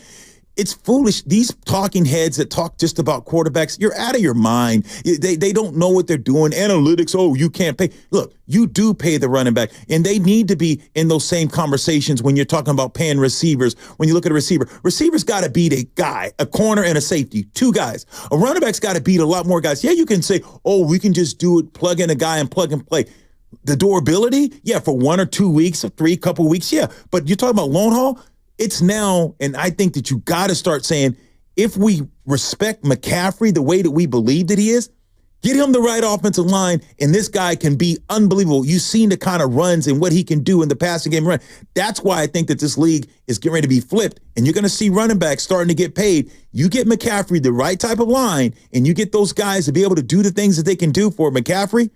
He's in the same. He's got that type of talent. Running back is in vogue. It's return to the NFL. Return, baby. Hello, you're making a push. Yes, you're drooling as we speak. Jake, I want you to talk about this because Jake, you cover the team, and obviously you're behind the curtain, and you know sort of the inner workings. There's this sort of philosophy out there that when it comes to the Niners and offensive linemen, as Lowe just passionately detailed, that there's a sense of, lack of a better word, arrogance, that the 49ers feel as though that they don't necessarily need to waste a first or second round pick because they can coach these guys up. They can teach them the system. You got Kusarik, and it doesn't get any better than that. Whereas they need to sort of maybe flip that thinking and saying, as Lowe just mentioned, we need to invest in talent that's plug and play. What do you think? That quite literally, we asked Chris Furster, their offensive line coach, run game coordinator. We asked him about his philosophy on all this. And right after the draft, he was saying, essentially, first, second rounds, we'd rather go skill position. There'd have to be an incredible talent. Usually that's off the board. And so they looked like third, fourth, fifth. We can get a guy and maybe we can mold him and we can teach him. And that is literally their philosophy. And I think when you look at the way they're built, you might have to reevaluate that. I think the highest after Mike McGlinchey they spent on an offensive lineman was Aaron Banks, who's I think having maybe his worst year as a Niner. They drafted him over Creed Humphrey, who is an all-pro center for, the Kansas City Chiefs. It's something where even if you do decide to evaluate that position and put it higher on your board, you still have to get it right and say, okay, do we want this sort of undersized athletic center like a Jake Brendel that they valued, or do we need to be more physical, more athletic in a league that has a lot of guys that are challenging these undersized centers? If your quarterback is the future and the face of your franchise, and that's the guy you want to build on, if that's it, if that's what, and I'll take that and say, okay, that's it. Follow me here. What did the Chargers do? Name me their two offensive tackles. Them Chargers. Look at those two offensive tackles. No. Look at out of Notre Dame, yeah. Well, that's Harbaugh for you, though. He's meat and potatoes. He's resetting the league. We're going back to the 1980s with Harbaugh. But he wins in the trenches. You go look at the Chargers, Dobbins, how hard he runs, but it's the line. He said, I'm going to invest in the defense and offensive line. I think they converted what was a defensive tackle to be their fullback. Yes. That's their belief. Yes. And you look at Baltimore. You look at the teams you look at even Bills. Teams are invested in offensive line. You have to be able to. You look at Kansas City. Man, Jones, 95. Look what they're doing. Their trenches, they're not scoring a bunch of touchdowns and just lighting it up, but they're winning in the trenches. You have to go back to say you win and lose football games in the trenches. When the Niners were at their best, the year before last, not last year, but a couple years ago, when that defense was humming, they ran the ball 40, 50 times. You had a dominant offensive line. You had a defense to get after it, and you won in the trenches. Football is never going to change. You can go try to play basketball on the grass and say, I'm going to get all these skill positions. It doesn't get you far. It's hard to play basketball on the grass on a consistent basis and win championships.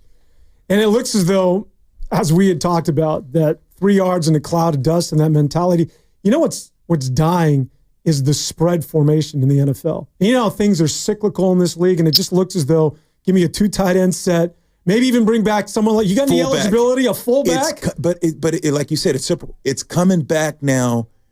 Team said, okay, you want to spread us out and do all this stuff? Now we're going to go kick your butt and we're going to go get physical.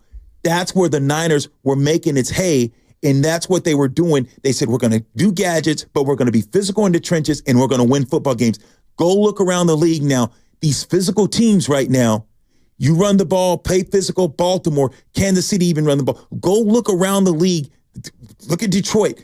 Teams are being physical. That is the pillar of football. Trenches. Yeah, and you look at it, the offseason trend, I think this last offseason was interior offensive linemen. They started to get paid, and it wasn't even guys that were top of market that were these elite offensive linemen. They were just decent. And teams said, we value them. We're going to start paying them a little bit more, and it brings the market up. I think teams understood the trend and wanted to get more physical on their interior, and they said, that's how we're going to attack that. And I think that reflects what you're saying, Lo. Yeah. All right, we got to get to a break. By the way, Lo, I'm just getting fired up, baby. Let's go. We're talking about physical type of football. Well, this will fire you up. Saquon Barkley, potentially a running back getting the MVP this year. It's in the conversation. All right, we'll continue to talk about it. Lo's fire. Every time I do a show with Lo, I'm ready to run through that glass, man. The guy gets you going. All right, Jake Hutchinson, Lo Neal, Dan Avone. We got you until 6 o'clock. We're talking about the Niners as they get ready for the Buffalo Bills, only here on 95.7 The Game.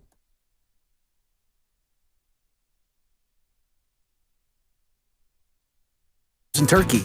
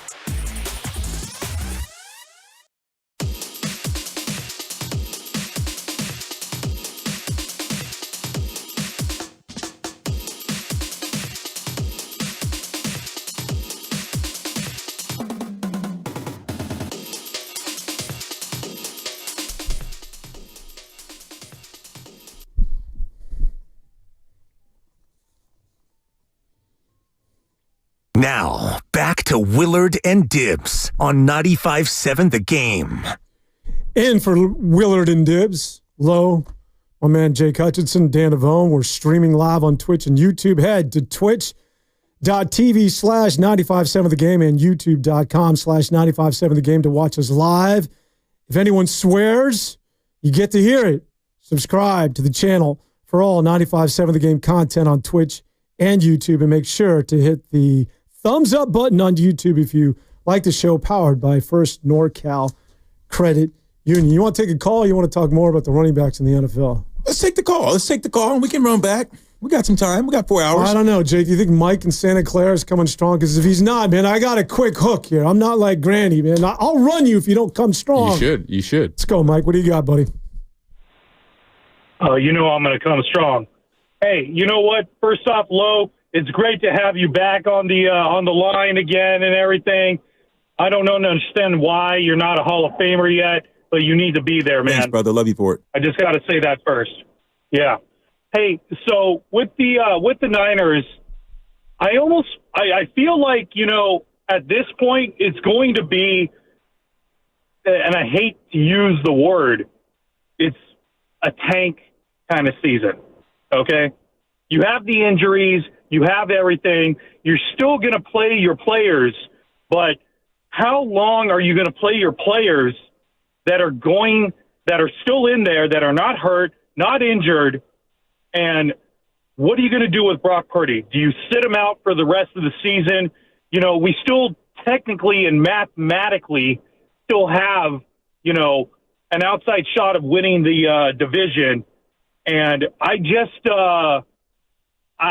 don't see it this year. I just feel like, it needs to be a season where you just say, okay, it's done.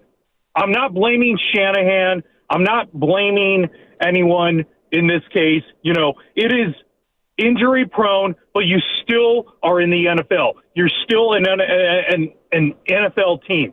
You have to play the freaking game to the end, but you don't have the players, and the players that you need are not there. So what are you supposed to do at this point? Do you potentially put Fred Warner, in this case, in potential injury factor? Christian McCaffrey? Let's see some more of the young players like Pearsall, Mason, Isaac Garanda, all these guys. I want to see more of the younger players at this point to actually do what they need to do. And one last question I have for you, Lo. Are you still driving the Caddy? No Caddy, baby. I'm driving that Dodge Ram, baby, that 2500. I'm old school, baby. Old Diesel. That old Diesel. Oh, man. Okay. All right. I just had to ask. But thanks, guys. Appreciate it. You're not driving that in the city. I guarantee you that. Oh, I drive that Diesel everywhere, baby. Me and old Diesel, we go. Where are you parking that thing downtown? I just park down here and then the little. Just on the sidewalk? No. I got broken into in the I was going to say. It's a matter of time. Well, just getting back to the caller, yeah. I'm with him. You don't have to necessarily lose, but you play guys. You're not going to go out here. Shanahan's not going to go out and say, guys, we're going to play to lose the game. No. You're going to go out here. Guys that are hurt and don't need to play, don't play them. It's like you still get guys, get some young guys, get them some game experience, play your offensive linemen, see what you got, see if guys can run the schemes. Treat this as still play. Play to still win the game. Guys that can play, able bodies, let them play. The Fred Warners and stuff like that. At times you're like, hey, Fred, how's this ankle? Let's look at this. Let's pull him out. Don't beat the guy up now. If you get out of the playoffs, if they lose the game, I don't think that Fred will – I think that they would take it easy on Fred. Not take it easy, but like, hey, you need to heal up. You've been out there sucking it up, doing those things. If the playoffs are no longer in sight, I would let the guy have to get some time to heal. Yeah, I think the problem that they're facing is that the NFC West is so mediocre. It's just deeply, deeply, deeply mediocre. And some of these teams, they're going to play each other and they're probably going to cannibalize each other. And you're just going to have teams that are playing with mediocre records. And I'm not sure any one of those other teams are going to pull away. And so you get in a situation where even when you lose this game to the Bills, you face the Bears. You might be able to pull that off. Who knows what the Bears are? And then you face the Rams and say, all right, well, if we can beat the Rams, then maybe we're right back in this thing. And who's to say that's the most insane thing in the world from the 49ers perspective, but I'm with you. I don't think they're going anywhere. I just think they're too flawed on both sides of their trenches. And, a lot of these guys are hurting. And at a certain point, you might just say, all right, well, we'll take our chances without them. And if we prove that we do have a real chance to win this division, then we bring people back into the fold. But either way, I don't think there's an optimistic outlook for the rest of the season, but I don't think they're just going to tank. All right, that MASH unit called a football team, that being the San Francisco 49ers, certainly banged up. Shanahan, as he always does on a Wednesday, addressed the media and talked about the injuries as they get ready for Buffalo. Practice today, Aaron Banks, concussion, will be out. Jordan Elliott, concussion, will be out. Flanagan Fowles, knee out. Demo, Lenore, knee out. Nick Bosa, hip oblique, out. Trent Williams, ankle out. Christian McCaffrey, just rest. Brock Purdy, right shoulder, limited. Pooney, shoulder, limited. Greenlaw, Achilles, limited. Kevin Givens, groin, limited. That's it.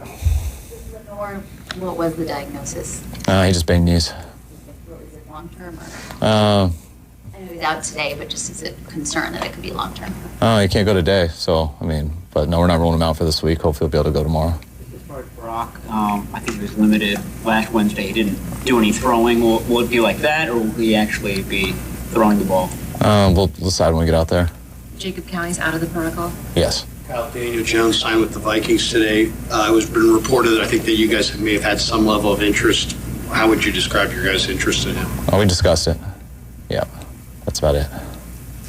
Well, you said County is out of the protocol. What do you think of Ricky Pearsall, how he looked back there fielding punts, and would you consider making him your full-time guy?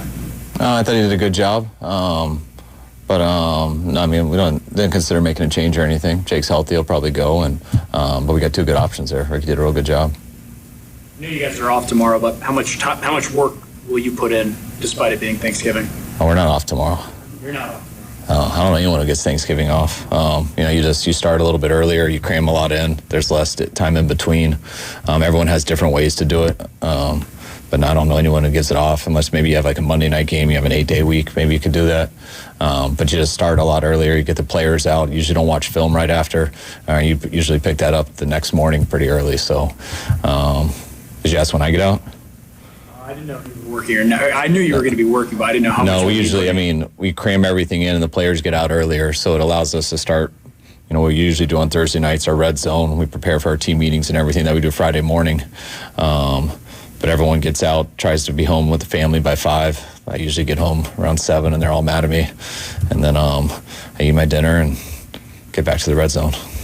John on KNBR discussed Trey Greenlaw doing some mock games out there on the practice field. What's that all about? What went into those sort of sessions to get him ready for opening his window this week? I didn't watch him or anything, but that's what all our guys kind of go through who are on IR. Like Huff's doing that this week. You're just not allowed to be with coaches or anything like that until you open their window. So they don't like their first time doing true football drills and everything to be that. So when they go out on their own with their training staff, they're doing less like rehab stuff and more doing like what they would do in individual.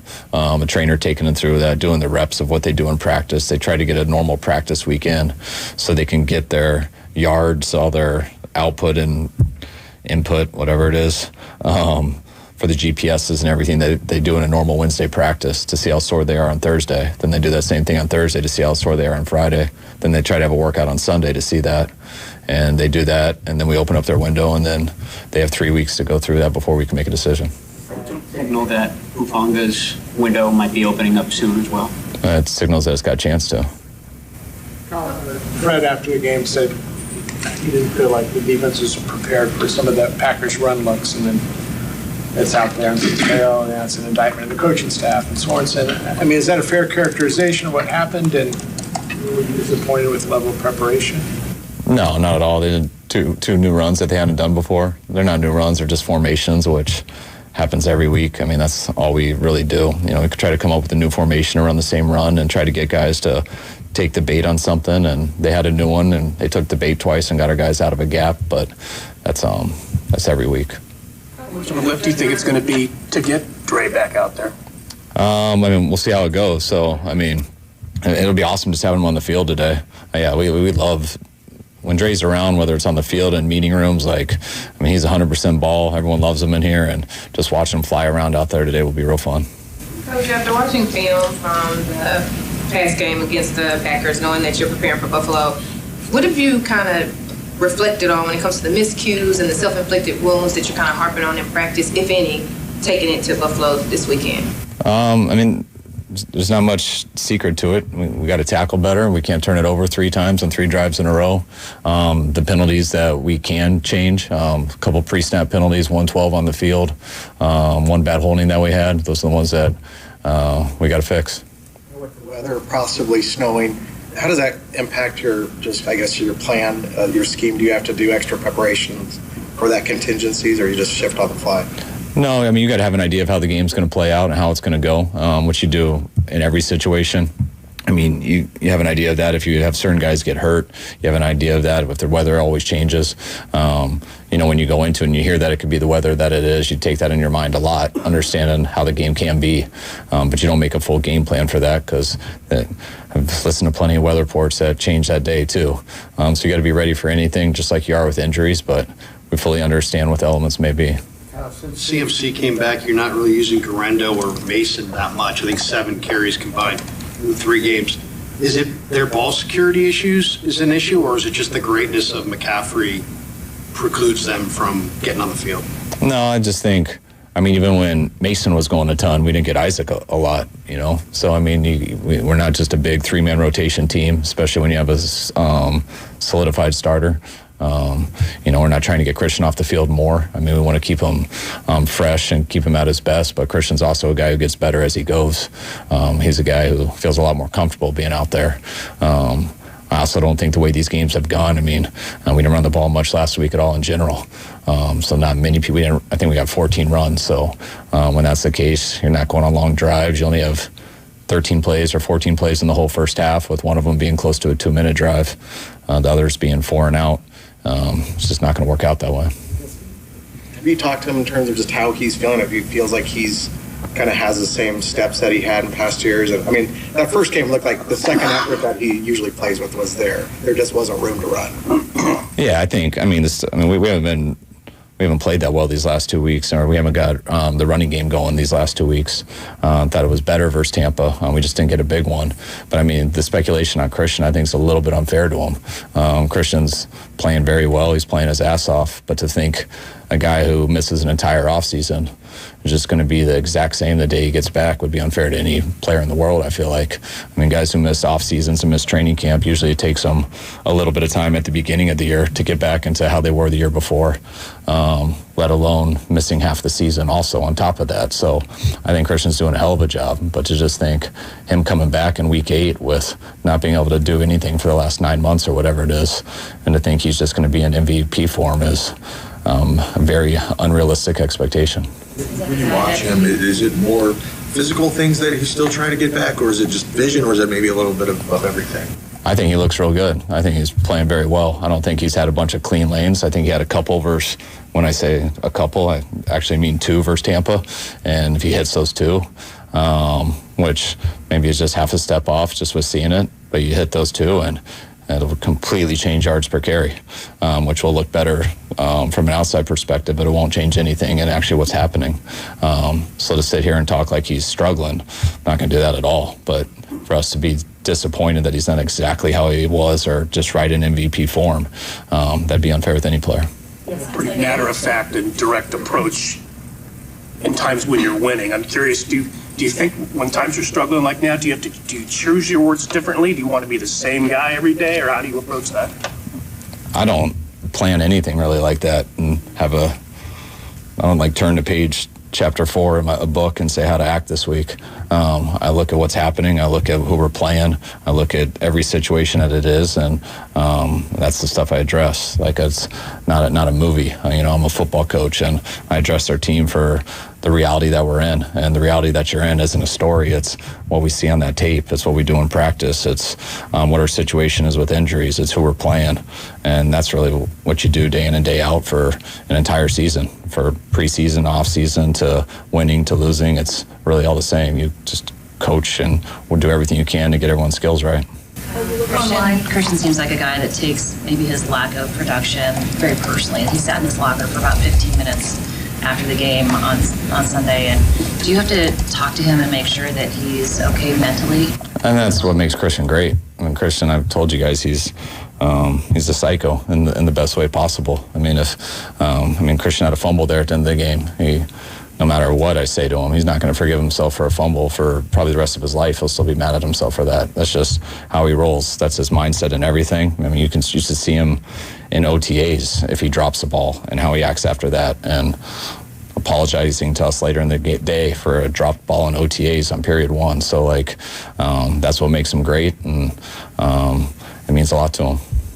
Take 2 more. On period 5 and 6, we're glad to be in this situation. You're shocked to learn you're being criticized. You should do this. You should do that. When you look at your performance, this season, how would you grade yourself, or how are you doing? That's up to you guys to grade me. I work as hard as I can to get a win that week, and we haven't won as much as I believe we should have. We've lost 3 games that I feel we were capable of winning and should have won. Those are the ones that are the toughest. In terms of grading myself, I'm not going to grade myself. I'm going to work as hard as I can, and I'm the same guy I am right now that I've always been.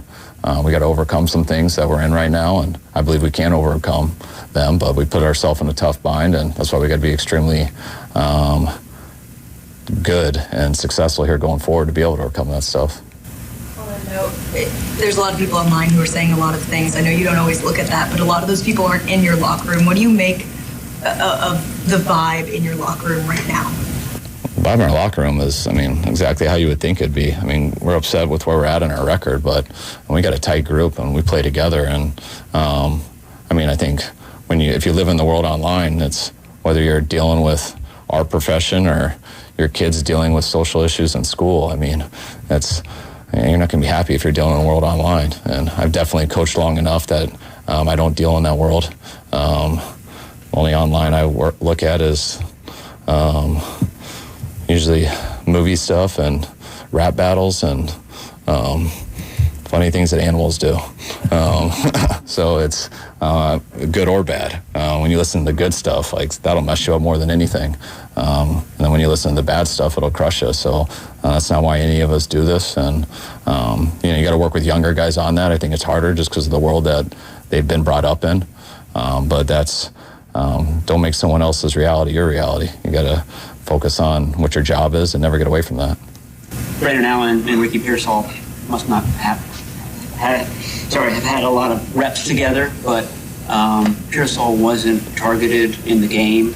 Is he getting open as well as you like? Where has he been the last few weeks as far as? I think he's been fine. It doesn't work out that way. They played. When you talk about getting open, I talk about getting open as in, do you beat man coverage? They played 2 snaps of man coverage in that game on our drive at the end of the 3rd quarter where we went down and scored, and they didn't do it after. So that's about high-lowing people. When they play deep, you check it down.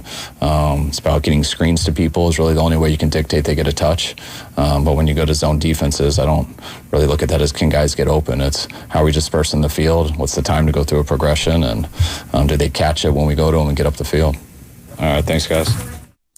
Kyle Shanahan, as he does every Wednesday, approaching the media, talking about, a myriad of things, which I do want to get into on the other side. When he talks about, however, social media and what it is that he looks on his phone. Love it.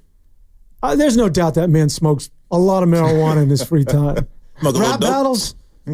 Listen, it's funny because I feel like Kyle is using the internet from 2008 where he still thinks it's all cat videos. And honestly, that's a good thing. I don't want my head coach being online. You want him to be as offline as possible. And I do think that's actually a really healthy perspective. And I do think they have struggled with that a little bit with young guys like Ayuk, especially this whole offseason. Yeah. It was just turn off the phone, man. And he was just doing so much online stuff that made these negotiations way harder than they had to be. Right. And I think every single year you get Gen Z guys who you're just Kyler Murray. You've been on your phone your whole life, and that rewires your brain, and it's a tough thing to deal with. Kyler Murray had it written into his contract.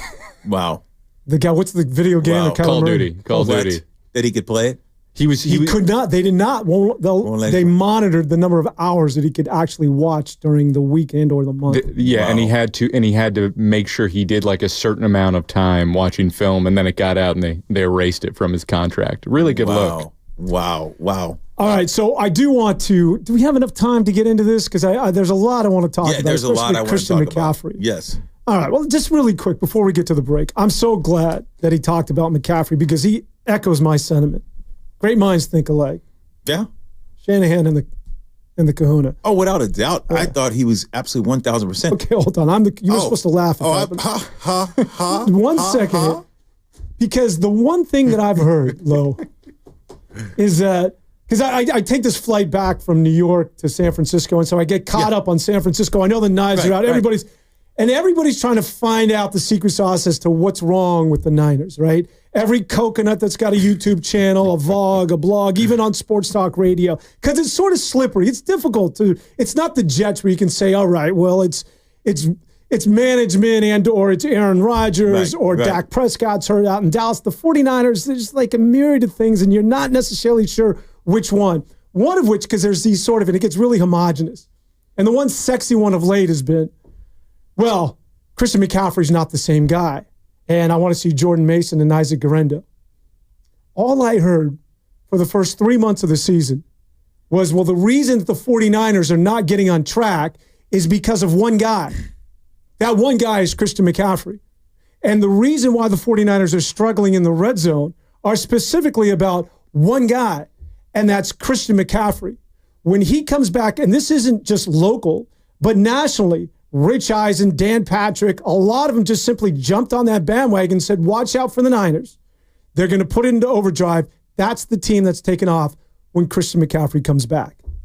Christian McCaffrey is now back, and all of a sudden, I got to giggle, all of a sudden, where's Jordan Mason and Isaac Guerendo? Jordan Mason needs some carries, and I need to see this rookie out of Louisville, Isaac Guerendo. It doesn't, I get it. We're looking to find out the reason why. But let me just tell you, and I want your thoughts, Lo, as well as you, Mr. Hutchinson. I forgot your first name for a second. Jake, we'll get back to you in just a sec. I want your responses on the other side, but I got to read like War and Peace here. They got me on Saturdays, I just get out of bed and bark, but I got to read this thing here. We are presented by Fremont Bank, celebrating 60 years of full-service banking with no compromises, and Valvoline Instant Oil Changes is your 15-minute drive-through oil change. Visit their expert technicians to check fluids, tire pressure, windshield wipers, batteries, and more. All right, safe holidays. Travel starts at Valvoline Instant Oil Change locations and coupons at BayAreaOilChange.com, BayAreaOilChange.com. Jake Hutchinson, how are you, my man? Jake Hutchinson will be back. Lorenzo Neal, Dan Avone. We continue on 95.7 The Game talking about Christian McCaffrey after this. Hey, Bay Area, it's Joe Shasky.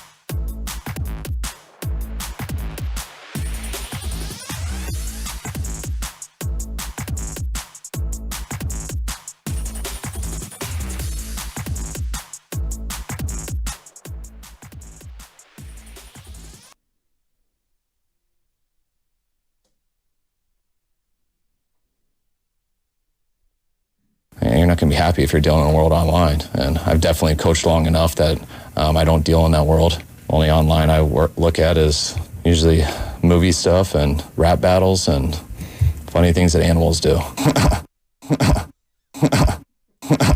Now, back to Willard and Dibs on 95.7 The Game. Beavis, Butthead, and Kyle Shanahan. That was classic.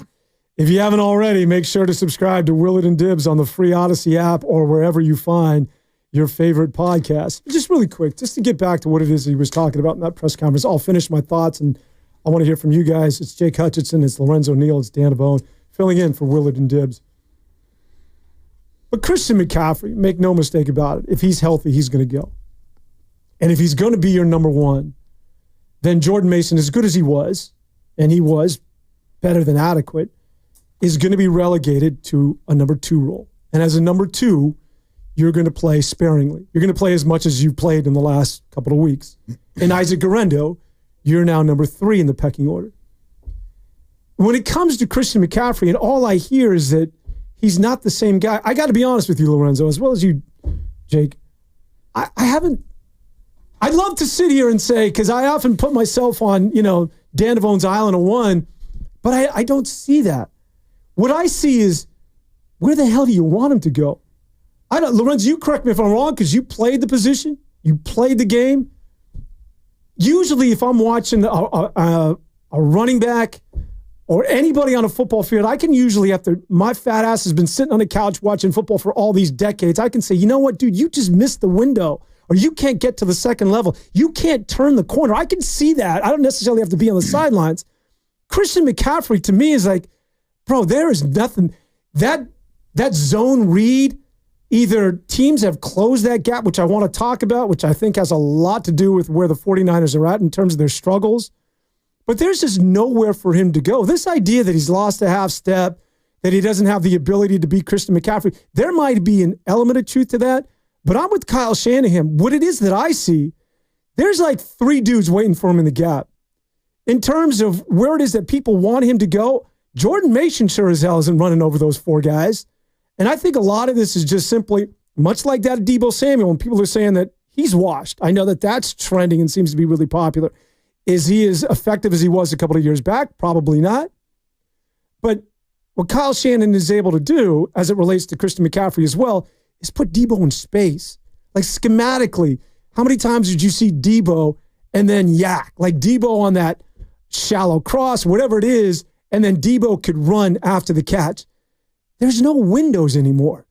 And I think a lot of teams they've figured out the secret sauce as it relates to Kyle Shanahan. But just getting back to Christian McCaffrey, I don't necessarily see what everybody else sees, apparently. That he's slow to half step, that he's not recognizing the ability to get to a second level, or that he's not the same guy.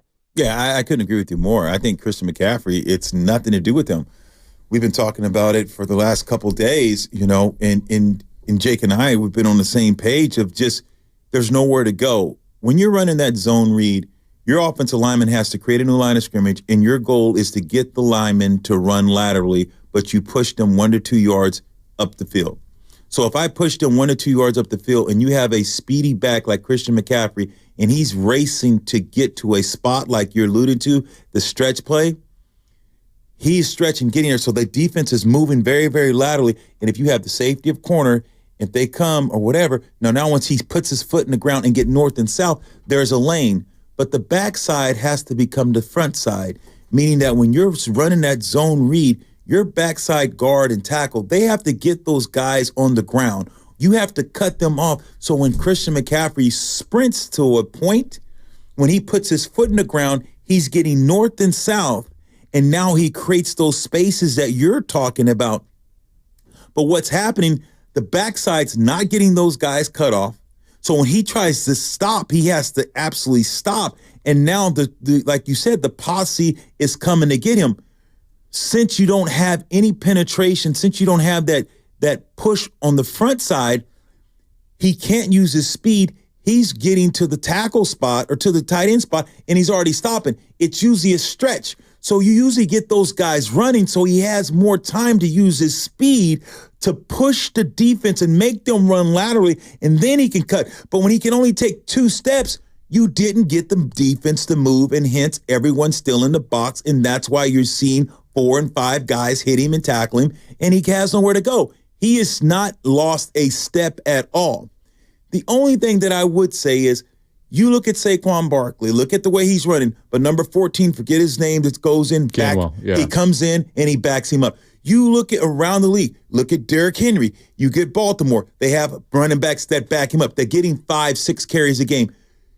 Jordan Mason is a guy has earned the right to carry the ball at the bare minimum 5 times a game because he is a different type of runner. He doesn't use his speed to stretch the deep. He's not necessarily a zone stretch. He's not a stretch guy. He's a zone. He's one cut. He's getting downhill. You can let Jordan Mason, he's more physical. He runs through more arm tackles, so he gives you a different dimension.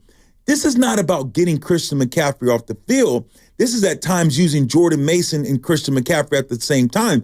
This is about saying, hey, let's let a guy soften him up because he runs physical and he's more bigger between the tackles. Now, Christian, you can come in and finish these things off. So it's not that you're taking necessarily Christian off the field at all times.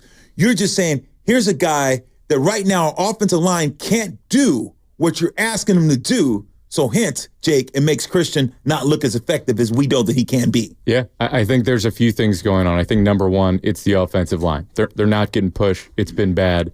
We've covered that extensively. It starts, I think, center and left guard. They're not doing it. And there's other guys that are missing blocks left and right. I do think the reason you have the discussion about Jordan Mason and Guerrero and all that is because, and McCaffrey, after the Seahawks game, admitted it, that he's not quite where he wants to be. And Shanahan, in this press conference while defending him, I think he also said, he's not at that MVP level. He's not where he should be. And I don't think anyone really expected him to be immediately back to that level. And I'm not quite sure it matters a ton because he's not getting blocked for all that well. Right. But I think where you get the sort of frustration on the fan side is Jordan Mason was one of the best in the NFL this season with mediocre blocking and making something out of nothing. And so bringing him in, occasionally, especially between the 30s or something like that, where you can take a little bit of the load off of McCaffrey and get him in situations where you're closer to the red zone and he doesn't have to go every single down, is something I think that could help him and I think would benefit the 49ers.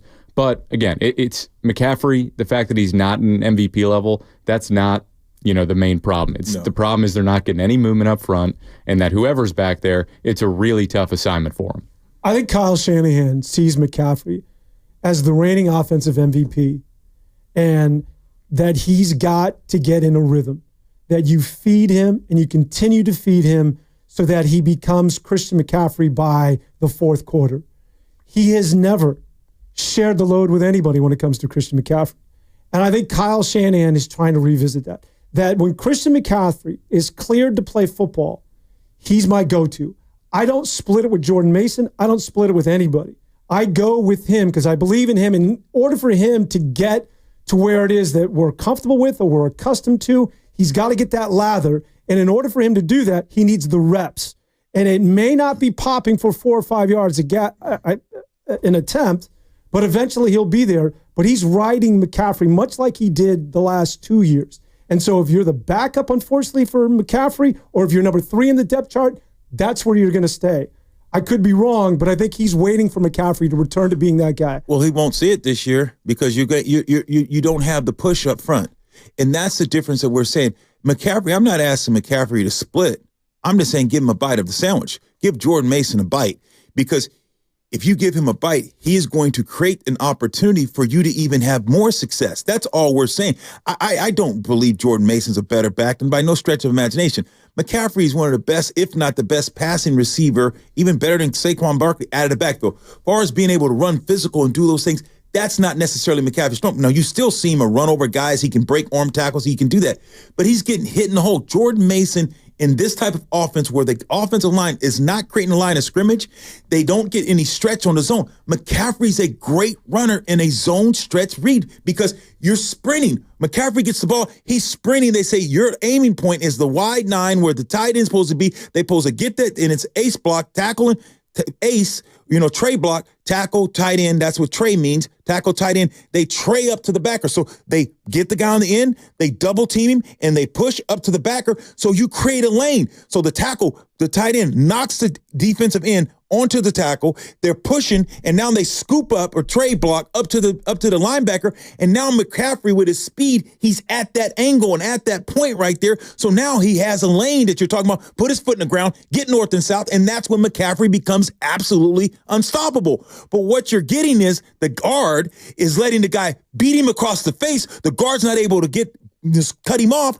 He's getting penetrating the backfield, so he's creating a new line of scrimmage. Now McCaffrey's stopping at the B gap instead of the 9 or the C gap, way out wide. It doesn't work, Coach. I told you, Jake. Write this down. Let's go.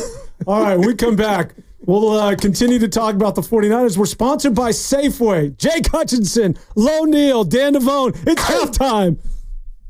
Head to Safeway this week.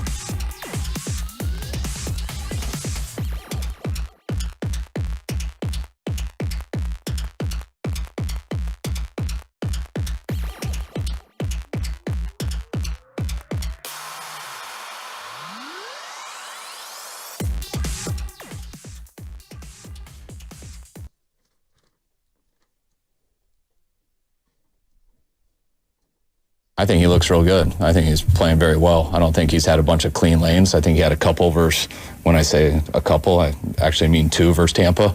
And if he hits those 2, which maybe is just half a step off just with seeing it, but you hit those 2 and it'll completely change yards per carry, which will look better from an outside perspective, but it won't change anything in actually what's happening. So to sit here and talk like he's struggling, not going to do that at all. But for us to be disappointed that he's not exactly how he was or just right in MVP form, that'd be unfair with any player. Now, back to Willard and Dibbs on 95.7 The Game. Low Neal, Jake Hutchinson, Dan Avone. Low dancing as we come into the break. Jake actually giving the head nod. Yeah, Jake, we feeling it, man. He got that California know how to party, baby. Jake Hutchinson, by the way, a Jersey guy. So don't think this kid's just coming light with some, I'm a California guy. I love Jake, man. Jake's my guy. Strong Jersey roots here, man. That's right. That's so right. Jersey, folks. did you have North any Paisan in you, or you just? Well, not really, but you grow up around enough Italian people that you sort of take on the culture a little bit. Yeah. What I miss most is you got the pizza there, and then you got the bagels. The pie. Nobody does bagels out here the right way. They need to be the size of a small child. Or you can't get a bagel in California, and you can't get a pizza slice. Lo, I don't care what you say. There's no one that will duplicate a New York slice. I don't know if it's the water out there or what's going on. See, I don't like the big, thick pies. I don't like, No, New York's thin. Chicago's got that thing that's a casserole. Yeah. It's a good casserole, but it is a casserole. You're Boston, New York. It's pissa. It's wicked cool. I spent some time up there in the Cape, baby. I was out there for a while in the Big Apple. When I see you dancing, sweet. I'm thinking about you back in your Fresno State days. Boy, you wasn't ready for the percolator, just baby. Closing down the Black Angus. Closing down Willikers and Black Angus, baby. They call me the percolator, baby. When I start perking, that coffee get black, baby. That percolator. Too much, Jake? Right. Too soon? Too soon? No, never too much. Okay. Never Let's too much. talk about the San Francisco 49ers. And I'm at a loss for words when we're talking about how we got here, because let's just keep where we started things and keep in mind that this is a team that was expected to go to a Super Bowl. It was Super Bowl or bust. And again, as we sit here and try and figure out what's wrong, I can't find anything that you can point a finger at and all of us being sort of on the same page. Here's how I see it, Jake. I think that you're seeing a lot of teams that are doing what it is that the 49ers are doing offensively. And that's what happens, Lo, when you get, when you're doing something effectively, because it's been Kyle Shanahan sort of on the top of that mountain, right? He's been the most innovative coach the last 3 to 5 years in the NFL. Take nothing away from Sean McVay and the Kevin O'Connells of the world, but it's been pretty much Sean McVay and everybody else. And I got Andy Reid on the phone. Who's that? I got Andy Reid on the phone. Well, Andy Reid's got Mahomes. Andy Reid doesn't need to get innovative. Andy Reid will just say, Mahomes, go win me some games. As Mahomes does when Carolina and everybody else starts to, make their buttocks get a little tight, Mahomes take his home. You know what I mean? You got Mahomes. But when it comes to Kyle Shanahan, and you know this, when you're dominating the league, you get these weird people called DC's, defensive coordinators, who lock themselves in a room for 14 hours a day and don't see the light of day until they figure out what the hell it is that you're doing. And I think they've closed the gap, because now what you're seeing is that more offenses are doing what it is that Kyle Shanahan's doing. And so what does that mean? It means that the defenses now have an idea. When you come out in those formations, I'm not exactly sure. No, you're right. I have an idea that there's going to be a tendency as to where it is that you're going with the football. It's already happening. I think last year, you've seen defensive coordinators start dictating the terms. Offensive scoring has been down. It's been tougher for offenses. And you see, you just look at the amount of coaches Kyle has lost. A lot of those guys, you got McDaniel, you got Bobby Slowick calling plays. Robert Saleh had Mike LaFleur for a while. There's a lot of that tree and other guys that came from Sean McVay that are all running sort of similar things, and defenses have looked at how to attack it. And I think for the 49ers, they've had a real problem. Teams have stacked the box against them, and they've run tight man coverage, and the 49ers receivers haven't been able to beat it. And then when they get into third and medium, third and longs, they bring pressure off of one side, they overload it, and then Brock Purdy has to throw hot, which is usually a short throw, and he's under pressure immediately because the 49ers either don't have the right protection or they just don't have enough guys. And so teams have figured that out, and the 49ers have not had answers for that all season long. And then on the basic stuff, they just haven't executed well enough. Yeah, I couldn't agree with you more. I think that anytime a team brings a hot, you have a side adjustment that the receiver can do. I don't think necessarily you can stop it. Tom Brady was one of the best at that. If you blitzed him, you were in trouble. He was going to carve you up if you came after him because there's holes and there's weaknesses in the defense. You have to have a receiver that's able to beat man coverage and do the things you need to do, especially in hot reads.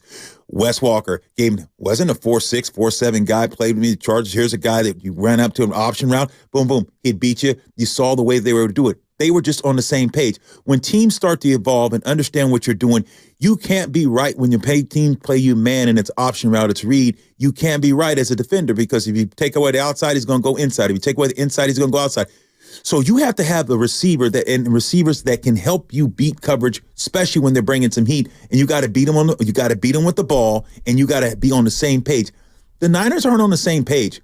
They're not on the same page, and they can't win right now in the trenches. Bottom line, offensive and defensive, you're losing in the trenches.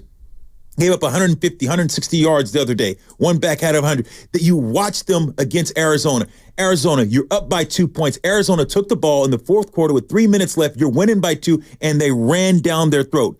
The Rams had missed tag offensive line. Guys were out. Both your receivers were out, and you lost that game. Kyle Shanahan said, there's 3 games. Listen at that clip. He cut it up. And I was like, listen. And I said, what am I going to pull away from this? Out of everything, I know he talked about he doesn't watch social media, and the only thing he's doing that for the movies. I took out of there, he said, there's 3 games. 3 games we should have won. 3 games we felt that we lost that we should have won. And I tell you what those games are. Seattle, can I get a ding ding? I wish my man was back to work. Give me a ding for Seattle. Can I get a bell for Seattle? Boom. And then you talk about the Rams. Yep. He said the Rams. I guarantee it was the Rams because they played with 4 offensive line guys that were on the street and without 2 receivers, both starting receivers, and they lost. Can I get a yep too on that one? And then the last one would be Arizona. So you had blown and producing. Those 3 games. Yep. That's what he's. Hell yeah! There we go. Can I get a yep? Those are the 3 games. You know that he's talking about. No Talk question. to me, Daddy. Talk to me. No question. And I think that's something where you can point to 3 plays. They said it, and I think the 49ers said it before this last week is, they were 3 plays away from being 8-2. Well, you didn't execute on those 3 plays, so you're not 8-2. And also, to even have it get to the point where those 3 plays decide the game, it means you didn't execute in a number of other ways. And also, this is your identity. You keep doing the same thing over and over, and you let teams get back into the game, and you don't, stomp on them and just finish. That's who you are. I'm sorry. You can be that close, but you don't finish. I don't care. You got to get the job done. They have not done it. Those 3 games, you know that. You see, they didn't win those 3 games, and those 3 teams. Dude, I know nothing except what you tell me. I write down everything that comes out of your mouth, man. You're the gospel. All right, we'll open up the phone lines at 888-957-9570. We'll start it with Larry in Lafayette. Wants to go after the head coach of the Niners. What's up, Larry? Well, I was just really disappointed after the first game of the year, when Jordan Mason had his career game. He was really pumped up. They took him on an on-the-field interview, and he accidentally told people that Shanahan knew on Friday night that McCaffrey was out. And then you see his post-game interview inside the building, and he has dead eyes. Somebody tore into him for letting that information out just because the 49ers were playing with the injury report.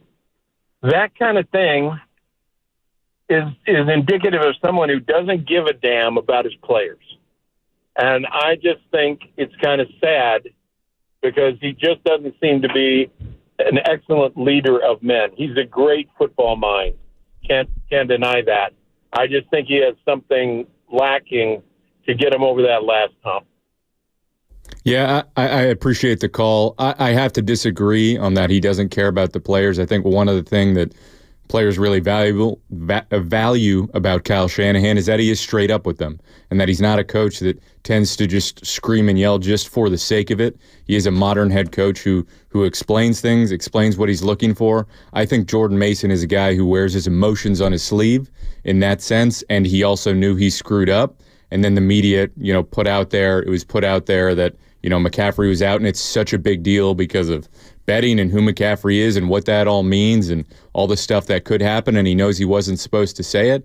I think that's where that was coming from. I can take other criticisms of Kyle Shanahan. There's many things that I think he has flaws with, but in terms of caring about his players and players buying in, I don't think that's a fair critique. Yeah, he doesn't sell his guys out. Kyle Shanahan loves these guys. Actually, I'm not going to say he loves them too much. I think that he'll cave and give guys money, which they maybe shouldn't give them money, because he wants to show that, hey, we're different. We're an organization that's going to take care of our players. Hey, even if you're better years behind you, if you're one of the guys, we're going to take care. And sometimes coaches hold on to guys too long. Sometimes coaches don't hold on to guys long enough. It's hard to say goodbye. Look at Tom Brady, what happened in New England. Belichick turned the page. And it was tough. And Tom went on to win another Super Bowl and probably could have won another one, had a chance to win 2 of them in Tampa Bay. So sometimes coaches just say, I have to do what I need to do in order for the good of the organization. And it's tough, because I don't blame the players for getting their cake and getting their chicken and getting their money while they can, because it happens. And I think right now you're in a situation where John Lynch and Kyle Shanahan, they want this team and these guys know, we're going to treat you like family. We're not going to disrespect you.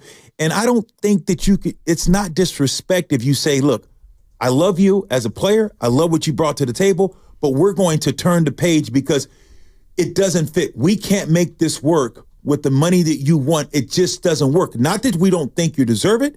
Not that we don't think that you're good enough to get it on the market, but we can't do it because it goes against us as a collective group, that it would hurt the good of the team. And I think that's what you're getting ready to experience from the 49ers. I do think that they have a philosophy about rewarding their top guys. And they've made that clear that if you are a top guy for us, we will take the time and we will pay you and we will make it as painful as possible and we will drag it out deep into the offseason, which benefits nobody. But they will take their time and they will eventually get a top-of-market deal done. And that's what happened with Brandon Ayuk. Ayuk didn't handle it well. They didn't handle it well. But that was a situation where I think because of that philosophy of them viewing Ayuk as a top guy, which I agree with, I think he is, and last year was a top 10 receiver, and he was starting to round into form. But because they paid him, now they're in a situation where they paid him, they paid Debo, they paid other guys in free agency, and now you get into a situation where money gets tight, and you're probably going to have to pay your quarterback something like $60 million if you want to extend him. And that's what happens when sometimes maybe you should say, all right, play on your 5th-year option, we're done negotiating, or we'll trade him. Do you think he's going to get 60 on the market? If they're going to repay him, yes. That's the going rate. But again, and we could talk about this, I think that you have to consider, I'm not necessarily saying do this, but what's wrong with saying, you know what, let me just see another year. Before I give you $60 million per and tie myself, hitch my wagon to you, how about just another year before I'm completely confident and arrive at that decision? I know there's a lot that we can, and we'll get into that. One more thing, we'll just put a bow on Kyle Shanahan. But Kyle Shanahan, this gets thrown around casually, like the player's coach. I think that's exactly what he is. And that's not something that you can try to be. It's just either you garner that respect or you don't. Right. And I think he gets that X factor. And the fact that he chewed Jordan Mason's ass, that was one of my favorite moments. Because you could clearly see that Mason afterwards was like a kid. The caller's spot on. He's not right about Kyle Shanahan, but he was spot on about Jordan Mason looked like a guy that dad just said, bent him over and said, don't ever do that again. And that's one thing about Kyle Shanahan that I think maybe he gets from his old man. He's got a little old school in him. Yeah, he's prickly. He gets grumpy, and he lets you know. And as much as he's a player's coach, I think that when you screw up, he's not afraid to get in your grill. And I think that's an interesting balance that you don't see a lot of today's coaches because they either don't want to alienate today's stars or they're just simply afraid. There's 2 things I wanted to ask you. Your best and worst coach, if you even want to go there.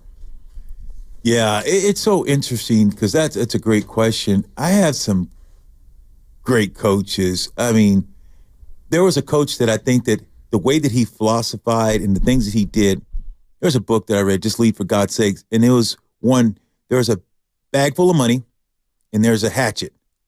And I can tell you, go do this and I'm going to give you this, get money. Or you go make up your bed, money. Go do this and get money. Or you can lead with the hatchet. If you don't do this, I'm going to whoop you. If you don't do this, you're getting the hatchet. If you don't get this, this is what's happening. That fear factor. These both work temporarily, but not permanently. If you can't get the mind and the heart to buy in, the hatchet money and the hatchet and the bag of money doesn't work. And so some coaches coach with the hatchet and money. If you do this, attaboy, boom, boom. Those two things don't work. You got to be able to get the heart and the mind if you want total buy-in in anything you do. Tony Dungy was the guy who didn't use the hatchet or the money or the bag of money. It was trying to get you. He wasn't going to cuss you, wasn't going to yell at you, wasn't going to do it. He was going to treat you like a man. But if you didn't do what's right, you wouldn't be there the following year, or you wouldn't be there. So that's one. Bill Parcells was that guy hucking and bucking, be in your face, and tough and get on you. And some guys can respond to that, and some guys don't work well to that. Had another guy that was, Jim Mora, just in your face, pulling and just aggressive and just, but the sweetest man, if you know him, he's a great. So you just have to know the guys you deal with and have to understand as a coach who are the players, because all those methods can work, the hatchet and the money, but it only works temporarily, and it's not sustainable. So I just think that I've had, Dick LeBeau, unbelievable coach, just too nice, unbelievable coach. He was in his 80s, defensive coordinator, an unbelievable guy. But it was in Cincinnati as a head coach wasn't because guys took advantage of his kindness. So I've had a lot of great coaches. Marty Schottenheimer, unbelievable, tough, physical, but man had a heart of gold. So there's a bunch of coaches in different styles, but it's the individual. It's predicated on the individual, that coach. If he wants to lead, how does he tend to lead? And he has to know the guys who he's dealing with to have success. Were you on that Mora team when he was talking about playoffs? That was in Indianapolis. I was with him in New Orleans. Oh, I thought that was in New Orleans. Yeah, New Orleans. That's when he just quit on the team. Walked out on the meeting and said, "I'm done." What was that day like? Hell, like your head coach and then we had Rick Ventura was the interim coach. You're talking about on Monday, you come in after a game, you come into a team meeting. So the first thing you do on Monday is you come in as a team meeting, everyone comes into me, and your head coach comes up there and just starts talking about the game and they say, guys, I'm just going to tell you, you know what? It's tough. It's tough to win in this league. It's tough to coach in this league. It's tough. Guys, I'm just going to tell you, love you, man, but I'm out. And quit. Walks out the back door. And it was like, what the heck? Where was this? New Orleans. With the Saints. Did you think he was doing a bit at first? We didn't know what to think. And so who came in? When the guy said, who's going to be the coach? I stood up and said, I'm going to be the head coach.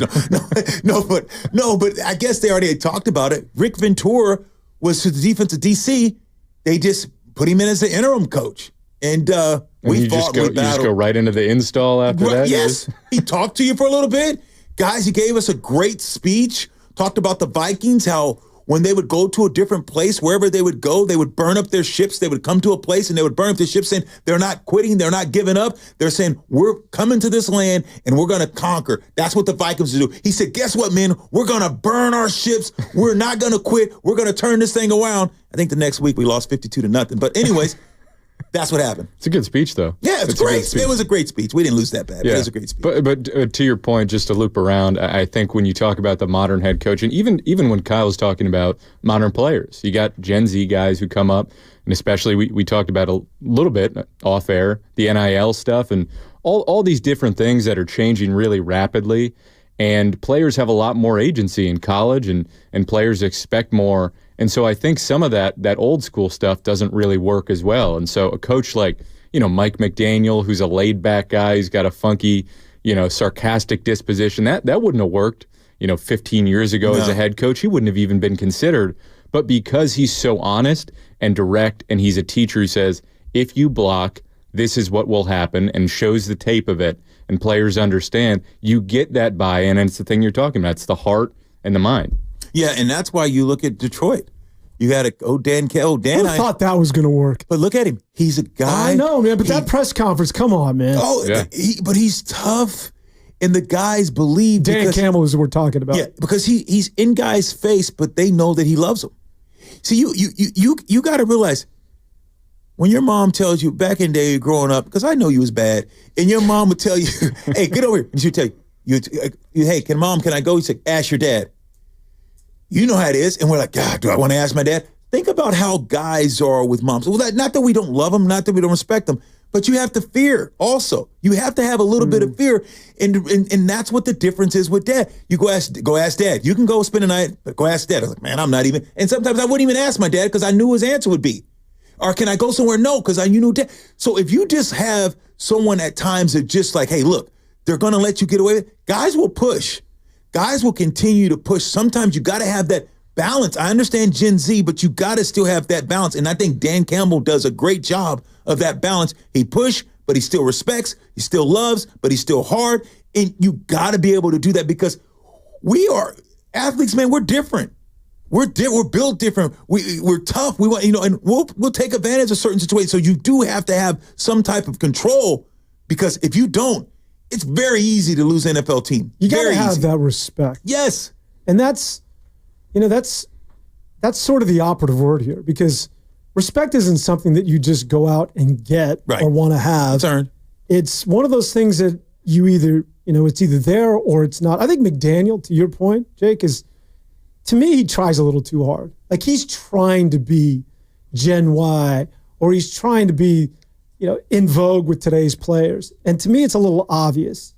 And I think Kyle Shanahan, you just got to be who you are at the end of the day. I think that is who McDaniel is. There's just no one else that's like him is the thing. So, I mean, I only say that as somebody who talked to him in press conferences and you're like, oh, no, you think he's just quirky. Doing – yeah, you think he's just doing a bit. And I think Odell Beckham was like, what is wrong with this guy the first couple weeks he was with him? And then you realize, oh, that's who he is. But it does come off weird, especially if you're unfamiliar with him. Got to have a great assistant coaches. Guys that are going to be that way, those coaches better make sure that they hire great assistant coaches to manage. Because some coaches, I think that one coach you probably would know, and I think unbelievable offensive mind, one of the best is Norv Turner.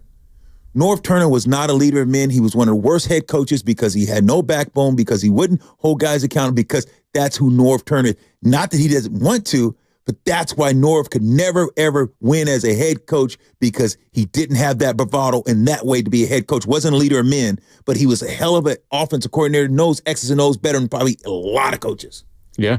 God, he had some good teams. Yes. My goodness. Never got to that Super Bowl, though. That part. All right. We're going to continue here. Luke, do we want to play a little Kyle Shanahan going on? All right. We'll come back with a little Kyle. Tell me, am I reading Warriors Wednesday to go to the break? Oh, okay. I love this. Warrior, come on, man. We produced the best. Hey, just give me a bell or a yes for the.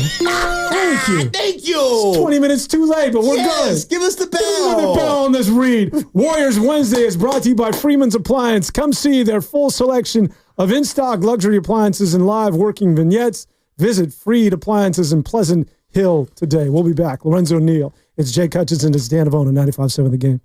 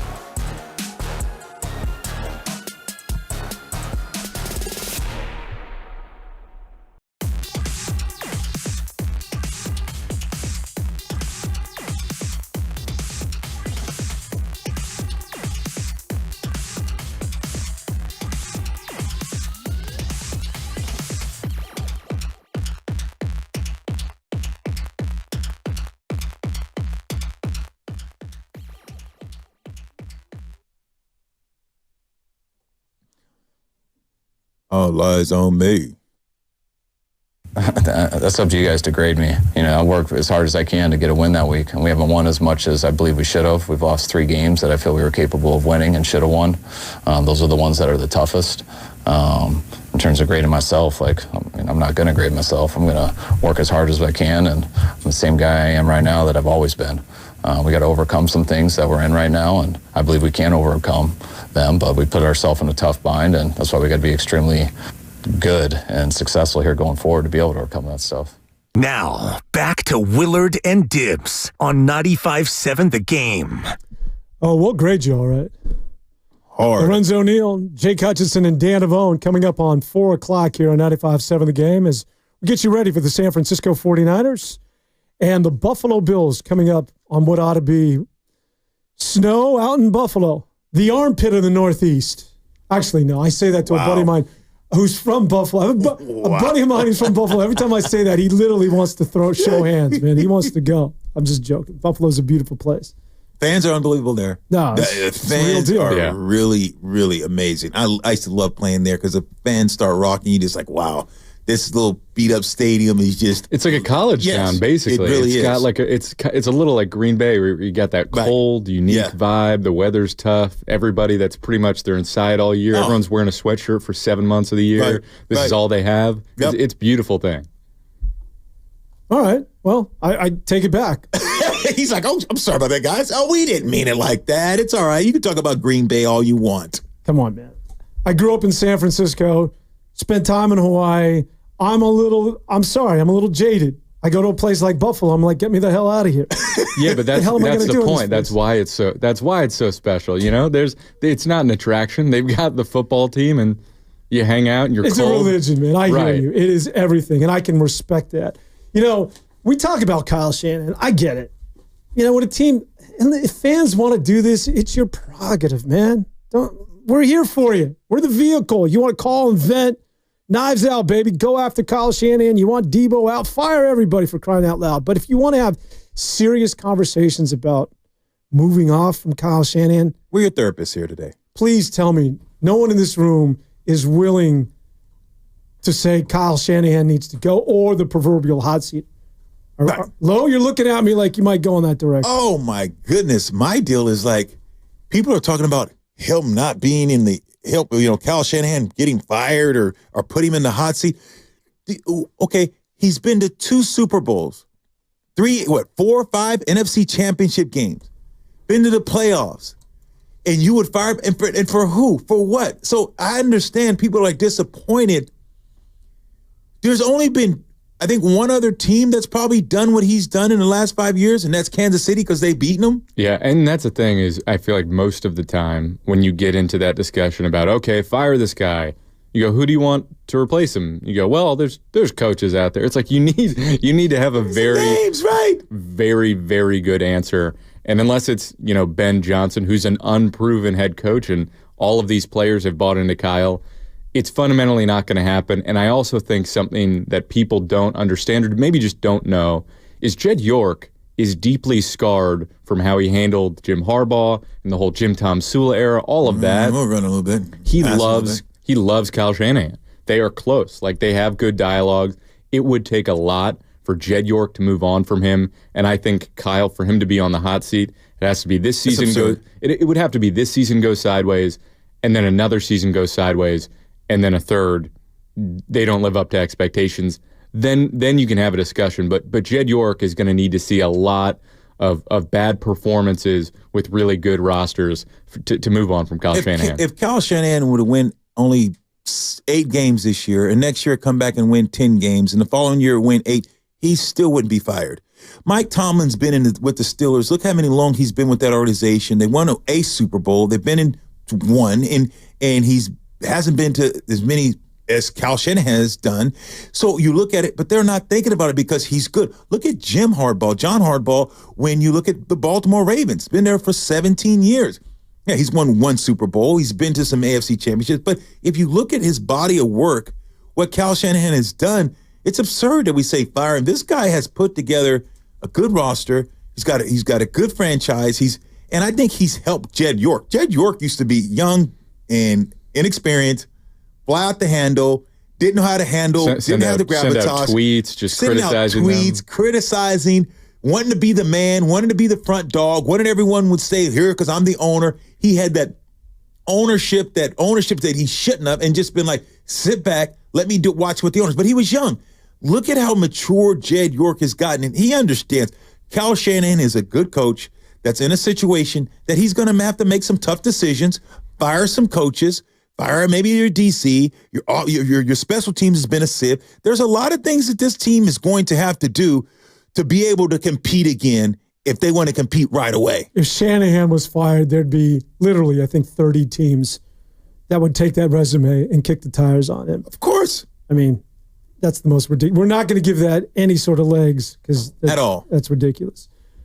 Surprised you looked at. Surprised you looked at. Surprised you gave me side eye. This is because you talk so great about San Fran, and now all of a sudden you want to move to the NYC San Francisco to get to the. Don't ever abbreviate. Oh my God! See, don't ever be. I'm throwing you under the bus right now. I'm going to throw you under the bus. No, it's called stink eye. I was giving you the stink eye, man. I wasn't sure where you were going with that. But you know what? Here's with Kyle Shanahan, though. I do think Nick Sorensen.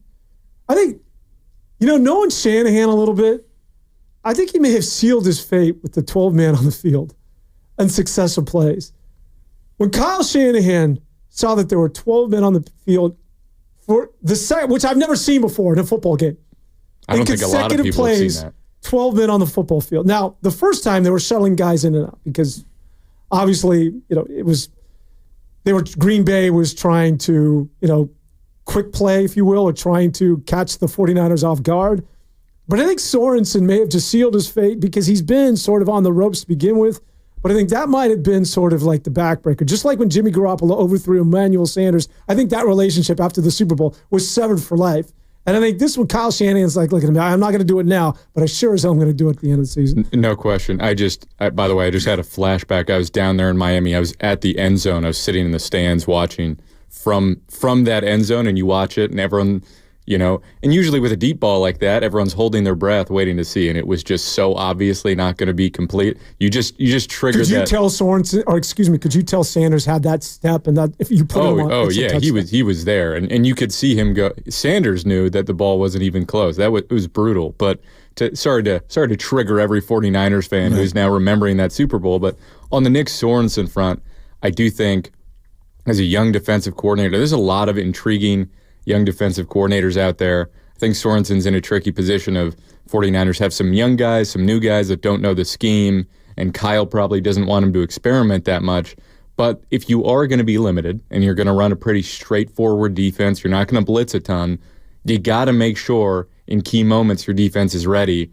And to have that, where Kyle didn't pull any punches and he went, that's on us, on the second one, I'm not sure.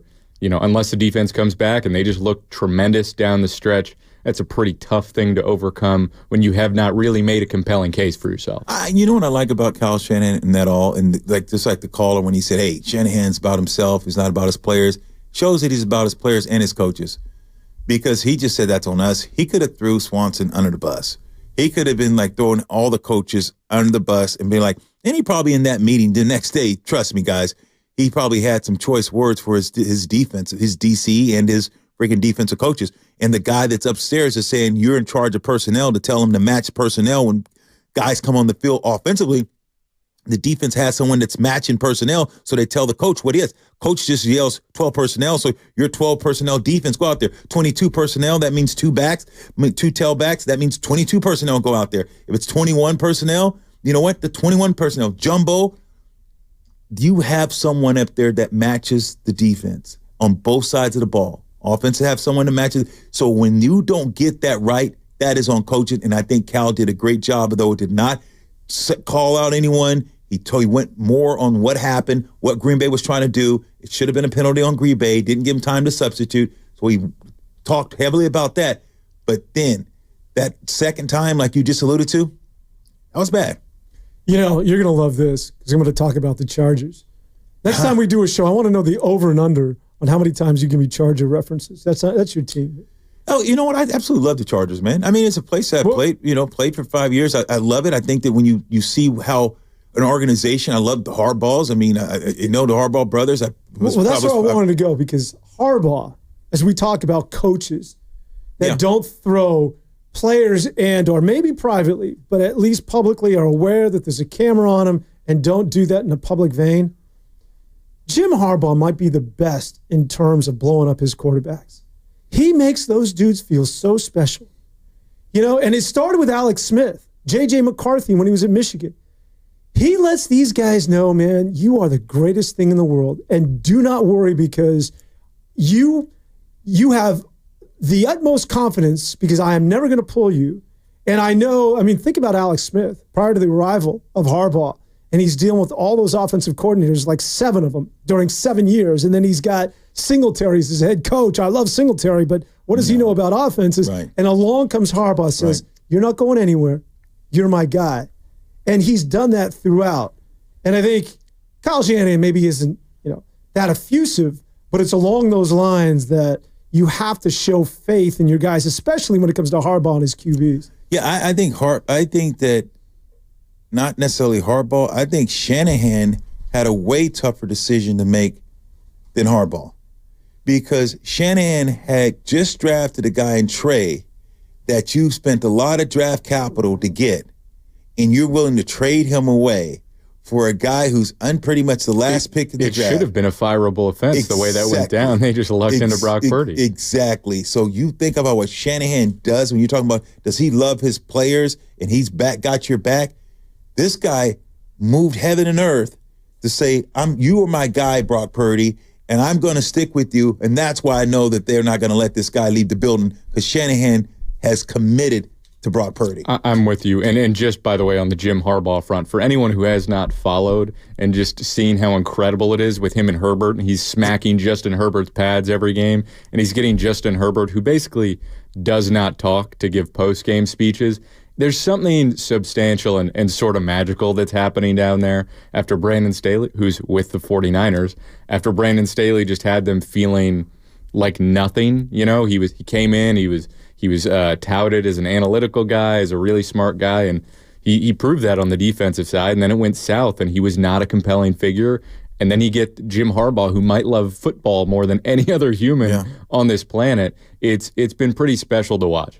It really has, watching Harbaugh, and just watching coaches, both these Harbaugh brothers, watching the way that they coach. And I think Shanahan is still in that picture. I mean, if you look at what Shanahan has done the last 5 to 6 years, you got to compare that to any coach in the league except probably Andy Reid. Yeah. You look at what he's been able to do. Who can you say has outcoached Shanahan the last 5 years, what he's done with his organization to any organization in the league besides Kansas City? I got to do an ID. Lucas was going to tell you to lay out, but I'm like, good luck, man. Lo ain't going to stop talking, so I got to read Lucas, it's all right. Get in my ear, baby. Get in my ear. You're good, listening to 95.7 The Game, KGMZ FM, and HD1 San Francisco, and Odyssey Sports Station, always live on the Odyssey app, Twitch, and YouTube, powered by First NorCal Credit Union. For a low rate, auto loan, apply CR. Just ask for First Cal financing at the dealer. All right. We talked about Brock Purdy. Let's just go there. All right. Let's just pretend you're the GMs for a second. All right. It seems to be a foregone conclusion, and I'm with you. I mean, listen. You put the proverbial gun to my head. Let's lock him up next year. Let's not let this thing get messy. The one thing I would suggest is that you do it early. Like, let's not do what it is that we've done the last couple of years and let these things, when it comes to Bosa, where it actually carried into the season, and you did everything with Brandon Ayuk last year, that it was just too much. It was too much drama, and I think there's been a cause and effect, including, Trent Williams and his extension. I just don't think that team was ready to play football at the beginning, and I'm talking about camp. Right. So if we're going to do it, let's do it. But I'm just saying, if I was in that room, could I be that guy that's just throwing caution to the wind, that since there's some uncertainty, and $60 million is a lot of scahoots where I'm from, that maybe we just hold out for another year so that we're certain about Brock Purdy and Brock Purdy's future going forward. Now, I would say this in my defense. Again, I started the show this way. When you think about Jacksonville and Trevor Lawrence, do you think if they could redo it, then maybe they would wait another year and I don't know if you're worth that 53 per. Same thing with Tua. And the little fella out in Arizona, Kyler Murray, is another guy that I think was a little bit premature. And in all three instances, I think that if the powers that be could have waited another year, they would have saved themselves a lot of money. I think the only problem is if you're asking Brock, who's already outplayed his contract monumentally, I think he's going to hold out, and he could say, I'm not going to play unless you pay me. And I know that doesn't seem like Brock's character, but given how valuable he's been to this team, the fact that he did have elbow surgery and all that, if I'm him, I'm not setting foot on that field next year until I have a monumental contract. And if they go another route, fine. They can test that out, but there are going to be other teams calling and teams that will pay him.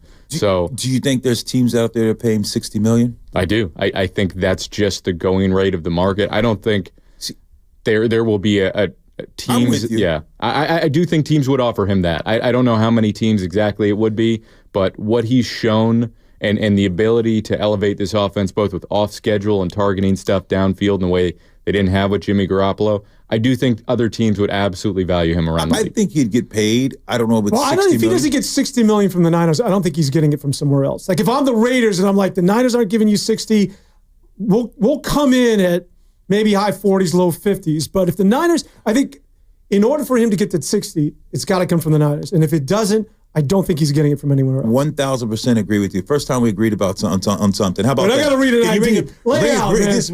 Give me a bell just for that. God, we finally agreed on something today. My goodness. Dude, we're both Fresno State. Bulldogs. No dogs down, dude. No, run to the ball. I couldn't agree with you more. I think you're absolutely right because of the fact if you're a team and you're looking at a guy who's been injured, that type of injury on the elbow, and now your shoulder, and you may not play the rest of the year, I don't think he'll get that money anywhere on the market except the Niners. The Niners do owe him because of what he's been able to go through. So I'm with you there, Jack. But one thing I won't say, Jake, sorry about that. The one thing that I will say is I got Drew Brees on the phone. Drew Brees, look what he did with us. I mean, it's a Charger reference. Go ahead and get on me. The Charger, remember Denver, mess up that shoulder. No teams wanted to pay him. They said, what if something else happens? He had it surgically repaired. He was okay. But look what happened to him. So now you have a guy, same kind of in stature. And they drafted Phillip Rivers because of that. Exactly. Well, actually, they drafted Rivers before that. So he was there. Before Drew? Yeah. Drew and him was on the same team together. That's why I referenced the Chargers because this is what I know. Yeah, so Drew was the starting quarterback, drafted Phillip.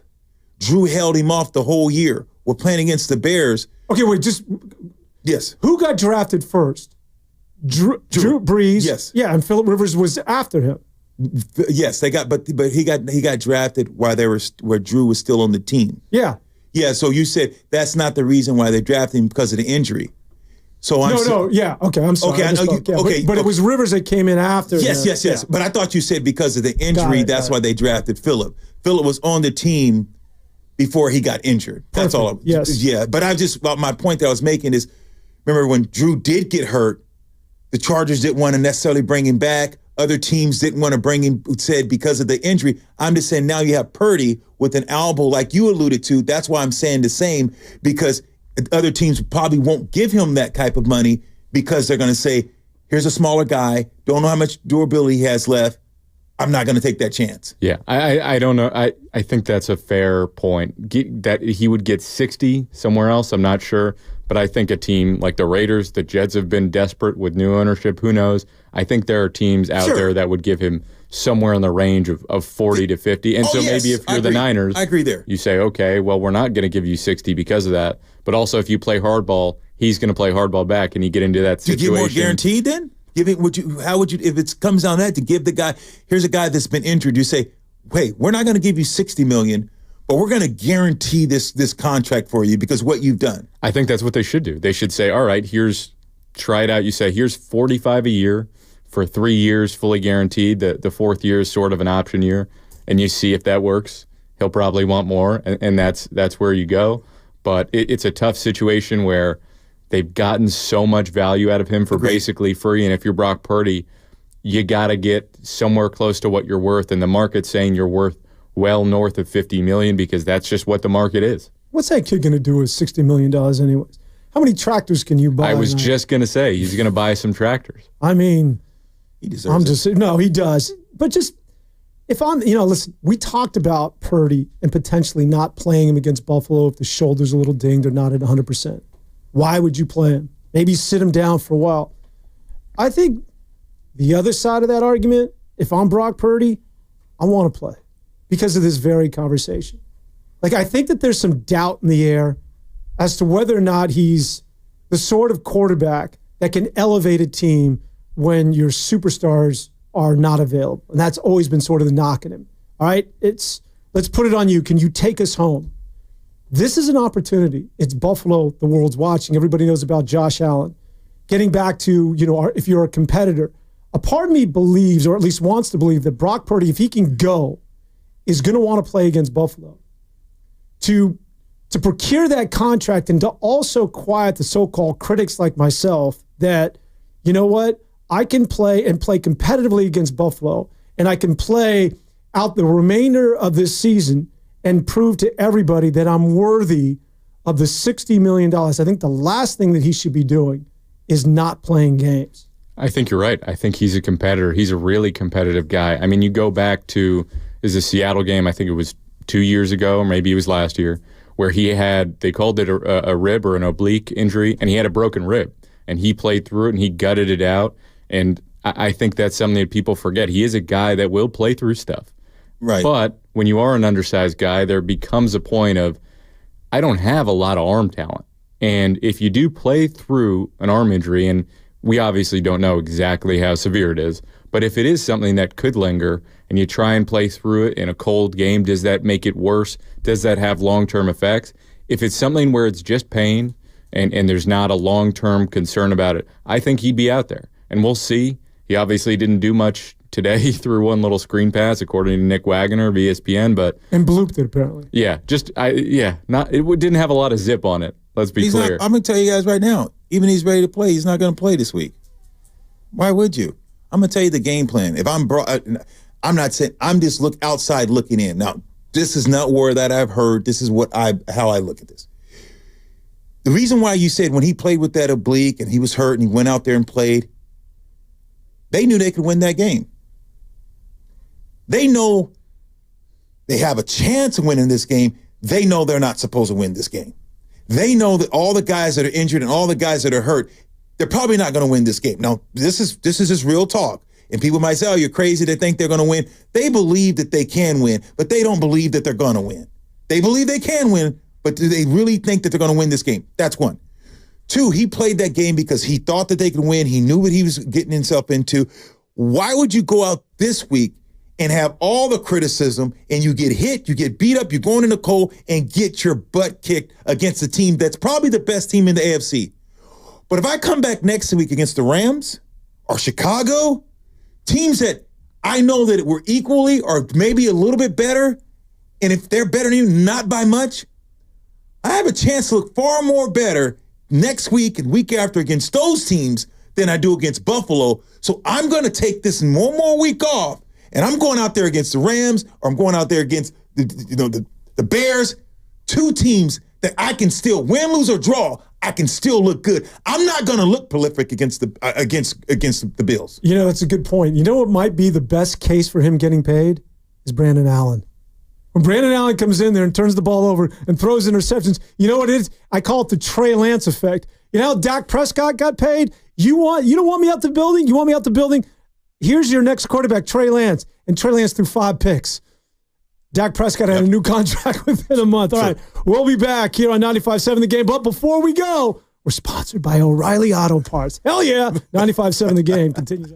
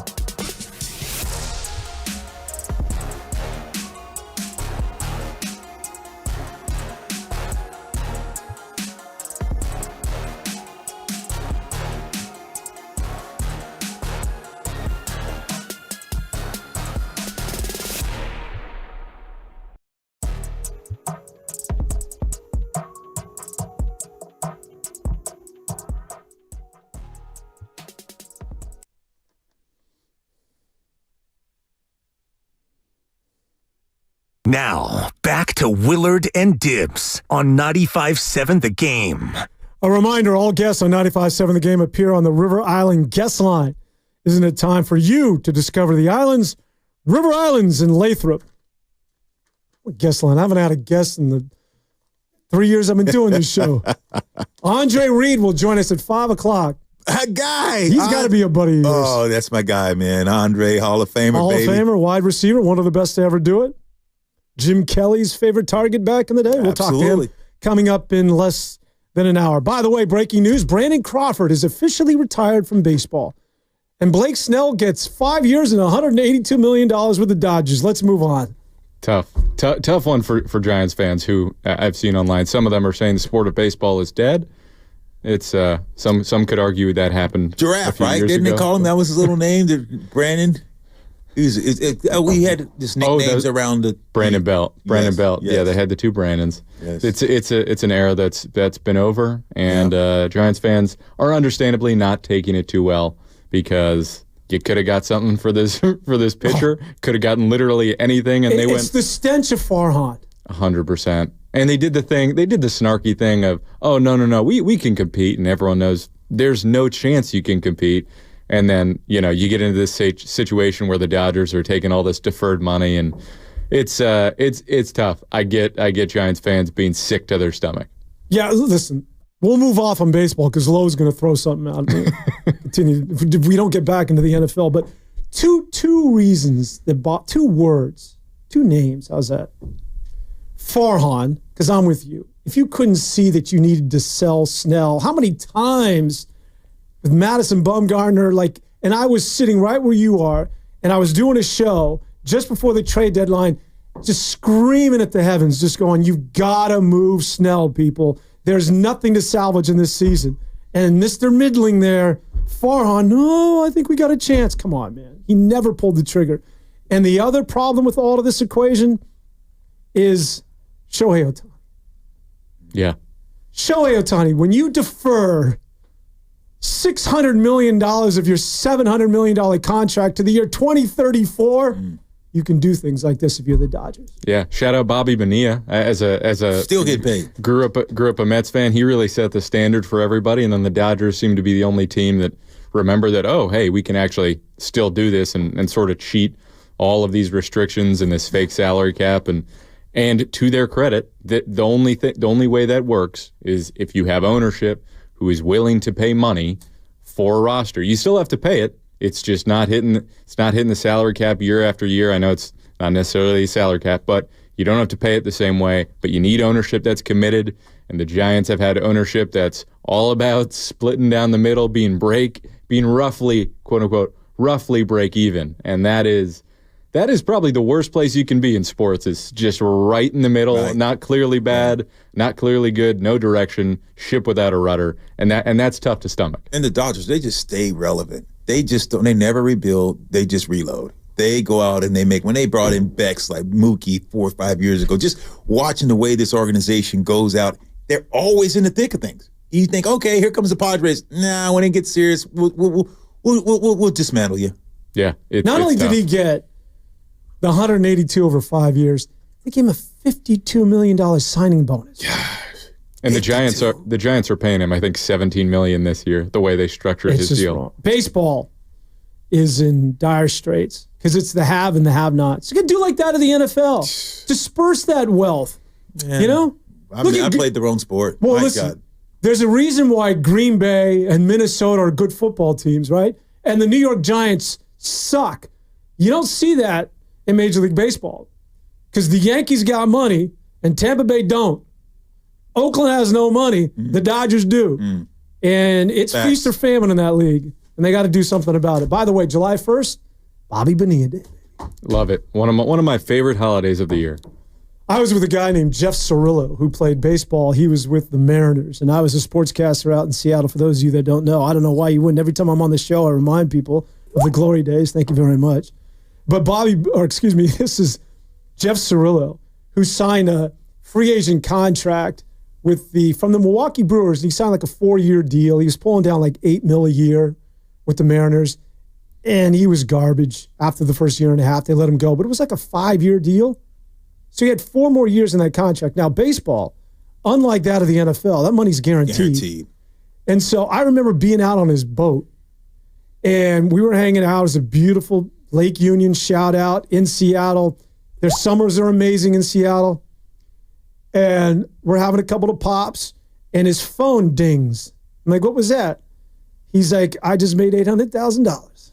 And we're sitting on a boat. Wow. This dude's now got a punch, and that's life in baseball. Didn't need to go there, but that's a beautiful thing. And it is rough. It is a rough life in the NFL where you're putting your body on the line more than any other sport. Get it while you can. And you know as well as anybody, you get hurt, that's it. That's it. You could be loved one day, and that stuff's not guaranteed. And it's a brutal situation. It is, and that's why I think when you see guys like Brandon Ayuk and all these guys fighting for their money, Trent saying, "Hey, I want more money, more guaranteed," because they know they're getting. For Trent, he knows he's getting to the end. He's like, "Look, I got to strike while the iron's hot. I know I'm going to fall off this cliff soon enough. I better try to get what I can." And you see Brandon Ayuk, he say, "Look, I'm staying out. I'm holding out. I'm getting my money." You have to, as guys, do it. It's just you got to try to do it the right way because you have to strike. Because if you don't, when you don't have it, you're not getting paid. That's why I'm on player sides. Getting back to Brock Purdy. So I guess the consensus is that at least the 3 of us in this room believe as though he should get a contract next year, and that first digit should start with a 6. Is that where we're at? I don't necessarily think that is the best way to operate, or that $60 million a year is an amount you should pay your quarterback. I'm just saying the options that they have are to say, all right, we're going to try and make you play out your final year of your contract. Brock Purdy will say, I'm not going to do that. I'm going to hold out. Or they can try and negotiate early, get him below that figure. That's an option. Or they can try and play some middle hardball, draft a quarterback, do something else, try and get someone who's middle ground and moneyball it. All fair options, but Brock Purdy's the best option you've had under Kyle Shanahan. Jed York has openly stated that they're going to cut him that check.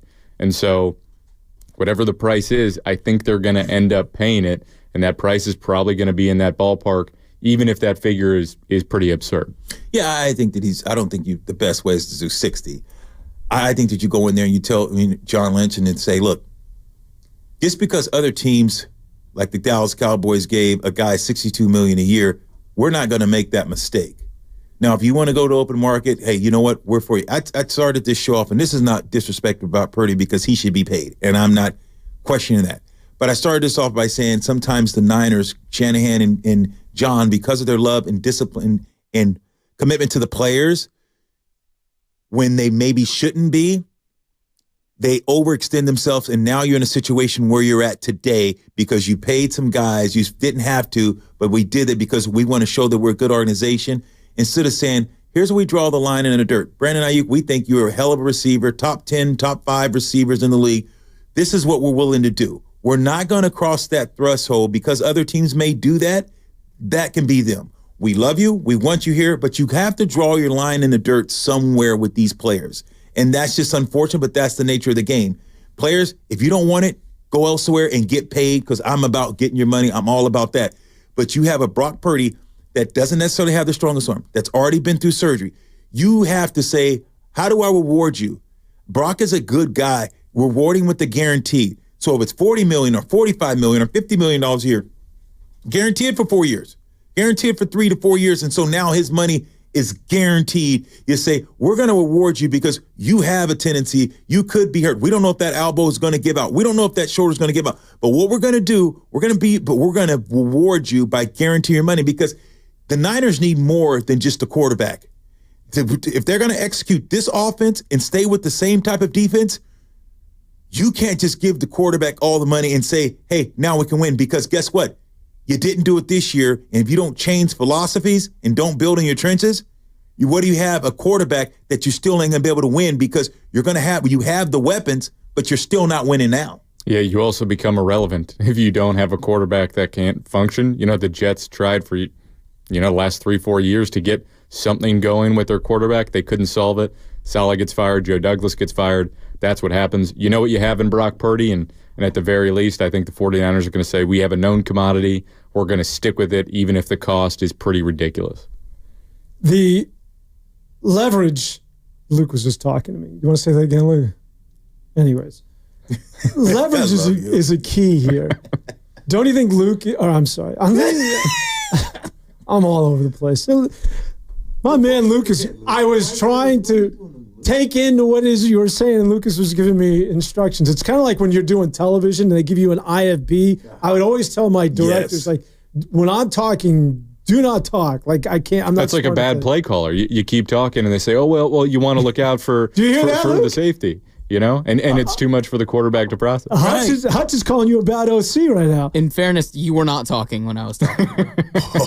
But I was trying to reply to what it is that Hutch was saying. Listen, we're all... By the way, can you publicly now say to the room what it is that you know, as he used to say, like in third grade, whatever it is you're sharing with your friend, you can share with the rest of the class. I was going to say, we can talk about this week, and whether it's with Brock Purdy or without. Mark Schlereth told us yesterday that it's a do-or-die game. He thinks he's going to get the best effort out of the 49ers this weekend if you wanted to pivot off of how much to pay Brock Purdy. Well, you know, that's an interesting point, because I think this really comes down to leverage.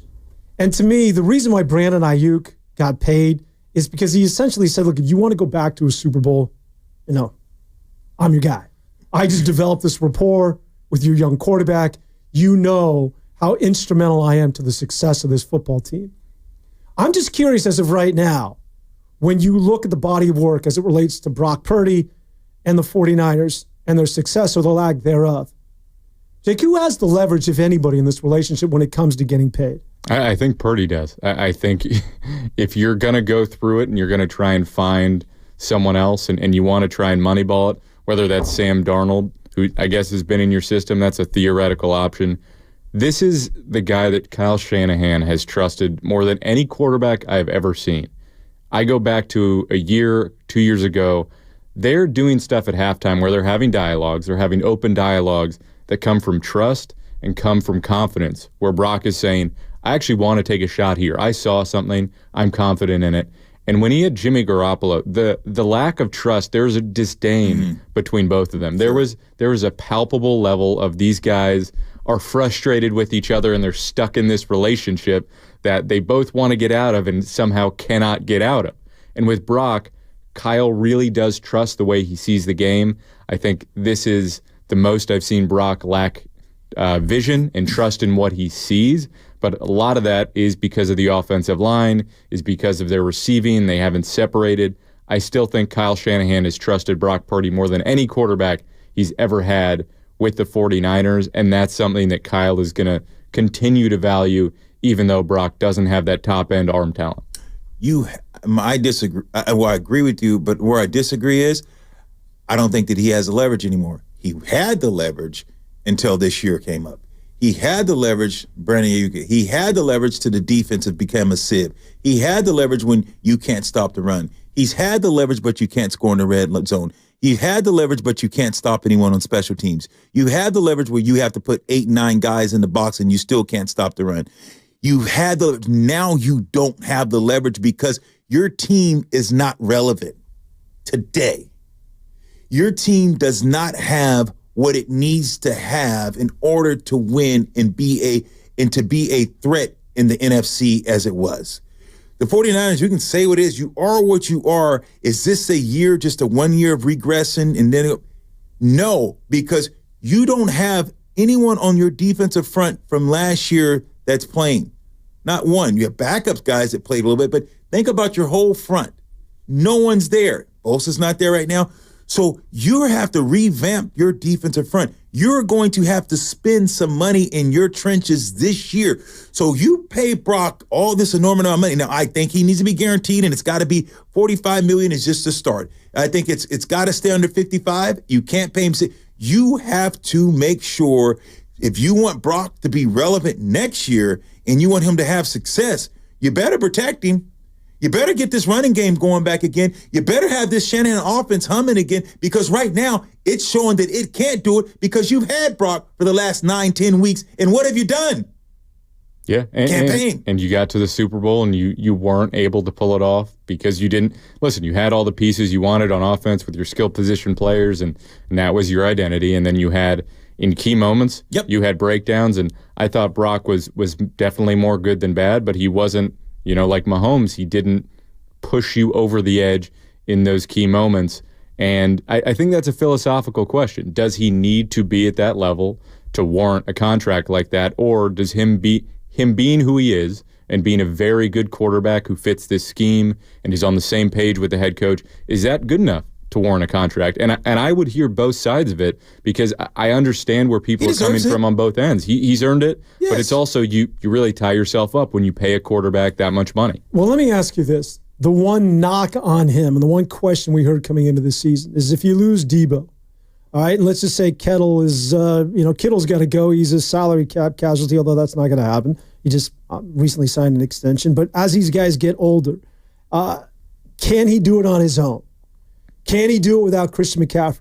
Can you elevate the players around you, and can you be that guy that's worthy of being a $60 million contract? Well, they've been without Christian McCaffrey because of injuries. They haven't had Kittle. Debo's been out. The defense hasn't been very good. How has he answered that proverbial question that continues to linger around Brock Purdy going forward this year in his body of work once again? I think he has answered in a few ways. His scrambling is something that they have not had in this offense, and he has taken advantage, and he's made plays. And I think there are some clutch moments. You go back through the season, he has led clutch drives. But the thing is, you don't know if you're going to trust him to be able to do that when they don't have even mediocre pieces. Like if you're leaning, Ricky Pearsall didn't practice, and he's a rookie, and I really like him, but these are pieces that have not been in your system. You moved Juwan Jennings to a new position. So when the pieces aren't all fitting, is he elevating the offense? I mean, you look at Mahomes, he's not been great this year. He's turning the ball over a ton, but they're still winning because when they get to that final moment in the fourth quarter and they've hung around long enough, they just figure something out. Him and Travis Kelce figure something out. And you ask, can Purdy do that consistently? I don't think he's proven that, but I also think he's proven enough to say, we want this guy to be our quarterback for the long haul. You just have to get the price right. Yeah, I totally agree with you. I think that he deserves and warrant of a contract. And I'm not saying you pay the guy $25 million like a backup quarterback, or that's the average. Between 15 to 20 million is the average what a backup quarterback gets now. Does that mean that the market is right? Does that mean? And I say no. You're paying a backup quarterback more than you're paying Saquon Barkley.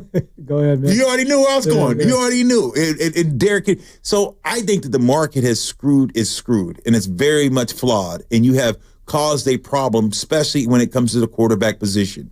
So you have to fix that. And if you're the 49ers, because everyone else is doing it, doesn't mean you have to do it. I can get more guaranteed money if a guy signs a $500 million contract and he's only getting 200 of it, and now I sign a $300 million contract, but I'm getting all 300 of it. I'd rather have that. So I think that there's ways that you can satisfy Brock Purdy, because Brock Purdy knows it's not about him. Spiritually, physically, mentally, that's who he is. He's a believer. This is not a guy that's going to say, I got to break the bank. He's going to say, look, I know what I need to win. Brock Purdy he likes winning more than he wants money. And it's a good thing, and it's a flaw. It's a good thing because he's willing to sacrifice to be able to bring in other players and do other stuff and take extension, grab more money up front, extend it out, but just get more guaranteed money. There's a greatest quarterback of all time and done that all the time for New England Patriots to be able to compete. Yeah, well, Tom Brady. I mean, we'll see how Brock handles it this offseason when they get into that. And does he still come off as the sort of humble boy who just loves his tractors and his or does he get into the nitty-gritty and say, hey, I want what I'm worth, and what I'm worth is north of $55 million? I think that's going to be interesting to watch. I think this week it's also going to be interesting to watch. Does he play? Nope. Does he shut it down? I kind of lean that this is a rough situation to be a quarterback who's, again, had some arm trouble and is dealing with a shoulder injury in cold weather conditions.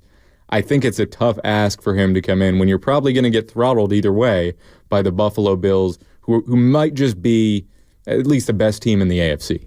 Well, that shocked me if he plays. It really would. You know what, Lo? You surprise me because you know this better than anybody. No, I don't. To win the respect of your team, they know what he's doing in practice. They know what his pain threshold. They can see him making throws and what he can. If he plays in that game, he's got the respect of everybody in that locker room. in that offensive line. And we talked about this, and if this. he doesn't? If he doesn't, and I know you can go, I might think about you a little differently. Here's the deal. When you're talking about another man's chicken, and this guy has been, when you've seen what he did his rookie year and how he outplayed that, he goes out there, he takes it. No one gave him a contract. They had an opportunity. Of course, they had to raise it just because you have to put the tender on him. But you already know what this guy's done. Brock Purdy doesn't have to prove a darn thing to anybody. What he's done and what he's shown you, it wouldn't hurt me at all. You think Trent Williams give a darn about what we think? He's laughing and cashing checks. You talked about your boy on the boat, and he's heard that bing, 800,000. That's what Trent knows who he is. You think any of these guys are going to sit and say, think Trent can't play? Because they know who the individual is. They already know who Brock has already proven to these guys in that locker room. If Brock said, I'm not playing another game, my agent, whatever, guys would understand and respect him because he's done too much. If he hasn't, like you said, if he was a prima donna, he didn't do anything, they're like, dude, get out of here. Dismiss me with that. But Brock has merit not to play this game, in my opinion. I think that's a fair assessment of it. I think the 49ers have leaned on him. You can disagree with Big Low, man. I got your back. No, listen, I think... He has disagreed with me. Don't I've disagreed with you plenty. Thank you. And I'll continue to. Thank you. Because I respect you. If I didn't respect you, then I'd only agree with you on everything. That's right. See? Don't try to put a wedge between us. Gosh. Hey, my man can cook. By the way, I cut you off, so let me go ahead and finish what it is you want to say. No, I was just going to say, I think you're right. Brock has earned a ton of respect in this locker room from what he's proven, going through some injury stuff, coming back from it, and also just executing and being able to call guys out in a way that he did, I think, his rookie year. He's calling stuff out that, he's like, you didn't run this right. I think that's really impressive, and guys notice that from the jump, and just the way he's executed this offense at the level. I think it would be really tough for the locker room to stomach them not keeping him around. We are presented by Fremont Bank, celebrating 60 years of full-service banking with no compromises. And Valvoline Instant Oil Change is your 15-minute drive-through oil change. Visit their expert technicians to check fluids, the pressure, windshield wipers, batteries, and more. Safe holiday travel starts at Valvoline Instant Oil Change. Locations and coupons at BayAreaOilChange.com. BayAreaOilChange.com. When we continue, my man Jake Hutchinson is going to tell us how to put together a bird for Thanksgiving.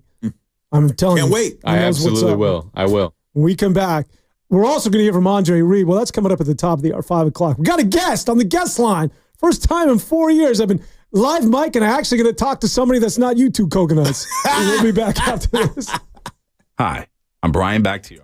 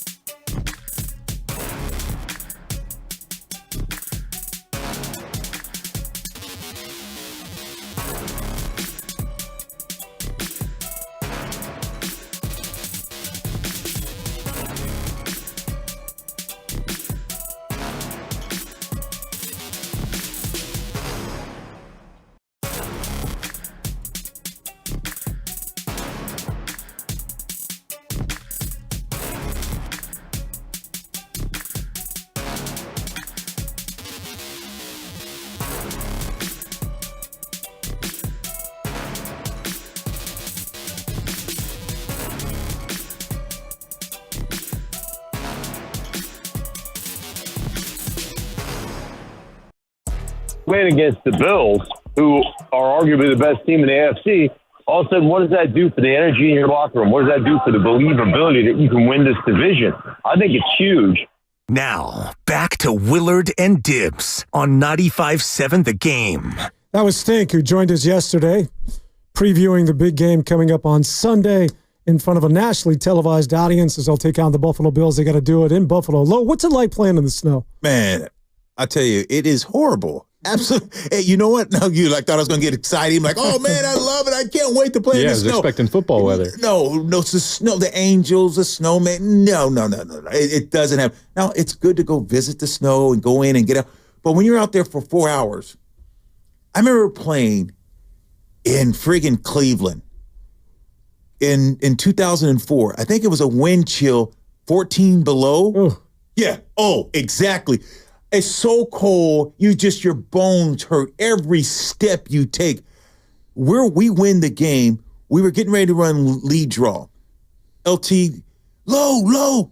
LaDainian Thompson, low. And I'm playing fullback. We're going to run lead. He looks back at me. He said, it got snot coming out. That's frozen. And he says, I can't feel my hands. He wanted me to run. I said, what you want me to do about it? To turn around and it's like, dude, let me just go make my block, get out of the way. It is absolutely, when it's cold like that, bro, it's not healthy. It is not healthy to play in that type of weather. It looks like so much fun. Hey, Jake. Does it? It looks like fun when LaShawn McCoy's out there and he's running for 200 yards. Oh, He was incredible doing it, but it does look just brutal. What I don't understand is the fans out there that are just taking off their shirts. Yeah, you've always got fans out there that are shirtless. And obviously alcohol's involved, but I want, like, how do you even do that? How do you get through it's it? Mental. Honestly, it's mental. When you get to the sideline, you friggin' on the heaters, you put your feet inside the heaters because your toes are cold. Your toes feel frozen, so you feel like, oh my God, when you get stepped on, you're just hopping because it's friggin' that cold. So you keep those heaters in. You have the hand warmers that you have in your jacket. You have them in your little pockets here. When you're out on the field, you're putting your hands in there all the whole time.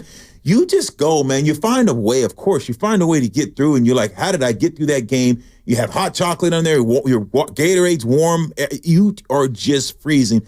It's not fun out there. A reminder, Andre Reed, the Hall of Famer, joins us coming up at 5 o'clock to talk about the 49ers and the Bills. Of course, he was a star, a standout, one of the best for the Buffalo Bills for so many years. But I'm telling you, man, when I saw that Cleveland and Jameis Winston in that game in which they beat Pittsburgh, that's one of the funnest things, at least visually, to watch on TV. When it's snowing and you can barely see, and guys you can see can't get their traction, the ball's wobbling. I mean, at least for a game or two. To me, that's what separates football from every other quote-unquote mainstream sport in this country. You love his interviews? You love Jameis's interviews? He is unbelievable. I have to like pause a little bit because I almost cringe. It's like The Office. Like I have to pause and remind myself that Jameis Winston is just built different. And then once I remind myself of that, then I can enjoy it because he's just on another planet and it's incredible to watch. It is incredible, right? Give it to me, Lo. Give me one. Jameis, how do you feel? I feel great. It's just lovely. Right now, the stars and the sun is out here. And I've been thinking to myself, it's football. I'm out here playing football. And it's just like, where is he going with this, right? And it's like slam poetry about football. It's pretty incredible to watch. He's must-see TV. You know the other guy that I like? It's also out there, and I know he rubs a lot of people the wrong way. Baker Mayfield. Oh, Baker.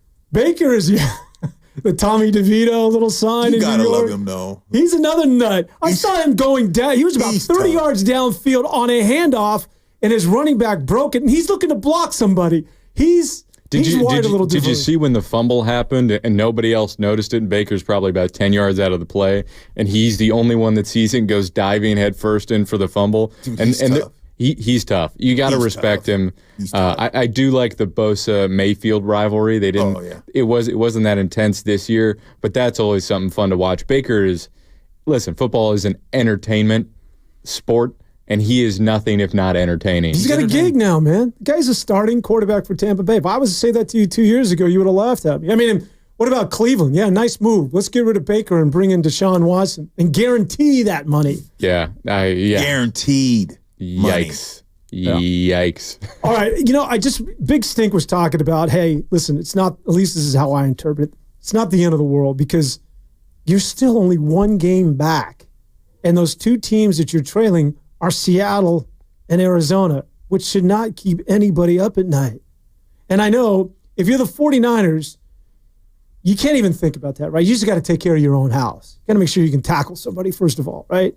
You got to make sure you can at least be competitive against Buffalo. But still, at the end of the day, one of the callers said, well, we're not mathematically out of it. Hell no, you're one game back of two teams who are very, very beatable. And again, and Lo, I know that I know you're not with me on this one. That's fine. But if you do win that division, you're now the number 4 seed. So it means you could be playing maybe Green Bay again, but you're not traveling to Philadelphia. I don't have to deal with Detroit. And maybe, just maybe, stay with me here, people, that we've been waiting for it all year. Maybe that overdrive or suddenly it slips into gear between now and the end of the season, meaning Brock Purdy comes back, meaning you got Trent Williams protecting his blind side, meaning suddenly Christian McCaffrey is doing Christian McCaffrey-esque things, and the defense sort of feeds, how things are so contagious in football, that suddenly that team we've been waiting for, because this happens in football, suddenly catches fire in a really weak division. I still see the glass half full. And I think that there's an opening. Maybe it's a jar for them to get where it is that they want to get to. Yeah, for that to happen, that'd be like, you remember that where the little boy had 2 fish and 5 loaves of bread and fed 5,000? Are we going biblical references here? Yes, that's who you better have. That's what it's going to come down to, brother, because what has given you hope and what recall do you have for this year to feel that can happen? I'm asking you. Jake, when you think about I want you to go with me and just think about this whole season. What is giving you hope, and what have your eyes seen that tells you this team can and should be able to turn this thing around? I haven't seen it in the trenches, as we talked about. That matters. I think Brock Purdy has at times been a bright spot. I think if you want to be glass half full, all right, let's look at it this way. Even glass half full, you lose to the Bills, but you rest Brock Purdy, you rest Trent Williams, you rest Nick Bosa, and you take an L, but you get those guys some rest, you have a little snow game, you come home, you get warm, okay? And then you come back, you face the Chicago Bears, and you can get a win. Meanwhile, your division is kind of cannibalizing itself. Some mediocre teams playing each other, sort of evening out. No one's really pulling away. And then you have the opportunity to play the Cardinals, to play the Rams, and beat those two teams. And that way, at least in the division, you're 3-3. If it evens out and you have a tie record at the end of the year, maybe you get lucky with some of the tiebreakers. Probably not. You probably still need to be at 10-7, which means you got to win out going down the stretch. And you're going to have to face the Lions. So it's a pretty tough ask. But on the most optimistic side, these are mediocre teams, and if you beat the teams that you're supposed to beat in the Bears and the Rams and the Cardinals, and you can beat the Dolphins on the road, you have a chance. You have a chance. I would say also glass half full, if you lose out and you're terrible, it sets you up pretty well for next year when you're probably going to be a little bit more of a threat, which I don't think they're a serious threat this year, even if they somehow manage to turn this thing around. I think they can do that. No, that's what I do believe. It's possible, not probable, but it is possible that they can beat those two teams, Rams, and you can beat Arizona. Those two teams don't scare you. And I think that you can beat the Bears. That's a home game. You should and be able to beat a rookie quarterback. You better not lose to that. He's balling now. Yeah, he's balling. You're right, but you should beat him at home. You better find a way. And Miami, who cares? Who knows? Miami, like you said, they're going to be playing at home. It's in Miami. Really, home crowd doesn't mean anything. So you have a chance to do that. I just think that this week, I'm with you. I sit my horses. This game should get ugly. I don't think if I'm Kyle Shanahan as a coaching, I'm looking at this and saying, I'm not playing my guys to get them beat up because the following week we're in a must situation. I let rest the guys. I get Greenlaw back the following week. I get a bunch of guys back the following week, and we make one more last hurrah. That's where it's at. So again, and I'm trying to decipher what it is that you just said and reading between the lines, that you just don't think they have that quote-unquote X factor this year. That this is not a team, regardless if they get into the playoffs and let's say they win the division, that this is a team that just does not, whether it's the hangover, whatever it is that you want to point a finger at, that this 49er team does not have that component that is a prerequisite to go to where it is that they want to go, which is back to a Super Bowl and winning the damn thing. Yeah, that's like you. You're in good shape, but if I put you against one of them brothers from Kenya to run a mile, you might still be able to run, but you ain't going to beat him because they're trained. Right now, the Niners they're okay, but they're not going to beat the Detroits. They're, even though they're saying, okay, cool, I can fight my fight. I'm going to play my game. I'm going to give you everything that I got. You just don't have it. Every fourth quarter, you pretty much lost this year. Dallas has been a sieve. You almost lost to Dallas. They came back in the fourth quarter. You had Seattle beating up on them. They almost beat you. You think about the Rams, they did beat you. You look at this team in the fourth quarter, the only team that you were able to handle this year that didn't have really a chance is New England Patriots. Think about what game did you win and you controlled and you dominated any game that they won this year. Tell me which one besides the New England Patriots. So I'm looking at this team and looking at the way that they're playing and how they're doing. I just don't see the consistency on either side of the ball in the trenches that they can get in the playoffs and make any noise. I just don't think there's one thing that they can lean on confidently, whereas in years past, when the offense wasn't working, they could say, all right, this defense is going to clamp down, and in the fourth quarter, they're going to hold on, and we'll get the field goal we need, and we'll sneak out of here with a win. The defense, they've got Devondre Campbell and guys up front who aren't quite it. They've got some young guys in the secondary who I'm mostly impressed by, but are still young guys. There's a lot of different pieces. It's just not quite dominant at all. It's good for the most part, but it's not dominant, so they can't count on that. Their special teams is just an absolute disaster. It's a dumpster fire. And then you look at offense, they're not getting pushed in the run game, and that fundamentally is where they need to win there. And then when you look at the wide receivers, Ricky Pearsall missed the first half of the season. You're asking a lot out of him. Juwan Jennings has been really good, but he's playing a new position, and he doesn't separate a ton. Deebo Samuel doesn't look like what he once looked like. And so all these things that you sort of counted on and could do are just not there for you. And so could they pull it off? Sure, maybe, possibly, but I don't know what you're really going to accomplish this year. Well, let me just try and sell you this broken watch. You're going to get Charvarius Ward back, right? You're going to get Talanoa Hufanga back. Maybe. Maybe. You're going to get Dre Greenlaw back. You're going to get Nick Bosa back. Christian McCaffrey, there's nowhere to go but up. Brock Purdy at some point is going to be Brock Purdy, or so you would think, at least sustain it over a period of games. And because of those players are still intact and wearing 49er uniforms, there's always going to be that tease where I can't seriously wait till next year. This is a team that's synonymous with Super Bowls. So when I look at that team and as they get healthy, and you're going to try and tell me it's just not happening this year, I'm sorry. Wait till the offseason, let us get a draft pick, and then we'll retool this thing. There's always good. When I look at just the quality of talent that they have on that football team, it's a hard sell for anybody, especially that fan base, to not once again get excited should they lose to Buffalo and beat whether it's Los Angeles or Seattle and Arizona, and feel as though, look it, man, the horses are back. Here we go. But you're telling me that, listen, that's a paper line. Like there's really no substance there, and there's no real foundation. I think it's great. If that happens, I think it would be great if they beat those two teams, of course, beat, Arizona and beat the Rams and take care of the Bears and take care of Miami and get in. I would be ecstatic. And I would say, God, it really shocked me if they did that, but I wouldn't be disappointed. I think that's fine. I'm just saying once they get in, it's just right now what I've seen doesn't give me hope that this team can compete. I would love for them to play some interesting games and look like what they once were. It makes our jobs much more fun. Sure. They just simply haven't done it, and I haven't seen the signs that suggest they're about to turn a corner at all. I think it's clear with the injuries and just the way they're getting bullied. I feel like it's going the other direction. And again, that's not the worst thing in the world.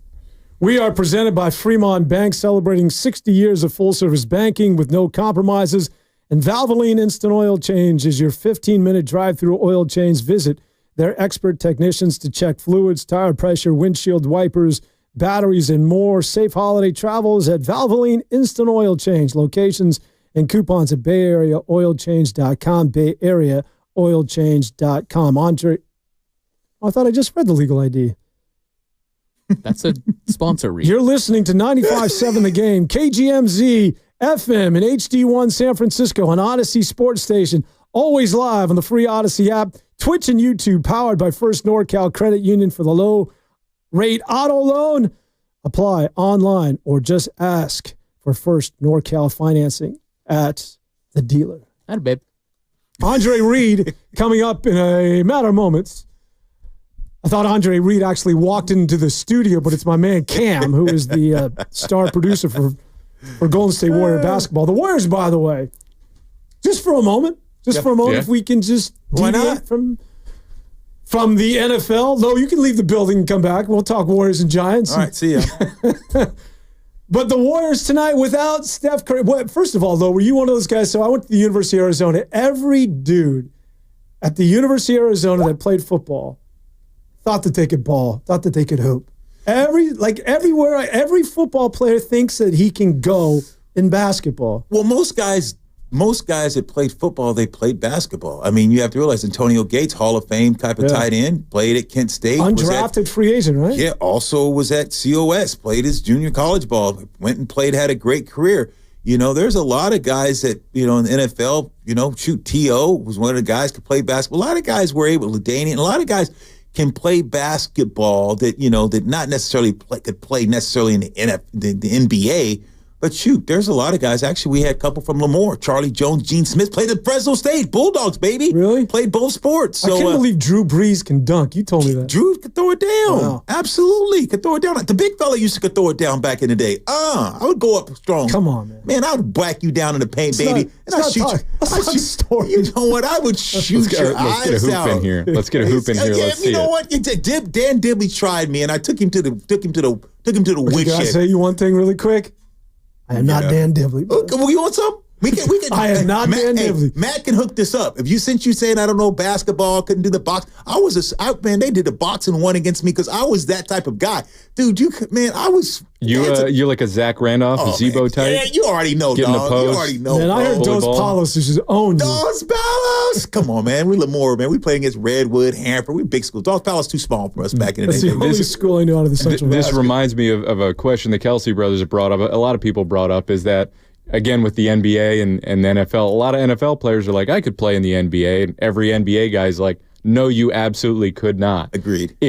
Right. So that was my question: is if you're in the NFL, if you could go to the NBA, you'd go to the NBA because you don't have to take those hits. You got guaranteed money. Absolutely. Exactly. So you're with me on this. You don't think NFL players can make it in the NBA? No. What about LeBron James playing tight end? He would got beat up. I know he's big and physical, and they talk about LeBron could have paid. He get hit coming across that middle one time.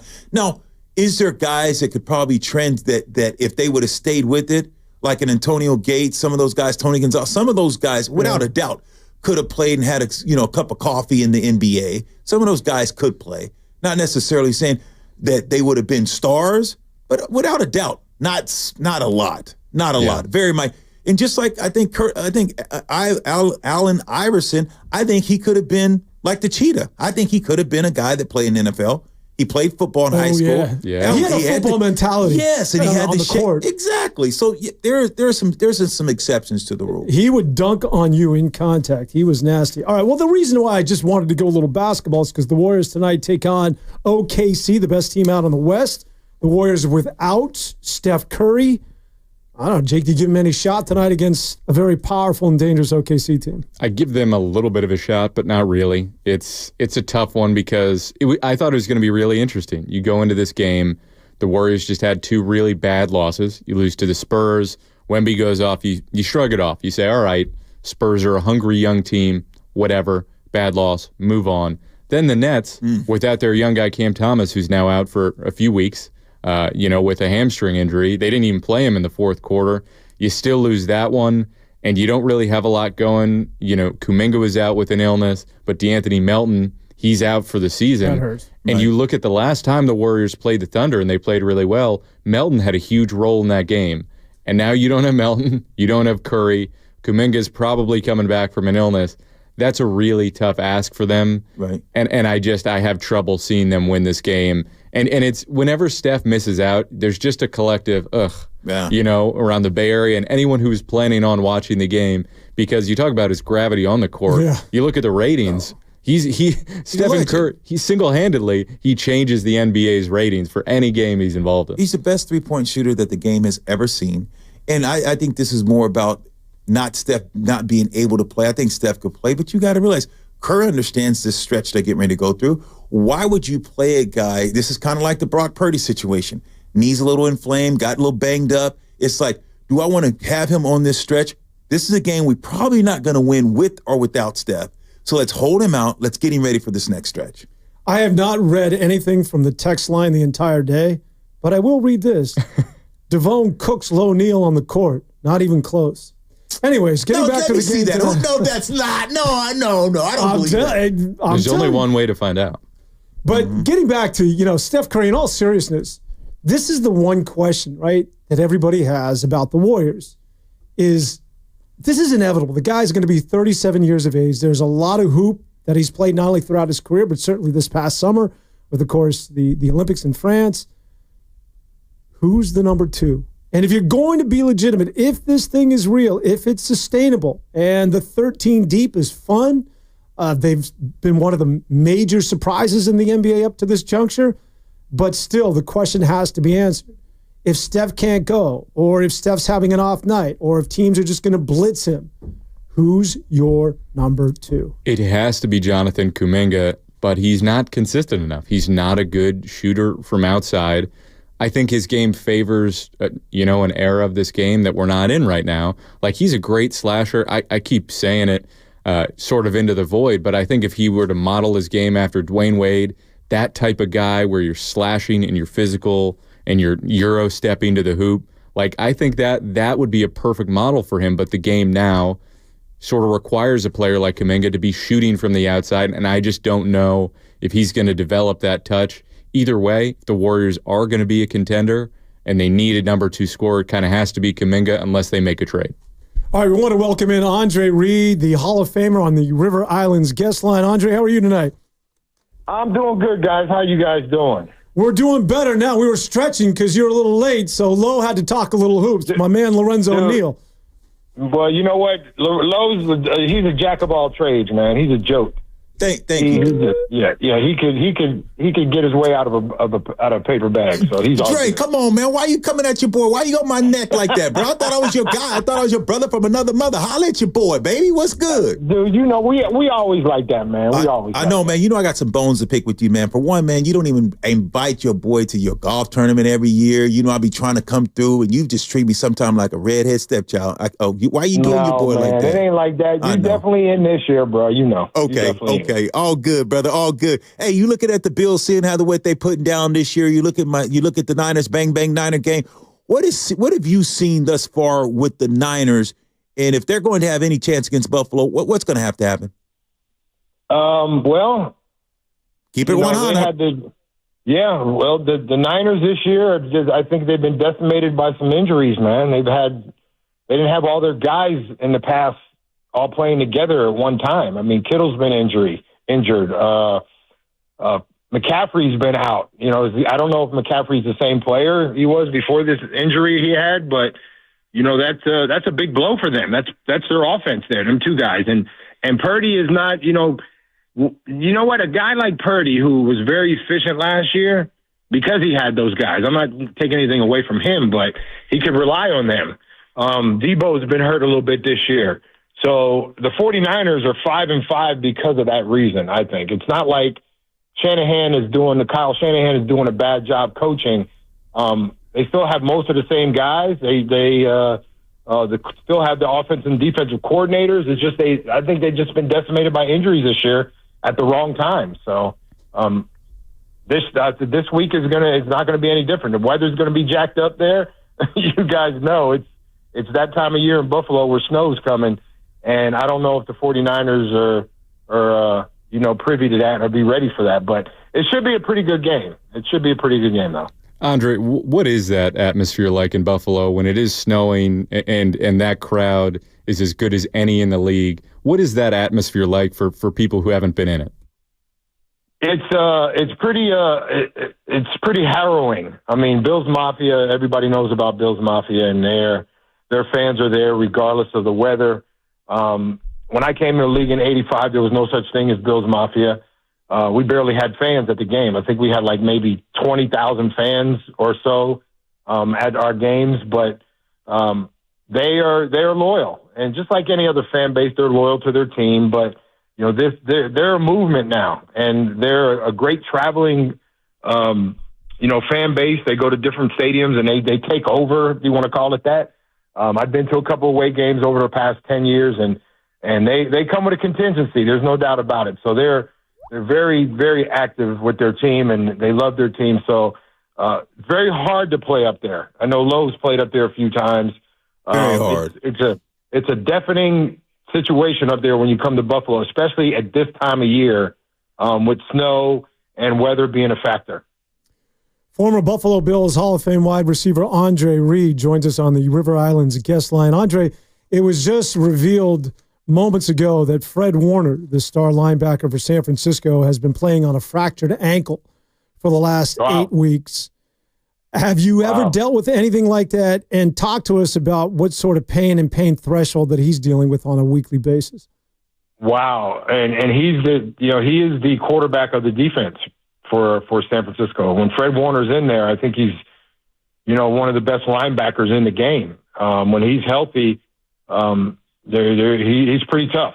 I don't know, man. It's again, even on that side of the ball, it's different. When you don't have the quarterback of that, of the defense, everybody's out there just.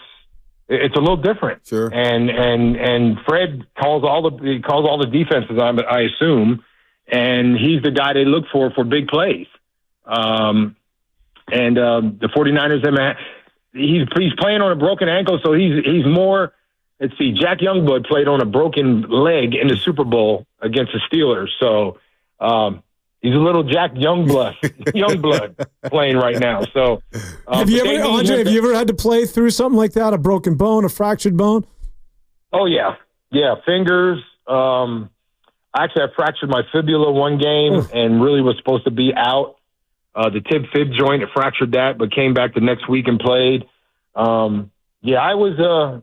I don't know, man. I was a different guy out there, I guess. I don't know. Just like Lowe. Lowe was a different dude out there.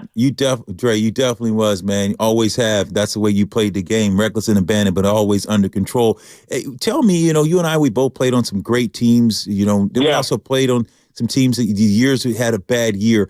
Tell the listeners, when do you think when it's over? How do you know in the locker room, and how do you know when you're a team that's right there and you know that maybe you can't beat a team, or you're getting this team's greatest slide? What is it that players feel? Well, most teams, every team in the league wants to get a sort of a culture going on in their organization. All the way from the top, from the owner, all the way down to the bottom, to the guy cleaning up at night. And when that culture is all going in the right direction, everything's going right for you. It's hard to beat. And I think that's what organizations try to do. They try to get the right people in the right places, the right coaches, the right atmosphere. That's hard to do in the NFL, with the change of everything. Everything's different. When I came in '85, the game was totally different, all the way from the top to the bottom than it is now. It's more analytic than it's ever been. Back in the day, you didn't have targets. Now they count targets. I never knew what that was. To a certain point, just throw me the ball, I'll catch it. That was my target. But they use all this and put it in a computer, and a lot of times players get beat physically, but you get out coached, and sometimes you just get outsmarted by teams. And look at what the Chiefs have done the past, how many years since Andy Reid's been there. Andy Reid is going to be a Hall of Fame coach, but Andy Reid beats people. Bottom line. He beats them. Not the team. He does, because of the way he coaches. Andre, I'm sure as well as anyone, just coming back from a season where you get to the mountaintop and come up short. This 49ers team has obviously been through that. What is it like trying to climb that mountain again when you don't get over that hump? Yeah, that's basically what it is. It's another year. Everybody in that league wants to go to a Super Bowl and win one. Unfortunately, I went to 4 and didn't win, but there's 7 Hall of Famers from that football team and a coach, an owner, and a GM. So in the long run, I think I won to a certain point, but obviously I would have loved the Super Bowl ring. That's the ultimate goal in our game. And to try to get everybody on the same page, all the way from them going into the locker room to them leaving the locker room, it's tough. And Lorenzo knows that. It's tough to get everybody on the same page. You got different personalities. You got different this, different that. Coaching changes every year. It's a lot of things to handle for a head coach. And to get that all together and then go win a Super Bowl, that's a tough job to do. Hall of Fame wide receiver, former Buffalo Bill, Andre Reed, joins us on the River Islands guest line. Andre, really quick, don't go PC on me, but who's the best wide receiver in the game today? Oh, I get that question. Oh, man. If I had $1 for everyone, I wouldn't have to that rich, question there. Well, I mean, in no particular order, I mean, Justin Jefferson, Jamar Chase, I think Stephon, before this injury now that he had, was in the top 6 or 7 guys. Cooper Kupp. I can go on and on. Every team, Ahmad St. Brown right now, I think is a top 5 guy in the league. All these guys you're only as good as the quarterback to a certain point. And these guys have pretty good quarterbacks that they have throwing the ball to them. And, they do a great job in their offenses and they get them the ball. And that's how they win. Andre, one guy who's kind of taken himself way out of that conversation is Deebo Samuel. There's been a lot of discussion over here about him and who he is as a player, how much of it is poor blocking. But he's obviously been a guy who's sort of, he named the position the wide back because he gets used in some interesting ways. But what do you see from him? He doesn't quite look the same. And when you're a player that's not a true receiver like he is, do you think this is sort of him falling off a cliff, or is this just a blip in his career? No, I think, again, the injury bug, he's been a little nicked up this year. Deebo's always came back from those injuries because he's a physical guy. When he gets the ball, like you said, they have him in the backfield. He runs like a running back. And when he gets the ball, there's not too many people catching him, especially as a receiver. So I think it's just been, he's just trying to get back to what he's used to. And that really can only happen if the offense is gelling together and he's a part of it. And then if McCaffrey's in there, it makes his job a little bit easier when McCaffrey's in there and he's playing well. So, Deebo's Deebo no matter what. So I think, they just have to get him the ball, and he's got to be confident enough that he can get the job done regardless of what's been going on there in San Francisco this year. Andre, I'm looking at a position that seemed like has fell off the last 7 or 8 years. And, this year you can put them in the MVP conversation. Do you think they should be getting paid way more? And that's the running back position. Look what Saquon, look what they're doing. Why are they not when you see how vital they can be in this league? That's a good question, Lo, because ever since, I left the game 20-some years ago, the running back position has been devalued to a certain point because they want skill guys, and a running back's a skill guy, but offenses have changed. They become more, get the fast guys out there and get them in space. But when it comes to around this time, you need a running back really bad with weather and with things when you can't pass the ball as much as you want to. You need a guy like Saquon, a guy like Derrick Henry. These guys are very viable to their offenses and their teams. So what Saquon's doing this year is, especially coming back from, a bad knee injury, and then he had a year or two of some injuries that maybe could have, ended his career. And I think he showed all the work that he's done in the offseason. And all the things that he's done to get himself back in the shape that he's usually in. And he's having a phenomenal year there in Philly for the Eagles. So I think it's just been devalued. And these guys are really important to their teams. And again, this next 6 weeks, with weather, we're going to see how valuable they are. Andre Reed, the Hall of Fame wide receiver, joining us here on 95.7 The Game on the River Islands guest line. Really quick, before we let you go, back in the day, you were part of the K-gun offense, which was way ahead of its time. I mean, you guys were going shotgun, spreading the field. Cincinnati did it before you, but it was not something you saw in football back in the 1990s. And I talked about this and making the comparison to that of the 49ers, that eventually DCs or defensive coordinators, when you put them in that dark room and they're looking at film, they'll find some way to stop it. Do you think that what it is we've seen with the 49ers as far as their being so dominant and so innovative with Kyle Shanahan as far as their offense, that maybe defenses have closed that gap and have found an answer to the secret sauce, so to speak? That's pretty a pretty good analogy there. We came out with that K-gun, like you said. Before that, it was the muddle huddle that Cincinnati ran. And then we just took it to another level because we ran it all the time. And we were ahead of it because defenses could not catch up with it. And regardless of what they were game planning, they had the game plan, all right, this week we need to stop Thurman Thomas. This week we have to stop Reed. We got to stop Lofton. We got to stop McKellar. We got to stop Beebe. There's too many people to stop. You don't have enough guys on the defense to stop everybody. But I think Kyle Shanahan, he's a defensive-minded guy, has to a certain point, knows that. And he's going to put his guys in, especially on offense, going to put them in the right positions to make plays. It's up to them to execute. Andre, where are you living these days? I'm in San Diego. I'm right down the street from, I'm in Rancho Bernardo here. Just moved in my house about a year ago, and really enjoying it here in San Diego. And matter of fact, I'm going to the game this weekend, Buffalo, San Francisco, so I will be there for that game. See, you guys, you talk about how much you love Buffalo, and I know you do, but the minute you guys get a chance to go to the sunshine and the beach, you're gone, man. He's hating, Dre. I'm out of here like lightning, bro. Like lightning. I'm gone. Andre Reed, our guest. Hey, thanks for taking part of the day and joining us here on 95.7 The Game.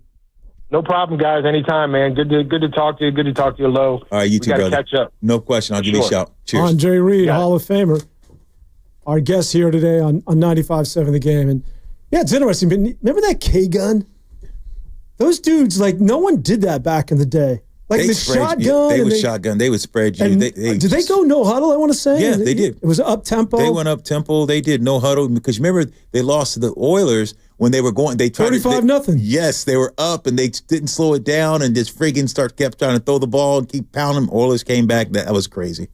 Yeah, so, of course, Andre Reed talking about the San Francisco 49ers as they get ready for the Buffalo Bills and doing it in Buffalo. Man, listen, it's always tough, Jake, to beat Buffalo, right? When you got Josh Allen, who's in the MVP conversation right there with Saquon Barkley, and you certainly got to put Lamar Jackson in that conversation. But this team right now, and Lo, you had talked about this might be the best team in football. I know Kansas City and Detroit's good, but if I'm a betting man, I'm putting Buffalo at the top of that hill. No question. On defense, they're just really, really sound in everything they do. It's not the most talented defense in the league, but they've got players. They're getting their linebacker. They should get Matt Milano back, who's their quarterback of the defense. That's going to be big for them. But, yeah, they're just sound there. And then on the other side of the ball, like you watched against Kansas City, it wasn't like they just ran them out of the building, but they were smart.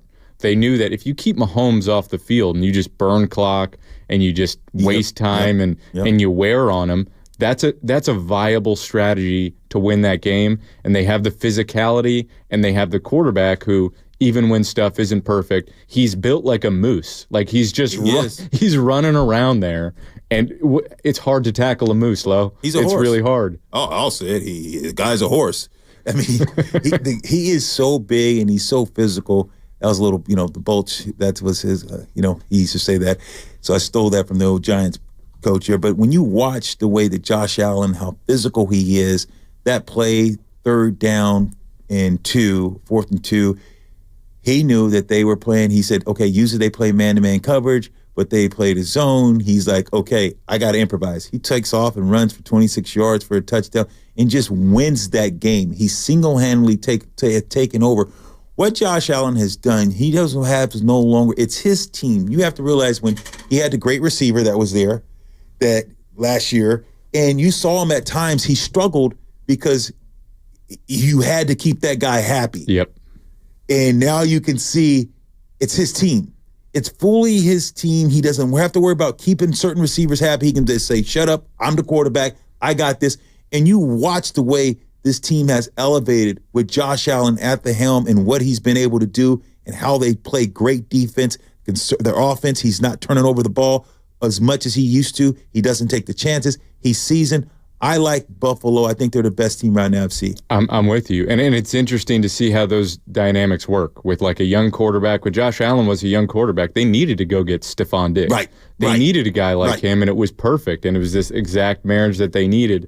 And as Allen progressed and as the offense evolved and Diggs got more and more like a diva, they said, all right, we want you out. And they really just let him go, and they didn't get much for him. And they said, we're fine. We're fine. We're going to go with Khalil Shakir, and obviously they brought in Amari Cooper.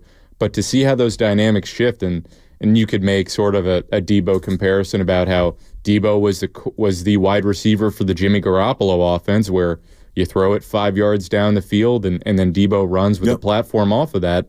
And you can ask the question if Debo's still the right fit for this offense. I'm not saying he doesn't have any utility. Sure. But it's not quite. If you could, imagine any receiver for this offense, it's probably not Debo Samuel is who you draw up. Well, we could talk about Josh Allen and the wide receivers, but if I'm Sean McDermott and I get that tape from the Green Bay Packers and I see what Josh Jacobs did, I got a guy by the name of James Cook. It's pretty simple to me. I'm going to break your spirit, and I'll throw it because I got Josh Allen, but you're going to need to prove to me that you can stop the run. And I'm not even getting fancy. You see that A gap?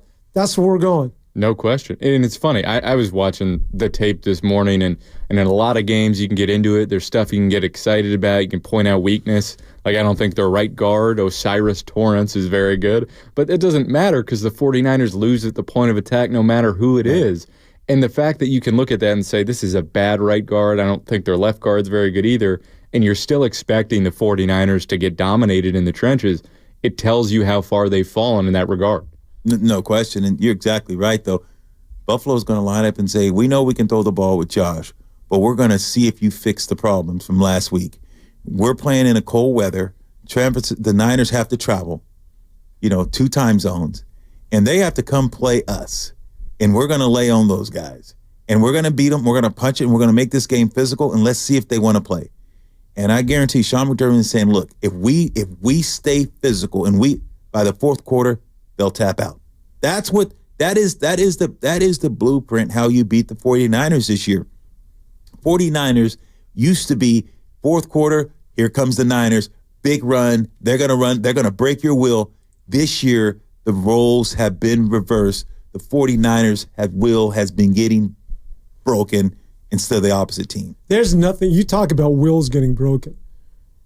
There's nothing more dispiriting, and there's nothing, listen, I haven't played the game like you, but as a fan, I'm not necessarily a 49er fan. Sorry, I'm probably more neutral than most people, but I can tell when a team just feels as though we own you.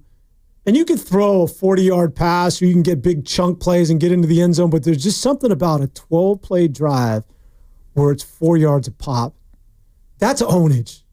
And then when you walk off the field defensively, I just got to, where do you go? It's like, what do you... You put your head down, you go over to that sideline, exactly what you're saying, and coach is trying to show you, you got to do this, and just watching guys get pushed off the ball, and you just watch them, and they know they don't have an answer. When you see a 12, 14, 15-play drive, your defense is like, okay, offense, help me. Your offense looks like, okay, and then it's 3 and out. You watch them just trot out there like, it's trouble. And that's something that I think in the modern NFL, there's all these advanced stats about EPA, expected points per play, and how runs are technically a negative play in that regard. But the reality of it is when you have that, it's about the physicality. It's about wearing on your opponent. It's about driving down the field, keeping their offense on the field, and just changing how they calculate it, where their confidence is at. And if you're sitting out there, like Lo said, and you're just getting worn on and you're getting beat down, that really takes a toll on you physically, emotionally, and it's hard to come back from that. So do you see the landscape of the NFL changing because of the success of the running back and the return of Henry and the success of Saquon Barkley and even Detroit with Montgomery and splitting time with, who's the other running back there? Aaron Jones. Well, no, Aaron Jones is, who's splitting time with David Montgomery in Detroit? Oh, Jahmyr Gibbs. Jahmyr Gibbs and Bijan Robinson out in Atlanta. Is this going to trickle down where you're going to see, instead of finding that running back sort of at the back end of the draft or maybe a free agent like, Eckler's now in Washington and undrafted free agents where these guys, you don't necessarily need to waste a draft pick on somebody in the first or second round.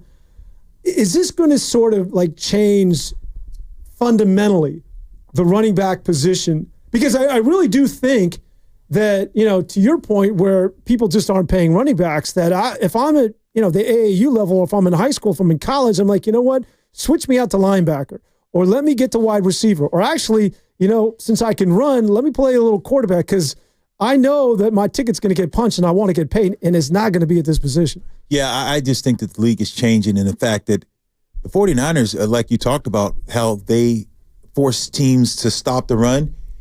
Teams saw that, and I think now you've seen teams start saying, we got to be more physical. Teams, I think the whole NFL is going back to saying we got to become more physicality. They're going to build in the trenches, and you're going to see running backs, elite running backs, start getting paid. And I think part of it is the league, like we talked about, it's cyclical, and so the league started spreading it out. Yep. And so how did defenses countered that? You go nickel a lot more. You need to have linebackers that are skinnier, that have less weight on them because they got to go sideline to sideline. They got to be able to cover. And when you do that, you're susceptible in the run game because you lose a little bit of physicality. And so now I think offenses are circling back around. I think one guy that'll be interesting to watch and might be sort of somebody as a demarcation point in terms of how teams are valuing running backs, kid from Boise State, Ashton Jonty. Like if he, I'm interested to see where he goes because he's a young, undersized guy. How big is he though? I don't think he's that large. He might only be 5'10", but he's physical and he's so quick that he's going top 2 rounds. I guarantee he's first or second no question. And I think he's a lot like Jahmyr Gibbs in certain ways. And so seeing how he goes, seeing how teams evaluate other veteran running backs who come available, I think will be really interesting. But I do think there is sort of a correction in terms of teams are realizing they have to get more physical. There's a little bit of a traditional NFL element that's coming back after all of this spread stuff. And then that's what Cal Shanahan did. You remember several years ago, think about it, teams were just spreading, throwing the ball, and Cal Shanahan, everyone's just like, they're just going to pound you, beat you up, run the ball 40, 50 times a game. And they were just beating teams up. And the passing teams just like, okay, they can't keep up. The Niners started that trend, keeping the fullback, saying we're going to be a physical. It was crazy watching the way that the Niners played football. And now you're starting to see the league. It's a good mixture. The running game is back on and being displayed on full display.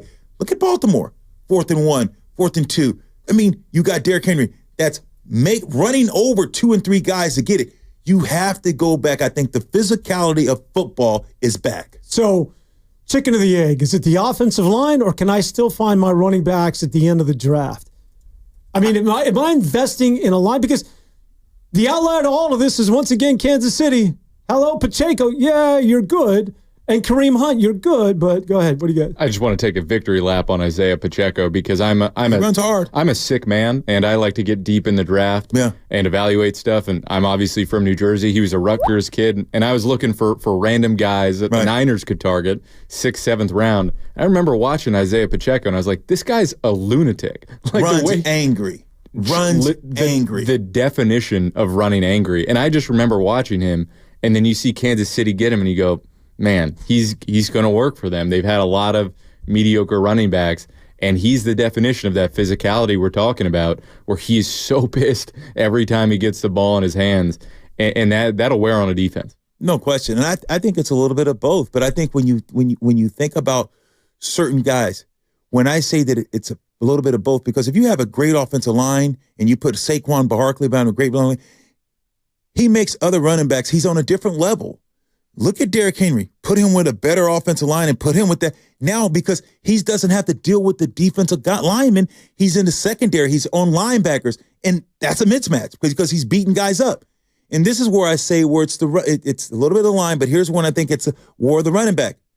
Take a look at the Niners. Who has more yards, yak yards, McCaffrey or the guy that we're saying should be touching the ball more? Because he can run over guys and run through arm tackles, you still have to have a physical back in this game, especially when your offensive line is not as good as it should be. You got to have somebody that can be able to run through some arm tackles and be physical. So I think it's a little bit of both. You remember 2019 when the Niners had that dominant defense? And that was that NFC Championship game where, again, it was Kyle Shanahan who lost all faith in Jimmy Garoppolo and said, you know what, Right. you're throwing the football 9 times. This is the so-called modern era football. I don't care. You're throwing it 9 times. And they ran it, but they ran it with Mostert, Coleman, Breida, and they were successful. They carved up Green Bay. Good offensive line and scheme. Yep. That's my point, that maybe it's not necessarily, I mean, you'd love to have Saquon Barkley, but if I can do it with Breida and Mostert and Coleman, I think a lot of it is, hey, listen, man, if you can get me to the second level, if you can give me a crease, I would say the majority of running backs who are getting into the league can get you there. But look at the consistency. Where are those guys now? See, McCaffrey, that's why you have to spin on these backs. That's the difference. Yeah, they'll do it for a season, but look at McCaffrey, the durability. Look what he did in Carolina. Look what he's doing now. But when you think about it, so now when you don't have the scheme, and a lot of teams didn't know the Shanahan scheme. So it would work because of scheme, all the misdirection. So all these teams they stayed home and had to cover every blade of grass. Now they're like, no, we know what this play is. So they're going to run and hit it, and they can stack and do those things. But now, since the scheme has been, nullified, you got to say, okay, how do we adjust and how do we keep going? So I think a lot of it has to do with scheme too. But you look at Baltimore, you look at Saquon, those guys know where they're going, but they're athletic enough to make guys missing a whole jump here do it. And so is McCaffrey. But when you don't have those guys up front and guys can beat you up front, has no chance. Yeah, and it's tough. I think the other thing about the running backs is you need a physical guy, but you also, in a modern passing game, you need somebody who can pick up blitzes. You need somebody who can run the option route, and McCaffrey does that better than anybody. Agreed. And the way the 49ers attack defense, McCaffrey is the key of it. He's getting on the linebacker or a safety, and usually he's going to win those. So it's hard to find a guy who has all of those traits. And when you have a situation like the Niners, you get one who can do everything, and you get another guy who's a change of pace, physicality. You don't want him in every down, but he is a nice change of pace, and you can mix him in a little bit more. All right, we got to get to a break. I was going to have to read a promo, but I did all of them in the first 30 seconds of this segment, so we can just say goodbye. We'll be back on 95.7 The Game to wrap up the show after this. Ooh, we got a question. Brian.